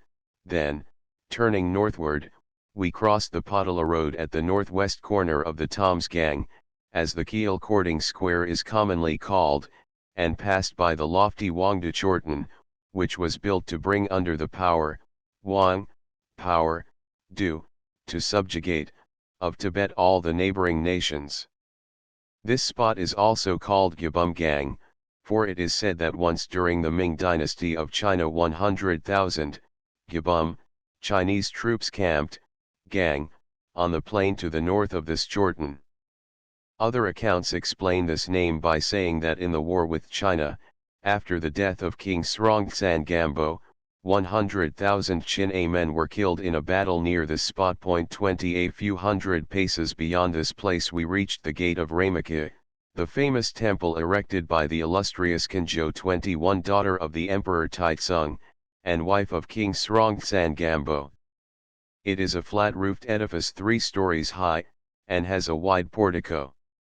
At the front of the building there is to be seen a very ancient inscription in Chinese, giving probably the history of the building of the temple. The image of Mekyod Dorje, Vajraukshobhya, brought here by King Srongtsan's second wife, a Nepalese princess, is of undoubted antiquity, even though the face of the statue is covered with gilding. In the northern lobby are heaps of relics, shields, spears, drums, arrows, swords, and trumpets, and in a room to the left of the entrance, 156 and shut in by an iron lattice, are a few very holy images. With the exception of a very small gilt dome built in Chinese style, I saw nothing strongly indicative of that description of architecture, and, taking it all together, Ramekh fell far short of the preconceived idea I had formed of it. 22 Lay monks, or Sirkempa, usually perform the services held at Ramekh, and half a dozen of them and a kunir, sexton, live in the upper stories of the temple. As we left the temple we were met by a party of singing beggars, who followed us to our house clamouring for salra, or alms. Finally we sent them off with a karma, or the value of 2 annas. Had we given more we would have been persecuted by numerous other parties of these pests. June 3 A Lama of Khams, whom I had met at Tashil Hunpo, came to see me today. He told me that he was waiting for 9 loads of silver from Tashil Hunpo, on the arrival of which he would leave for western China, coming back to Lhasa next March or April. I had heard at Tashil Hunpo that he had a caravan of 700 mules, and carried on trade between Darkenda 23 and Lhasa. This Pomda 24 Lama was a man of gigantic stature, something over 6 feet, well proportioned, and of great strength. He was well known to brigands, and none dared molest him. My further acquaintance with him confirmed me in the opinion I had formed of the Kambas. Though they are wild, they are devoted friends, and when once one becomes intimate with one of them, he will be faithful to the end. I heard today the following story about the famous Regent Xamaling and his social reforms. Once there came to Lhasa a Lama pilgrim from Sinai, in Amdo 25, and he was admitted into the Sira 157 convent, where he studied under a learned Mongol Lama. After a few years the Amdo Lama's tutor returned to his home, and on parting he left his pupil a couple of earthen pots, a katag, and a bag of barley, the most valuable things he possessed, as he told him. The pupil, disappointed with these gifts, carried the pots to the market and sold them for half a tanka, with which he bought butter that he put in the lamps burning before the great image of the Lord, Jovio, praying that if he ever became regent of Tibet, he might be able to reform the social customs of the country. In the course of time he rose to the dignity of a teacher in his convent, then he became its abbot or kanpo, and finally he rose to the rank of regent. One of the first acts of his administration was to expel all public women from Lhasa, and to compel all women to cover their faces with a coating of caoutchouc, so as to hide their comeliness from the public viewpoint. 26 women were also made to wear a bangle cut out of a conch shell on their right wrist, by which they could be held when arrested. From his time also dates the use by women of aprons, pangden, and of the present style of headdress, or patag. The old style of patag is now only worn by the wives, or lhasham, of the shape, ministers. He was the first of the Tsamaling Lamas, and his reincarnations still inhabit the lamasery of that name behind Ramekh. On June 4 I again visited the Jokang. 27 After paying reverence to the Jovio and circumambulating his sacred throne, the Kunir poured some holy water, too, into my hand from a golden vessel. In a little chorten in one of the chapels on the south side of the temple is kept a statue of red bell metal, or lemur, made, so says tradition, in the days of King Kriki, when men lived 20,000 years. For many centuries it was kept by the kings of Nepal, but when a princess from that country married King Srongtsan Gambo, she brought it to Tibet, and placed it in this temple, where it is the object of constant worship. Palden Lamo, Shrimti Devi.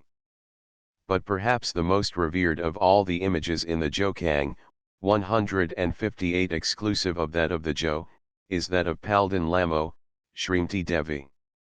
The terrifying face of the goddess is kept veiled, but the Kunir uncovered it for us. This terrific goddess is regarded as the guardian of the Dalai and Tashi Lamas. The chestnut-colored mule she rides, the offspring of a red ass and a winged mare, was given her by the goddess of the sea. The saddle she sits on is the skin of an ogre, and the bridle and crupper are vipers. Kiador he gave her dice with which to play for lives, and the ogres, or Srinpo, presented her a string of skulls, which she holds in her left hand, and the goblins that haunt graveyards gave her corpses, on which she feeds. In her right hand she holds a club given her by the god Chiagnador he. 'Twas in such 159 fearful attire that she waged war against the foes of Buddhism, and became the greatest of all its guardian deities. The chapel of Palden Lamo is overrun by mice, so tame that they crawled up the Kunir's body. They are supposed to have been lamas in former existences. On one of the walls we saw a painting made with the blood of King Srongtsan. As we were walking home I saw some men hawking books, and told them what works I would buy if they could but procure them for me. They promised to bring them to me shortly. The excellent brick tea, Du Tang Nupa, which I had brought from Tashil Hunpo was now exhausted, and I was reduced to drinking a miserable quality known as Gapa Du Tang, or first quality tea, is more highly flavored than the quality I liked, but it was too strong for me. Tea was introduced into Tibet earlier than the 10th century, but it only became of universal use from the time of the Sakya hierarchy and the Phagmota kings. 28 During the early part of the Dalai Lama's rule the tea trade was a governmental monopoly, and since the beginning of the present century, though nominally open to everyone, the trade is practically in the hands of the officials. Some notes on the mode of selection of incarnate lamas may not be out of place here. It used to be customary when selecting incarnate lamas to either decide by throwing dice or by some other trial of luck, or by taking the opinion of the College of Cardinals, but that method not giving perfect satisfaction, it was decided that the candidates should undergo certain examinations, which, together with the hints thrown out from time to time by the defunct incarnation as to where and when his successor would be found, helped in the determination of the lawful reincarnation.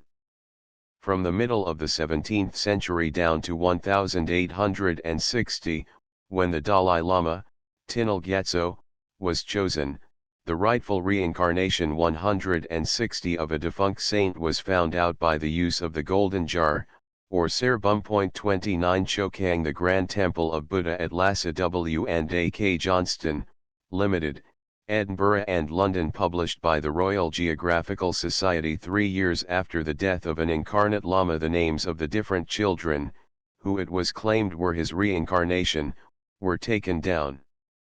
These names, in the case of the Dalai or Tashi lamas, were sent to the regent for examination, after which the president of the conclave, in the presence of the regent and the ministers, enclosed in tsamba ball slips of paper, on each of which was written the name of a candidate. In other tsamba balls were slips on which was written yes or no, as well as some blank slips. All these were put together in a golden jar, which was placed on the altar of the principal chapel of Lhasa, and for a week the gods were invoked. On the 8th day the jar was twirled round a certain number of times, and the name which fell out 3 times, together with a pellet in which was a slip inscribed yes, was declared the true reincarnation. Those who were sent to bring the reincarnated saint to Lhasa or Tashil Hunpo submitted him to certain trials, as, for example, picking out from a number of similar objects the rosary, the rings, cup, and mitre of the deceased Lama. 30 In 1875, a year after the death of the Dalai Lama, Tinal Gyatso, the regent, and the College of Cardinals consulted the celebrated Nashan Chostyong Oracle 31 about the Dalai's reappearance, and the oracle declared that the reincarnation could only be discovered by a monk of the purest morals. It required, again, the supernatural powers of the oracle to find the future discoverer of the Grand Lama.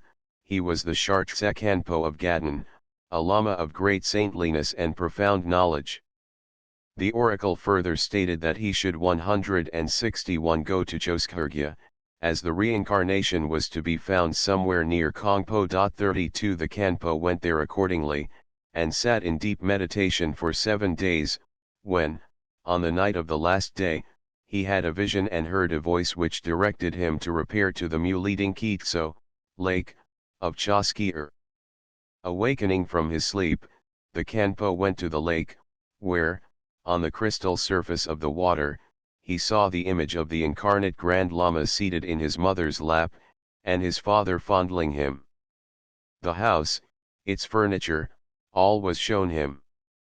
Suddenly the image disappeared, and he set out at once for Kongpo. On the way he stopped in Tagpo at the house of a respectable and wealthy family, and at once he recognized the child and all the images seen in his dream. He promptly informed the government at Lhasa, and the regent and the cardinals came to Tagpo and took the child, then a year old, and its parents to the Regial Palace, near Lhasa. This child, now aged 10, is called Nagwang Lozang Tubdan Gitso, the Lord of Speech, the mighty ocean of wisdom. 33 The reason why the golden jar was not used for finding this reincarnation was because of the apprehension that the Dayan Khanpo's spirit he had but recently died, and had been violently opposed to the Dalai Lamas and their form of government might be able to cause a wrong name to be drawn from the jar. June 5 Early this morning I was invited to dine with the Lhasham at Bangyi Shag. I was received most graciously, and was led by the Lhasham to her drawing room, a room about 16 feet by 12, facing the south and on the 3rd story of the building. There were in it 2 Chinese chests of drawers, on top of which were a lot of porcelain cups, Chinese pictures, picnics and dancing. Most of them represented covered the greater part of the walls. The ceiling was of Chinese satin, and thick rugs of Yarkand and Tibetan make covered the floor. Well-polished little tables, wooden bowls for tsamba, and some satin-covered cushions completed the furniture of the room. 162 After conversing for a while and drinking a few cups of tea, the Lhasham withdrew, and one of her maids showed me the rooms in the mansion. The furniture was much the same as that in the Lhasham's room, only of inferior quality and ruder make. The walls were painted green and blue, with here and there pictures of processions of gods and demons, and the beams of the ceiling were carved and painted. The doors were very roughly made and without panels. The windows were covered with paper, with a very small pane of glass fitted in the middle of each. There were no chimneys in any of the rooms, but earthenware stoves, or jala. In a few of the rooms flowers were growing in pots. Returning to the Lhasham's room, dinner was served me at noon, and while I ate she asked me many questions concerning the marriage laws of India and Europe. When I told her that in India a husband had several wives, and that among the filling 34 a man had but one wife, she stared at me with undisguised astonishment. "One wife with one husband," she exclaimed. "Don't you think we Tibetan women are better off? The Indian wife has but a portion of her husband's affections and property, but in Tibet the housewife is the real lady of all the joint earnings and inheritance of all the brothers sprung from the same mother, who are all of the same flesh and blood. The brothers are but one, though their souls are several. In India a man marries well several women who are strangers to each other. Am I to understand that your ladyship would like to see several sisters marry one husband?" I asked. "That is not the point," replied the Lhasa. "What I contend is that Tibetan women are happier than Indian ones, for they enjoy the privileges conceded in the latter country to the men." 35 June 7 My 2 men had heard from Gatan Tipa, a soothsayer, that they would be stricken with smallpox if they ventured to go to Samai, and they besought me to give up the idea, but I declared emphatically my resolve to visit that famous Lamazari, and also that of Gatan. 163 On June 8 I again visited the Jokang. The numerous wooden pillars supporting the second story are among the most remarkable things in this temple. The largest of these have capitals with sculptured foliage, and are called Ka Wa Shinglho Chan. 36 At their base are buried, it is said, great treasures of gold and silver. Other pillars, with dragon heads as capitals, have hidden under them charms against devils, for curing diseases, and for keeping off and thwarting the evil designs of the enemies of Buddhism and of the government of the Church. Other pillars, again, called Sengo-chan, having lions' heads as capitals, have concealed under them many potent charms, Yang Yig, 37 to ensure bounteous crops. Under the floor of the Lukang are many charms and precious things wrapped in snow fox or snake skin. These, it is supposed, preserve the flocks and herds of Tibet. Beneath the image of Dzamhala is hidden in an onyx box some Tagsha 38 which preserves the precious stones, the wool, the grain, and the other riches of the country. Among the other objects of special sanctity, I was shown in the passage for circumambulating the temple a cavity in the rock where neither moss nor grass grow. It is said to keep back the waters of the Kyi Chu from invading the Jokang. 39 June 9 I went out walking today in the direction of Ramakya. On the streets I met numerous bands of Rajiabas, or scavengers, wandering from place to place, clamoring for alms from every newcomer or pilgrim they saw. If no attention is paid to them, they thrust their dirty hats in the stranger's face and lavish insults on him, and if he take offense, they reply, "Why, my lord, this is not insolence, we are but saluting you." These Rajiabas of Lhasa form a guild.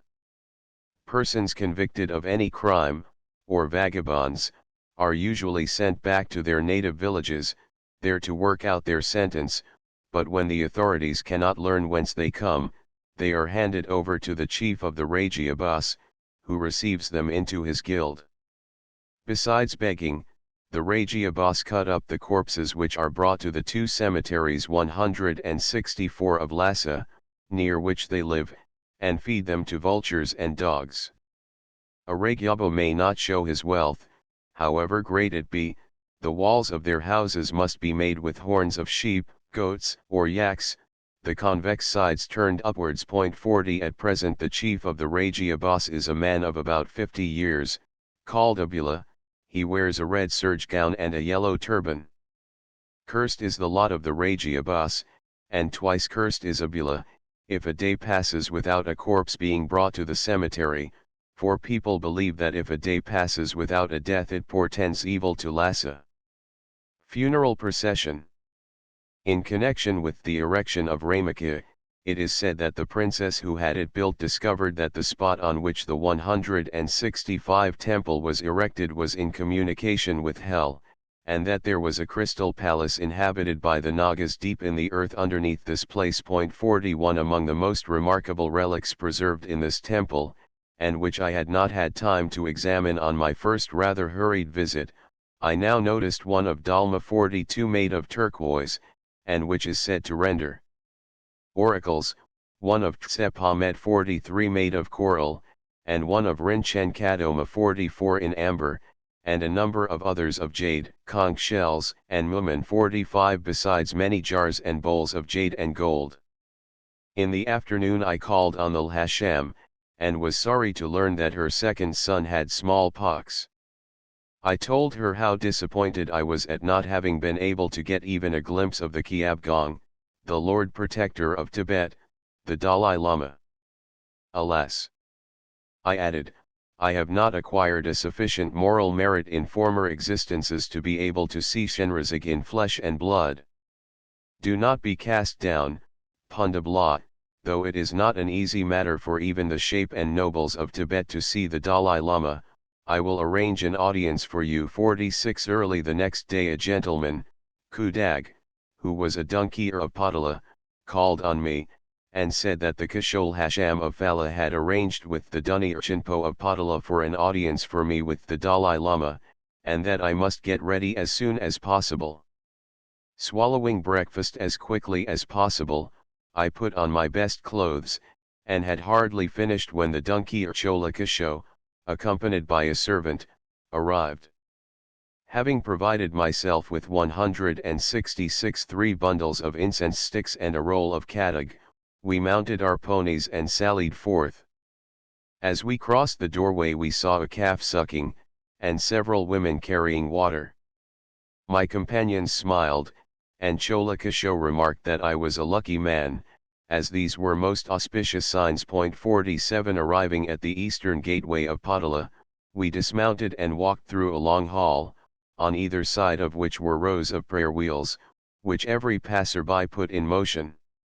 Then, ascending 3 long flights of stone steps, we left our ponies in care of a bystander, for no one may ride further, and proceeded towards the palace under the guidance of a young monk. We had to climb up 5 ladders before we reached the ground floor of Phodang Marpo 48, or the Red Palace, thus called from the exterior walls being of a dark red color.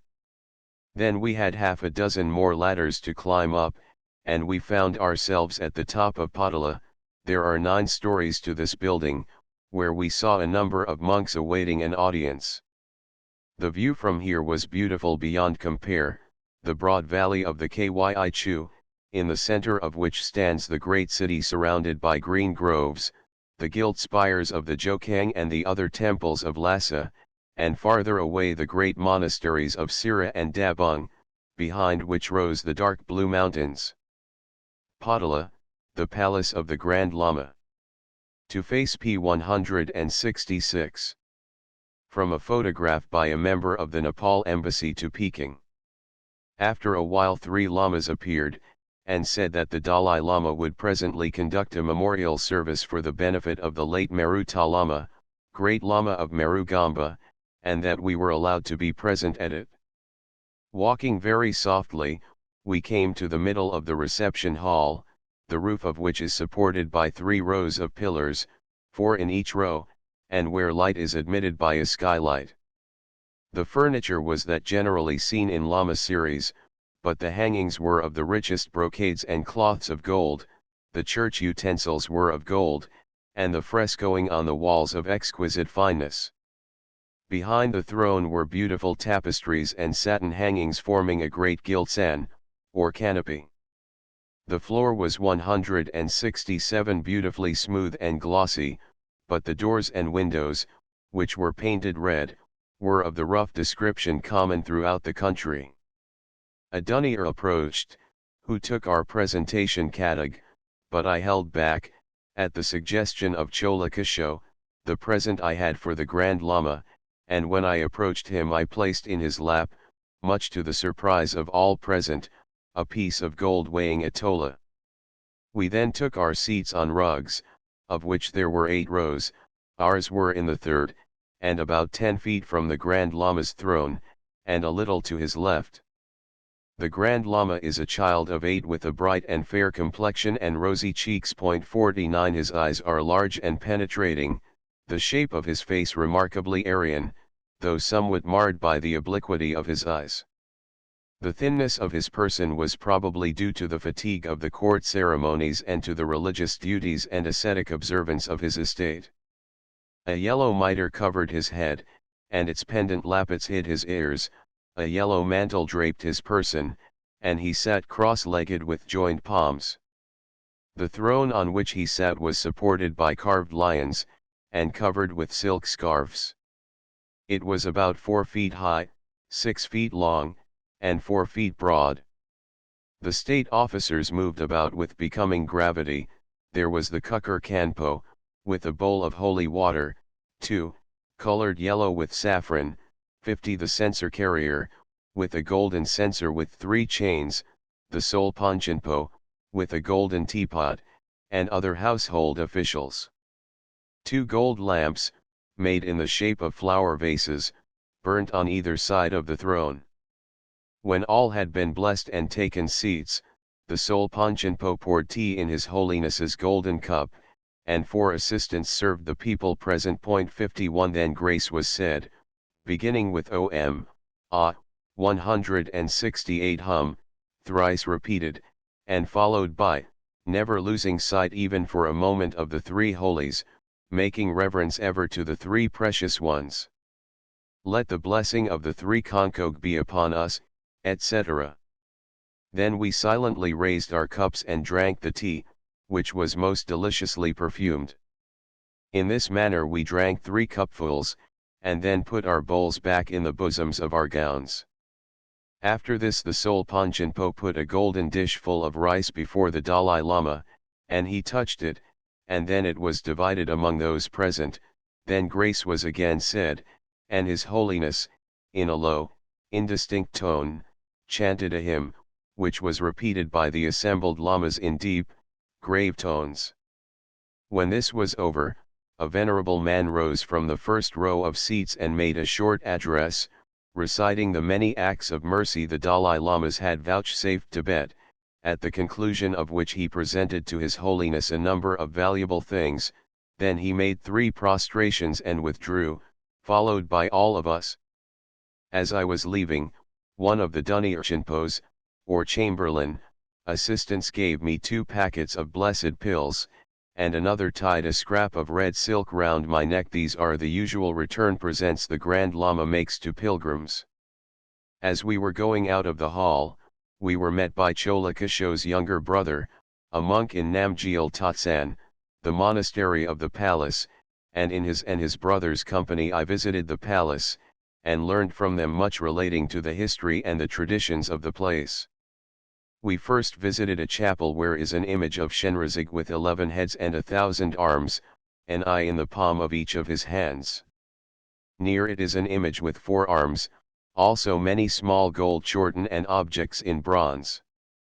Next I was led to a hall where there is an old throne, opposite which are images of King Srongtsan, his 2 consorts, his minister Tanmai Samhoda, General Gar, and Prince Gungri Gungtsan. 52 Leaving this room, we went to the 169 Great Hall where Nagwang Lobzang, the 5th Dalai Lama, used to hold his court. Old paintings, supposed to be indestructible by fire, representing King Srongtsan's family, Shenrazig, and the first Grand Lama, hung from the pillars, and several images, among which one of sandalwood representing Gonpo 53 may be seen here. We were then led to the hall where the Desi Sangye Gyatso used to hold his councils. 54 Here also is the tomb of the first Dalai Lama. It is 2-storied, and the dome is covered with thin plates of gold. The Dalai's remains are entombed with many precious things, and the sepulchre is ornamented with various objects of the richest designs and most costly materials brought hither by devotees. This tomb is called the Dzamling Jun 55 and is the prototype of the tombs we saw around it containing the remains of the other incarnations of the Dalai Lama, but these are all smaller than it. After visiting these halls we descended to the Namgyal Totsan. The architecture of the Phodang Marpo embarrassed me greatly, the halls and rooms being piled up story on story. The stonework was beautiful, but it is so poorly drained that in many places the odors are stifling. Entering a small room, the cell of our guide, we were given seats and served with tea and a collation. Shortly after we started home, having expressed in the warmest terms our thanks to Chola Kisho and his brother for their kindness. We followed the Linkir, as the road which encircles Lhasa is called. On the way we passed a small grove where is the elephant shed, the solitary occupant of which a present from the Raja of Sikkim was standing in a barley patch nearby. Further on we came to a place where the corpses of the townspeople are fed to pigs, whose flesh, by the way, is said to be delicious. Near here are numerous huts of Rajiabus. In the evening a drove of donkeys loaded with samba and butter arrived from Jianse, and I was distressed to learn that my friend the minister had smallpox. My men again began pestering me to return to Tsung, alleging as a pretext that I might be of assistance 170 to the minister, and I finally prepared to go to him, especially as the donkey men said he had expressed a desire to have me near him. On June 11 I went to see the Lhasa, thanked her for having obtained for me an audience of the Kyab Gongrinpoche, and spoke to her about my intention of setting out for Dongtse. She advised me to leave at once, as smallpox was raging at Lhasa, her two sons now had it, and from her appearance I feared that she was about to fall ill of the same disease. Returning to our lodgings, I dispatched Singta to her to ask a loan of 200 tankas. The sum was brought me in the evening by her maid Apella, and the Lhasa also sent me provisions for the journey and feed for the ponies. 171 I have always heard policemen called sa sung, srung, pa by Tibetans. The word used by our author seems to be kirche, bide, pa, which would correspond to patrolmen. Huck says that Lhasa is about 2 leagues in circumference, and ak that it is about 6 miles, wr, upward arrow 2 dorying, or rdo ring, means ancient stone, or stone from long ago. On the inscription here referred to, see Juroy. As SOC, New Series, Volume 12. 486 ETSQQ, and Volume XXIII. P 264. Utogzamba means blue-roofed bridge. WR, upward arrow 3 better known by its popular name of Cho or Jokang, or Lhasa Jo Wokang. AK calls it Yeo. He also mentions Azimabad, Putna, merchants as having shops in Lhasa. Report on the explorations, p. 32. See also Waddell, OPCIT, 300 ETSQQ. Upward arrow 4 These fringes are cotton strips on which are printed charms, mantras. Usually the figure of a horse occupies the middle of the strip. They are called lungta, or wind horse.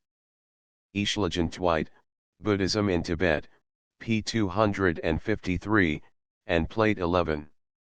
The inscribed banners belong to the same class of objects, and have also prayers or passages from the scriptures printed on them. Georgi, Alf. Tibet, p. 509, refers to these flagpoles as being called tarpoche, tarpai shing, arbor salutaris, depal saridamali. See also Waddell, OPCIT, 468 ETSQQ.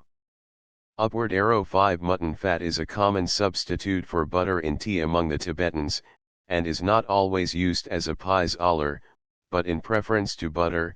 WR, upward arrow 6 Adzo is 1/10 of an ounce, sang, or about 2/3 of a rupee in weight. In India its equivalent is a tola. WR, upward arrow 7 The Buddha's death is said to have occurred on the 15th of the 4th month, which only occasionally falls on June 1, WR, upward arrow 8 Outside the gate, of the Jokang, there is a stone pillar in a poor state of preservation. It is the tablet containing the alliance of Tang Te Tsung with his nephew. On either side of the pillar are old willows, whose aged trunks are bent and twisted like writhing dragons. It is said that they date from the Tang period. Zhuoroi. As. SOC, New Series, Volume XXIII. p. 264. This inscription bears date AD 783, WR, upward arrow 9 Cij Schmidt, Geschichte Ostmongolei von Sanangsitzen, p. 35. According to Tibetan historians, this same princess, or Kung Chu, her name was Chin Chang, the wife of King Srongtsan Gampo, introduced into Tibet, among other things, the art of pottery, grist mills, looms, etc. Emil Schlagentweit, Die Könige von Tibet, p. 49. Chinese authors, C. Zhuoroi. As. SOC, Volume XXIII. p. 191, attribute to her influence the first use of wine presses, paper, ink, the Chinese almanac, and the introduction of the silkworm. This princess was not a daughter of the Emperor Taizong, but a member of his family. She appears to have traveled from China to Lhasa by the Xining Road, which passes by the sources of the Yellow River, WR, upward arrow 10 on the various celebrated images of the Buddha, see Land of the Lamas, p. 105, Note 2. Kunir is the keeper of images. WR, upward arrow 11 Methraya, Chiamba, in Tibetan, is the Buddha to come in the last period of this cycle, and Dipankara, Marmi Jod, is the Buddha of the first period. The historical Buddha, or Sakyatubpa, is the Buddha of the present era, WR, upward arrow 12. Our author calls it a fossil rock, discovered in a rock cavern in Tibet. I can offer no explanation of the nature of this relic, WR, upward arrow 13. A river of Magadha famous in early Buddhist history, and in which the Buddha is said to have bathed after attaining omniscience, WR, upward arrow 14. This king reigned over Tibet at the end of the 9th century, AD. He appears to have been a fervent follower of the Bonpo religion. He was murdered in 900 by a lama who had disguised himself so as to be able to approach the king, and went through clownish tricks and dances. The murder of the king is still faded by dances, in which the participants wear costumes resembling those of the murderer of the iconoclast. See Supra, p. 114, SCD, upward arrow 15. Presumably Chi, Phi, outside, and Rawa, an enclosure. Upward arrow 16. I suppose this name means innumerable beings, legions of beings, Grovo, a host in himself. The title Tuo or, angry, applies to a whole class of deities of the protector, or Chostcheong, class, WR, upward arrow 17. A wandering lama and saint who lived in southern Tibet in the 11th century, and who taught by parables and songs, some of which have considerable literary merit. 154. The two principal works ascribed to him are an autobiography, or Namtar, and a collection of tracts called Lubum, or the Myriad Songs. They are still among the most popular books in Tibet. See 19th century, October, 1899, pages 613, 632, WR, upward arrow 18. Though I have not a copy of Milarepa's Lubum with me, I feel sure that this anecdote is taken from it, WR, upward arrow 19. Ramaka means a large enclosure. It was probably the name of the locality on which the famous temple was built, and not the original name of that structure, WR, upward arrow 20. AK, OPCIT, p. 33, mentions this Jordan which he calls Jongbimok, erected in honor of a Tibetan hero who is said to have killed 100,000 of his enemies, Chinese, on the spot. WR, upward arrow 21. The princess is said to have been buried in this temple, WR, upward arrow 22. Georgi, Alf. Tibet, p. 242, says, Magii doctors Naramba dicti, diabolisi hujas sapientiae mysterious initiantur, magicaloria solemnitir ornantur in duo bus Lhasi sinabias ramoi chintopa and mora chinpa nuncupatus. Oracula sunt tum publica tum domes tica, qui populi, qui civs, qui sacri ac profani magi stratus adient responsa capturi.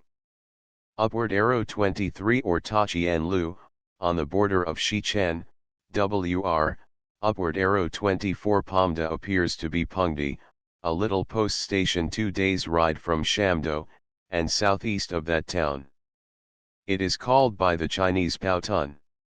See My Diary of a Journey, p. 316, WR, upward arrow 25. Amdo is that portion of the western borderland of the Chinese province of Kansu and Shichen which is occupied by Tibetan tribes. This anecdote is also found in Ujien Gyatso's relation of his exploration, Report on Explorations from 1856 to 1886, p. 31. Upward arrow 26. Cf. Huck, Souvenirs d'un voyage dans la Tartarie et le Tibet, Volume 2. p. 258, and Land of the Lamas, p. 214. Upward arrow 27. Georgi, OPCIT, p. 406 ETSQQ, describes very fully and accurately this famous temple, of which he also gives a ground plan. He calls it the La Prangal Hasensi. This description agrees very closely with that of our author, and is highly interesting, as the analogies between its style of architecture and that of Christian churches are discussed. WR. Upward arrow 28. Phakpa was given the government of Tibet by the Emperor Kublai in AD 1260.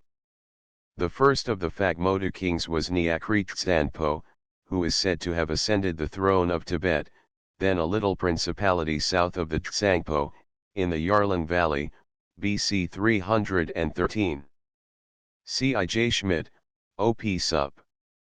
C.I.T., p. 23, and Emil Schlagentweit, Die Könige von Tibet, pages 39 to 41. From BC 313 to AD 1260 is such a long period of time, that we are hardly able to say that the date of the introduction of tea into Tibet has been fixed.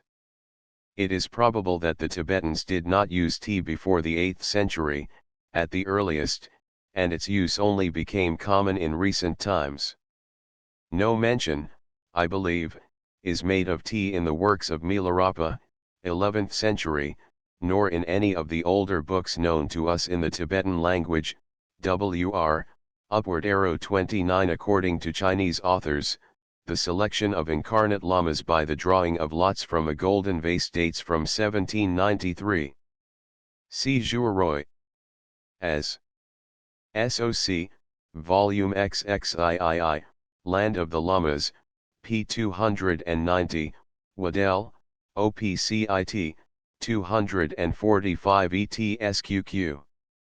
And 279, No. 2, also Huck, OPCIT, Volume 2. p. 348.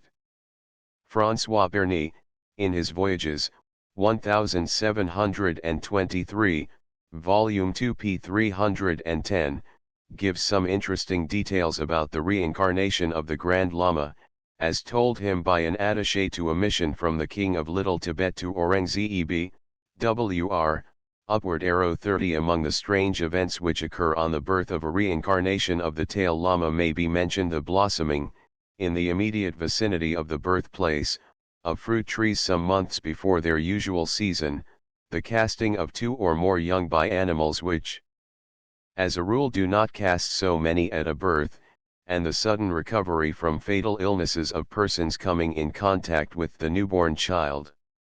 See Report on Explorations, made by A.K., p. 32, WR, upward arrow 31 C Waddell, OPCIT, p. 478. He calls him the necromancer inordinary to the government. He was first brought to Tibet by Padmasambhava, the founder of Lamaism in the middle of the 8th century, Wr. Upward arrow 32 a small and fertile district a little to the east of Lhasa. The chief town in this district is usually called Kongpo Gyamda. Explorer KP visited it in 1883. He says that there are about 20 Nepalese shops and 15 shops of Tibetans at this place. See Report of Explorations in Bhutan and Tibet, p. 15, Wr. Upward arrow 33 cf. Ujien Gyatso's account of this discovery in Report on the Explorations, p. 31. The place of his birth was Parachud, near Namjong, in Takpo, according to the explorer KP, OP Sup. CIT, p8, WR, upward arrow 34 i.e. foreigners, literally, outside country. The word has no connection, as was once supposed, with Faragi or Franks, WR, upward arrow 35. Our author tells us further on, p. 216, of a woman married to two men not related. Elsewhere he makes mention of a lamasery in which monks and nuns cohabit, and bring up their children in their profession. Polygamy also obtains among the wealthier Tibetans, who have probably adopted it from the Chinese, and monogamy has a few votaries. See Land of the Lamas, p. 211 ETSQQ.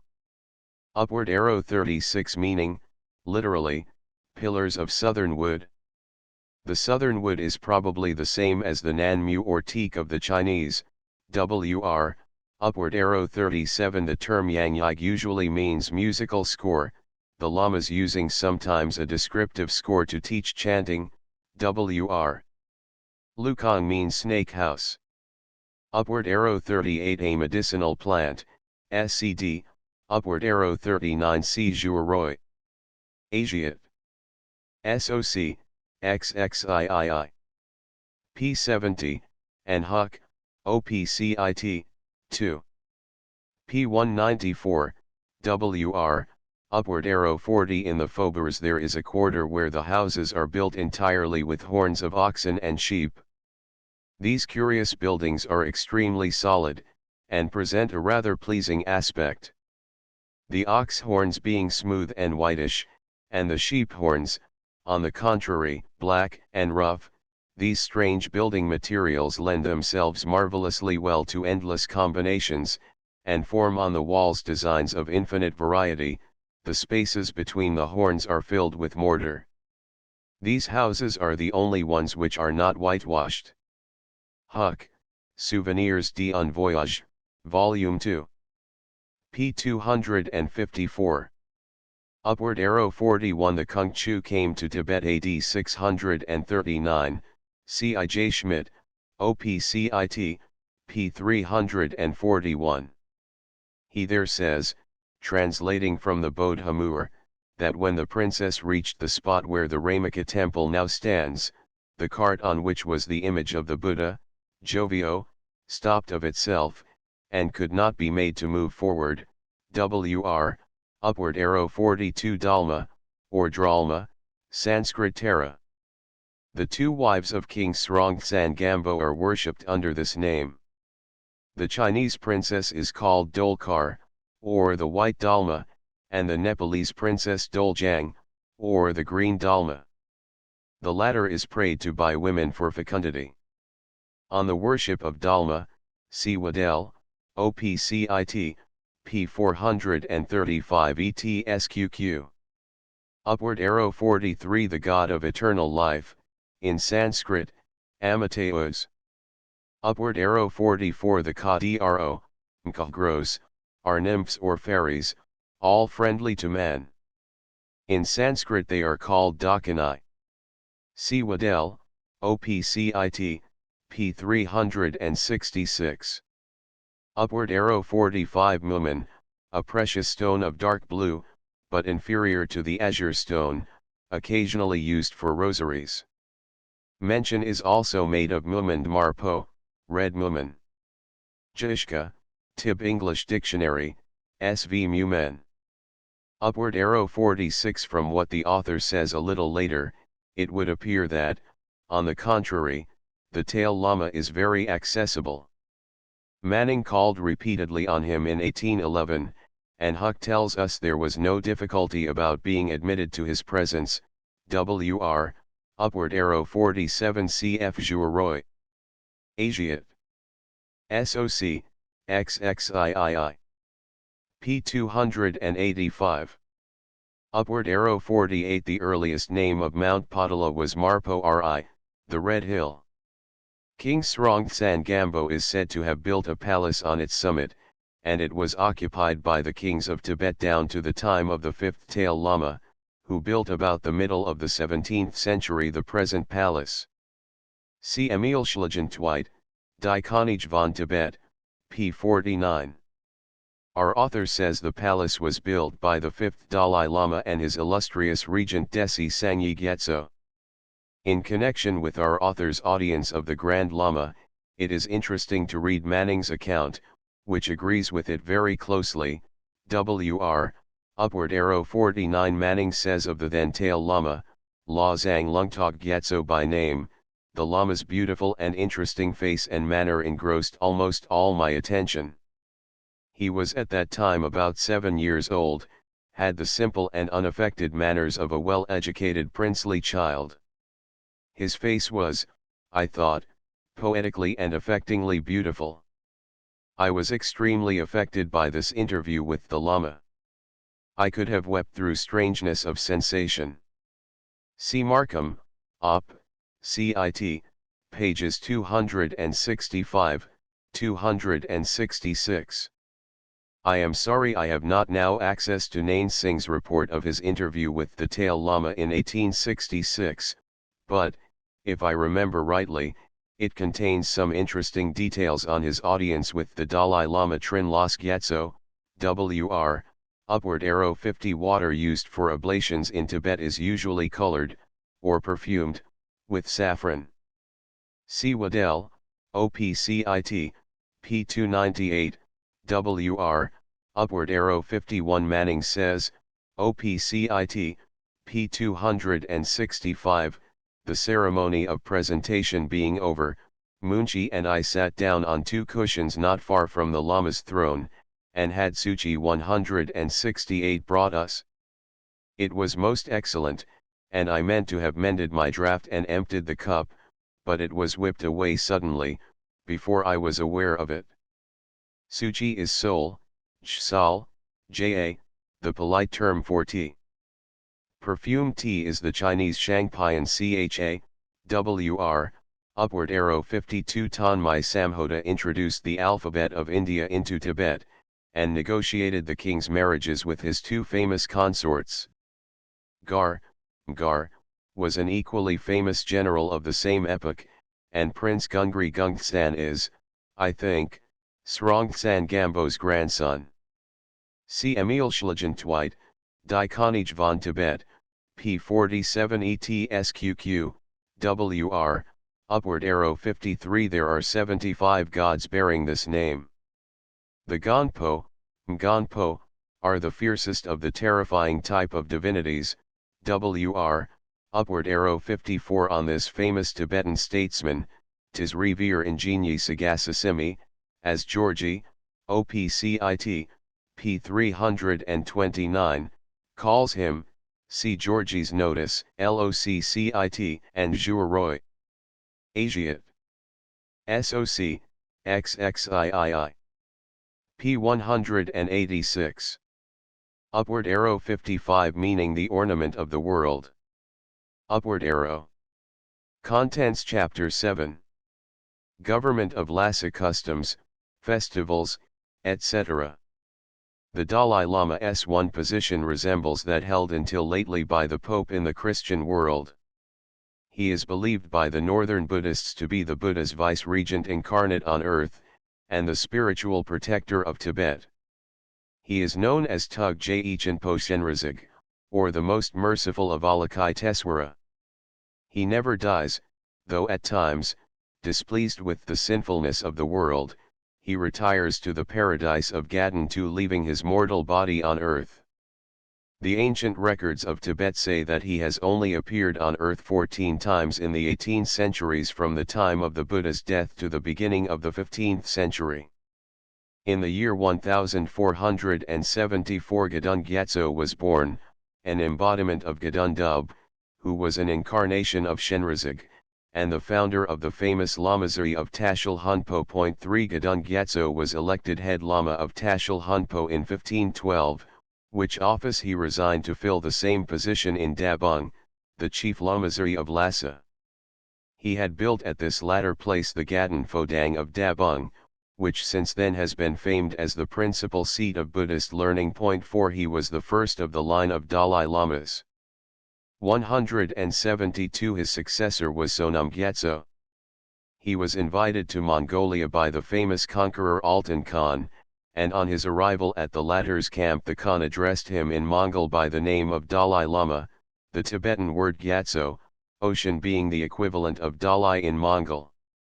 Altan, knowing that the Lama's predecessor had also the word Gyatso in his name, took it for a family name, and this mistake has been the origin of the name of Dalai Lama since given to all the reincarnations of the Grand Lama. In 1642 Kushi Khan conquered Tibet, and made over the sovereignty of the central portion of it to the fifth Dalai Lama, Ngawang Lozang Gyatso, and that of Tsung, or ulterior Tibet, to the Grand Lama of Tashil Hunpo, though he continued himself to be the de facto sovereign, appointing Sonam Chuphel as Desi or governor of Central and another as administrator of ulterior Tibet. The spiritual government remained, however, in the Dalai Lama's hands, and he conferred on Kushi Khan the title of Tanjin Chosgyi Gyalbo, the most Catholic king. In 1645 the Dalai Lama erected the palace of Potala, Kushi Khan having his residence in the Gaden Kangsar Palace in Lhasa itself. Engrossed with extending and consolidating his newly acquired kingdom, he had, little by little, to transfer to the Dalai Lama and the Desi most of his authority over Tibet. In 1654 Kushi Khan died, and the Desi Sonam Chuphel followed him shortly to the grave. By this time so much of the temporal authority had devolved on the Dalai Lama, that, from the time of the death of Kushi till his successor Dayan arrived in Lhasa in 1660, even though for a year, 1658 to 1659, there was no Desi, the country enjoyed peace and prosperity under his rule. During Dayan Khan's reign, which only lasted 8 years, a Mongol chief, Jazang Tiba, was Desi of Tibet, and the Desi who succeeded him was appointed by the Dalai Lama himself. The successor of Dayan was Ratnatala Khan, but by this time the management of state affairs had entirely passed into the hands of the Grand Lama. In 1680 he appointed Sangye Gyatso Desi, and conferred on him such authority that, under the title of Governor-Treasurer, Sa Kyungwei Chiagdi Eso, he was in reality king of Tibet. He remodeled the government, and introduced many useful reforms in every branch of the public service. The Desi is commonly called Regent, Giltsab, or King 173, Gyalbo. 5 The office is now elective, but no layman may hold it.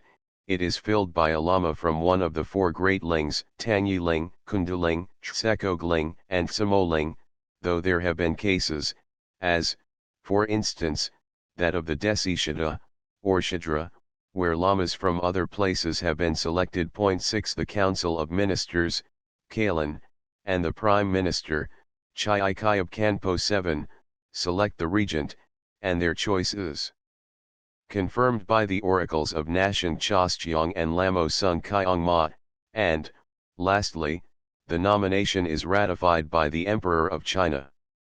When the Dalai Lama reaches his majority, fixed at 18 years, the regent, in the presence of the Kalan, the chiefs and nobles, presents him with the seals of office of both spiritual and temporal affairs. Since the beginning of the present century no Dalai Lama has reached majority, and the regency has been without interruption. 8. The regent is assisted by a chasig, whose appointment is also subject to confirmation by the Emperor of China. He wields great power, and sometimes exercises the functions of the regent himself. No petitions on any official business can reach the regent without passing through his hands. He is entrusted with the Great Seal, and when a paper has been prepared by the chief secretary, or kadung, the chasig affixes the seal to it. The word chasig means a strainer for tea, the dignitary so designated being the test and model of merit. 9. 174. The Council of Ministers, or Kalan Shag Lenja, is composed of 4 laymen and 1 monk, all of them appointed for life. Formerly there were only 4 Kalan, but of late the preponderating influence of the clergy has forced the Grand Lama to put in the council one of its members, and he takes the first seat in the council hall, or Ka Shag, the Kalan Kripa coming next to him. The council sits daily from 9 to 2, and transacts the political, judicial, and administrative work of the government.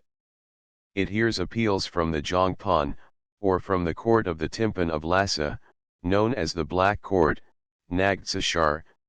10. The ministers sit cross-legged on thick cushions placed on raised seats, with a bowl of tea on a little table in front of each of them, which is kept full by the court solpan. The secretaries and clerks occupy adjoining rooms. The ministers and all the officers of their court are provided with dinner at the expense of the state. Estates, or lanchi, are set apart for the maintenance of the ministers, who receive no other salary. They are not allowed the privilege of being carried in sedan chairs, Fabchiam, the Amban, the Dalai, the Panchen Lamas, and on certain occasions the regent, being alone permitted to use this conveyance. The Kalan dress in yellow tunics, and wear Mongol hats with a coral button on top. 11. When the office of a Kalan becomes vacant, the regent, in consultation with the other Kalan, selects 2 or 3 generals, Dapan, and sends their names to the oracles of Nashang and Lamo Sungkyongma of Patala for them to pronounce upon. The person approved of by the oracles is appointed. In literary style the ministers are called Chiang Sang or Dun Na Dun, but colloquially they are known as Kalan or Shape, and the title of Sa Wang, power of the land, is usually affixed to their names, as they are selected from among the wealthy and powerful nobles. When sitting in a judicial capacity they are known as Shulchipa, and Shulanpsa when they perform the duties of advocate. Formerly the wives of Gyalbo and Desi were addressed by the title of Lhasham, but nowadays it is only given to the wives of Kalan. Their sons are called Lhasre, or prince. 175. There are 4 secretaries, or kadung, chosen from among the Dunkir, and 1 chief clerk, or Kabshapa, attached to the Kalan's court. Under these secretaries are 175 Dunkir, or civil officers, under the immediate supervision of the Tsipan, or accounting officer. Lama delivering an oracle. The Dunkir 12 are chosen from among the best scholars of the Yudog school, where the sons of nobles and the leading people are educated. They are taught accounting by serving 5 years in the Bureau of Accounts, or TSI Kang, after which they are deputed to perform various duties, especially in connection with the treasury. 176. And the most experienced among them are appointed Jongpan, or prefects. The salaries of the Dunkir are barely sufficient for their maintenance, but, as they belong for the most part to well-to-do families, this question is unimportant. 13. The Dunkir have a peculiar way of dressing their hair, which distinguishes them from all other officers.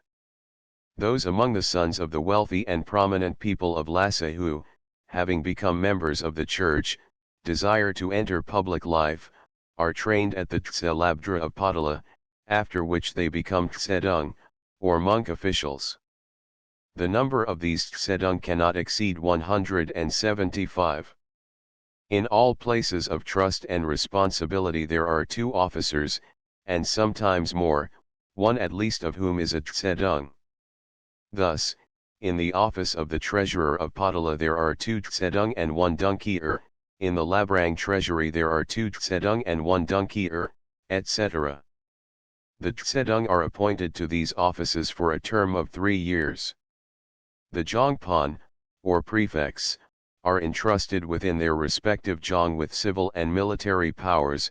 They try civil and criminal cases, and levy taxes, the latter duty being performed under kargaya, or, as we would say, puarwanas from the court of Kalen. There are 53 jong and 123 sub-prefectures under jong Nur. There are 2 jongpan to every jong 14, their authority being equal in all respects. In military matters they are subordinate to the generals and the amban. They render yearly accounts to the amban of the military stores in their district, and have also to show their proficiency in shooting, riding, and other athletic sports at the annual inspection of the troops made by the amban and the dapan, and the former confers on them blue or crystal buttons, to be worn on their official hats. 15 The establishment of a jongpan comprises 2 dungkier and 2 storekeepers, jong Nur, administering sub-districts, and a number of understrappers. The heads of villages, or tsopan, the headman, or mipan, the elders, or ganpo, all of whom are elected for a term of years, are also under his orders. 177 In every jong there are 2 storehouses, the kargya, or reserve store, and the jong dso, or repository of the jong. The keys of the former are kept by the Kalen, and it is opened only once or twice a year. The government sends annually a revenue officer to check the accounts of the jongpan and tax collectors, kraljapa, and to take over the revenue collected by them.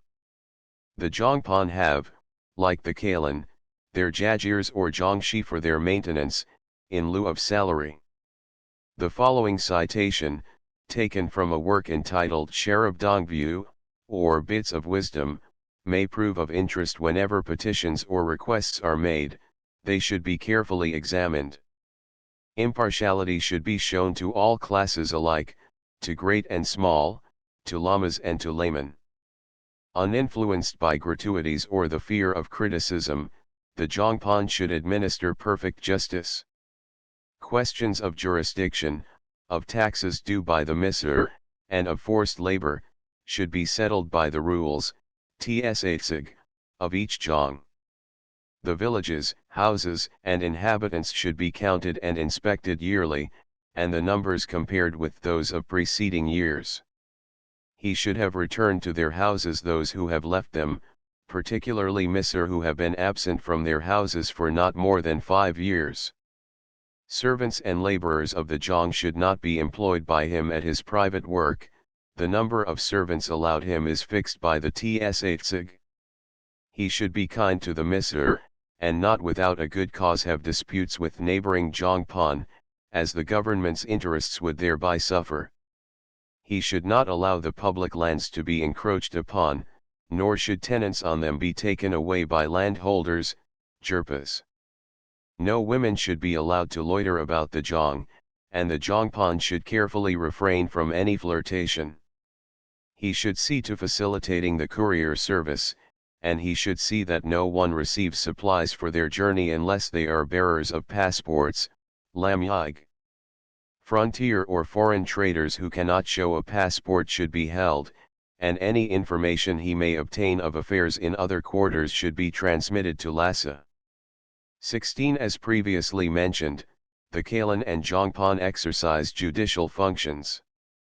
In the case of the Sira and Dabung Lama series, 178 the abbots decide all minor offences committed within the monastery limits, but the more serious charges are committed to the court of the regent and the Kalen. In all other Lama series only offences against the common law are tried by the convent authorities. It is customary for both parties in a suit to make presents to the judge. When the case has been examined, the judge fixes the costs, timteg, to be borne in equal portions by the plaintiffs and defendants. As a general rule, disputes are settled by the village elders, but few lawsuits occur on the whole, for the Tibetans are a peaceful, kind-hearted, law-abiding people, and very amenable to reason. The Amban, or imperial resident of China in Tibet, is the head of the Tibetan army. His Chinese staff consists of an assistant Amban, 2 Laya, and a paymaster, Pogpon. Point 17 There is also one Tibetan general, or Magpon, 6 Dapon 18 or division commanders, 6 Rapon commanding regiments, and a number of subordinate officers. The Amban is the medium of all communications between the Tibetan government and China. He settles all political differences between the various states of Tibet and the Lhasa government. He confers titles and honors on native military officials, but he has, theoretically, no authority in the internal administration of the country. He ordinarily resides at Lhasa, and annually makes an inspection of the Nepalese frontier as far as Tingri-jong. Sometimes the assistant Amban performs this duty, and he then inspects the military stores and forces at the different jong. The political relations between Tibet and China are now so intimate that the imperial residency established at Lhasa in the first quarter of the last century has converted Tibet from a protected state into a dependency of China. The two Ambans are commanders of the militia, and arrogate to themselves the supreme political authority of the country. The appointment of two Ambans to watch the political interests of the country is probably based on the principle that the one acts as a spy on the other. This has, as in China, become a custom in Tibet. The Ambans are the terror of the Tibetans, who abhor them from 179 the depth of their hearts. 19 Whenever they leave the capital on pleasure excursions, or on inspection tours, provisions, conveyances, and all sorts of labor are forcibly exacted from the poor villagers, who are deprived of their ponies and yaks, which, owing to the merciless treatment of the Amban's numerous retainers, die in numbers on the road. No compensation is given them for their losses, and no complaints are admitted by the courts of justice, presided over by the lamas, against this kind of oppression. Tsamba and sheep are also on these occasions taken away by force from the people, who, unable to bear the oppression, not unfrequently rise in a body against the Amban's retainers, when matters are settled by the district Jongpan, who are generally the creatures of the Ambans. Nor is this all.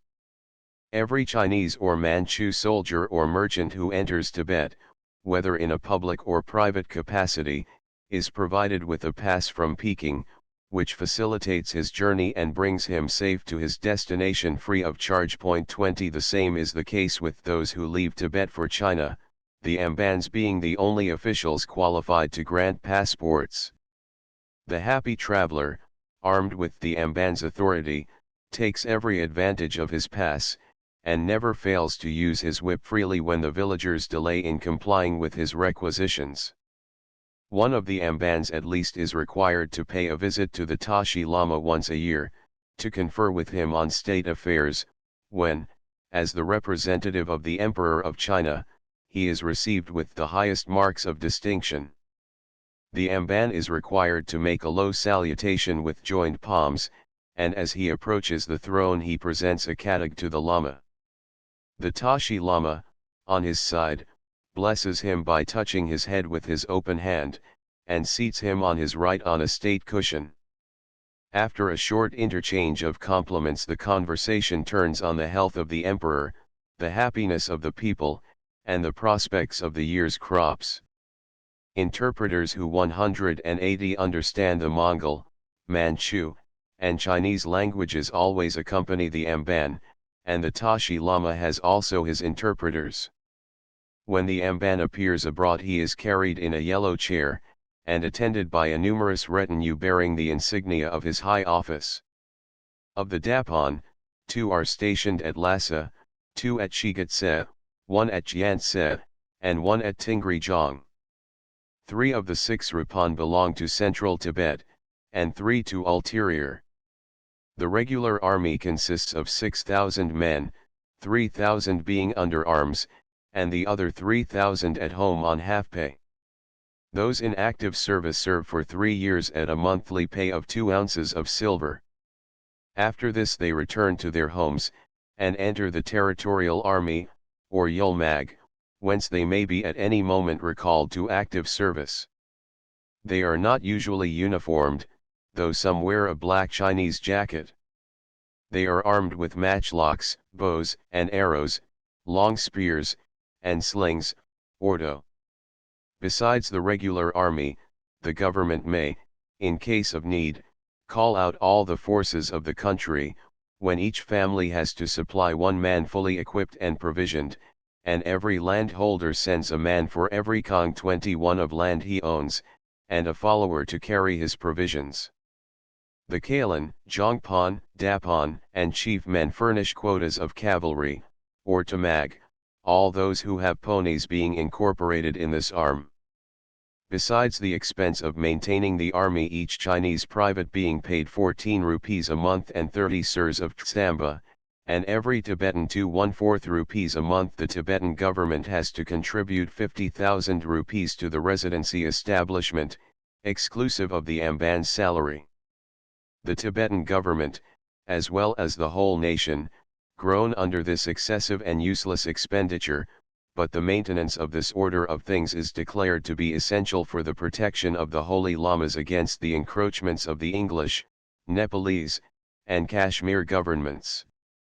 Both the latter states are allies of Tibet, while the very name of the first is dreaded by the government officers, especially the monk officers, as an invincible power, and as being the incarnation of the Lamayans, giants, who fought against the gods. It is universally believed in Tibet that after 200 years the Tashi Lama will retire to Shambhala, the utopian city of the Buddhists, 181, and will not return to Tibet, and that in the meantime the whole world will succumb to the power of the Filings, Russians and English. Neither the Emperor of China nor the combined legions of gods and demigods who reside round the golden mount of Rirab, Sumeru, will be able to arrest the progress of their arms or the miracles of their superior intellect. It is the policy of the Tibetans to keep them at a distance, not by open hostilities, but by temporizing and diplomacy. They were initiated into this policy by the Ambans, who are always busy in devising fresh plans for guaranteeing the safety of the country against all sorts of imaginary foreign aggressions. The Nepalese are not now so much the object of this terror as they were a century ago, but are regarded as peaceful allies under the rule of the Emperor of China. Tibet pays no tribute to Nepal, nor does it entertain any agent at Kathmandu, while Nepal maintains an agent at Lhasa to promote friendly relations, as also to protect her commercial interests with Tibet. It is to be remembered that the richest merchants and bankers of Lhasa are Nepalese Palpas.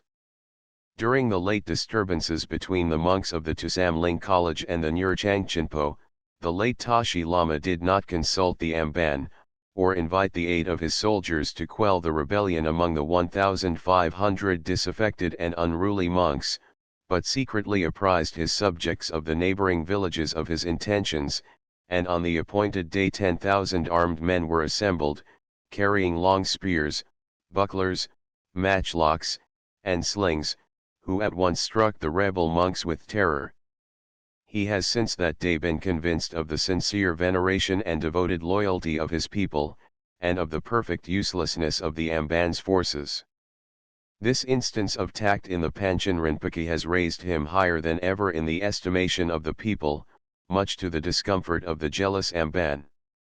It is also pleasing to notice some signs of independence in the youthful Tashi, who is now the senior sovereign of Tibet, the Dalai Lama being as yet an infant. The villagers and common folks, who suffer most from the Amban's tyranny, say that in course of time the present Tashi will prove a worthy successor of the great Tempai Numa 22 in faith as well as in strength of mind. The principal sources of revenue of the Lhasa government are the family tax and the land tax, the first being usually paid in coin, 182, and the latter in kind. The family tax may be paid at any time of the year. Apart from the lands held by chiefs and nobles, there are, as already stated, altogether 53 jong, or districts, under Jongpan, and 123 sub-districts under Zhongnur. These constitute what are called shengshi, or state lands. Each jong contains, on an average, 500 families of misr, or farmers. A misr family consists of one wife, with all her husbands, children, and servants. Each family, on an average, possesses 2 or 3 kang of arable soil. If 1 kul, 50 pounds, yields 9 or 10 kul, it is considered a good harvest, 6 to 8 is a tolerable crop, 4 to 6 a bad one. The government revenue for each kang is, on an average, 50 srang, 125 rupees, or about 150 kul of grain. The crown revenue, if taken entirely in kind, would therefore amount to 2,625,000 kul, which would be equivalent in money to 2 million rupees. This is partially expended by the state for the church, and in distributing alms to the whole body of lamas belonging to the monasteries of Patala, Sira, Dabong, Gadon, etc. In every jong are kept registers, in which are entered the collections in previous years and the quality of the land under cultivation. The collector, after examining these, inspects the crops, and estimates the quantity of the yield, and by comparison with that of the 5 preceding years he fixes the tax for the current year. In very prosperous years the state takes 2/5 of the crop, the maximum allowed it. Olag consists in supplying to all those bearing a government order for olag, in which the number of animals, etc., is enumerated, beasts of burden ponies, mules, yaks, and donkeys. If the misr have no ponies, they have to furnish yaks or donkeys instead. 4 stages along which neither yaks nor ponies can pass, porters must be supplied for carrying the travelers' goods. In default of these, the misr are required to pay a certain sum for carriage or conveyance. Misr, and all those who own more than 1 kang of land, must supply olag and tayu, consisting of either 1 coolie or pony, free of charge when the traveler produces his government pass. The system of levying olag is a kind of indirect taxation, accounts of which are kept by the village headman. Some families supply 100 olag in a year, others only 5 or 10. If a misr fail to supply olag once in a year, he is required to supply double the amount 183 the following year. This duty is levied on all kinds of state lands and subjects, freeholds, and private property granted to sacred personages alone being exempt from this hateful tax. Lands purchased from government are also liable to it. Under the Lhasa government there are about 120 landlords, out of whom about 20 are very rich and powerful. The present regent, Lama Tsogyal Rinpoche, of Kunduling, has upwards of 3,000 misr on his estates in Kuru and Tibet proper. The ex-regent, whose estates lie in Kongpo, has about 5,000 misr, and other great lamas and laymen about 1,000 misr each. The greatest noble of Tibet, Phags Pasha, of Chap Mdo 23 is lord over 10,000 misr. When questions arise about newly reclaimed lands, the tax collector, having no register, tsi to guide him, measures the field and superintends the harvesting, when he fixes the amount due to the state. He is forbidden fixing his assessments otherwise than by personal examination. The land tax may be paid in 3 installments in November, December, and January, at which latter date it is remitted by the Jongpan to Lhasa or Tashil Hunpo, as the case may be. The tax gatherer has authority to remit a portion of the tax when the crops have failed for some reason or other.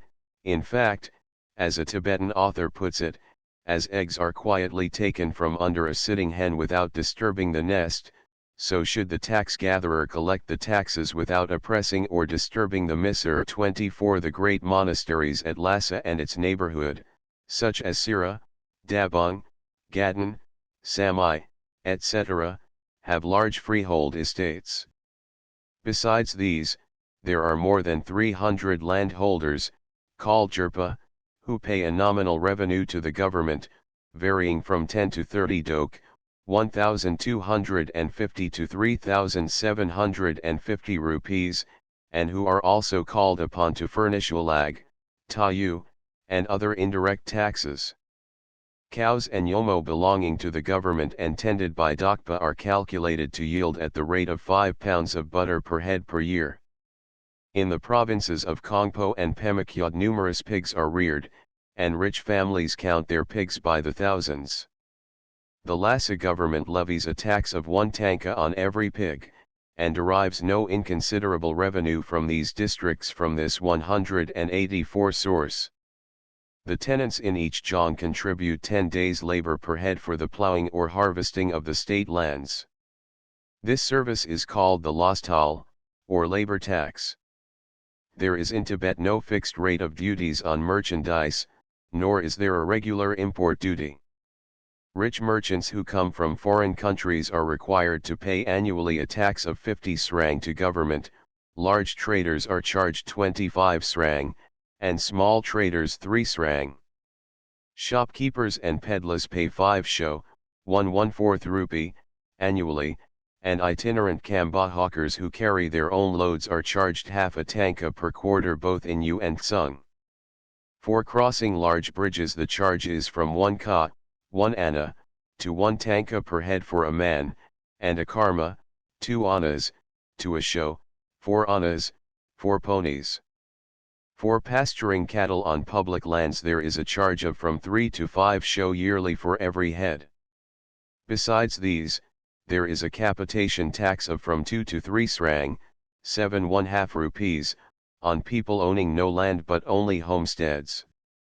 The revenue collectors, Kraljapa, and their servants get conveyance, ponies, and yaks at every stage free of charge, and the villagers are bound to furnish them in addition with attendants, water, fuel, and lodgings.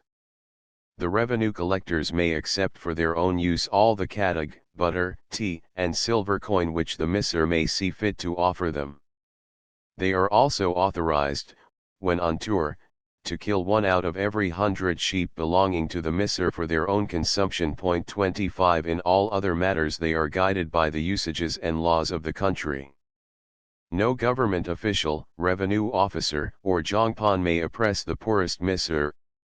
If one of these peasants fails to pay his taxes in money, he may offer the equivalent in tea, butter, or blankets, but livestock, except when nothing else is available, are not to be accepted.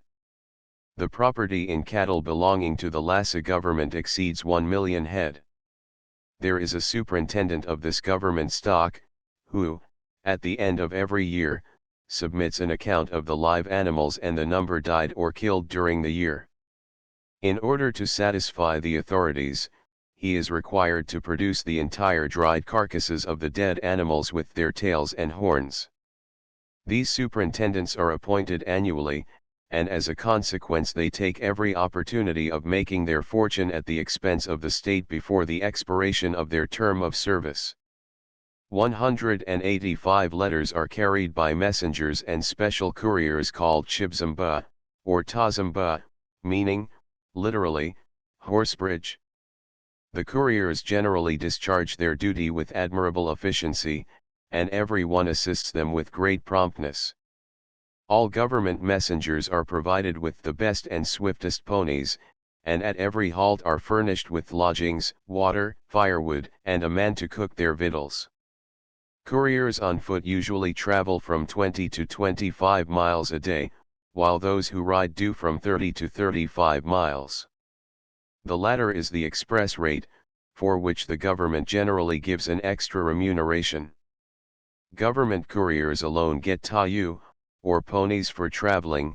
Private letters of officials are carried by them, while common people make their own arrangements for the conveyance of their letters, which are not, however, numerous. The express couriers, or TETSI, on the road between Lhasa and China are dressed in tight blue-colored gowns, the tape fastenings of which are tied on their heads, and the knot sealed. They are required to subsist daily on 5 hens' eggs, 5 cups of plain tea, a pound of corn flour, half a pound of rice, and a quarter pound of lean meat. 26 They are forbidden to take much salt, and are strictly forbidden to eat onions, garlic, red pepper, butter, or milk. At midnight they are allowed to sleep in a sitting posture for 3 hours, after which they are awakened by the keeper of the stage house. It is said that these couriers are in the habit of taking certain medicines to give them the power of endurance against fatigue. 27 The letters are enclosed in a yellow bag, which the courier carries on his back, generally using some soft feathers to keep it from coming into contact with his person. They get relays of ponies at the end of every 5 lever. 28 Arriving at a stage house, they fire a gun as a notice to the keeper of the next postal stage to make ready a post pony. At every such stage a relay of 5 ponies is usually kept ready. The courier is allowed to change his dress once a week. 29 A special class of trained men are employed on this service. The distance between the Tibetan capital and Peking is divided into a 180 620 gitsig, or postal stages, of about 80 to 90 leber each.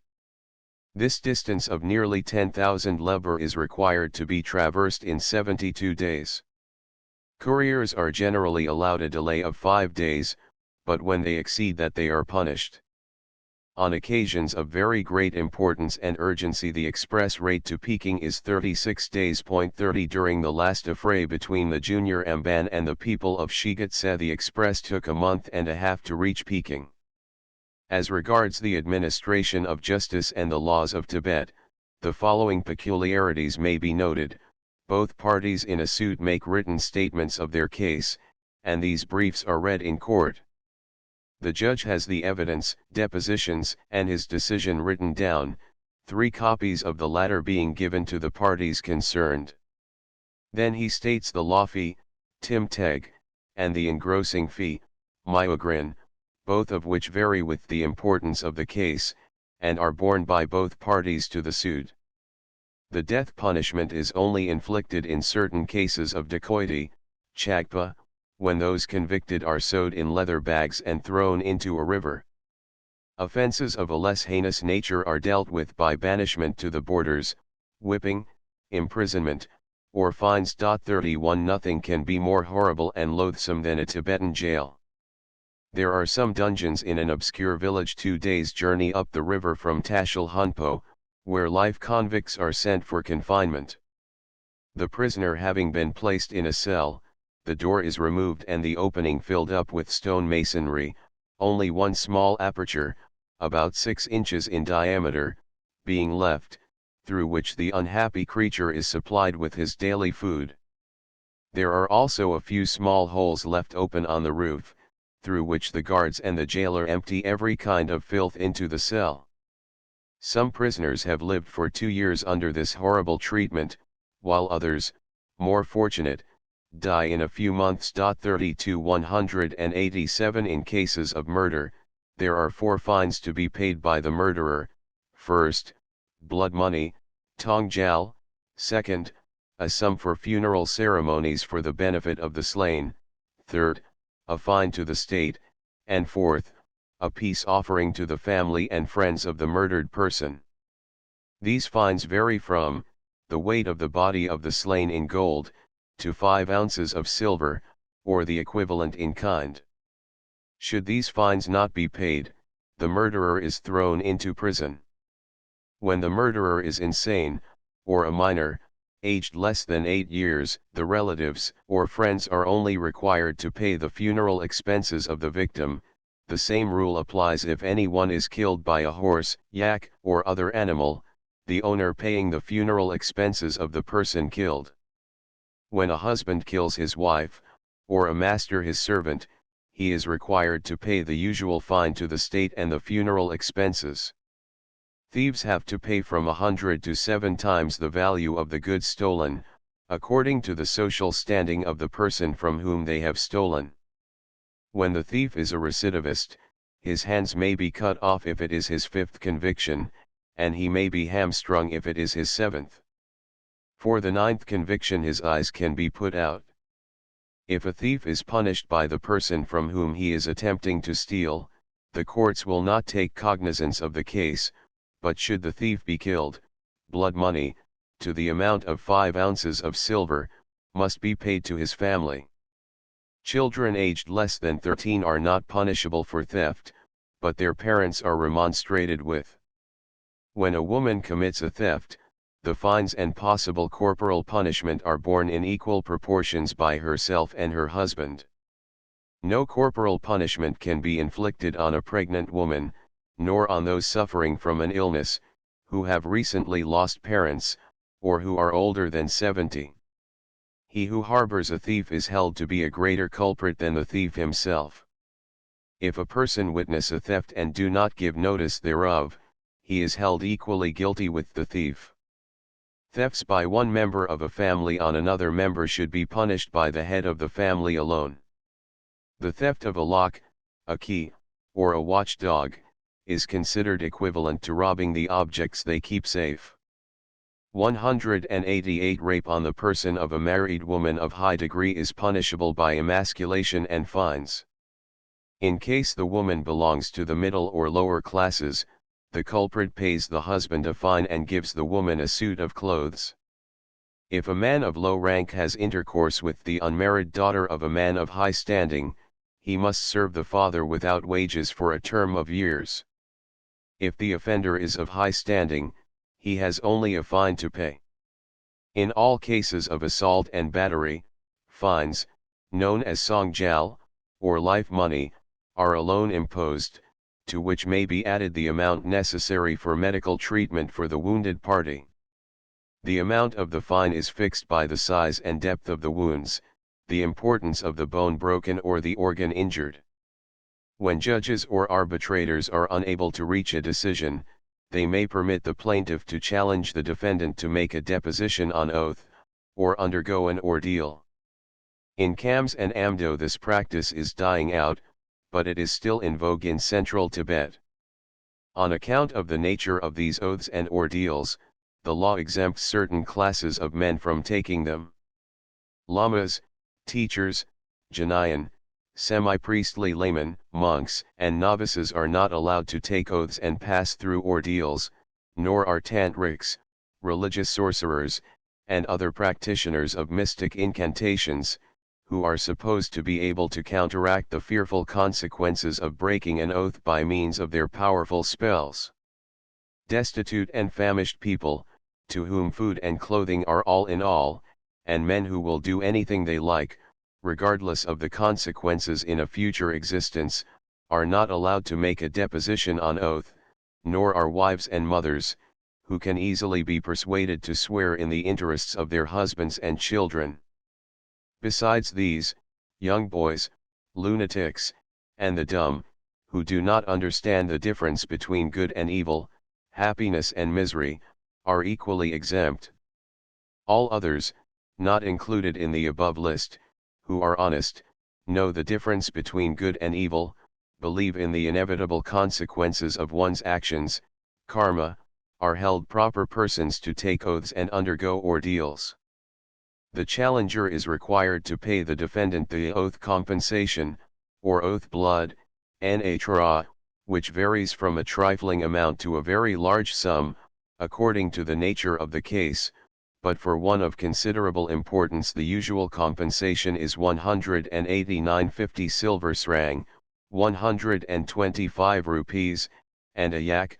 Besides this oath flesh, nashat, is claimed. The person challenged to take the oath first offers prayers to the all-knowing gods, the Buddhas and Bodhisattvas, to the gods of the land and to the goddesses called Srungma, protectresses, to the demigods of the land, and to the goblins and nymphs who live in the land, invoking them to bear witness to his solemn deposition. Then he speaks the following words: "What I depose is the truth, and nothing but the truth.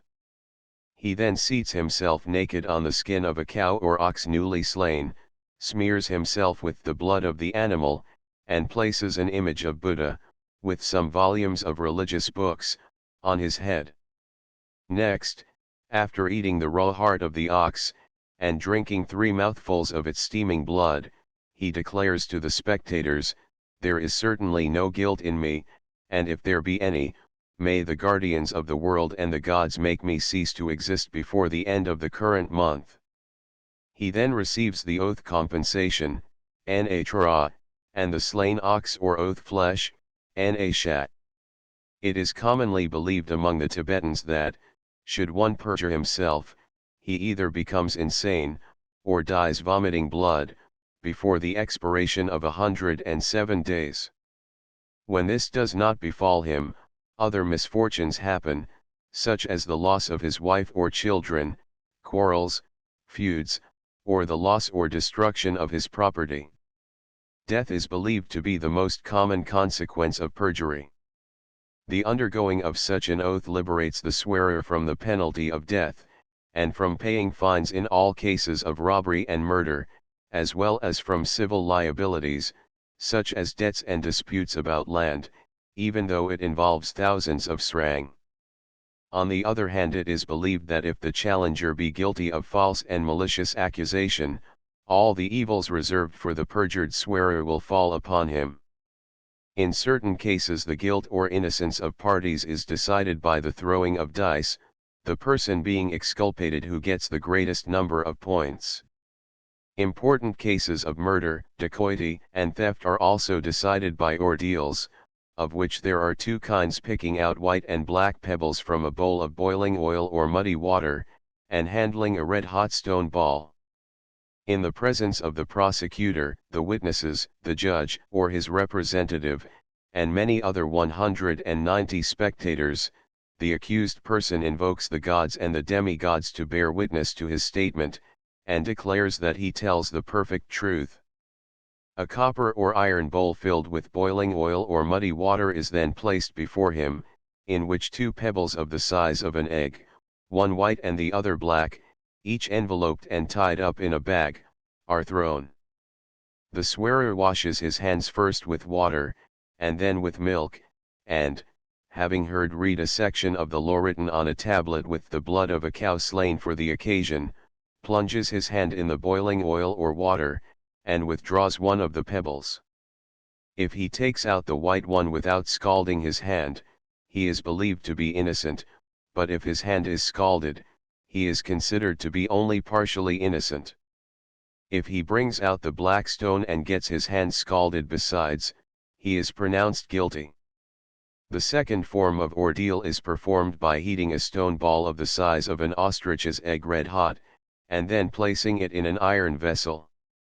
The person taking the oath, having washed his hand in water and milk, seizes the ball and walks with it to a distance of 7, 5, or 3 paces, according as his challenger is of the first, second, or third class of social rank. After this, his hand is enveloped in a white cotton bag, which, in the presence of the spectators, is tied up and sealed. At the end of the 3rd, 5th, or 7th day, the bag is opened and the palm examined. If it is found unscalded, with only a pale yellowish line or stain upon it, the accused is declared innocent. If there appear a blister of the size of a pea, he is thought partly guilty. If 3 blisters of that size appear, he is considered half guilty, but if his hand be burned all over, he is held guilty of all the charges. According to the laws of Tibet, the interest on money, grain, or any other commodity is 20 per cent, or 1 measure for 5 measures yearly. The courts in a few cases admit contracts at even a higher rate of interest, but those who claim more according to their contract deeds may be punished as usurers, though sometimes their claims are allowed. In urgent cases 33 per cent have been known to have been agreed upon. All contracts are required to be made in writing, attested by witnesses, and duly signed and sealed. The interest must be paid at the end of the year. If the debtor abscond, the witnesses are called upon to make good the loss sustained by the lender, but if he die, or become insolvent, and the 191 money be not realized, the witnesses are not held responsible. If, however, the money has been lent by the government, by certain monasteries or lamas, or by the paymaster of the army, the amount is realized from the relatives, witnesses, and neighbors of the debtor. At every military station, a certain amount of money is generally lent out by government, on the interest of which the militia is paid by the quartermaster, who is one of the chief government money lenders. Usually when the person soliciting a loan is not known, or if doubts about his honesty are entertained, securities are required. Not so in Tibet, where the lenders have been known to use their power to collect debts from the heirs of debtors to the third generation. The more the debtor exceeds the fixed term for the payment of his debt, the more urgent is the creditor in his demands. The court, when it sees that the creditor has extracted compound interest for many years from the debtor, can put a stop to the accumulation of further compound interest, but there is no fixed period mentioned in the law after which compound interest must cease to accumulate. 33 In Tibet, such articles as household utensils, implements of husbandry or war, drinking cups, borrowed articles, articles held in trust, landed estates of which the revenue is paid to the state, and images of gold, are never given in loan or mortgaged. When a man has a single pony, one milch cow or joe, one plow, one span of bullocks or yaks, or one suit of clothing, nobody can ask for a loan of any of these articles without committing the offense of impudence, for which he may be severely rebuked. Creditors, whether the government or private persons, cannot seize upon any of these properties for debt. This is the grand charter of the Tibetans. Nor can any creditor by force seize the property of his debtor. If without the debtor's permission he removes 1 srang, he forfeits his entire claim on a loan of 100 srang, if he remove 2, on 200 srang, and so on in the same proportion. Nobody, be he a public officer, landlord, master, or creditor, can, for any kind of pecuniary claim, exercise violence on the people. If, while being in possession of means to do so, a man of the people refuses to pay off his liabilities or debts, his creditors may employ mediators, or institute proceedings against him in a court of justice, but if, without 192 resorting to these means, they beat him or use any kind of violence on him, they forfeit all claims upon him. If after buying an article the purchaser wishes to return it on the same day, he must forfeit 1/10 of the price. If he return it on the following day he forfeits 1/5, on the second, 1/2, and if he keeps it beyond the third day it is not returnable. If a householder cheat a merchant lodger, he is required to pay compensation at the rate of 5 srang for every srang's worth stolen. If a trader deceive his customers by using false weights and measures, or by selling adulterated goods, imitation gems, or jewels, or by circulating counterfeit coin, he must be immediately handed over to the police, and committed for trial. If the merchant convicted be a Tibetan subject, all his goods are confiscated, and he is sentenced to penal servitude for a certain number of years. If he be a subject of some foreign government, such as China, Mongolia, Kashmir, or Nepal, such fine, as is prescribed by law, is exacted from him. His goods are seized, examined, taken stock of, and after being securely packed, are sent with the owner in charge of the police to his own government, together with a document complaining of his conduct, and stating the amount of the fine exacted from him. The jealousy of the Tibetans towards Europeans is supposed to date from 1791 to 92, when English soldiers were believed to have taken part in the war which followed the incursion of the Gorkhas into Tibet, and as the English government, then in its infancy in India, took no steps to cultivate the friendship of the Tibetans, that feeling took a lasting hold on their minds. The shock which China, Nepal, Bhutan, and Sikkim have received from their reverses when at war with the British power, has also extended to the peace-loving Tibetans. Throughout the 19th century the Tibetans have followed the Chinese policy of exclusiveness, not from fear of annexation, but because they had been shortly before nearly conquered, and were entirely under Chinese influence. This fear has been sedulously encouraged by an ex-minister of the Raja of Sikkim, the Dewan Namgyal, who was expelled from that country for his treatment of Doctors Hooker and Campbell 34 and subsequently obtained from the 193 Grand Lama the post of frontier officer, to watch the encroachments of the Indian government. The attempts of Dr. Hooker, Mr. Edgar, and lastly of Sir Richard Temple, to enter Tibetan territory were described by him as instances of encroachment on the part of the government of India, which he represented as devoting all its energies to the invasion of Tibet, and as having been foiled by his diplomatic skill and wisdom, aided by the zealous cooperation of the Jongpan of Kamba and Ferry.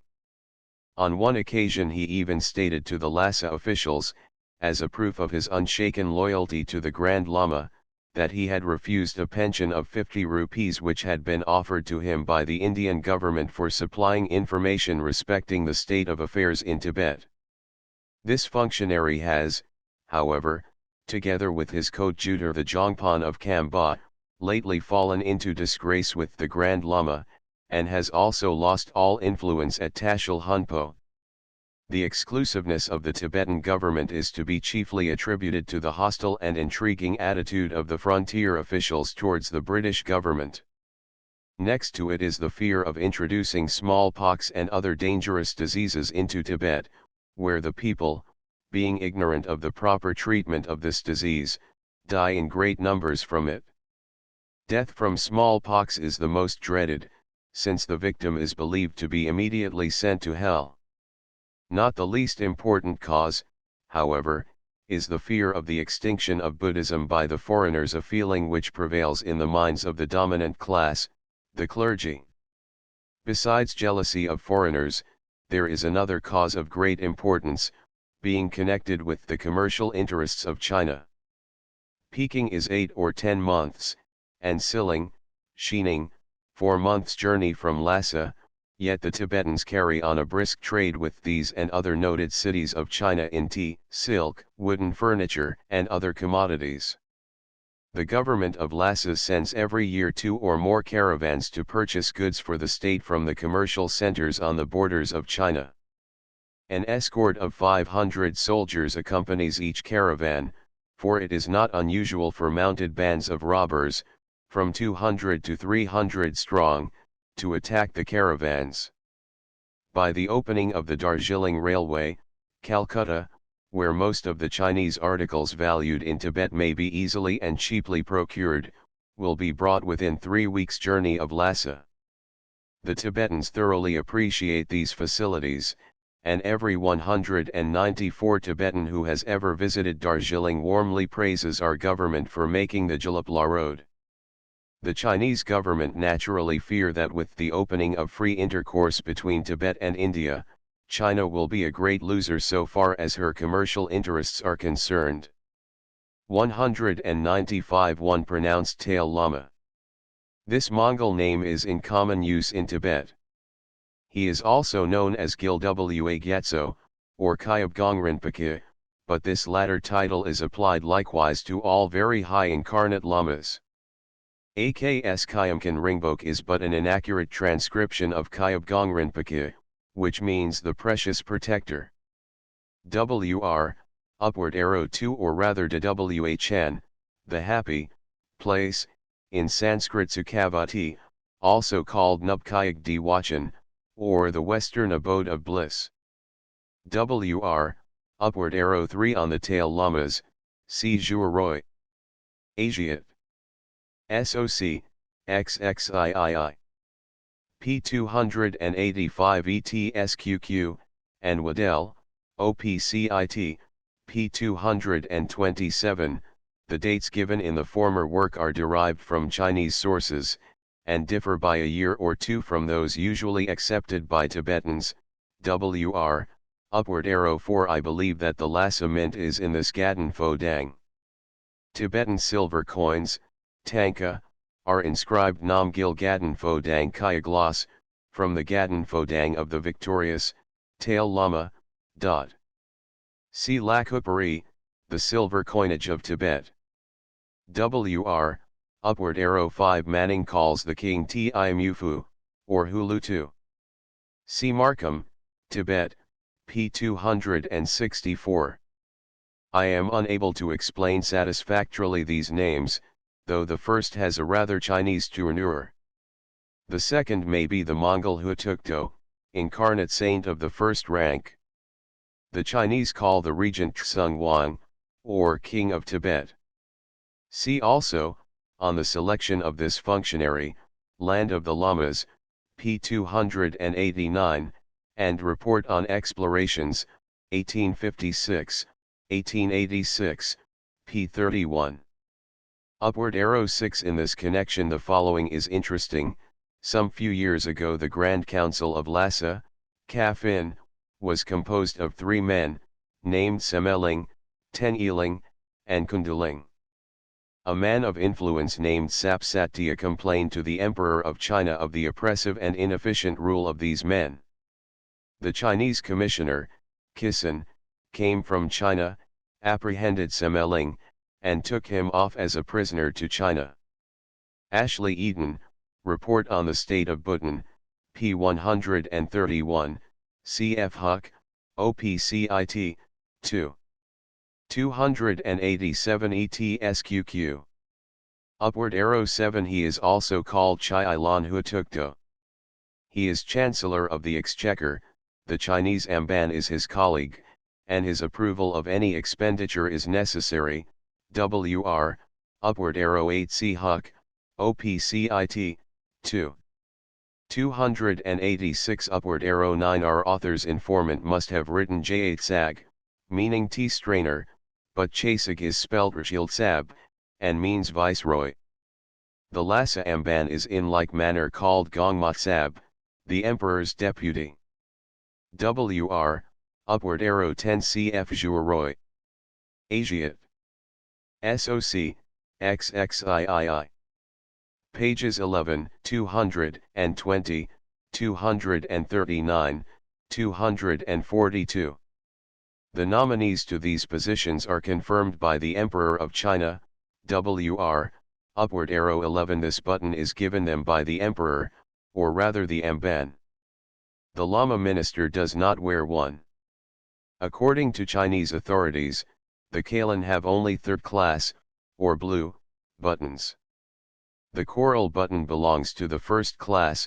WR, upward arrow 12. On the donkey see Juroy. Asiat. SOC, XXIII. Pages 220, 243. Upward arrow 13. Our author forgets the squeezes, which swell all salaries to very respectable sizes. WR, upward arrow 14. A lama, Tsedung, and a layman, SCD, upward arrow 15. On the military inspections made by the Amban, see Peking Gazette, January 24, 1886, and Juroy.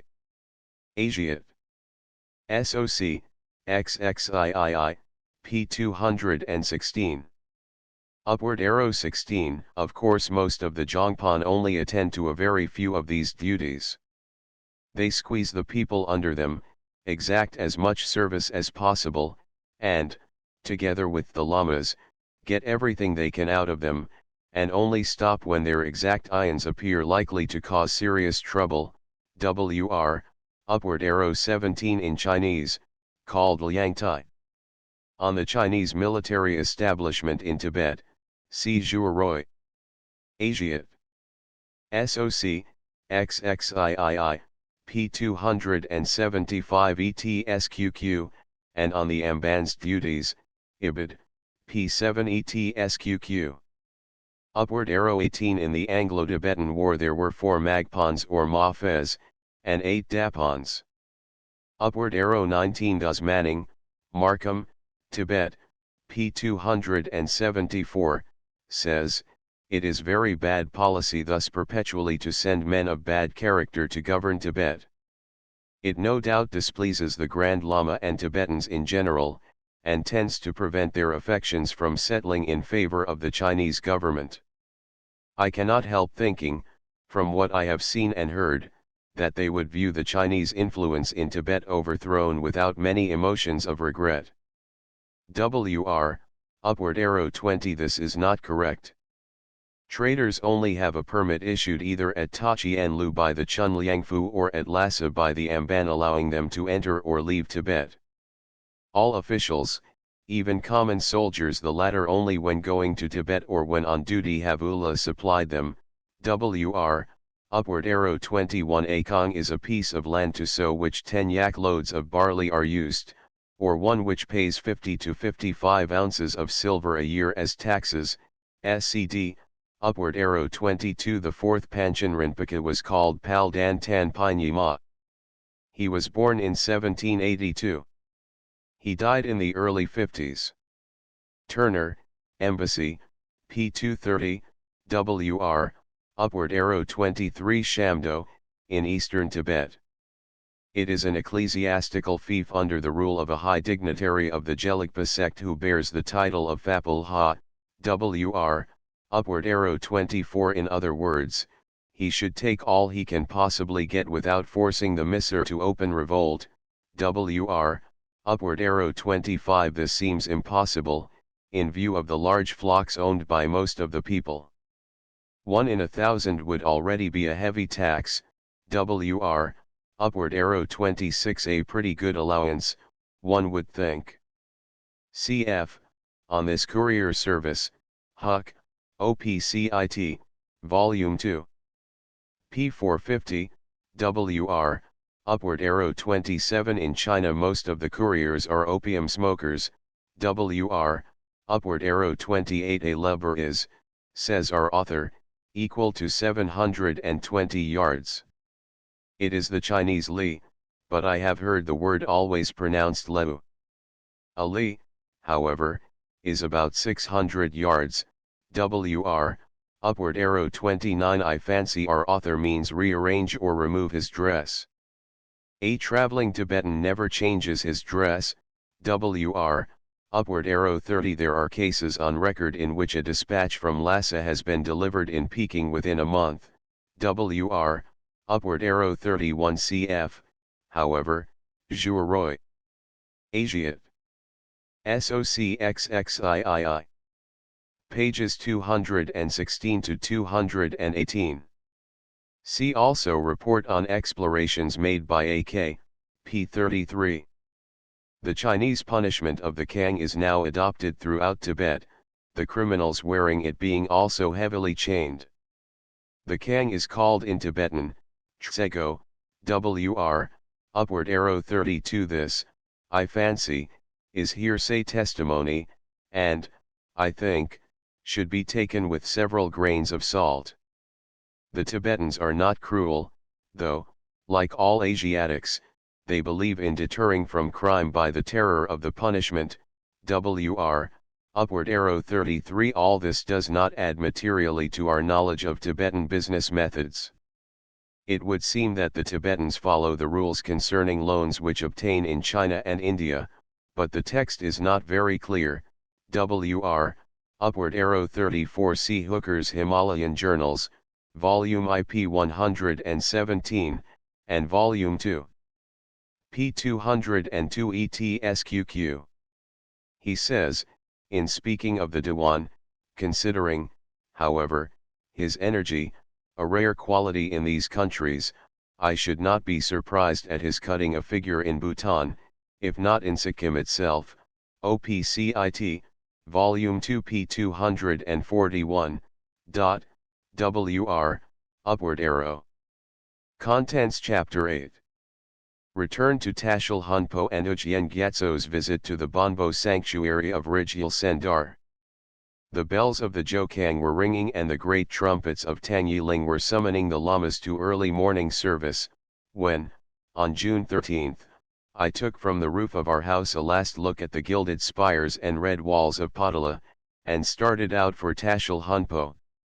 I noticed near our lodgings a number of women drawing water from a well in rawhide buckets. The water of Lhasa is excellent, and both abundant and very near the surface, most of the wells being not over 4 feet deep, and this is the reason for the belief that the town is over a subterranean lake.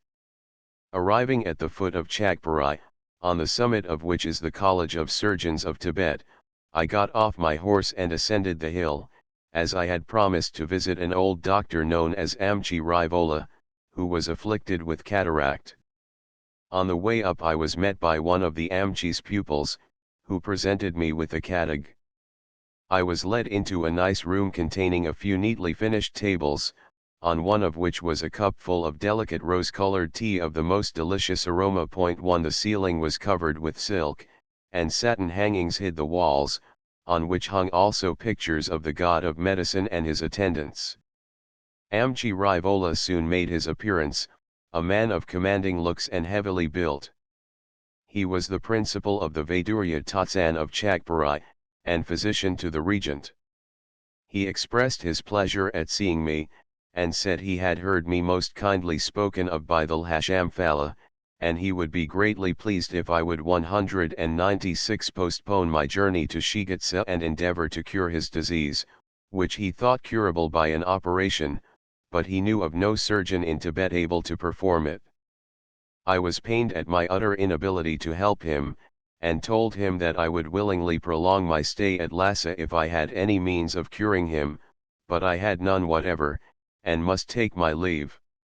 So saying, I rose from my seat, and left after the usual leave-takings. 2 Following the same road by which we had come to Lhasa, we stopped that night at Netang.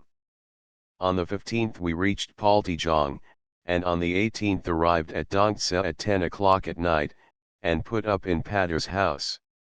Early the following morning I went to the monastery, and was promptly led to the minister's apartments, where I found him covered with smallpox pustules, and hardly able to speak. The Lhasam's son was also ill with the same disease, but convalescing. When the minister fell asleep, I went to the Tungchen's room. He asked me if I had not met Furchung on the road, as he had left for Lhasa only a week ago carrying my letters and a shotgun. As to Ujien Gyatso, he had returned from Lachin with the luggage that had been left there, and was now waiting for me at Gyatso Shar, near Shigatse. I remained at Dongtse until July 3, when, in company with Furchung and Pater, I set out for Gyatso Shar, which place we reached the following day, and Ujien gave me, to my infinite delight, a package of letters from India. Ujien told me that since his return from the Lachin barrier he had been busy collecting plants. He had also carefully kept a diary from which I culled the following details, which may prove of interest. One evening a Lama friend had called on him, and asked him if he would like to meet a Galag from Amdo. These Galag, his friend went on to say, are a nation of brigands living in Amdo in eastern Tibet. 3 Their country is nowhere cultivated, but they breed 197 many ponies, which they use for making raids on the adjacent peoples. Their chiefs exact blackmail, chagtal, from all people, and rob all they fall in with, unless they have passports from the Galag chiefs. The Galags have a few Lama series, the heads of which come from Tashil Hunpo, and are appointed for a term of 5 years, after which they return to ulterior Tibet. Not long ago one of these lamas returned to Tashil Hunpo, after having enjoyed during his sojourn in Gologland the confidence of the people and chiefs. He had amassed considerable wealth, and he spent on his return several thousand rupees in entertaining all the Tashil Hunpo monks, and in giving them presents of money. 2 years ago the wife of the Galag chief, near whom he had lived, came to Tashil Hunpo on a pilgrimage, and after visiting the temple, she expressed a desire to see their former Lama, but he was nowhere to be found, though it was known that he was at Tashil Hunpo. Among the Galag people it is customary to greet one another with a kiss, and whoever omits the kiss when meeting or parting with an acquaintance is considered rude and unmannerly. The Lama had kissed this lady hundreds of times in her own country, but how could he kiss her now before all the monks? And particularly as the Panchen Rinpoche was present at Tashil Hunpo, how could he hope to escape unpunished if he committed an act of such gross immodesty? The lady, however, before leaving Tashil Hunpo, invited him to a dinner, and as soon as she appeared in the room he shut the door and greeted her with a kiss on the mouth, and explained to her the reason of his failing to see her at first, and the embarrassment he had felt in approaching her in public. 4 Ujien's friend also told him that in the Bardhan district of Khams 5 when two acquaintances meet they touch each other's foreheads together by way of salutation. The same friend, who had imparted to Ujien the preceding information, told him one day this fable: in times of yore, when 198 beasts could talk, a leopard met an ass, and, though he had a strong inclination to kill him, he was impressed by his strength, of which he judged by his loud bray, so he offered him his friendship on condition that he would watch his den when he went out in search of prey. One day the leopard sallied forth with a mighty roar by way of prelude to his day's work, and forthwith a wild yak rolled down the cliff overhanging his den, killed from fright at the sound. When the leopard returned and saw the dead dong, the ass said he had killed it, and stuck out his tongue, smeared with blood, in proof of his prowess. The leopard believed him, and promised to help him when the time came. One day he told him to go and graze in the meadow on the other side of the hill. When the ass had eaten his fill he brayed 20 or 30 times in sheer wantonness, and the leopard, thinking his friend in trouble, ran to his rescue, but the ass told him he was only braying for pleasure. A little while after a pack of wolves attacked the ass, when he brayed loudly, calling his friend to his help, but the leopard thought that he was only amusing himself, and did not go to his rescue, and the ass was torn to pieces by the wolves. On the 7th of the 8th moon, June 23, a grand military review was held at Shigetse, when more than 1,000 soldiers were present, and there was a sham fight in the presence of the general. There are two reviews, Magchiang, every year, one in summer, the other in winter, and besides these there is one whenever the Amban visits Shigetse on a tour of inspection.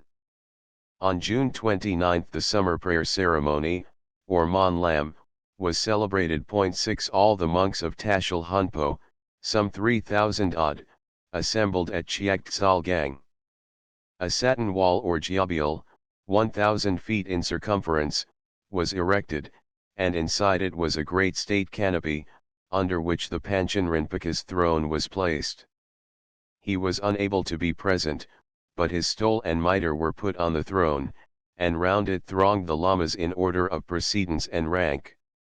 The people of Shigetse were there, some under tents, others under bowers of cypress and willow branches, all amusing themselves 199 singing and joking.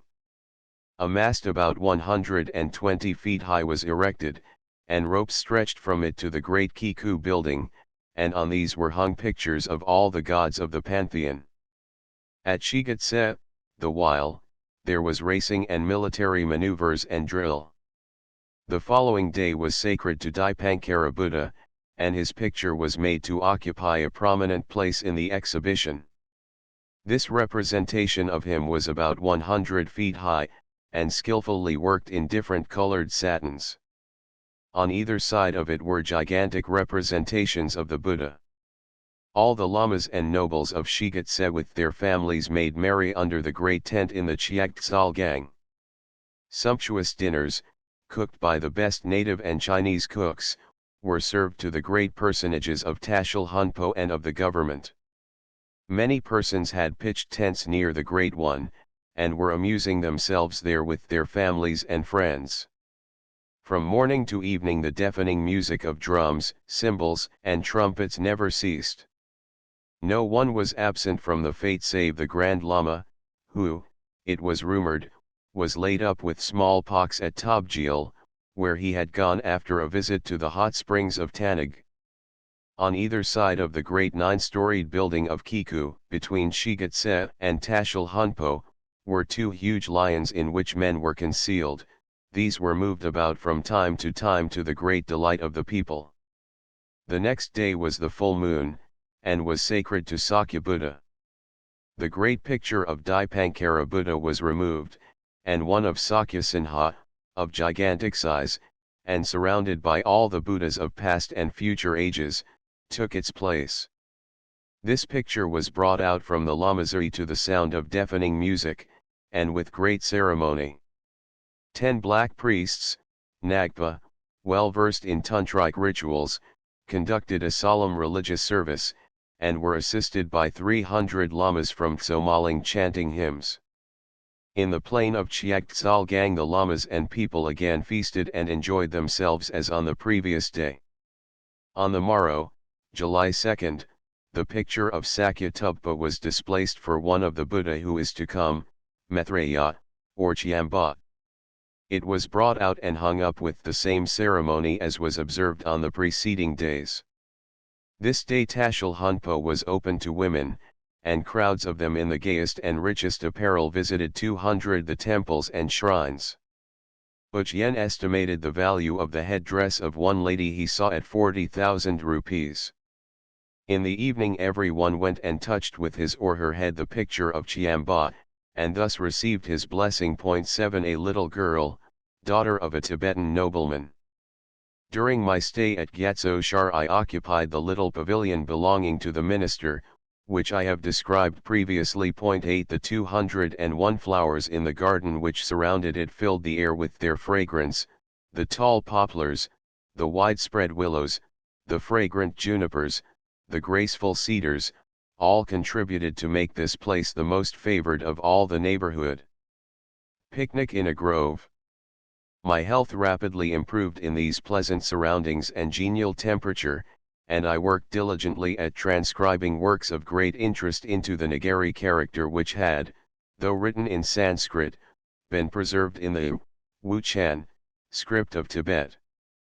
Ujien devoted himself to botanizing, extending his excursions to considerable distances. Finally, to facilitate bringing in his collections, he bought a donkey and a pony for himself to ride. July 19th was kept as a great holiday, it being the day on which the Buddha first turned the wheel of the law. The people of Shigetse and neighborhood visited the different chapels and sanctuaries and thronged in every corner of Tashil Hunpo.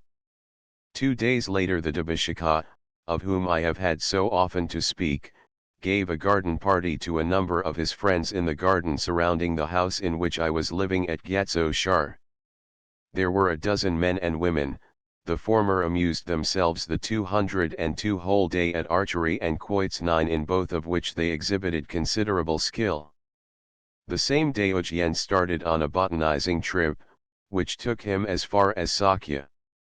On July 26 I returned to Dongtse, and was pleased to find that the minister had recovered from the smallpox.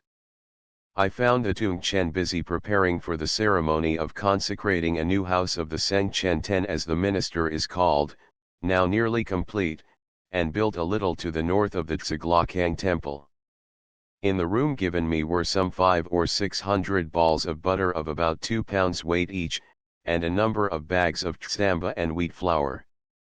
I had only been here 4 days when I was requested by the Chiagdi Sopa of Gyantse to visit him and see if I could not do something for the complaint from which he had now been suffering for some time. The invitation was so pressing that I could not refuse, so I set out at once, and was most kindly received by him and his family.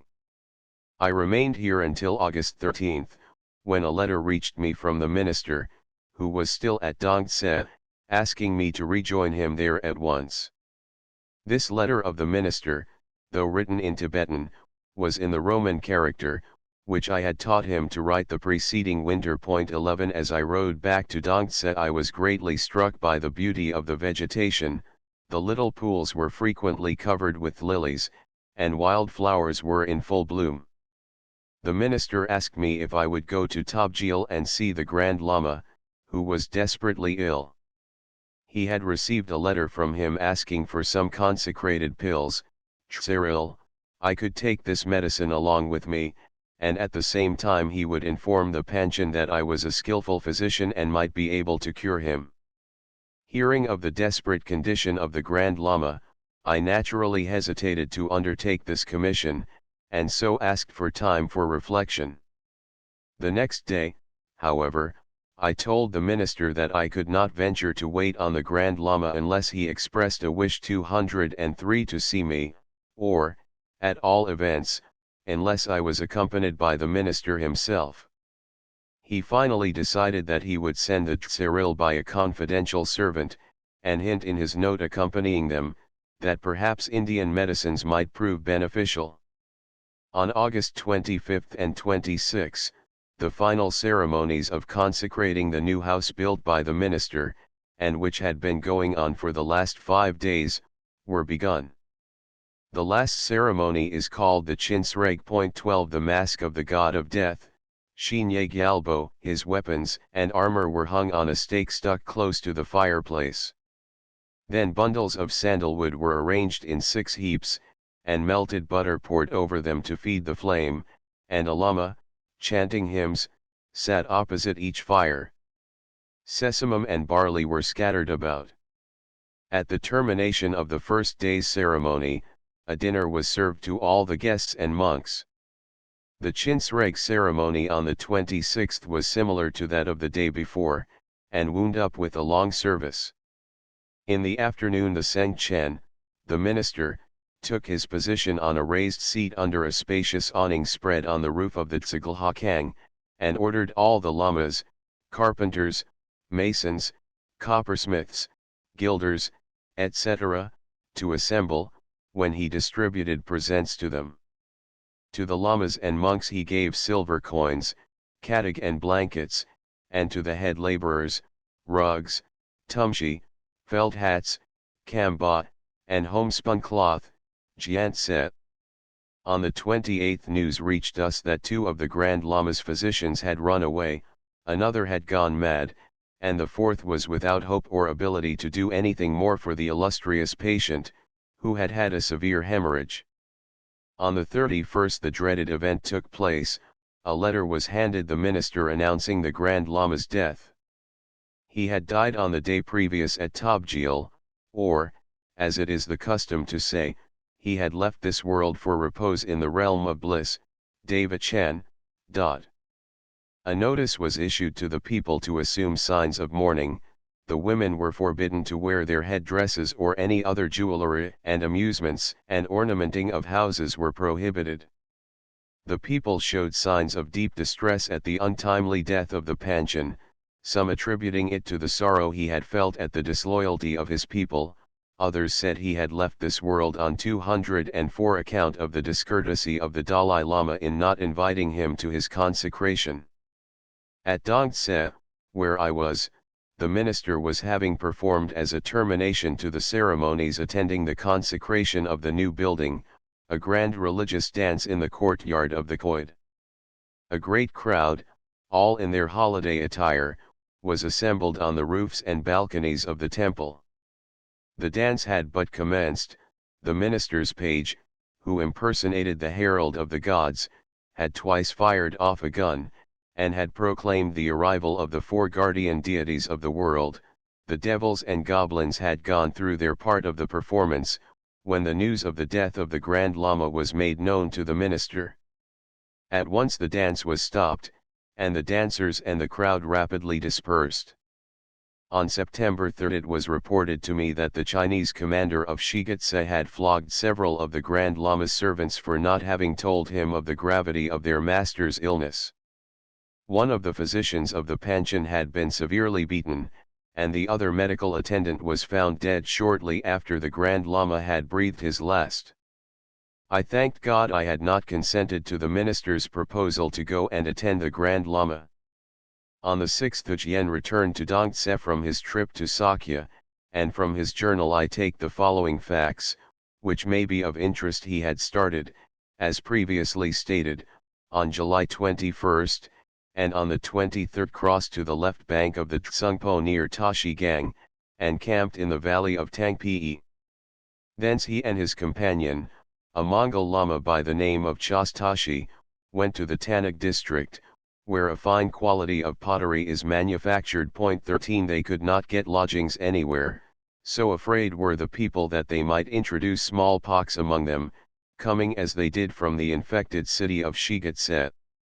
On July 26 they crossed the Tanag Tongchu by an iron suspension bridge, and, traveling westward, stopped for the night in the Lamazuri of Tubdan. Leaving Tubdan on the 28th, the travelers reached, after a march of 12 miles in a northerly direction, the famous hot springs of Burchut-san. A circular wall of stone encloses a portion of the springs, and here the Grand Lama takes his baths. The place where he camps is surrounded by a low turf wall. The 205 Grand Lama had recently taken the baths, but it was supposed that the water gods, or Nagas, had in some way or other been offended, as the water had but aggravated his complaint. To propitiate these 100 lamas had been employed here until within a few days conducting religious services. In and near these springs are numerous black snakes which, though they are said to be venomous, do no harm to either man or beast. They enter houses in the neighboring villages, but no one ever thinks of hurting them. The next day they crossed the Jela and stopped for the night at the village of Keshhung, but again they could not get lodgings.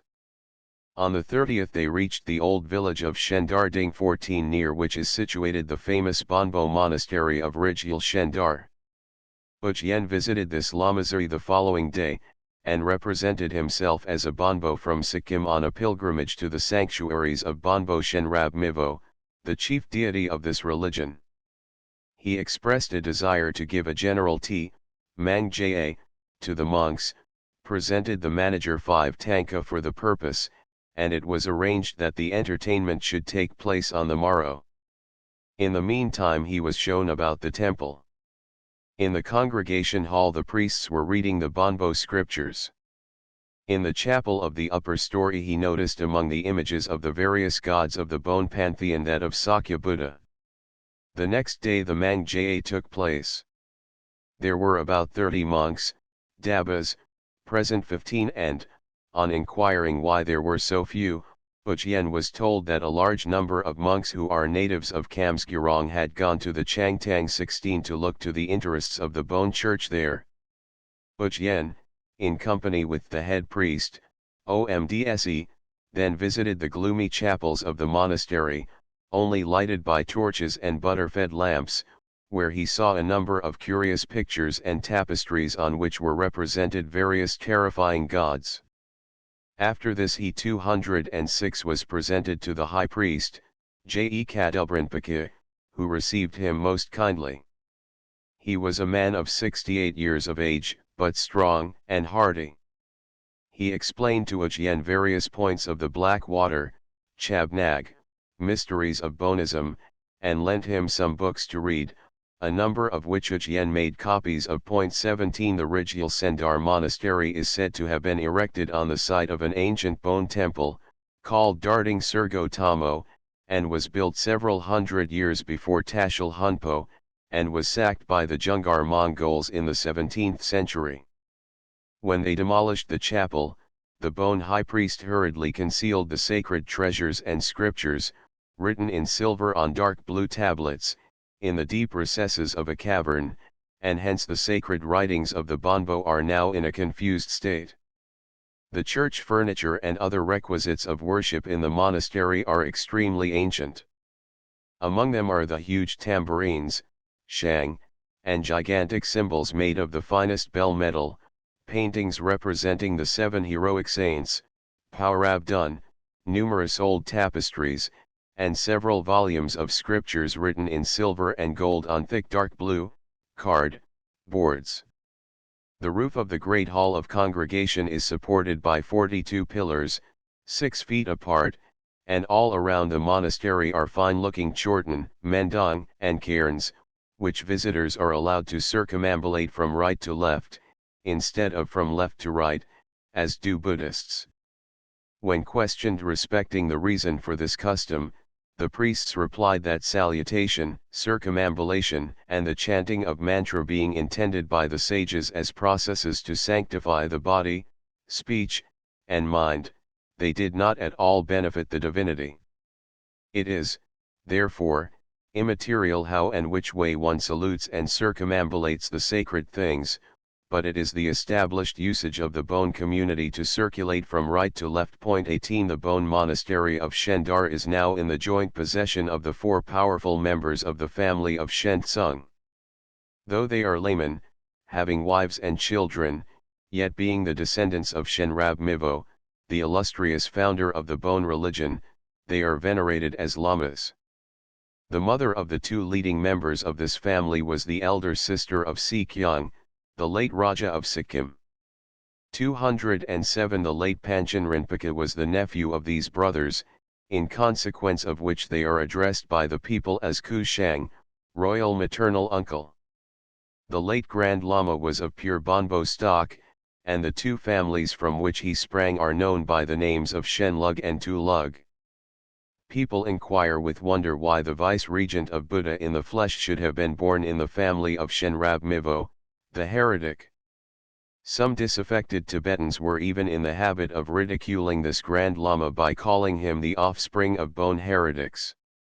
In the monastery are 2 sections of monks, called respectively the Tibetan Association, Bod Kamtsan, and the Kams Association, Kamba Kamtsan, the latter being the most numerous.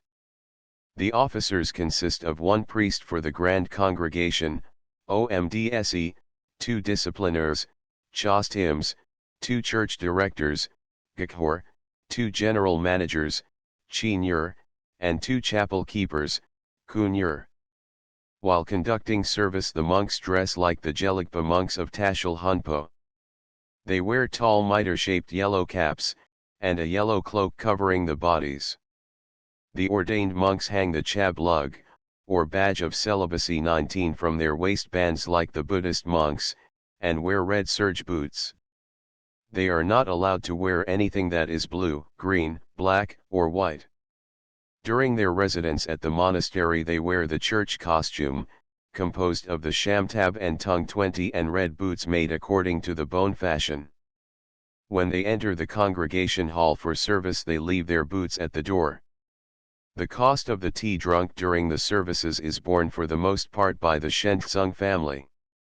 The monastery is maintained by a small endowment, supplemented by the donations and subscriptions paid by the Bon community of Chang. 21 The monks of the Kams Association, numbering about 40, go annually during the summer to conduct religious services in the houses of the Bon people of Chang. In the winter they remain in the monastery. During divine service the monks are allowed to drink as much tea as they like, there being no restriction in this respect, as in the great Buddhist monasteries. 208 The lamas here are divided into 2 sects, which differ slightly in their vows. In the one called Shentang Srung Lug, a man may take vows when 60 years of age, while in the other, called Shentsung Lug, he must take the vows of abstinence and piety as soon as he has finished his final clerical examinations. The high priest, or Je Kadubrinpake, Young Drung Giltsan by name, administers vows and ordains monks. The rules of moral discipline, called Tsa Yig, written on a broad sheet of pasted Daphne paper, are posted in a conspicuous position in the monastery. When an ordained monk is found guilty of violating these rules, and particularly those of chastity, he is immediately punished and expelled from the monastery. Such punishments are, however, commutable into fines, such as the payments of money to the Lama who ordained him, and providing entertainment and presents for the other monastic authorities and the members of the congregation.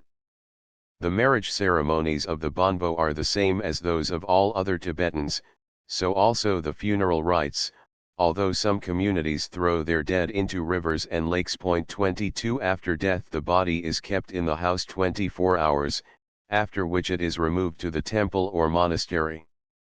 On the fourth day the ornaments and clothes worn by the deceased are placed before the gods, and prayers offered to them to take charge of his soul. At the end of the ceremony the corpse is removed to the cemetery, where it is cut into pieces to be devoured by vultures and dogs. 23 Ojien left Chendarding on August 5, and stopped at noon at the hot springs of Langpag, where the Tashi Lama has a temple-like house in charge of an officer. The water is so hot that meat can be cooked in it in half an hour. Proceeding thence they came to Nanchu, where he saw the Nanchu Lama Rinpoche, who made many inquiries about Calcutta, the railways, telegraphs, and telephones of which he had heard travelers speak.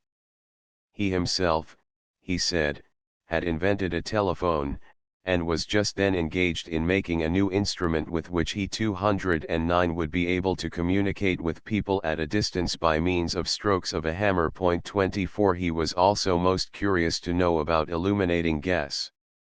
The next day Ojien again called on the Lama, who asked many questions about the resources of India, its government, commerce, laws, etc., and as Ojien replied he noted down all he heard. Taking leave of the Lama the same day, the travelers reached Ragtso ferry, where they crossed the Tsungpo in a rudely constructed boat, in which men and animals were ferried across. They halted for the night at Tondubling, in the district of Jerong. They were unable to gain admittance to any house, and had to pass the night in a sheepfold. The next day they came to Phuntsholing, where there is a lamazari with 500 inmates. This was formerly the seat of the Taranath Lama, and from here he went to Urga in Mongolia. Ojien visited the cave where Taranath once lived as an ascetic. He also saw the printing house of the Phuntsholing Lamazari, which contained printing blocks for many valuable historical works.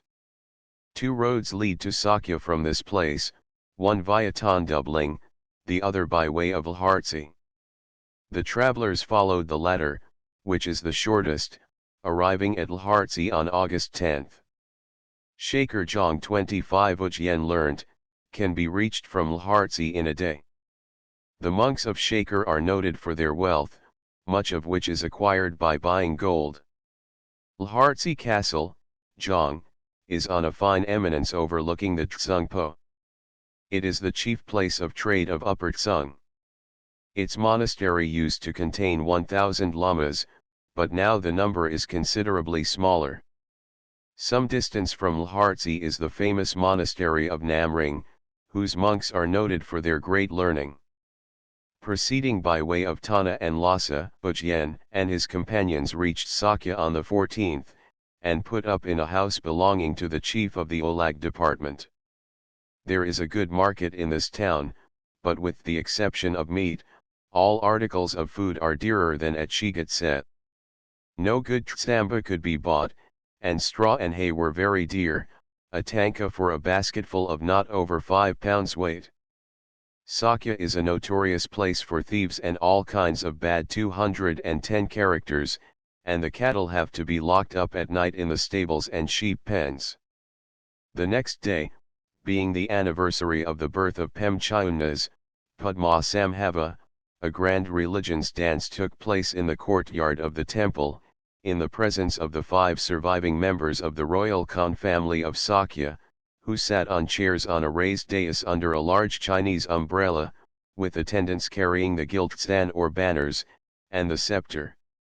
80 gaudily dressed dancers, chiampa, danced the day long to the music of clarionets, trumpets, kettle drums, tambourines, and cymbals, stopping only occasionally to partake of tea. When they finally stopped they carried off with them on their shoulders quantities of katag flung to them by the audience. This dance, called the club dance, Furpai Kilchiam, was performed in celebration of the birth, from a lotus flower in the lake of Dhanakasha, of the Saja Dayani. 2 timpan and a dozen policemen kept the great crowd in order with their whips. When the ceremony of the day was over, the heir apparent of the Sakya Panchen took his seat in the maiden in front of the great temple, and gave his blessing, Chiagwang, to all who approached. Yen visited the same day the famous library, where he saw many manuscripts written in gold, the pages some 6 to 8 feet long and 3 or 4 feet broad. 26 On the board which covered these volumes were painted in gold and silver the images of innumerable Buddhas. There were also many books in Chinese, dating back to the early years of the Christian era. The next day another kind of dance, called the Dsa Nag, or Black Hat Dance, was performed in the court of the residence of Gong Sa. There were about 80 dancers. 70 kept up the dance continually, while the 10 remaining took refreshments. They danced with much grace, the movements of their arms and hands being especially curious. On August 17 Yen left Sakya, and traveling by way of Lhadong, Shonmartse, the Pala and Chai Blung, reached Dabta on the 20th.27. This latter locality he found very poor, the people living 211 in great squalor. The country is rocky and barren, yet the peasants have to give half the produce of their fields to the Sikkim Raja. Leaving Dabta, Yen came to the Tsamo Teltung, or Mule's Drink Lake, which he went around, keeping it to his left, an heretical action according to Buddhist ideas. Stopping at Naring for the night, he then passed through Tagnig and reached Targi on the 24th.28. Near here is the Dora Chutsan, hot springs, in the neighborhood of which he saw several carpet looms, on which excellent rugs, called tumshi, were being made by women, who showed great taste in designing patterns. Leaving Targi the travelers passed without any incidents through Kurm, Kiga, Labrang Dokpa, and Liguri Jong 29 and reached Shigatse about noon on August 29. Yen remained at Shigatse for 7 days, drying the plants he had collected on his journey, and observing the different incidents which took place after the death of the Grand Lama. The day after the Grand Lama's death, he and a friend had gone to Tashil Hunpo to perform their devotions, but were refused admittance. No outsider was admitted into the Lamasery, the inmates of which were now not allowed to see anyone or leave the monastery. As they were coming back they passed in front of the palace of Kunkubling, and saw a large pack of hounds and mastiffs, which the Panchen kept for hunting, for, though his sacred character forbade him shooting animals, he could indulge in this other form of sport. While in the palace of Phunso Phodang, the Lama's favorite residence, and where they were allowed to enter, an officer from the Labrang attached seals on everything belonging to the deceased, and on all the doors of the principal rooms in Kunkubling. The next day there was a report that the Lama had come to life again, and everyone was thanking the gods. The Tsambo vendors on the marketplace were throwing handfuls of their ware heavenward as offerings to the gods who had restored their Grand Lama to them. The Dingpan of Shigatse said, in the hearing of Yen, that last year, when the government of Lhasa had consulted the oracle of Lamo Sungkyongma, it had foretold great calamities for Tibet. 212 These were inevitable, in view of the perversity of the people who no longer had faith in the gods, but let themselves be led by demons in human shape. Witchcraft was steadily increasing, he said, and in every village there were those who said they were in communion with devils. An edict had been issued forbidding witchcraft and fortune-telling. It was found that under the castle of Shigatse itself there were 15 witches, Banal Yurma.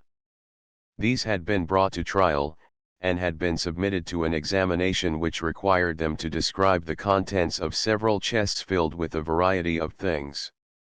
4 alone were able to answer, the others were flogged and then released on condition that they should give up imposing on the public credulity and would furnish bonds for their good behavior. 213 1 I fancy our author refers to the Shangpian cha usually drunk by Chinese in Peking and elsewhere in the north. Jasmine flowers are dried with the tea, and impart to it a strong and agreeable perfume. Wr. Upward arrow 2 It is strange that our author tells us nothing of this famous Lamasery of Chakparai. We know, however, that it is one of the oldest in Tibet, that the medical school is attended by some 300 students, and that it supplies with medicines, most of which are simples collected by the lamas themselves, not only Lhasa, but remote parts of Tibet and Mongolia. I have seen remedies bought at Chakparai used in the Tsedam, the Koko Nor, and all over eastern Tibet, Wr. Upward arrow 3 Amdo being used here in its broadest sense as including all northeast Tibet. These Galok, or Galag, trade with Kumbum, Sungpan, in northwest Chichen, and with the Lhasa country. At Phirchode, near Namjong in Takpo, many traders called 197 Galokpas come with large herds of yaks to trade, and annually visit this place in the months of October and November with merchandise, chiefly consisting of salt and wool. Report on the exploration, from 1856 to 1886, p. 8. Upward arrow 4. This is at all events a good story, but I doubt whether the Galok, any more than the Chinese, Mongols, or other Tibetan tribes, kiss in public. Wr. Upward arrow 5. I have never heard of any district of this name. This mode of saluting is a Mohammedan one. Wr. Upward arrow 6. Tsongkhapa, the great Lama reformer in the 14th century, instituted these annual prayer meetings. The most important one is the Great Prayer Meeting, Mon Lam Chenpo, in the early part of the year. Wr. Upward arrow 7. Chinese authors make mention of a similar festival, held at Lhasa yearly, beginning on the latter part of the second moon, middle March, and lasting for a month. Another of like description is held in the sixth moon. See Zhuoroy. Asiat. SOC, XXIII. Pages 212, 213. Upward arrow 8. See Supra, p. 70. Upward arrow 9. This game is one of the very few national games of Tibet, but is probably of foreign origin. I have never seen it played in northern or eastern Tibet. In Bhutan the people appear to be specially skillful at it. Wr. Upward arrow 10. Seng Chen is a Chinese title, meaning the monk minister. Wr. Upward arrow 11. Huck, OPCIT, Volume 2. p. 338, tells us of the pleasure the regent of Lhasa found in learning from him the Roman alphabet. I myself have found it the one subject which never failed to interest Tibetans, lamas, and laymen. Wr. Upward arrow 12. On the ceremony of burnt offering, chin, zbayan, alms, sreg, to burn up, see Emil Schlagentweit, Buddhism in Tibet, p. 249 ETSQQ, and Waddell, OPCIT, p. 498. Upward arrow 13. See Supra, p. 66. Upward arrow 14. Ding means something like village. It is a very common termination to names of places throughout Tibet. Wr. Upward arrow 15. Daba, or Draba, is the name applied to all lamas irrespective of rank. The word lama is only used when speaking of some high dignitary in the church, or of a gelong, or priest. Wr. Upward arrow 16. The Gayad country, which extends from the high road from Nagchuka to Xining in Kansu and to Shamdo, is not under the rule of Lhasa, it is a purely Bonbo country. I traversed this region from west to east in 1892. Kamsgurong refers to the Chin Chuan, a small region on the upper Tatung River, in northwest Chichen, where this religion has many adherents. Wr. Upward arrow 17. The present Bonbo religion is hardly distinguishable from Tibetan Buddhism, except in a few peculiar reversals of Lamaist customs, and in the names of the gods. See Land of the Lamas, p. 217. Scrivener, Sharad Chandra and Laufer have published translations and texts of some Bonbo works. Wr. Upward arrow 18. Not a very intelligible or satisfactory explanation. See Waddell, OPCIT, p. 287. Upward arrow 19. The little water bottle carried by gelongs, and with which they moisten their mouths in the forenoon when they are not allowed to eat or drink. Waddell, OPCIT, 201, WR, upward arrow 20. The shamtab is a plaited petticoat of red pillow, it is worn by all lamas. The tongue is the upper shawl. Upward arrow 21, by which he means, I suppose, the Changtang Bonbos of Gayad, WR, upward arrow 22. This is also done among Buddhists, as in the Palti Lake country. See Supra, p. 139. Upward arrow 23. Moorcroft, Travels, 2. 68, refers to Bonbo Lamas when he describes the Lamas of Pin, in Ladakh, who allow their hair to grow and become matted, and who wear black. Nain Singh makes mention of the Bonbo country of North Tibet, which he calls the Ambo, or Pembo country, Journal of the Royal Geographical Society, Slayai. p. 107, WR, upward arrow 24. I have heard of Chinese claims to the discovery of the telephone, but never before of Tibetan. I fancy the Lama had heard of the Morse transmitter, which may have been taken for a little hammer struck on a board, WR, upward arrow 25, visited by Ujien Gyatso in 1883. Upward arrow 26. Our author farther on, p. 241, says that these volumes are about 6 feet long by 18 inches broad. This appears more likely. The age of the Chinese books is certainly greatly exaggerated, WR, upward arrow 27. Tha Zhang of the map. Our author passed through it when returning to Darjeeling, see Infra, p. 244. Upward arrow 28. About 5 miles from Kambajong, WR, upward arrow 29. The same road followed by him and Chandra Das when going to Shigatse, WR, upward arrow. Contents Chapter 9. Funeral of the Panchen Rinpoche. Visit to the Great Lamasery of Samai and to Yarlung. On September 19 the minister left Dongtse, and I dispatched Ujien once more to the Rijil Shendar monastery to obtain further information on the Bonbos and their religion. I myself went to Jiantse, where I was most kindly received by the Chiagdi Sopa and his family.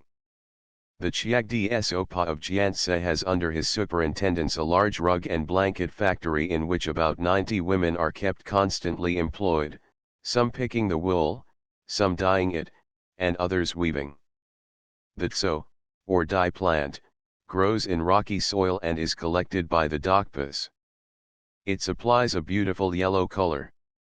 The leaves only are used in dyeing. 1. The people employed in this factory are kept under the strictest discipline. One day one of the women who was late beginning her work, was whipped by order of the Chiagdi Sopa. A boy caught stealing wool was also punished in the same way and imprisoned for a fortnight. I was rather surprised at seeing the Chiagdi Sopa thus taking the law in his own hands, but he told me that the government allowed great landholders like his master, the Shape Fala, judicial power over their own serfs. I may here note that the pastoral tenants on this, and probably all other estates, pay the owners every year 2 pounds of butter for every she-yak they own, and 2 pounds of wool for every sheep. On September 25, corresponding to the 13th of the 8th moon, harvest began. This day was selected as it was a very lucky 214-1. All the people turned out for the work, and I went to the roof of the castle to watch the reapers. While working they sang hymns and offered the gods bunches of barley, peas, and wheat, as first fruit offerings. Ujien returned from his trip on the 1st of October. On September 13, 25, the day of the full moon, while he was still at Shigatse, the dead Grand Lama was brought from Tobgil to Tashil Hunpo. First of all came a crowd of people on foot, followed by about 100 men on ponies. After these came the officials of Labrang, followed by the chiefs, nobles, and high officials of Tsung, all on horseback. Behind them was carried the sedan containing the remains of His Holiness, the Panchen Rinpoche. The sedan was followed by the Chinese garrison, consisting of 50 soldiers. The lamentations of the people increased as the procession approached, and Ujien said he cried like a child. Some prayed loudly, looking towards heaven. God and saints ordain that our beloved protector, Kyab Gong, may soon return to this world for the good of all living beings. No bells were rung, and the procession passed on in solemn silence, all, laymen and monks, dressed in dark red apparel, without any ornaments. When the procession entered Tashil Hunpo, the sedan chair was placed on the state altar, in the hall of departed saints. On the following day Ujien went to make his obeisance to the dead Lama. He found the body, Kupor, wrapped in katags, and placed in a sitting posture. It was very small, bearing no proportion to the stature of the Lama when living. Ujien was told that this was the result of the embalmment. To the same day the period of summer retirement, Yarnas, for monks came to an end. It was observed as a holiday by the people, there was racing and other sports, and all the people, lamas, men, women, and children bathed together in the Niangchu. The only sign of mourning still observed this day was keeping the windows of the houses in town and at Tashil Hunpo shut. On the 17th Ujien reached Chandra, where he put up in the house of a man whose wife had just been confined. A woman in Tibet, as in India, is held to be unclean, Kaidab, for a month after her confinement, at the expiration of which time certain religious ceremonies are performed for her purification. 215 Ujien remained in this place until the 26th, and obtained from the high priest of the Lamazuri much valuable information bearing on the theology and history of the Bon religion. He also copied many valuable works on these subjects, which were obligingly put at his disposal by the Lama. 3 Glaciers of Kanglachan Pass. Having been prevented when at Lhasa, as previously narrated, from going to the celebrated monastery of Samai, the most ancient and famous, probably, of all Tibetan Lama series, I now endeavored to make arrangements for this much longed-for trip. I sent Ujien to Dongtse, after his return from his trip to Shendarding, to try and get a guide, but he failed, as rumors had got abroad that I was a 216 British employee, and Furchung was accused of having brought me into Tibet in violation of the express orders of the Nepal Durbar. In view of these disturbing rumors, I left Jianse on October 4, and returned to Tashil Hunpo, where I was rejoined on the 13th by Furchung, who had been sent with letters to India in August. I now decided to send Ujien back to India with the botanical and other collections he had made, while I would visit Samai, and the Lhasa country south of it. He bought 10 yaks for 100 rupees, and pack saddles, and engaged Lhashan men to accompany him to Kambajong. He started on the 17th, while Furchung and I returned to Jianse, arriving there on the 18th. The people were now busy threshing their barley cows, their muzzles covered with wicker baskets, treaded it out, and were kept to their work by 2 boys.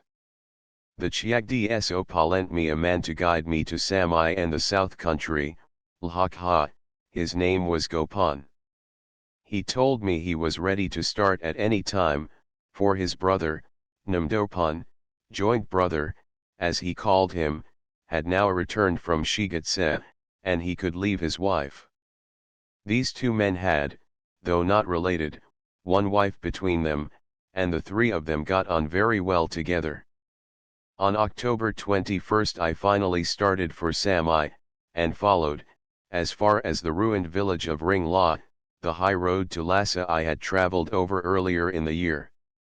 There is but 1 family now living in this once prosperous place. These poor people earn a precarious livelihood by making pottery. A concave wooden pan is used for the purpose, in which the pots are shaped with a piece of wood or the fingers, by turning the pan or mold around with the hand. This is the usual method employed in Tibet.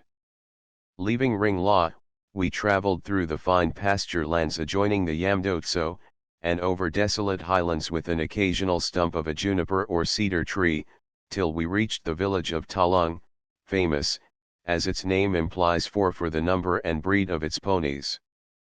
Around the village the land is cultivated, and showed evidence of great industry on the part of the people. We at first failed to secure a night's lodgings in any of the houses of the village, for the people took us for Lhopa or Budaya, of whom they stand in great dread, as they frequently make raids on this district, but we were so fortunate in the end as to secure the goodwill 217 of a lama of the monastery, who got a friend of his to admit us to his house. The next day, October 24th, we resumed our journey by daylight, and crossing the Shandong-Chu Bay of Lake Yamdo, followed along the base of the steep hills which overhang its shores. We got sight, on the way, of the Chongqing Monastery 5, from which come all the Amchi Lamo dancers and mimes 6, some of whom annually visit Darjeeling. Passing the Rivatag River some 8 miles north of the Zhang of the same name, we ascended a ridge, from the top of which we saw the villages of Urapi, Kayutag, and Kayunpodo. The country was everywhere thinly populated, but large numbers of yaks, donkeys, sheep, and goats were grazing about. We stopped at the village of Sheri, prettily situated between the Yamdo and a little sweet-water lakelet, and put up in the Mani Lhakang, the center of which was taken up by a great prayer wheel about 6 feet high and 3 feet in diameter. An old man lived here whose sole occupation was to turn the wheel. The next morning we crossed a low hill, the Kabula, and, skirting the northern extremity of the Rambuja Lake, reached by 11 o'clock the village of Malung 7, thus called from the fire, stones found in the valley, Lung, in which it is situated. After a short halt at Malung, we resumed our march, the country opening a little as we advanced, and villages and hamlets becoming more numerous. That night we stopped at Komedo, where there live about 100 families. We were off by sunrise, and passing some distance to the north of the large village of Ling 8 where the Zhongpan of the Yamdo district reside, we soon after found ourselves in the broad pasture lands of Karmoling, here some 10 miles broad, where hundreds of ponies, belonging to the Lhasa government, were seen grazing. We ate our breakfast at Shavshi, and then, passing through the hamlet of Tanta 9, we began the ascent of the Tibla, which marks in this direction the boundary between the Yamdo and Lhasa districts, 218, and from the top of which I had a magnificent view of the whole lake country, the like of which I have seen nowhere in the Himalayas. The difficulties attending the descent of the Tibla were infinitely greater than those of the ascent, and the violence of the wind made it difficult even to stand erect. By 5 o'clock we reached the village of Tib, where there are about 10 houses, around which grow a few stunted willows. The villagers were busy treading out their harvest with their cattle, and their merry songs, wafted by the night wind, fell pleasantly on my ears till I dropped asleep. Tib is under the authority of the Gongkar Zhongpan, who, with his 2 lama assistants, or Tsedung, usually resides in the neighboring town of Tasnam Giling. October 27, our road led us down the course of the Tib-Chu. The valley was covered with willows, here called Niamayam Shing, or morning trees, cypresses, junipers, and a species of silver fir, and though the way was stony, it was pleasant on account of the forest growth through which it led. We reached Tos Nam Giling Jong 10 early in the afternoon. This place is celebrated for the serge and broadcloth manufactured here. The Tib-Chu, as it flowed through the town between low banks covered with flowers, and the tall poplars and walnut trees surrounding the high, well-built houses, gave this place a most attractive appearance. We met here a party of Horba 11 with a caravan of yaks laden with salt, which they had brought from the north for sale in this country. Before reaching the town we passed by the little nunnery of Peru, and shortly after leaving it we came to the large lamazari of Toi Sujuling, with about 500 monks of the Gelugpa sect. We stopped for the night at Ketsho 12, a small town with 2 castles, and situated near the Tsungpo. The town looks like a fortress, with its old-fashioned solid houses, its narrow streets, the Dombuchoski or Lamazuri, with encircling walls painted blue and red, and an old monastery on top of the hill commanding the town. It seemed to be a prosperous place. There were flower gardens 219 and groves of trees, and in nearly every window and doorway flowers were growing in pots. 2 Nyerpa are stationed here, who administer the town and supervise the manufacture of serge and cloth for the Dalai Lama and Panchen Rinpoche. River Zemu, Chat Angla Pass. The next morning we passed through 2 miles of soft sand, and finally came to the mighty Tsungpo, and after much shouting to the boatmen on the farther side to bring over their junk, Shanpa, 13, and after a couple of hours waiting in the cold and fog, it came slowly across, rowed by 3 women and 2 men, who sang lustily as they pulled. The river is here about half a mile broad, very deep, but with a sluggish current. We were soon landed at the Dorhitag Ghat, where we paid a tanka for each of our ponies, and 5 karma, or 220 annas, for each man as ferry charges. The ferry belongs to the Dorhitag Lamazuri nearby, one of the oldest and holiest of the Nyingma sect. The incarnate Lama who rules this Lamazuri died about a year and a half ago, but he has reappeared recently in the flesh at Darkenduk. 14. This convent is at the foot of a range of hills which stretches along the river to beyond Samai, and a large grove extends from near it to the high road. We stopped for tiffin on the river bank, where I noticed the ground covered with fish bones and shells. Gopan told me that all the small fry which the people of this country catch are used to manure the fields with, as they are too bony to eat.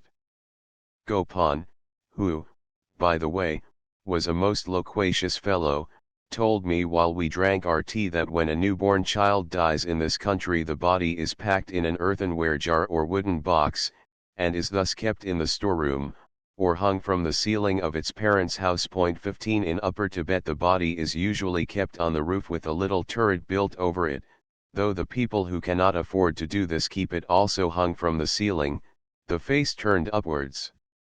The road now led over sand hillocks and spurs of rock, in some places close to the edge of the river, where great care was necessary in getting the ponies along.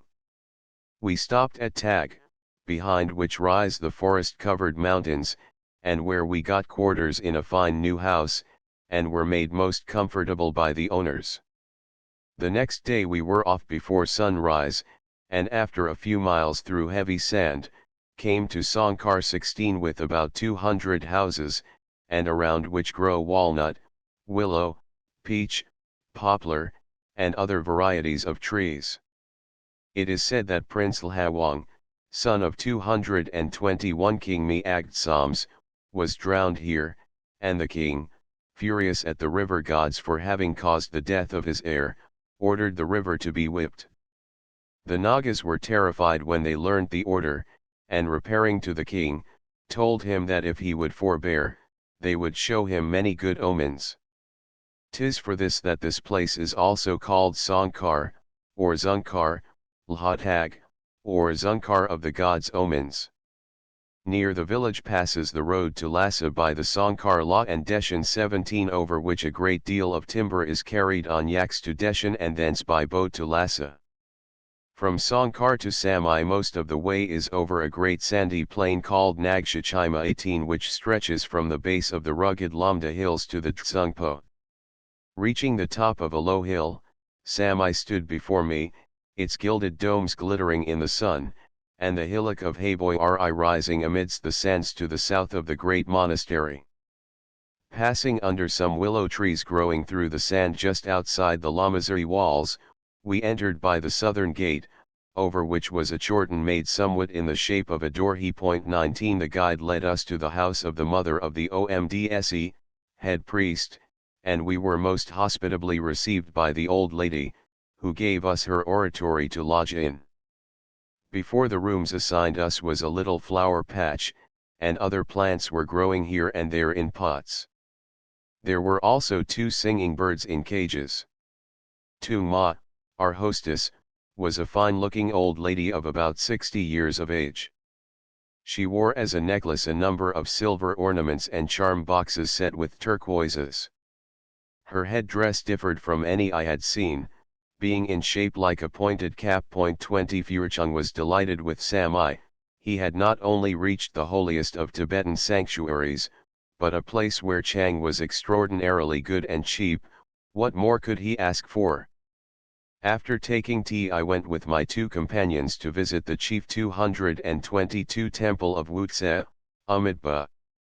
I inquired of the beadle, Kunyur, the whereabouts of the celebrated library with the famous Indian books which Atisha had found here when he came to this monastery 800 years ago. I was told, to my great disappointment, that for our sins the great library was destroyed by fire about 60 years ago, and there are at present but modern reprints in it. In the great congregation hall the Dalai Lama's throne occupies the northeastern corner of the chapel of the Jovio. Near this latter is an image representing the first Dalai and statues of the principal disciples of the Buddha. In the second story of this building are images of Tsep Hamed, Amadeus, and of the historic Buddha, besides many others of minor interest. In the third or upper story are images of the 3 Buddhas of the present cycle. From this story I had a splendid view of the Tsungpo, which is very wide here.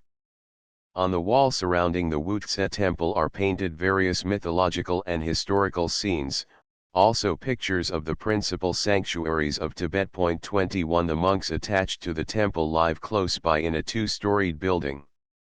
The next day, October 30th, I visited the 4 ling, or minor temples built around the Wutse, and the 8 ling-10 or lesser shrines. In some of the smaller chapels were life-size images of Indian sages who had visited Tibet in the early ages of Buddhism in this country, and these images are said to have been made by Hindu artists. I also noticed growing in some of the courtyards some stunted bamboos and Indian shrubs.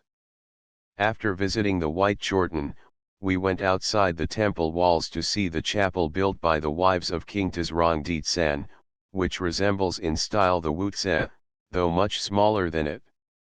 We made an excursion the next day to the famous cave called Chimphug, where Padma Sambhava and other worthies gave themselves up for a period to abstraction. We passed through the village of Samai, in which there are probably 1,000 people and a few Chinese and Nepalese shops, and then for a few miles traveled through cultivated fields, with here and there a little village, till we came to the foot of the Chimphug hill. The range of which it forms a part is 1,000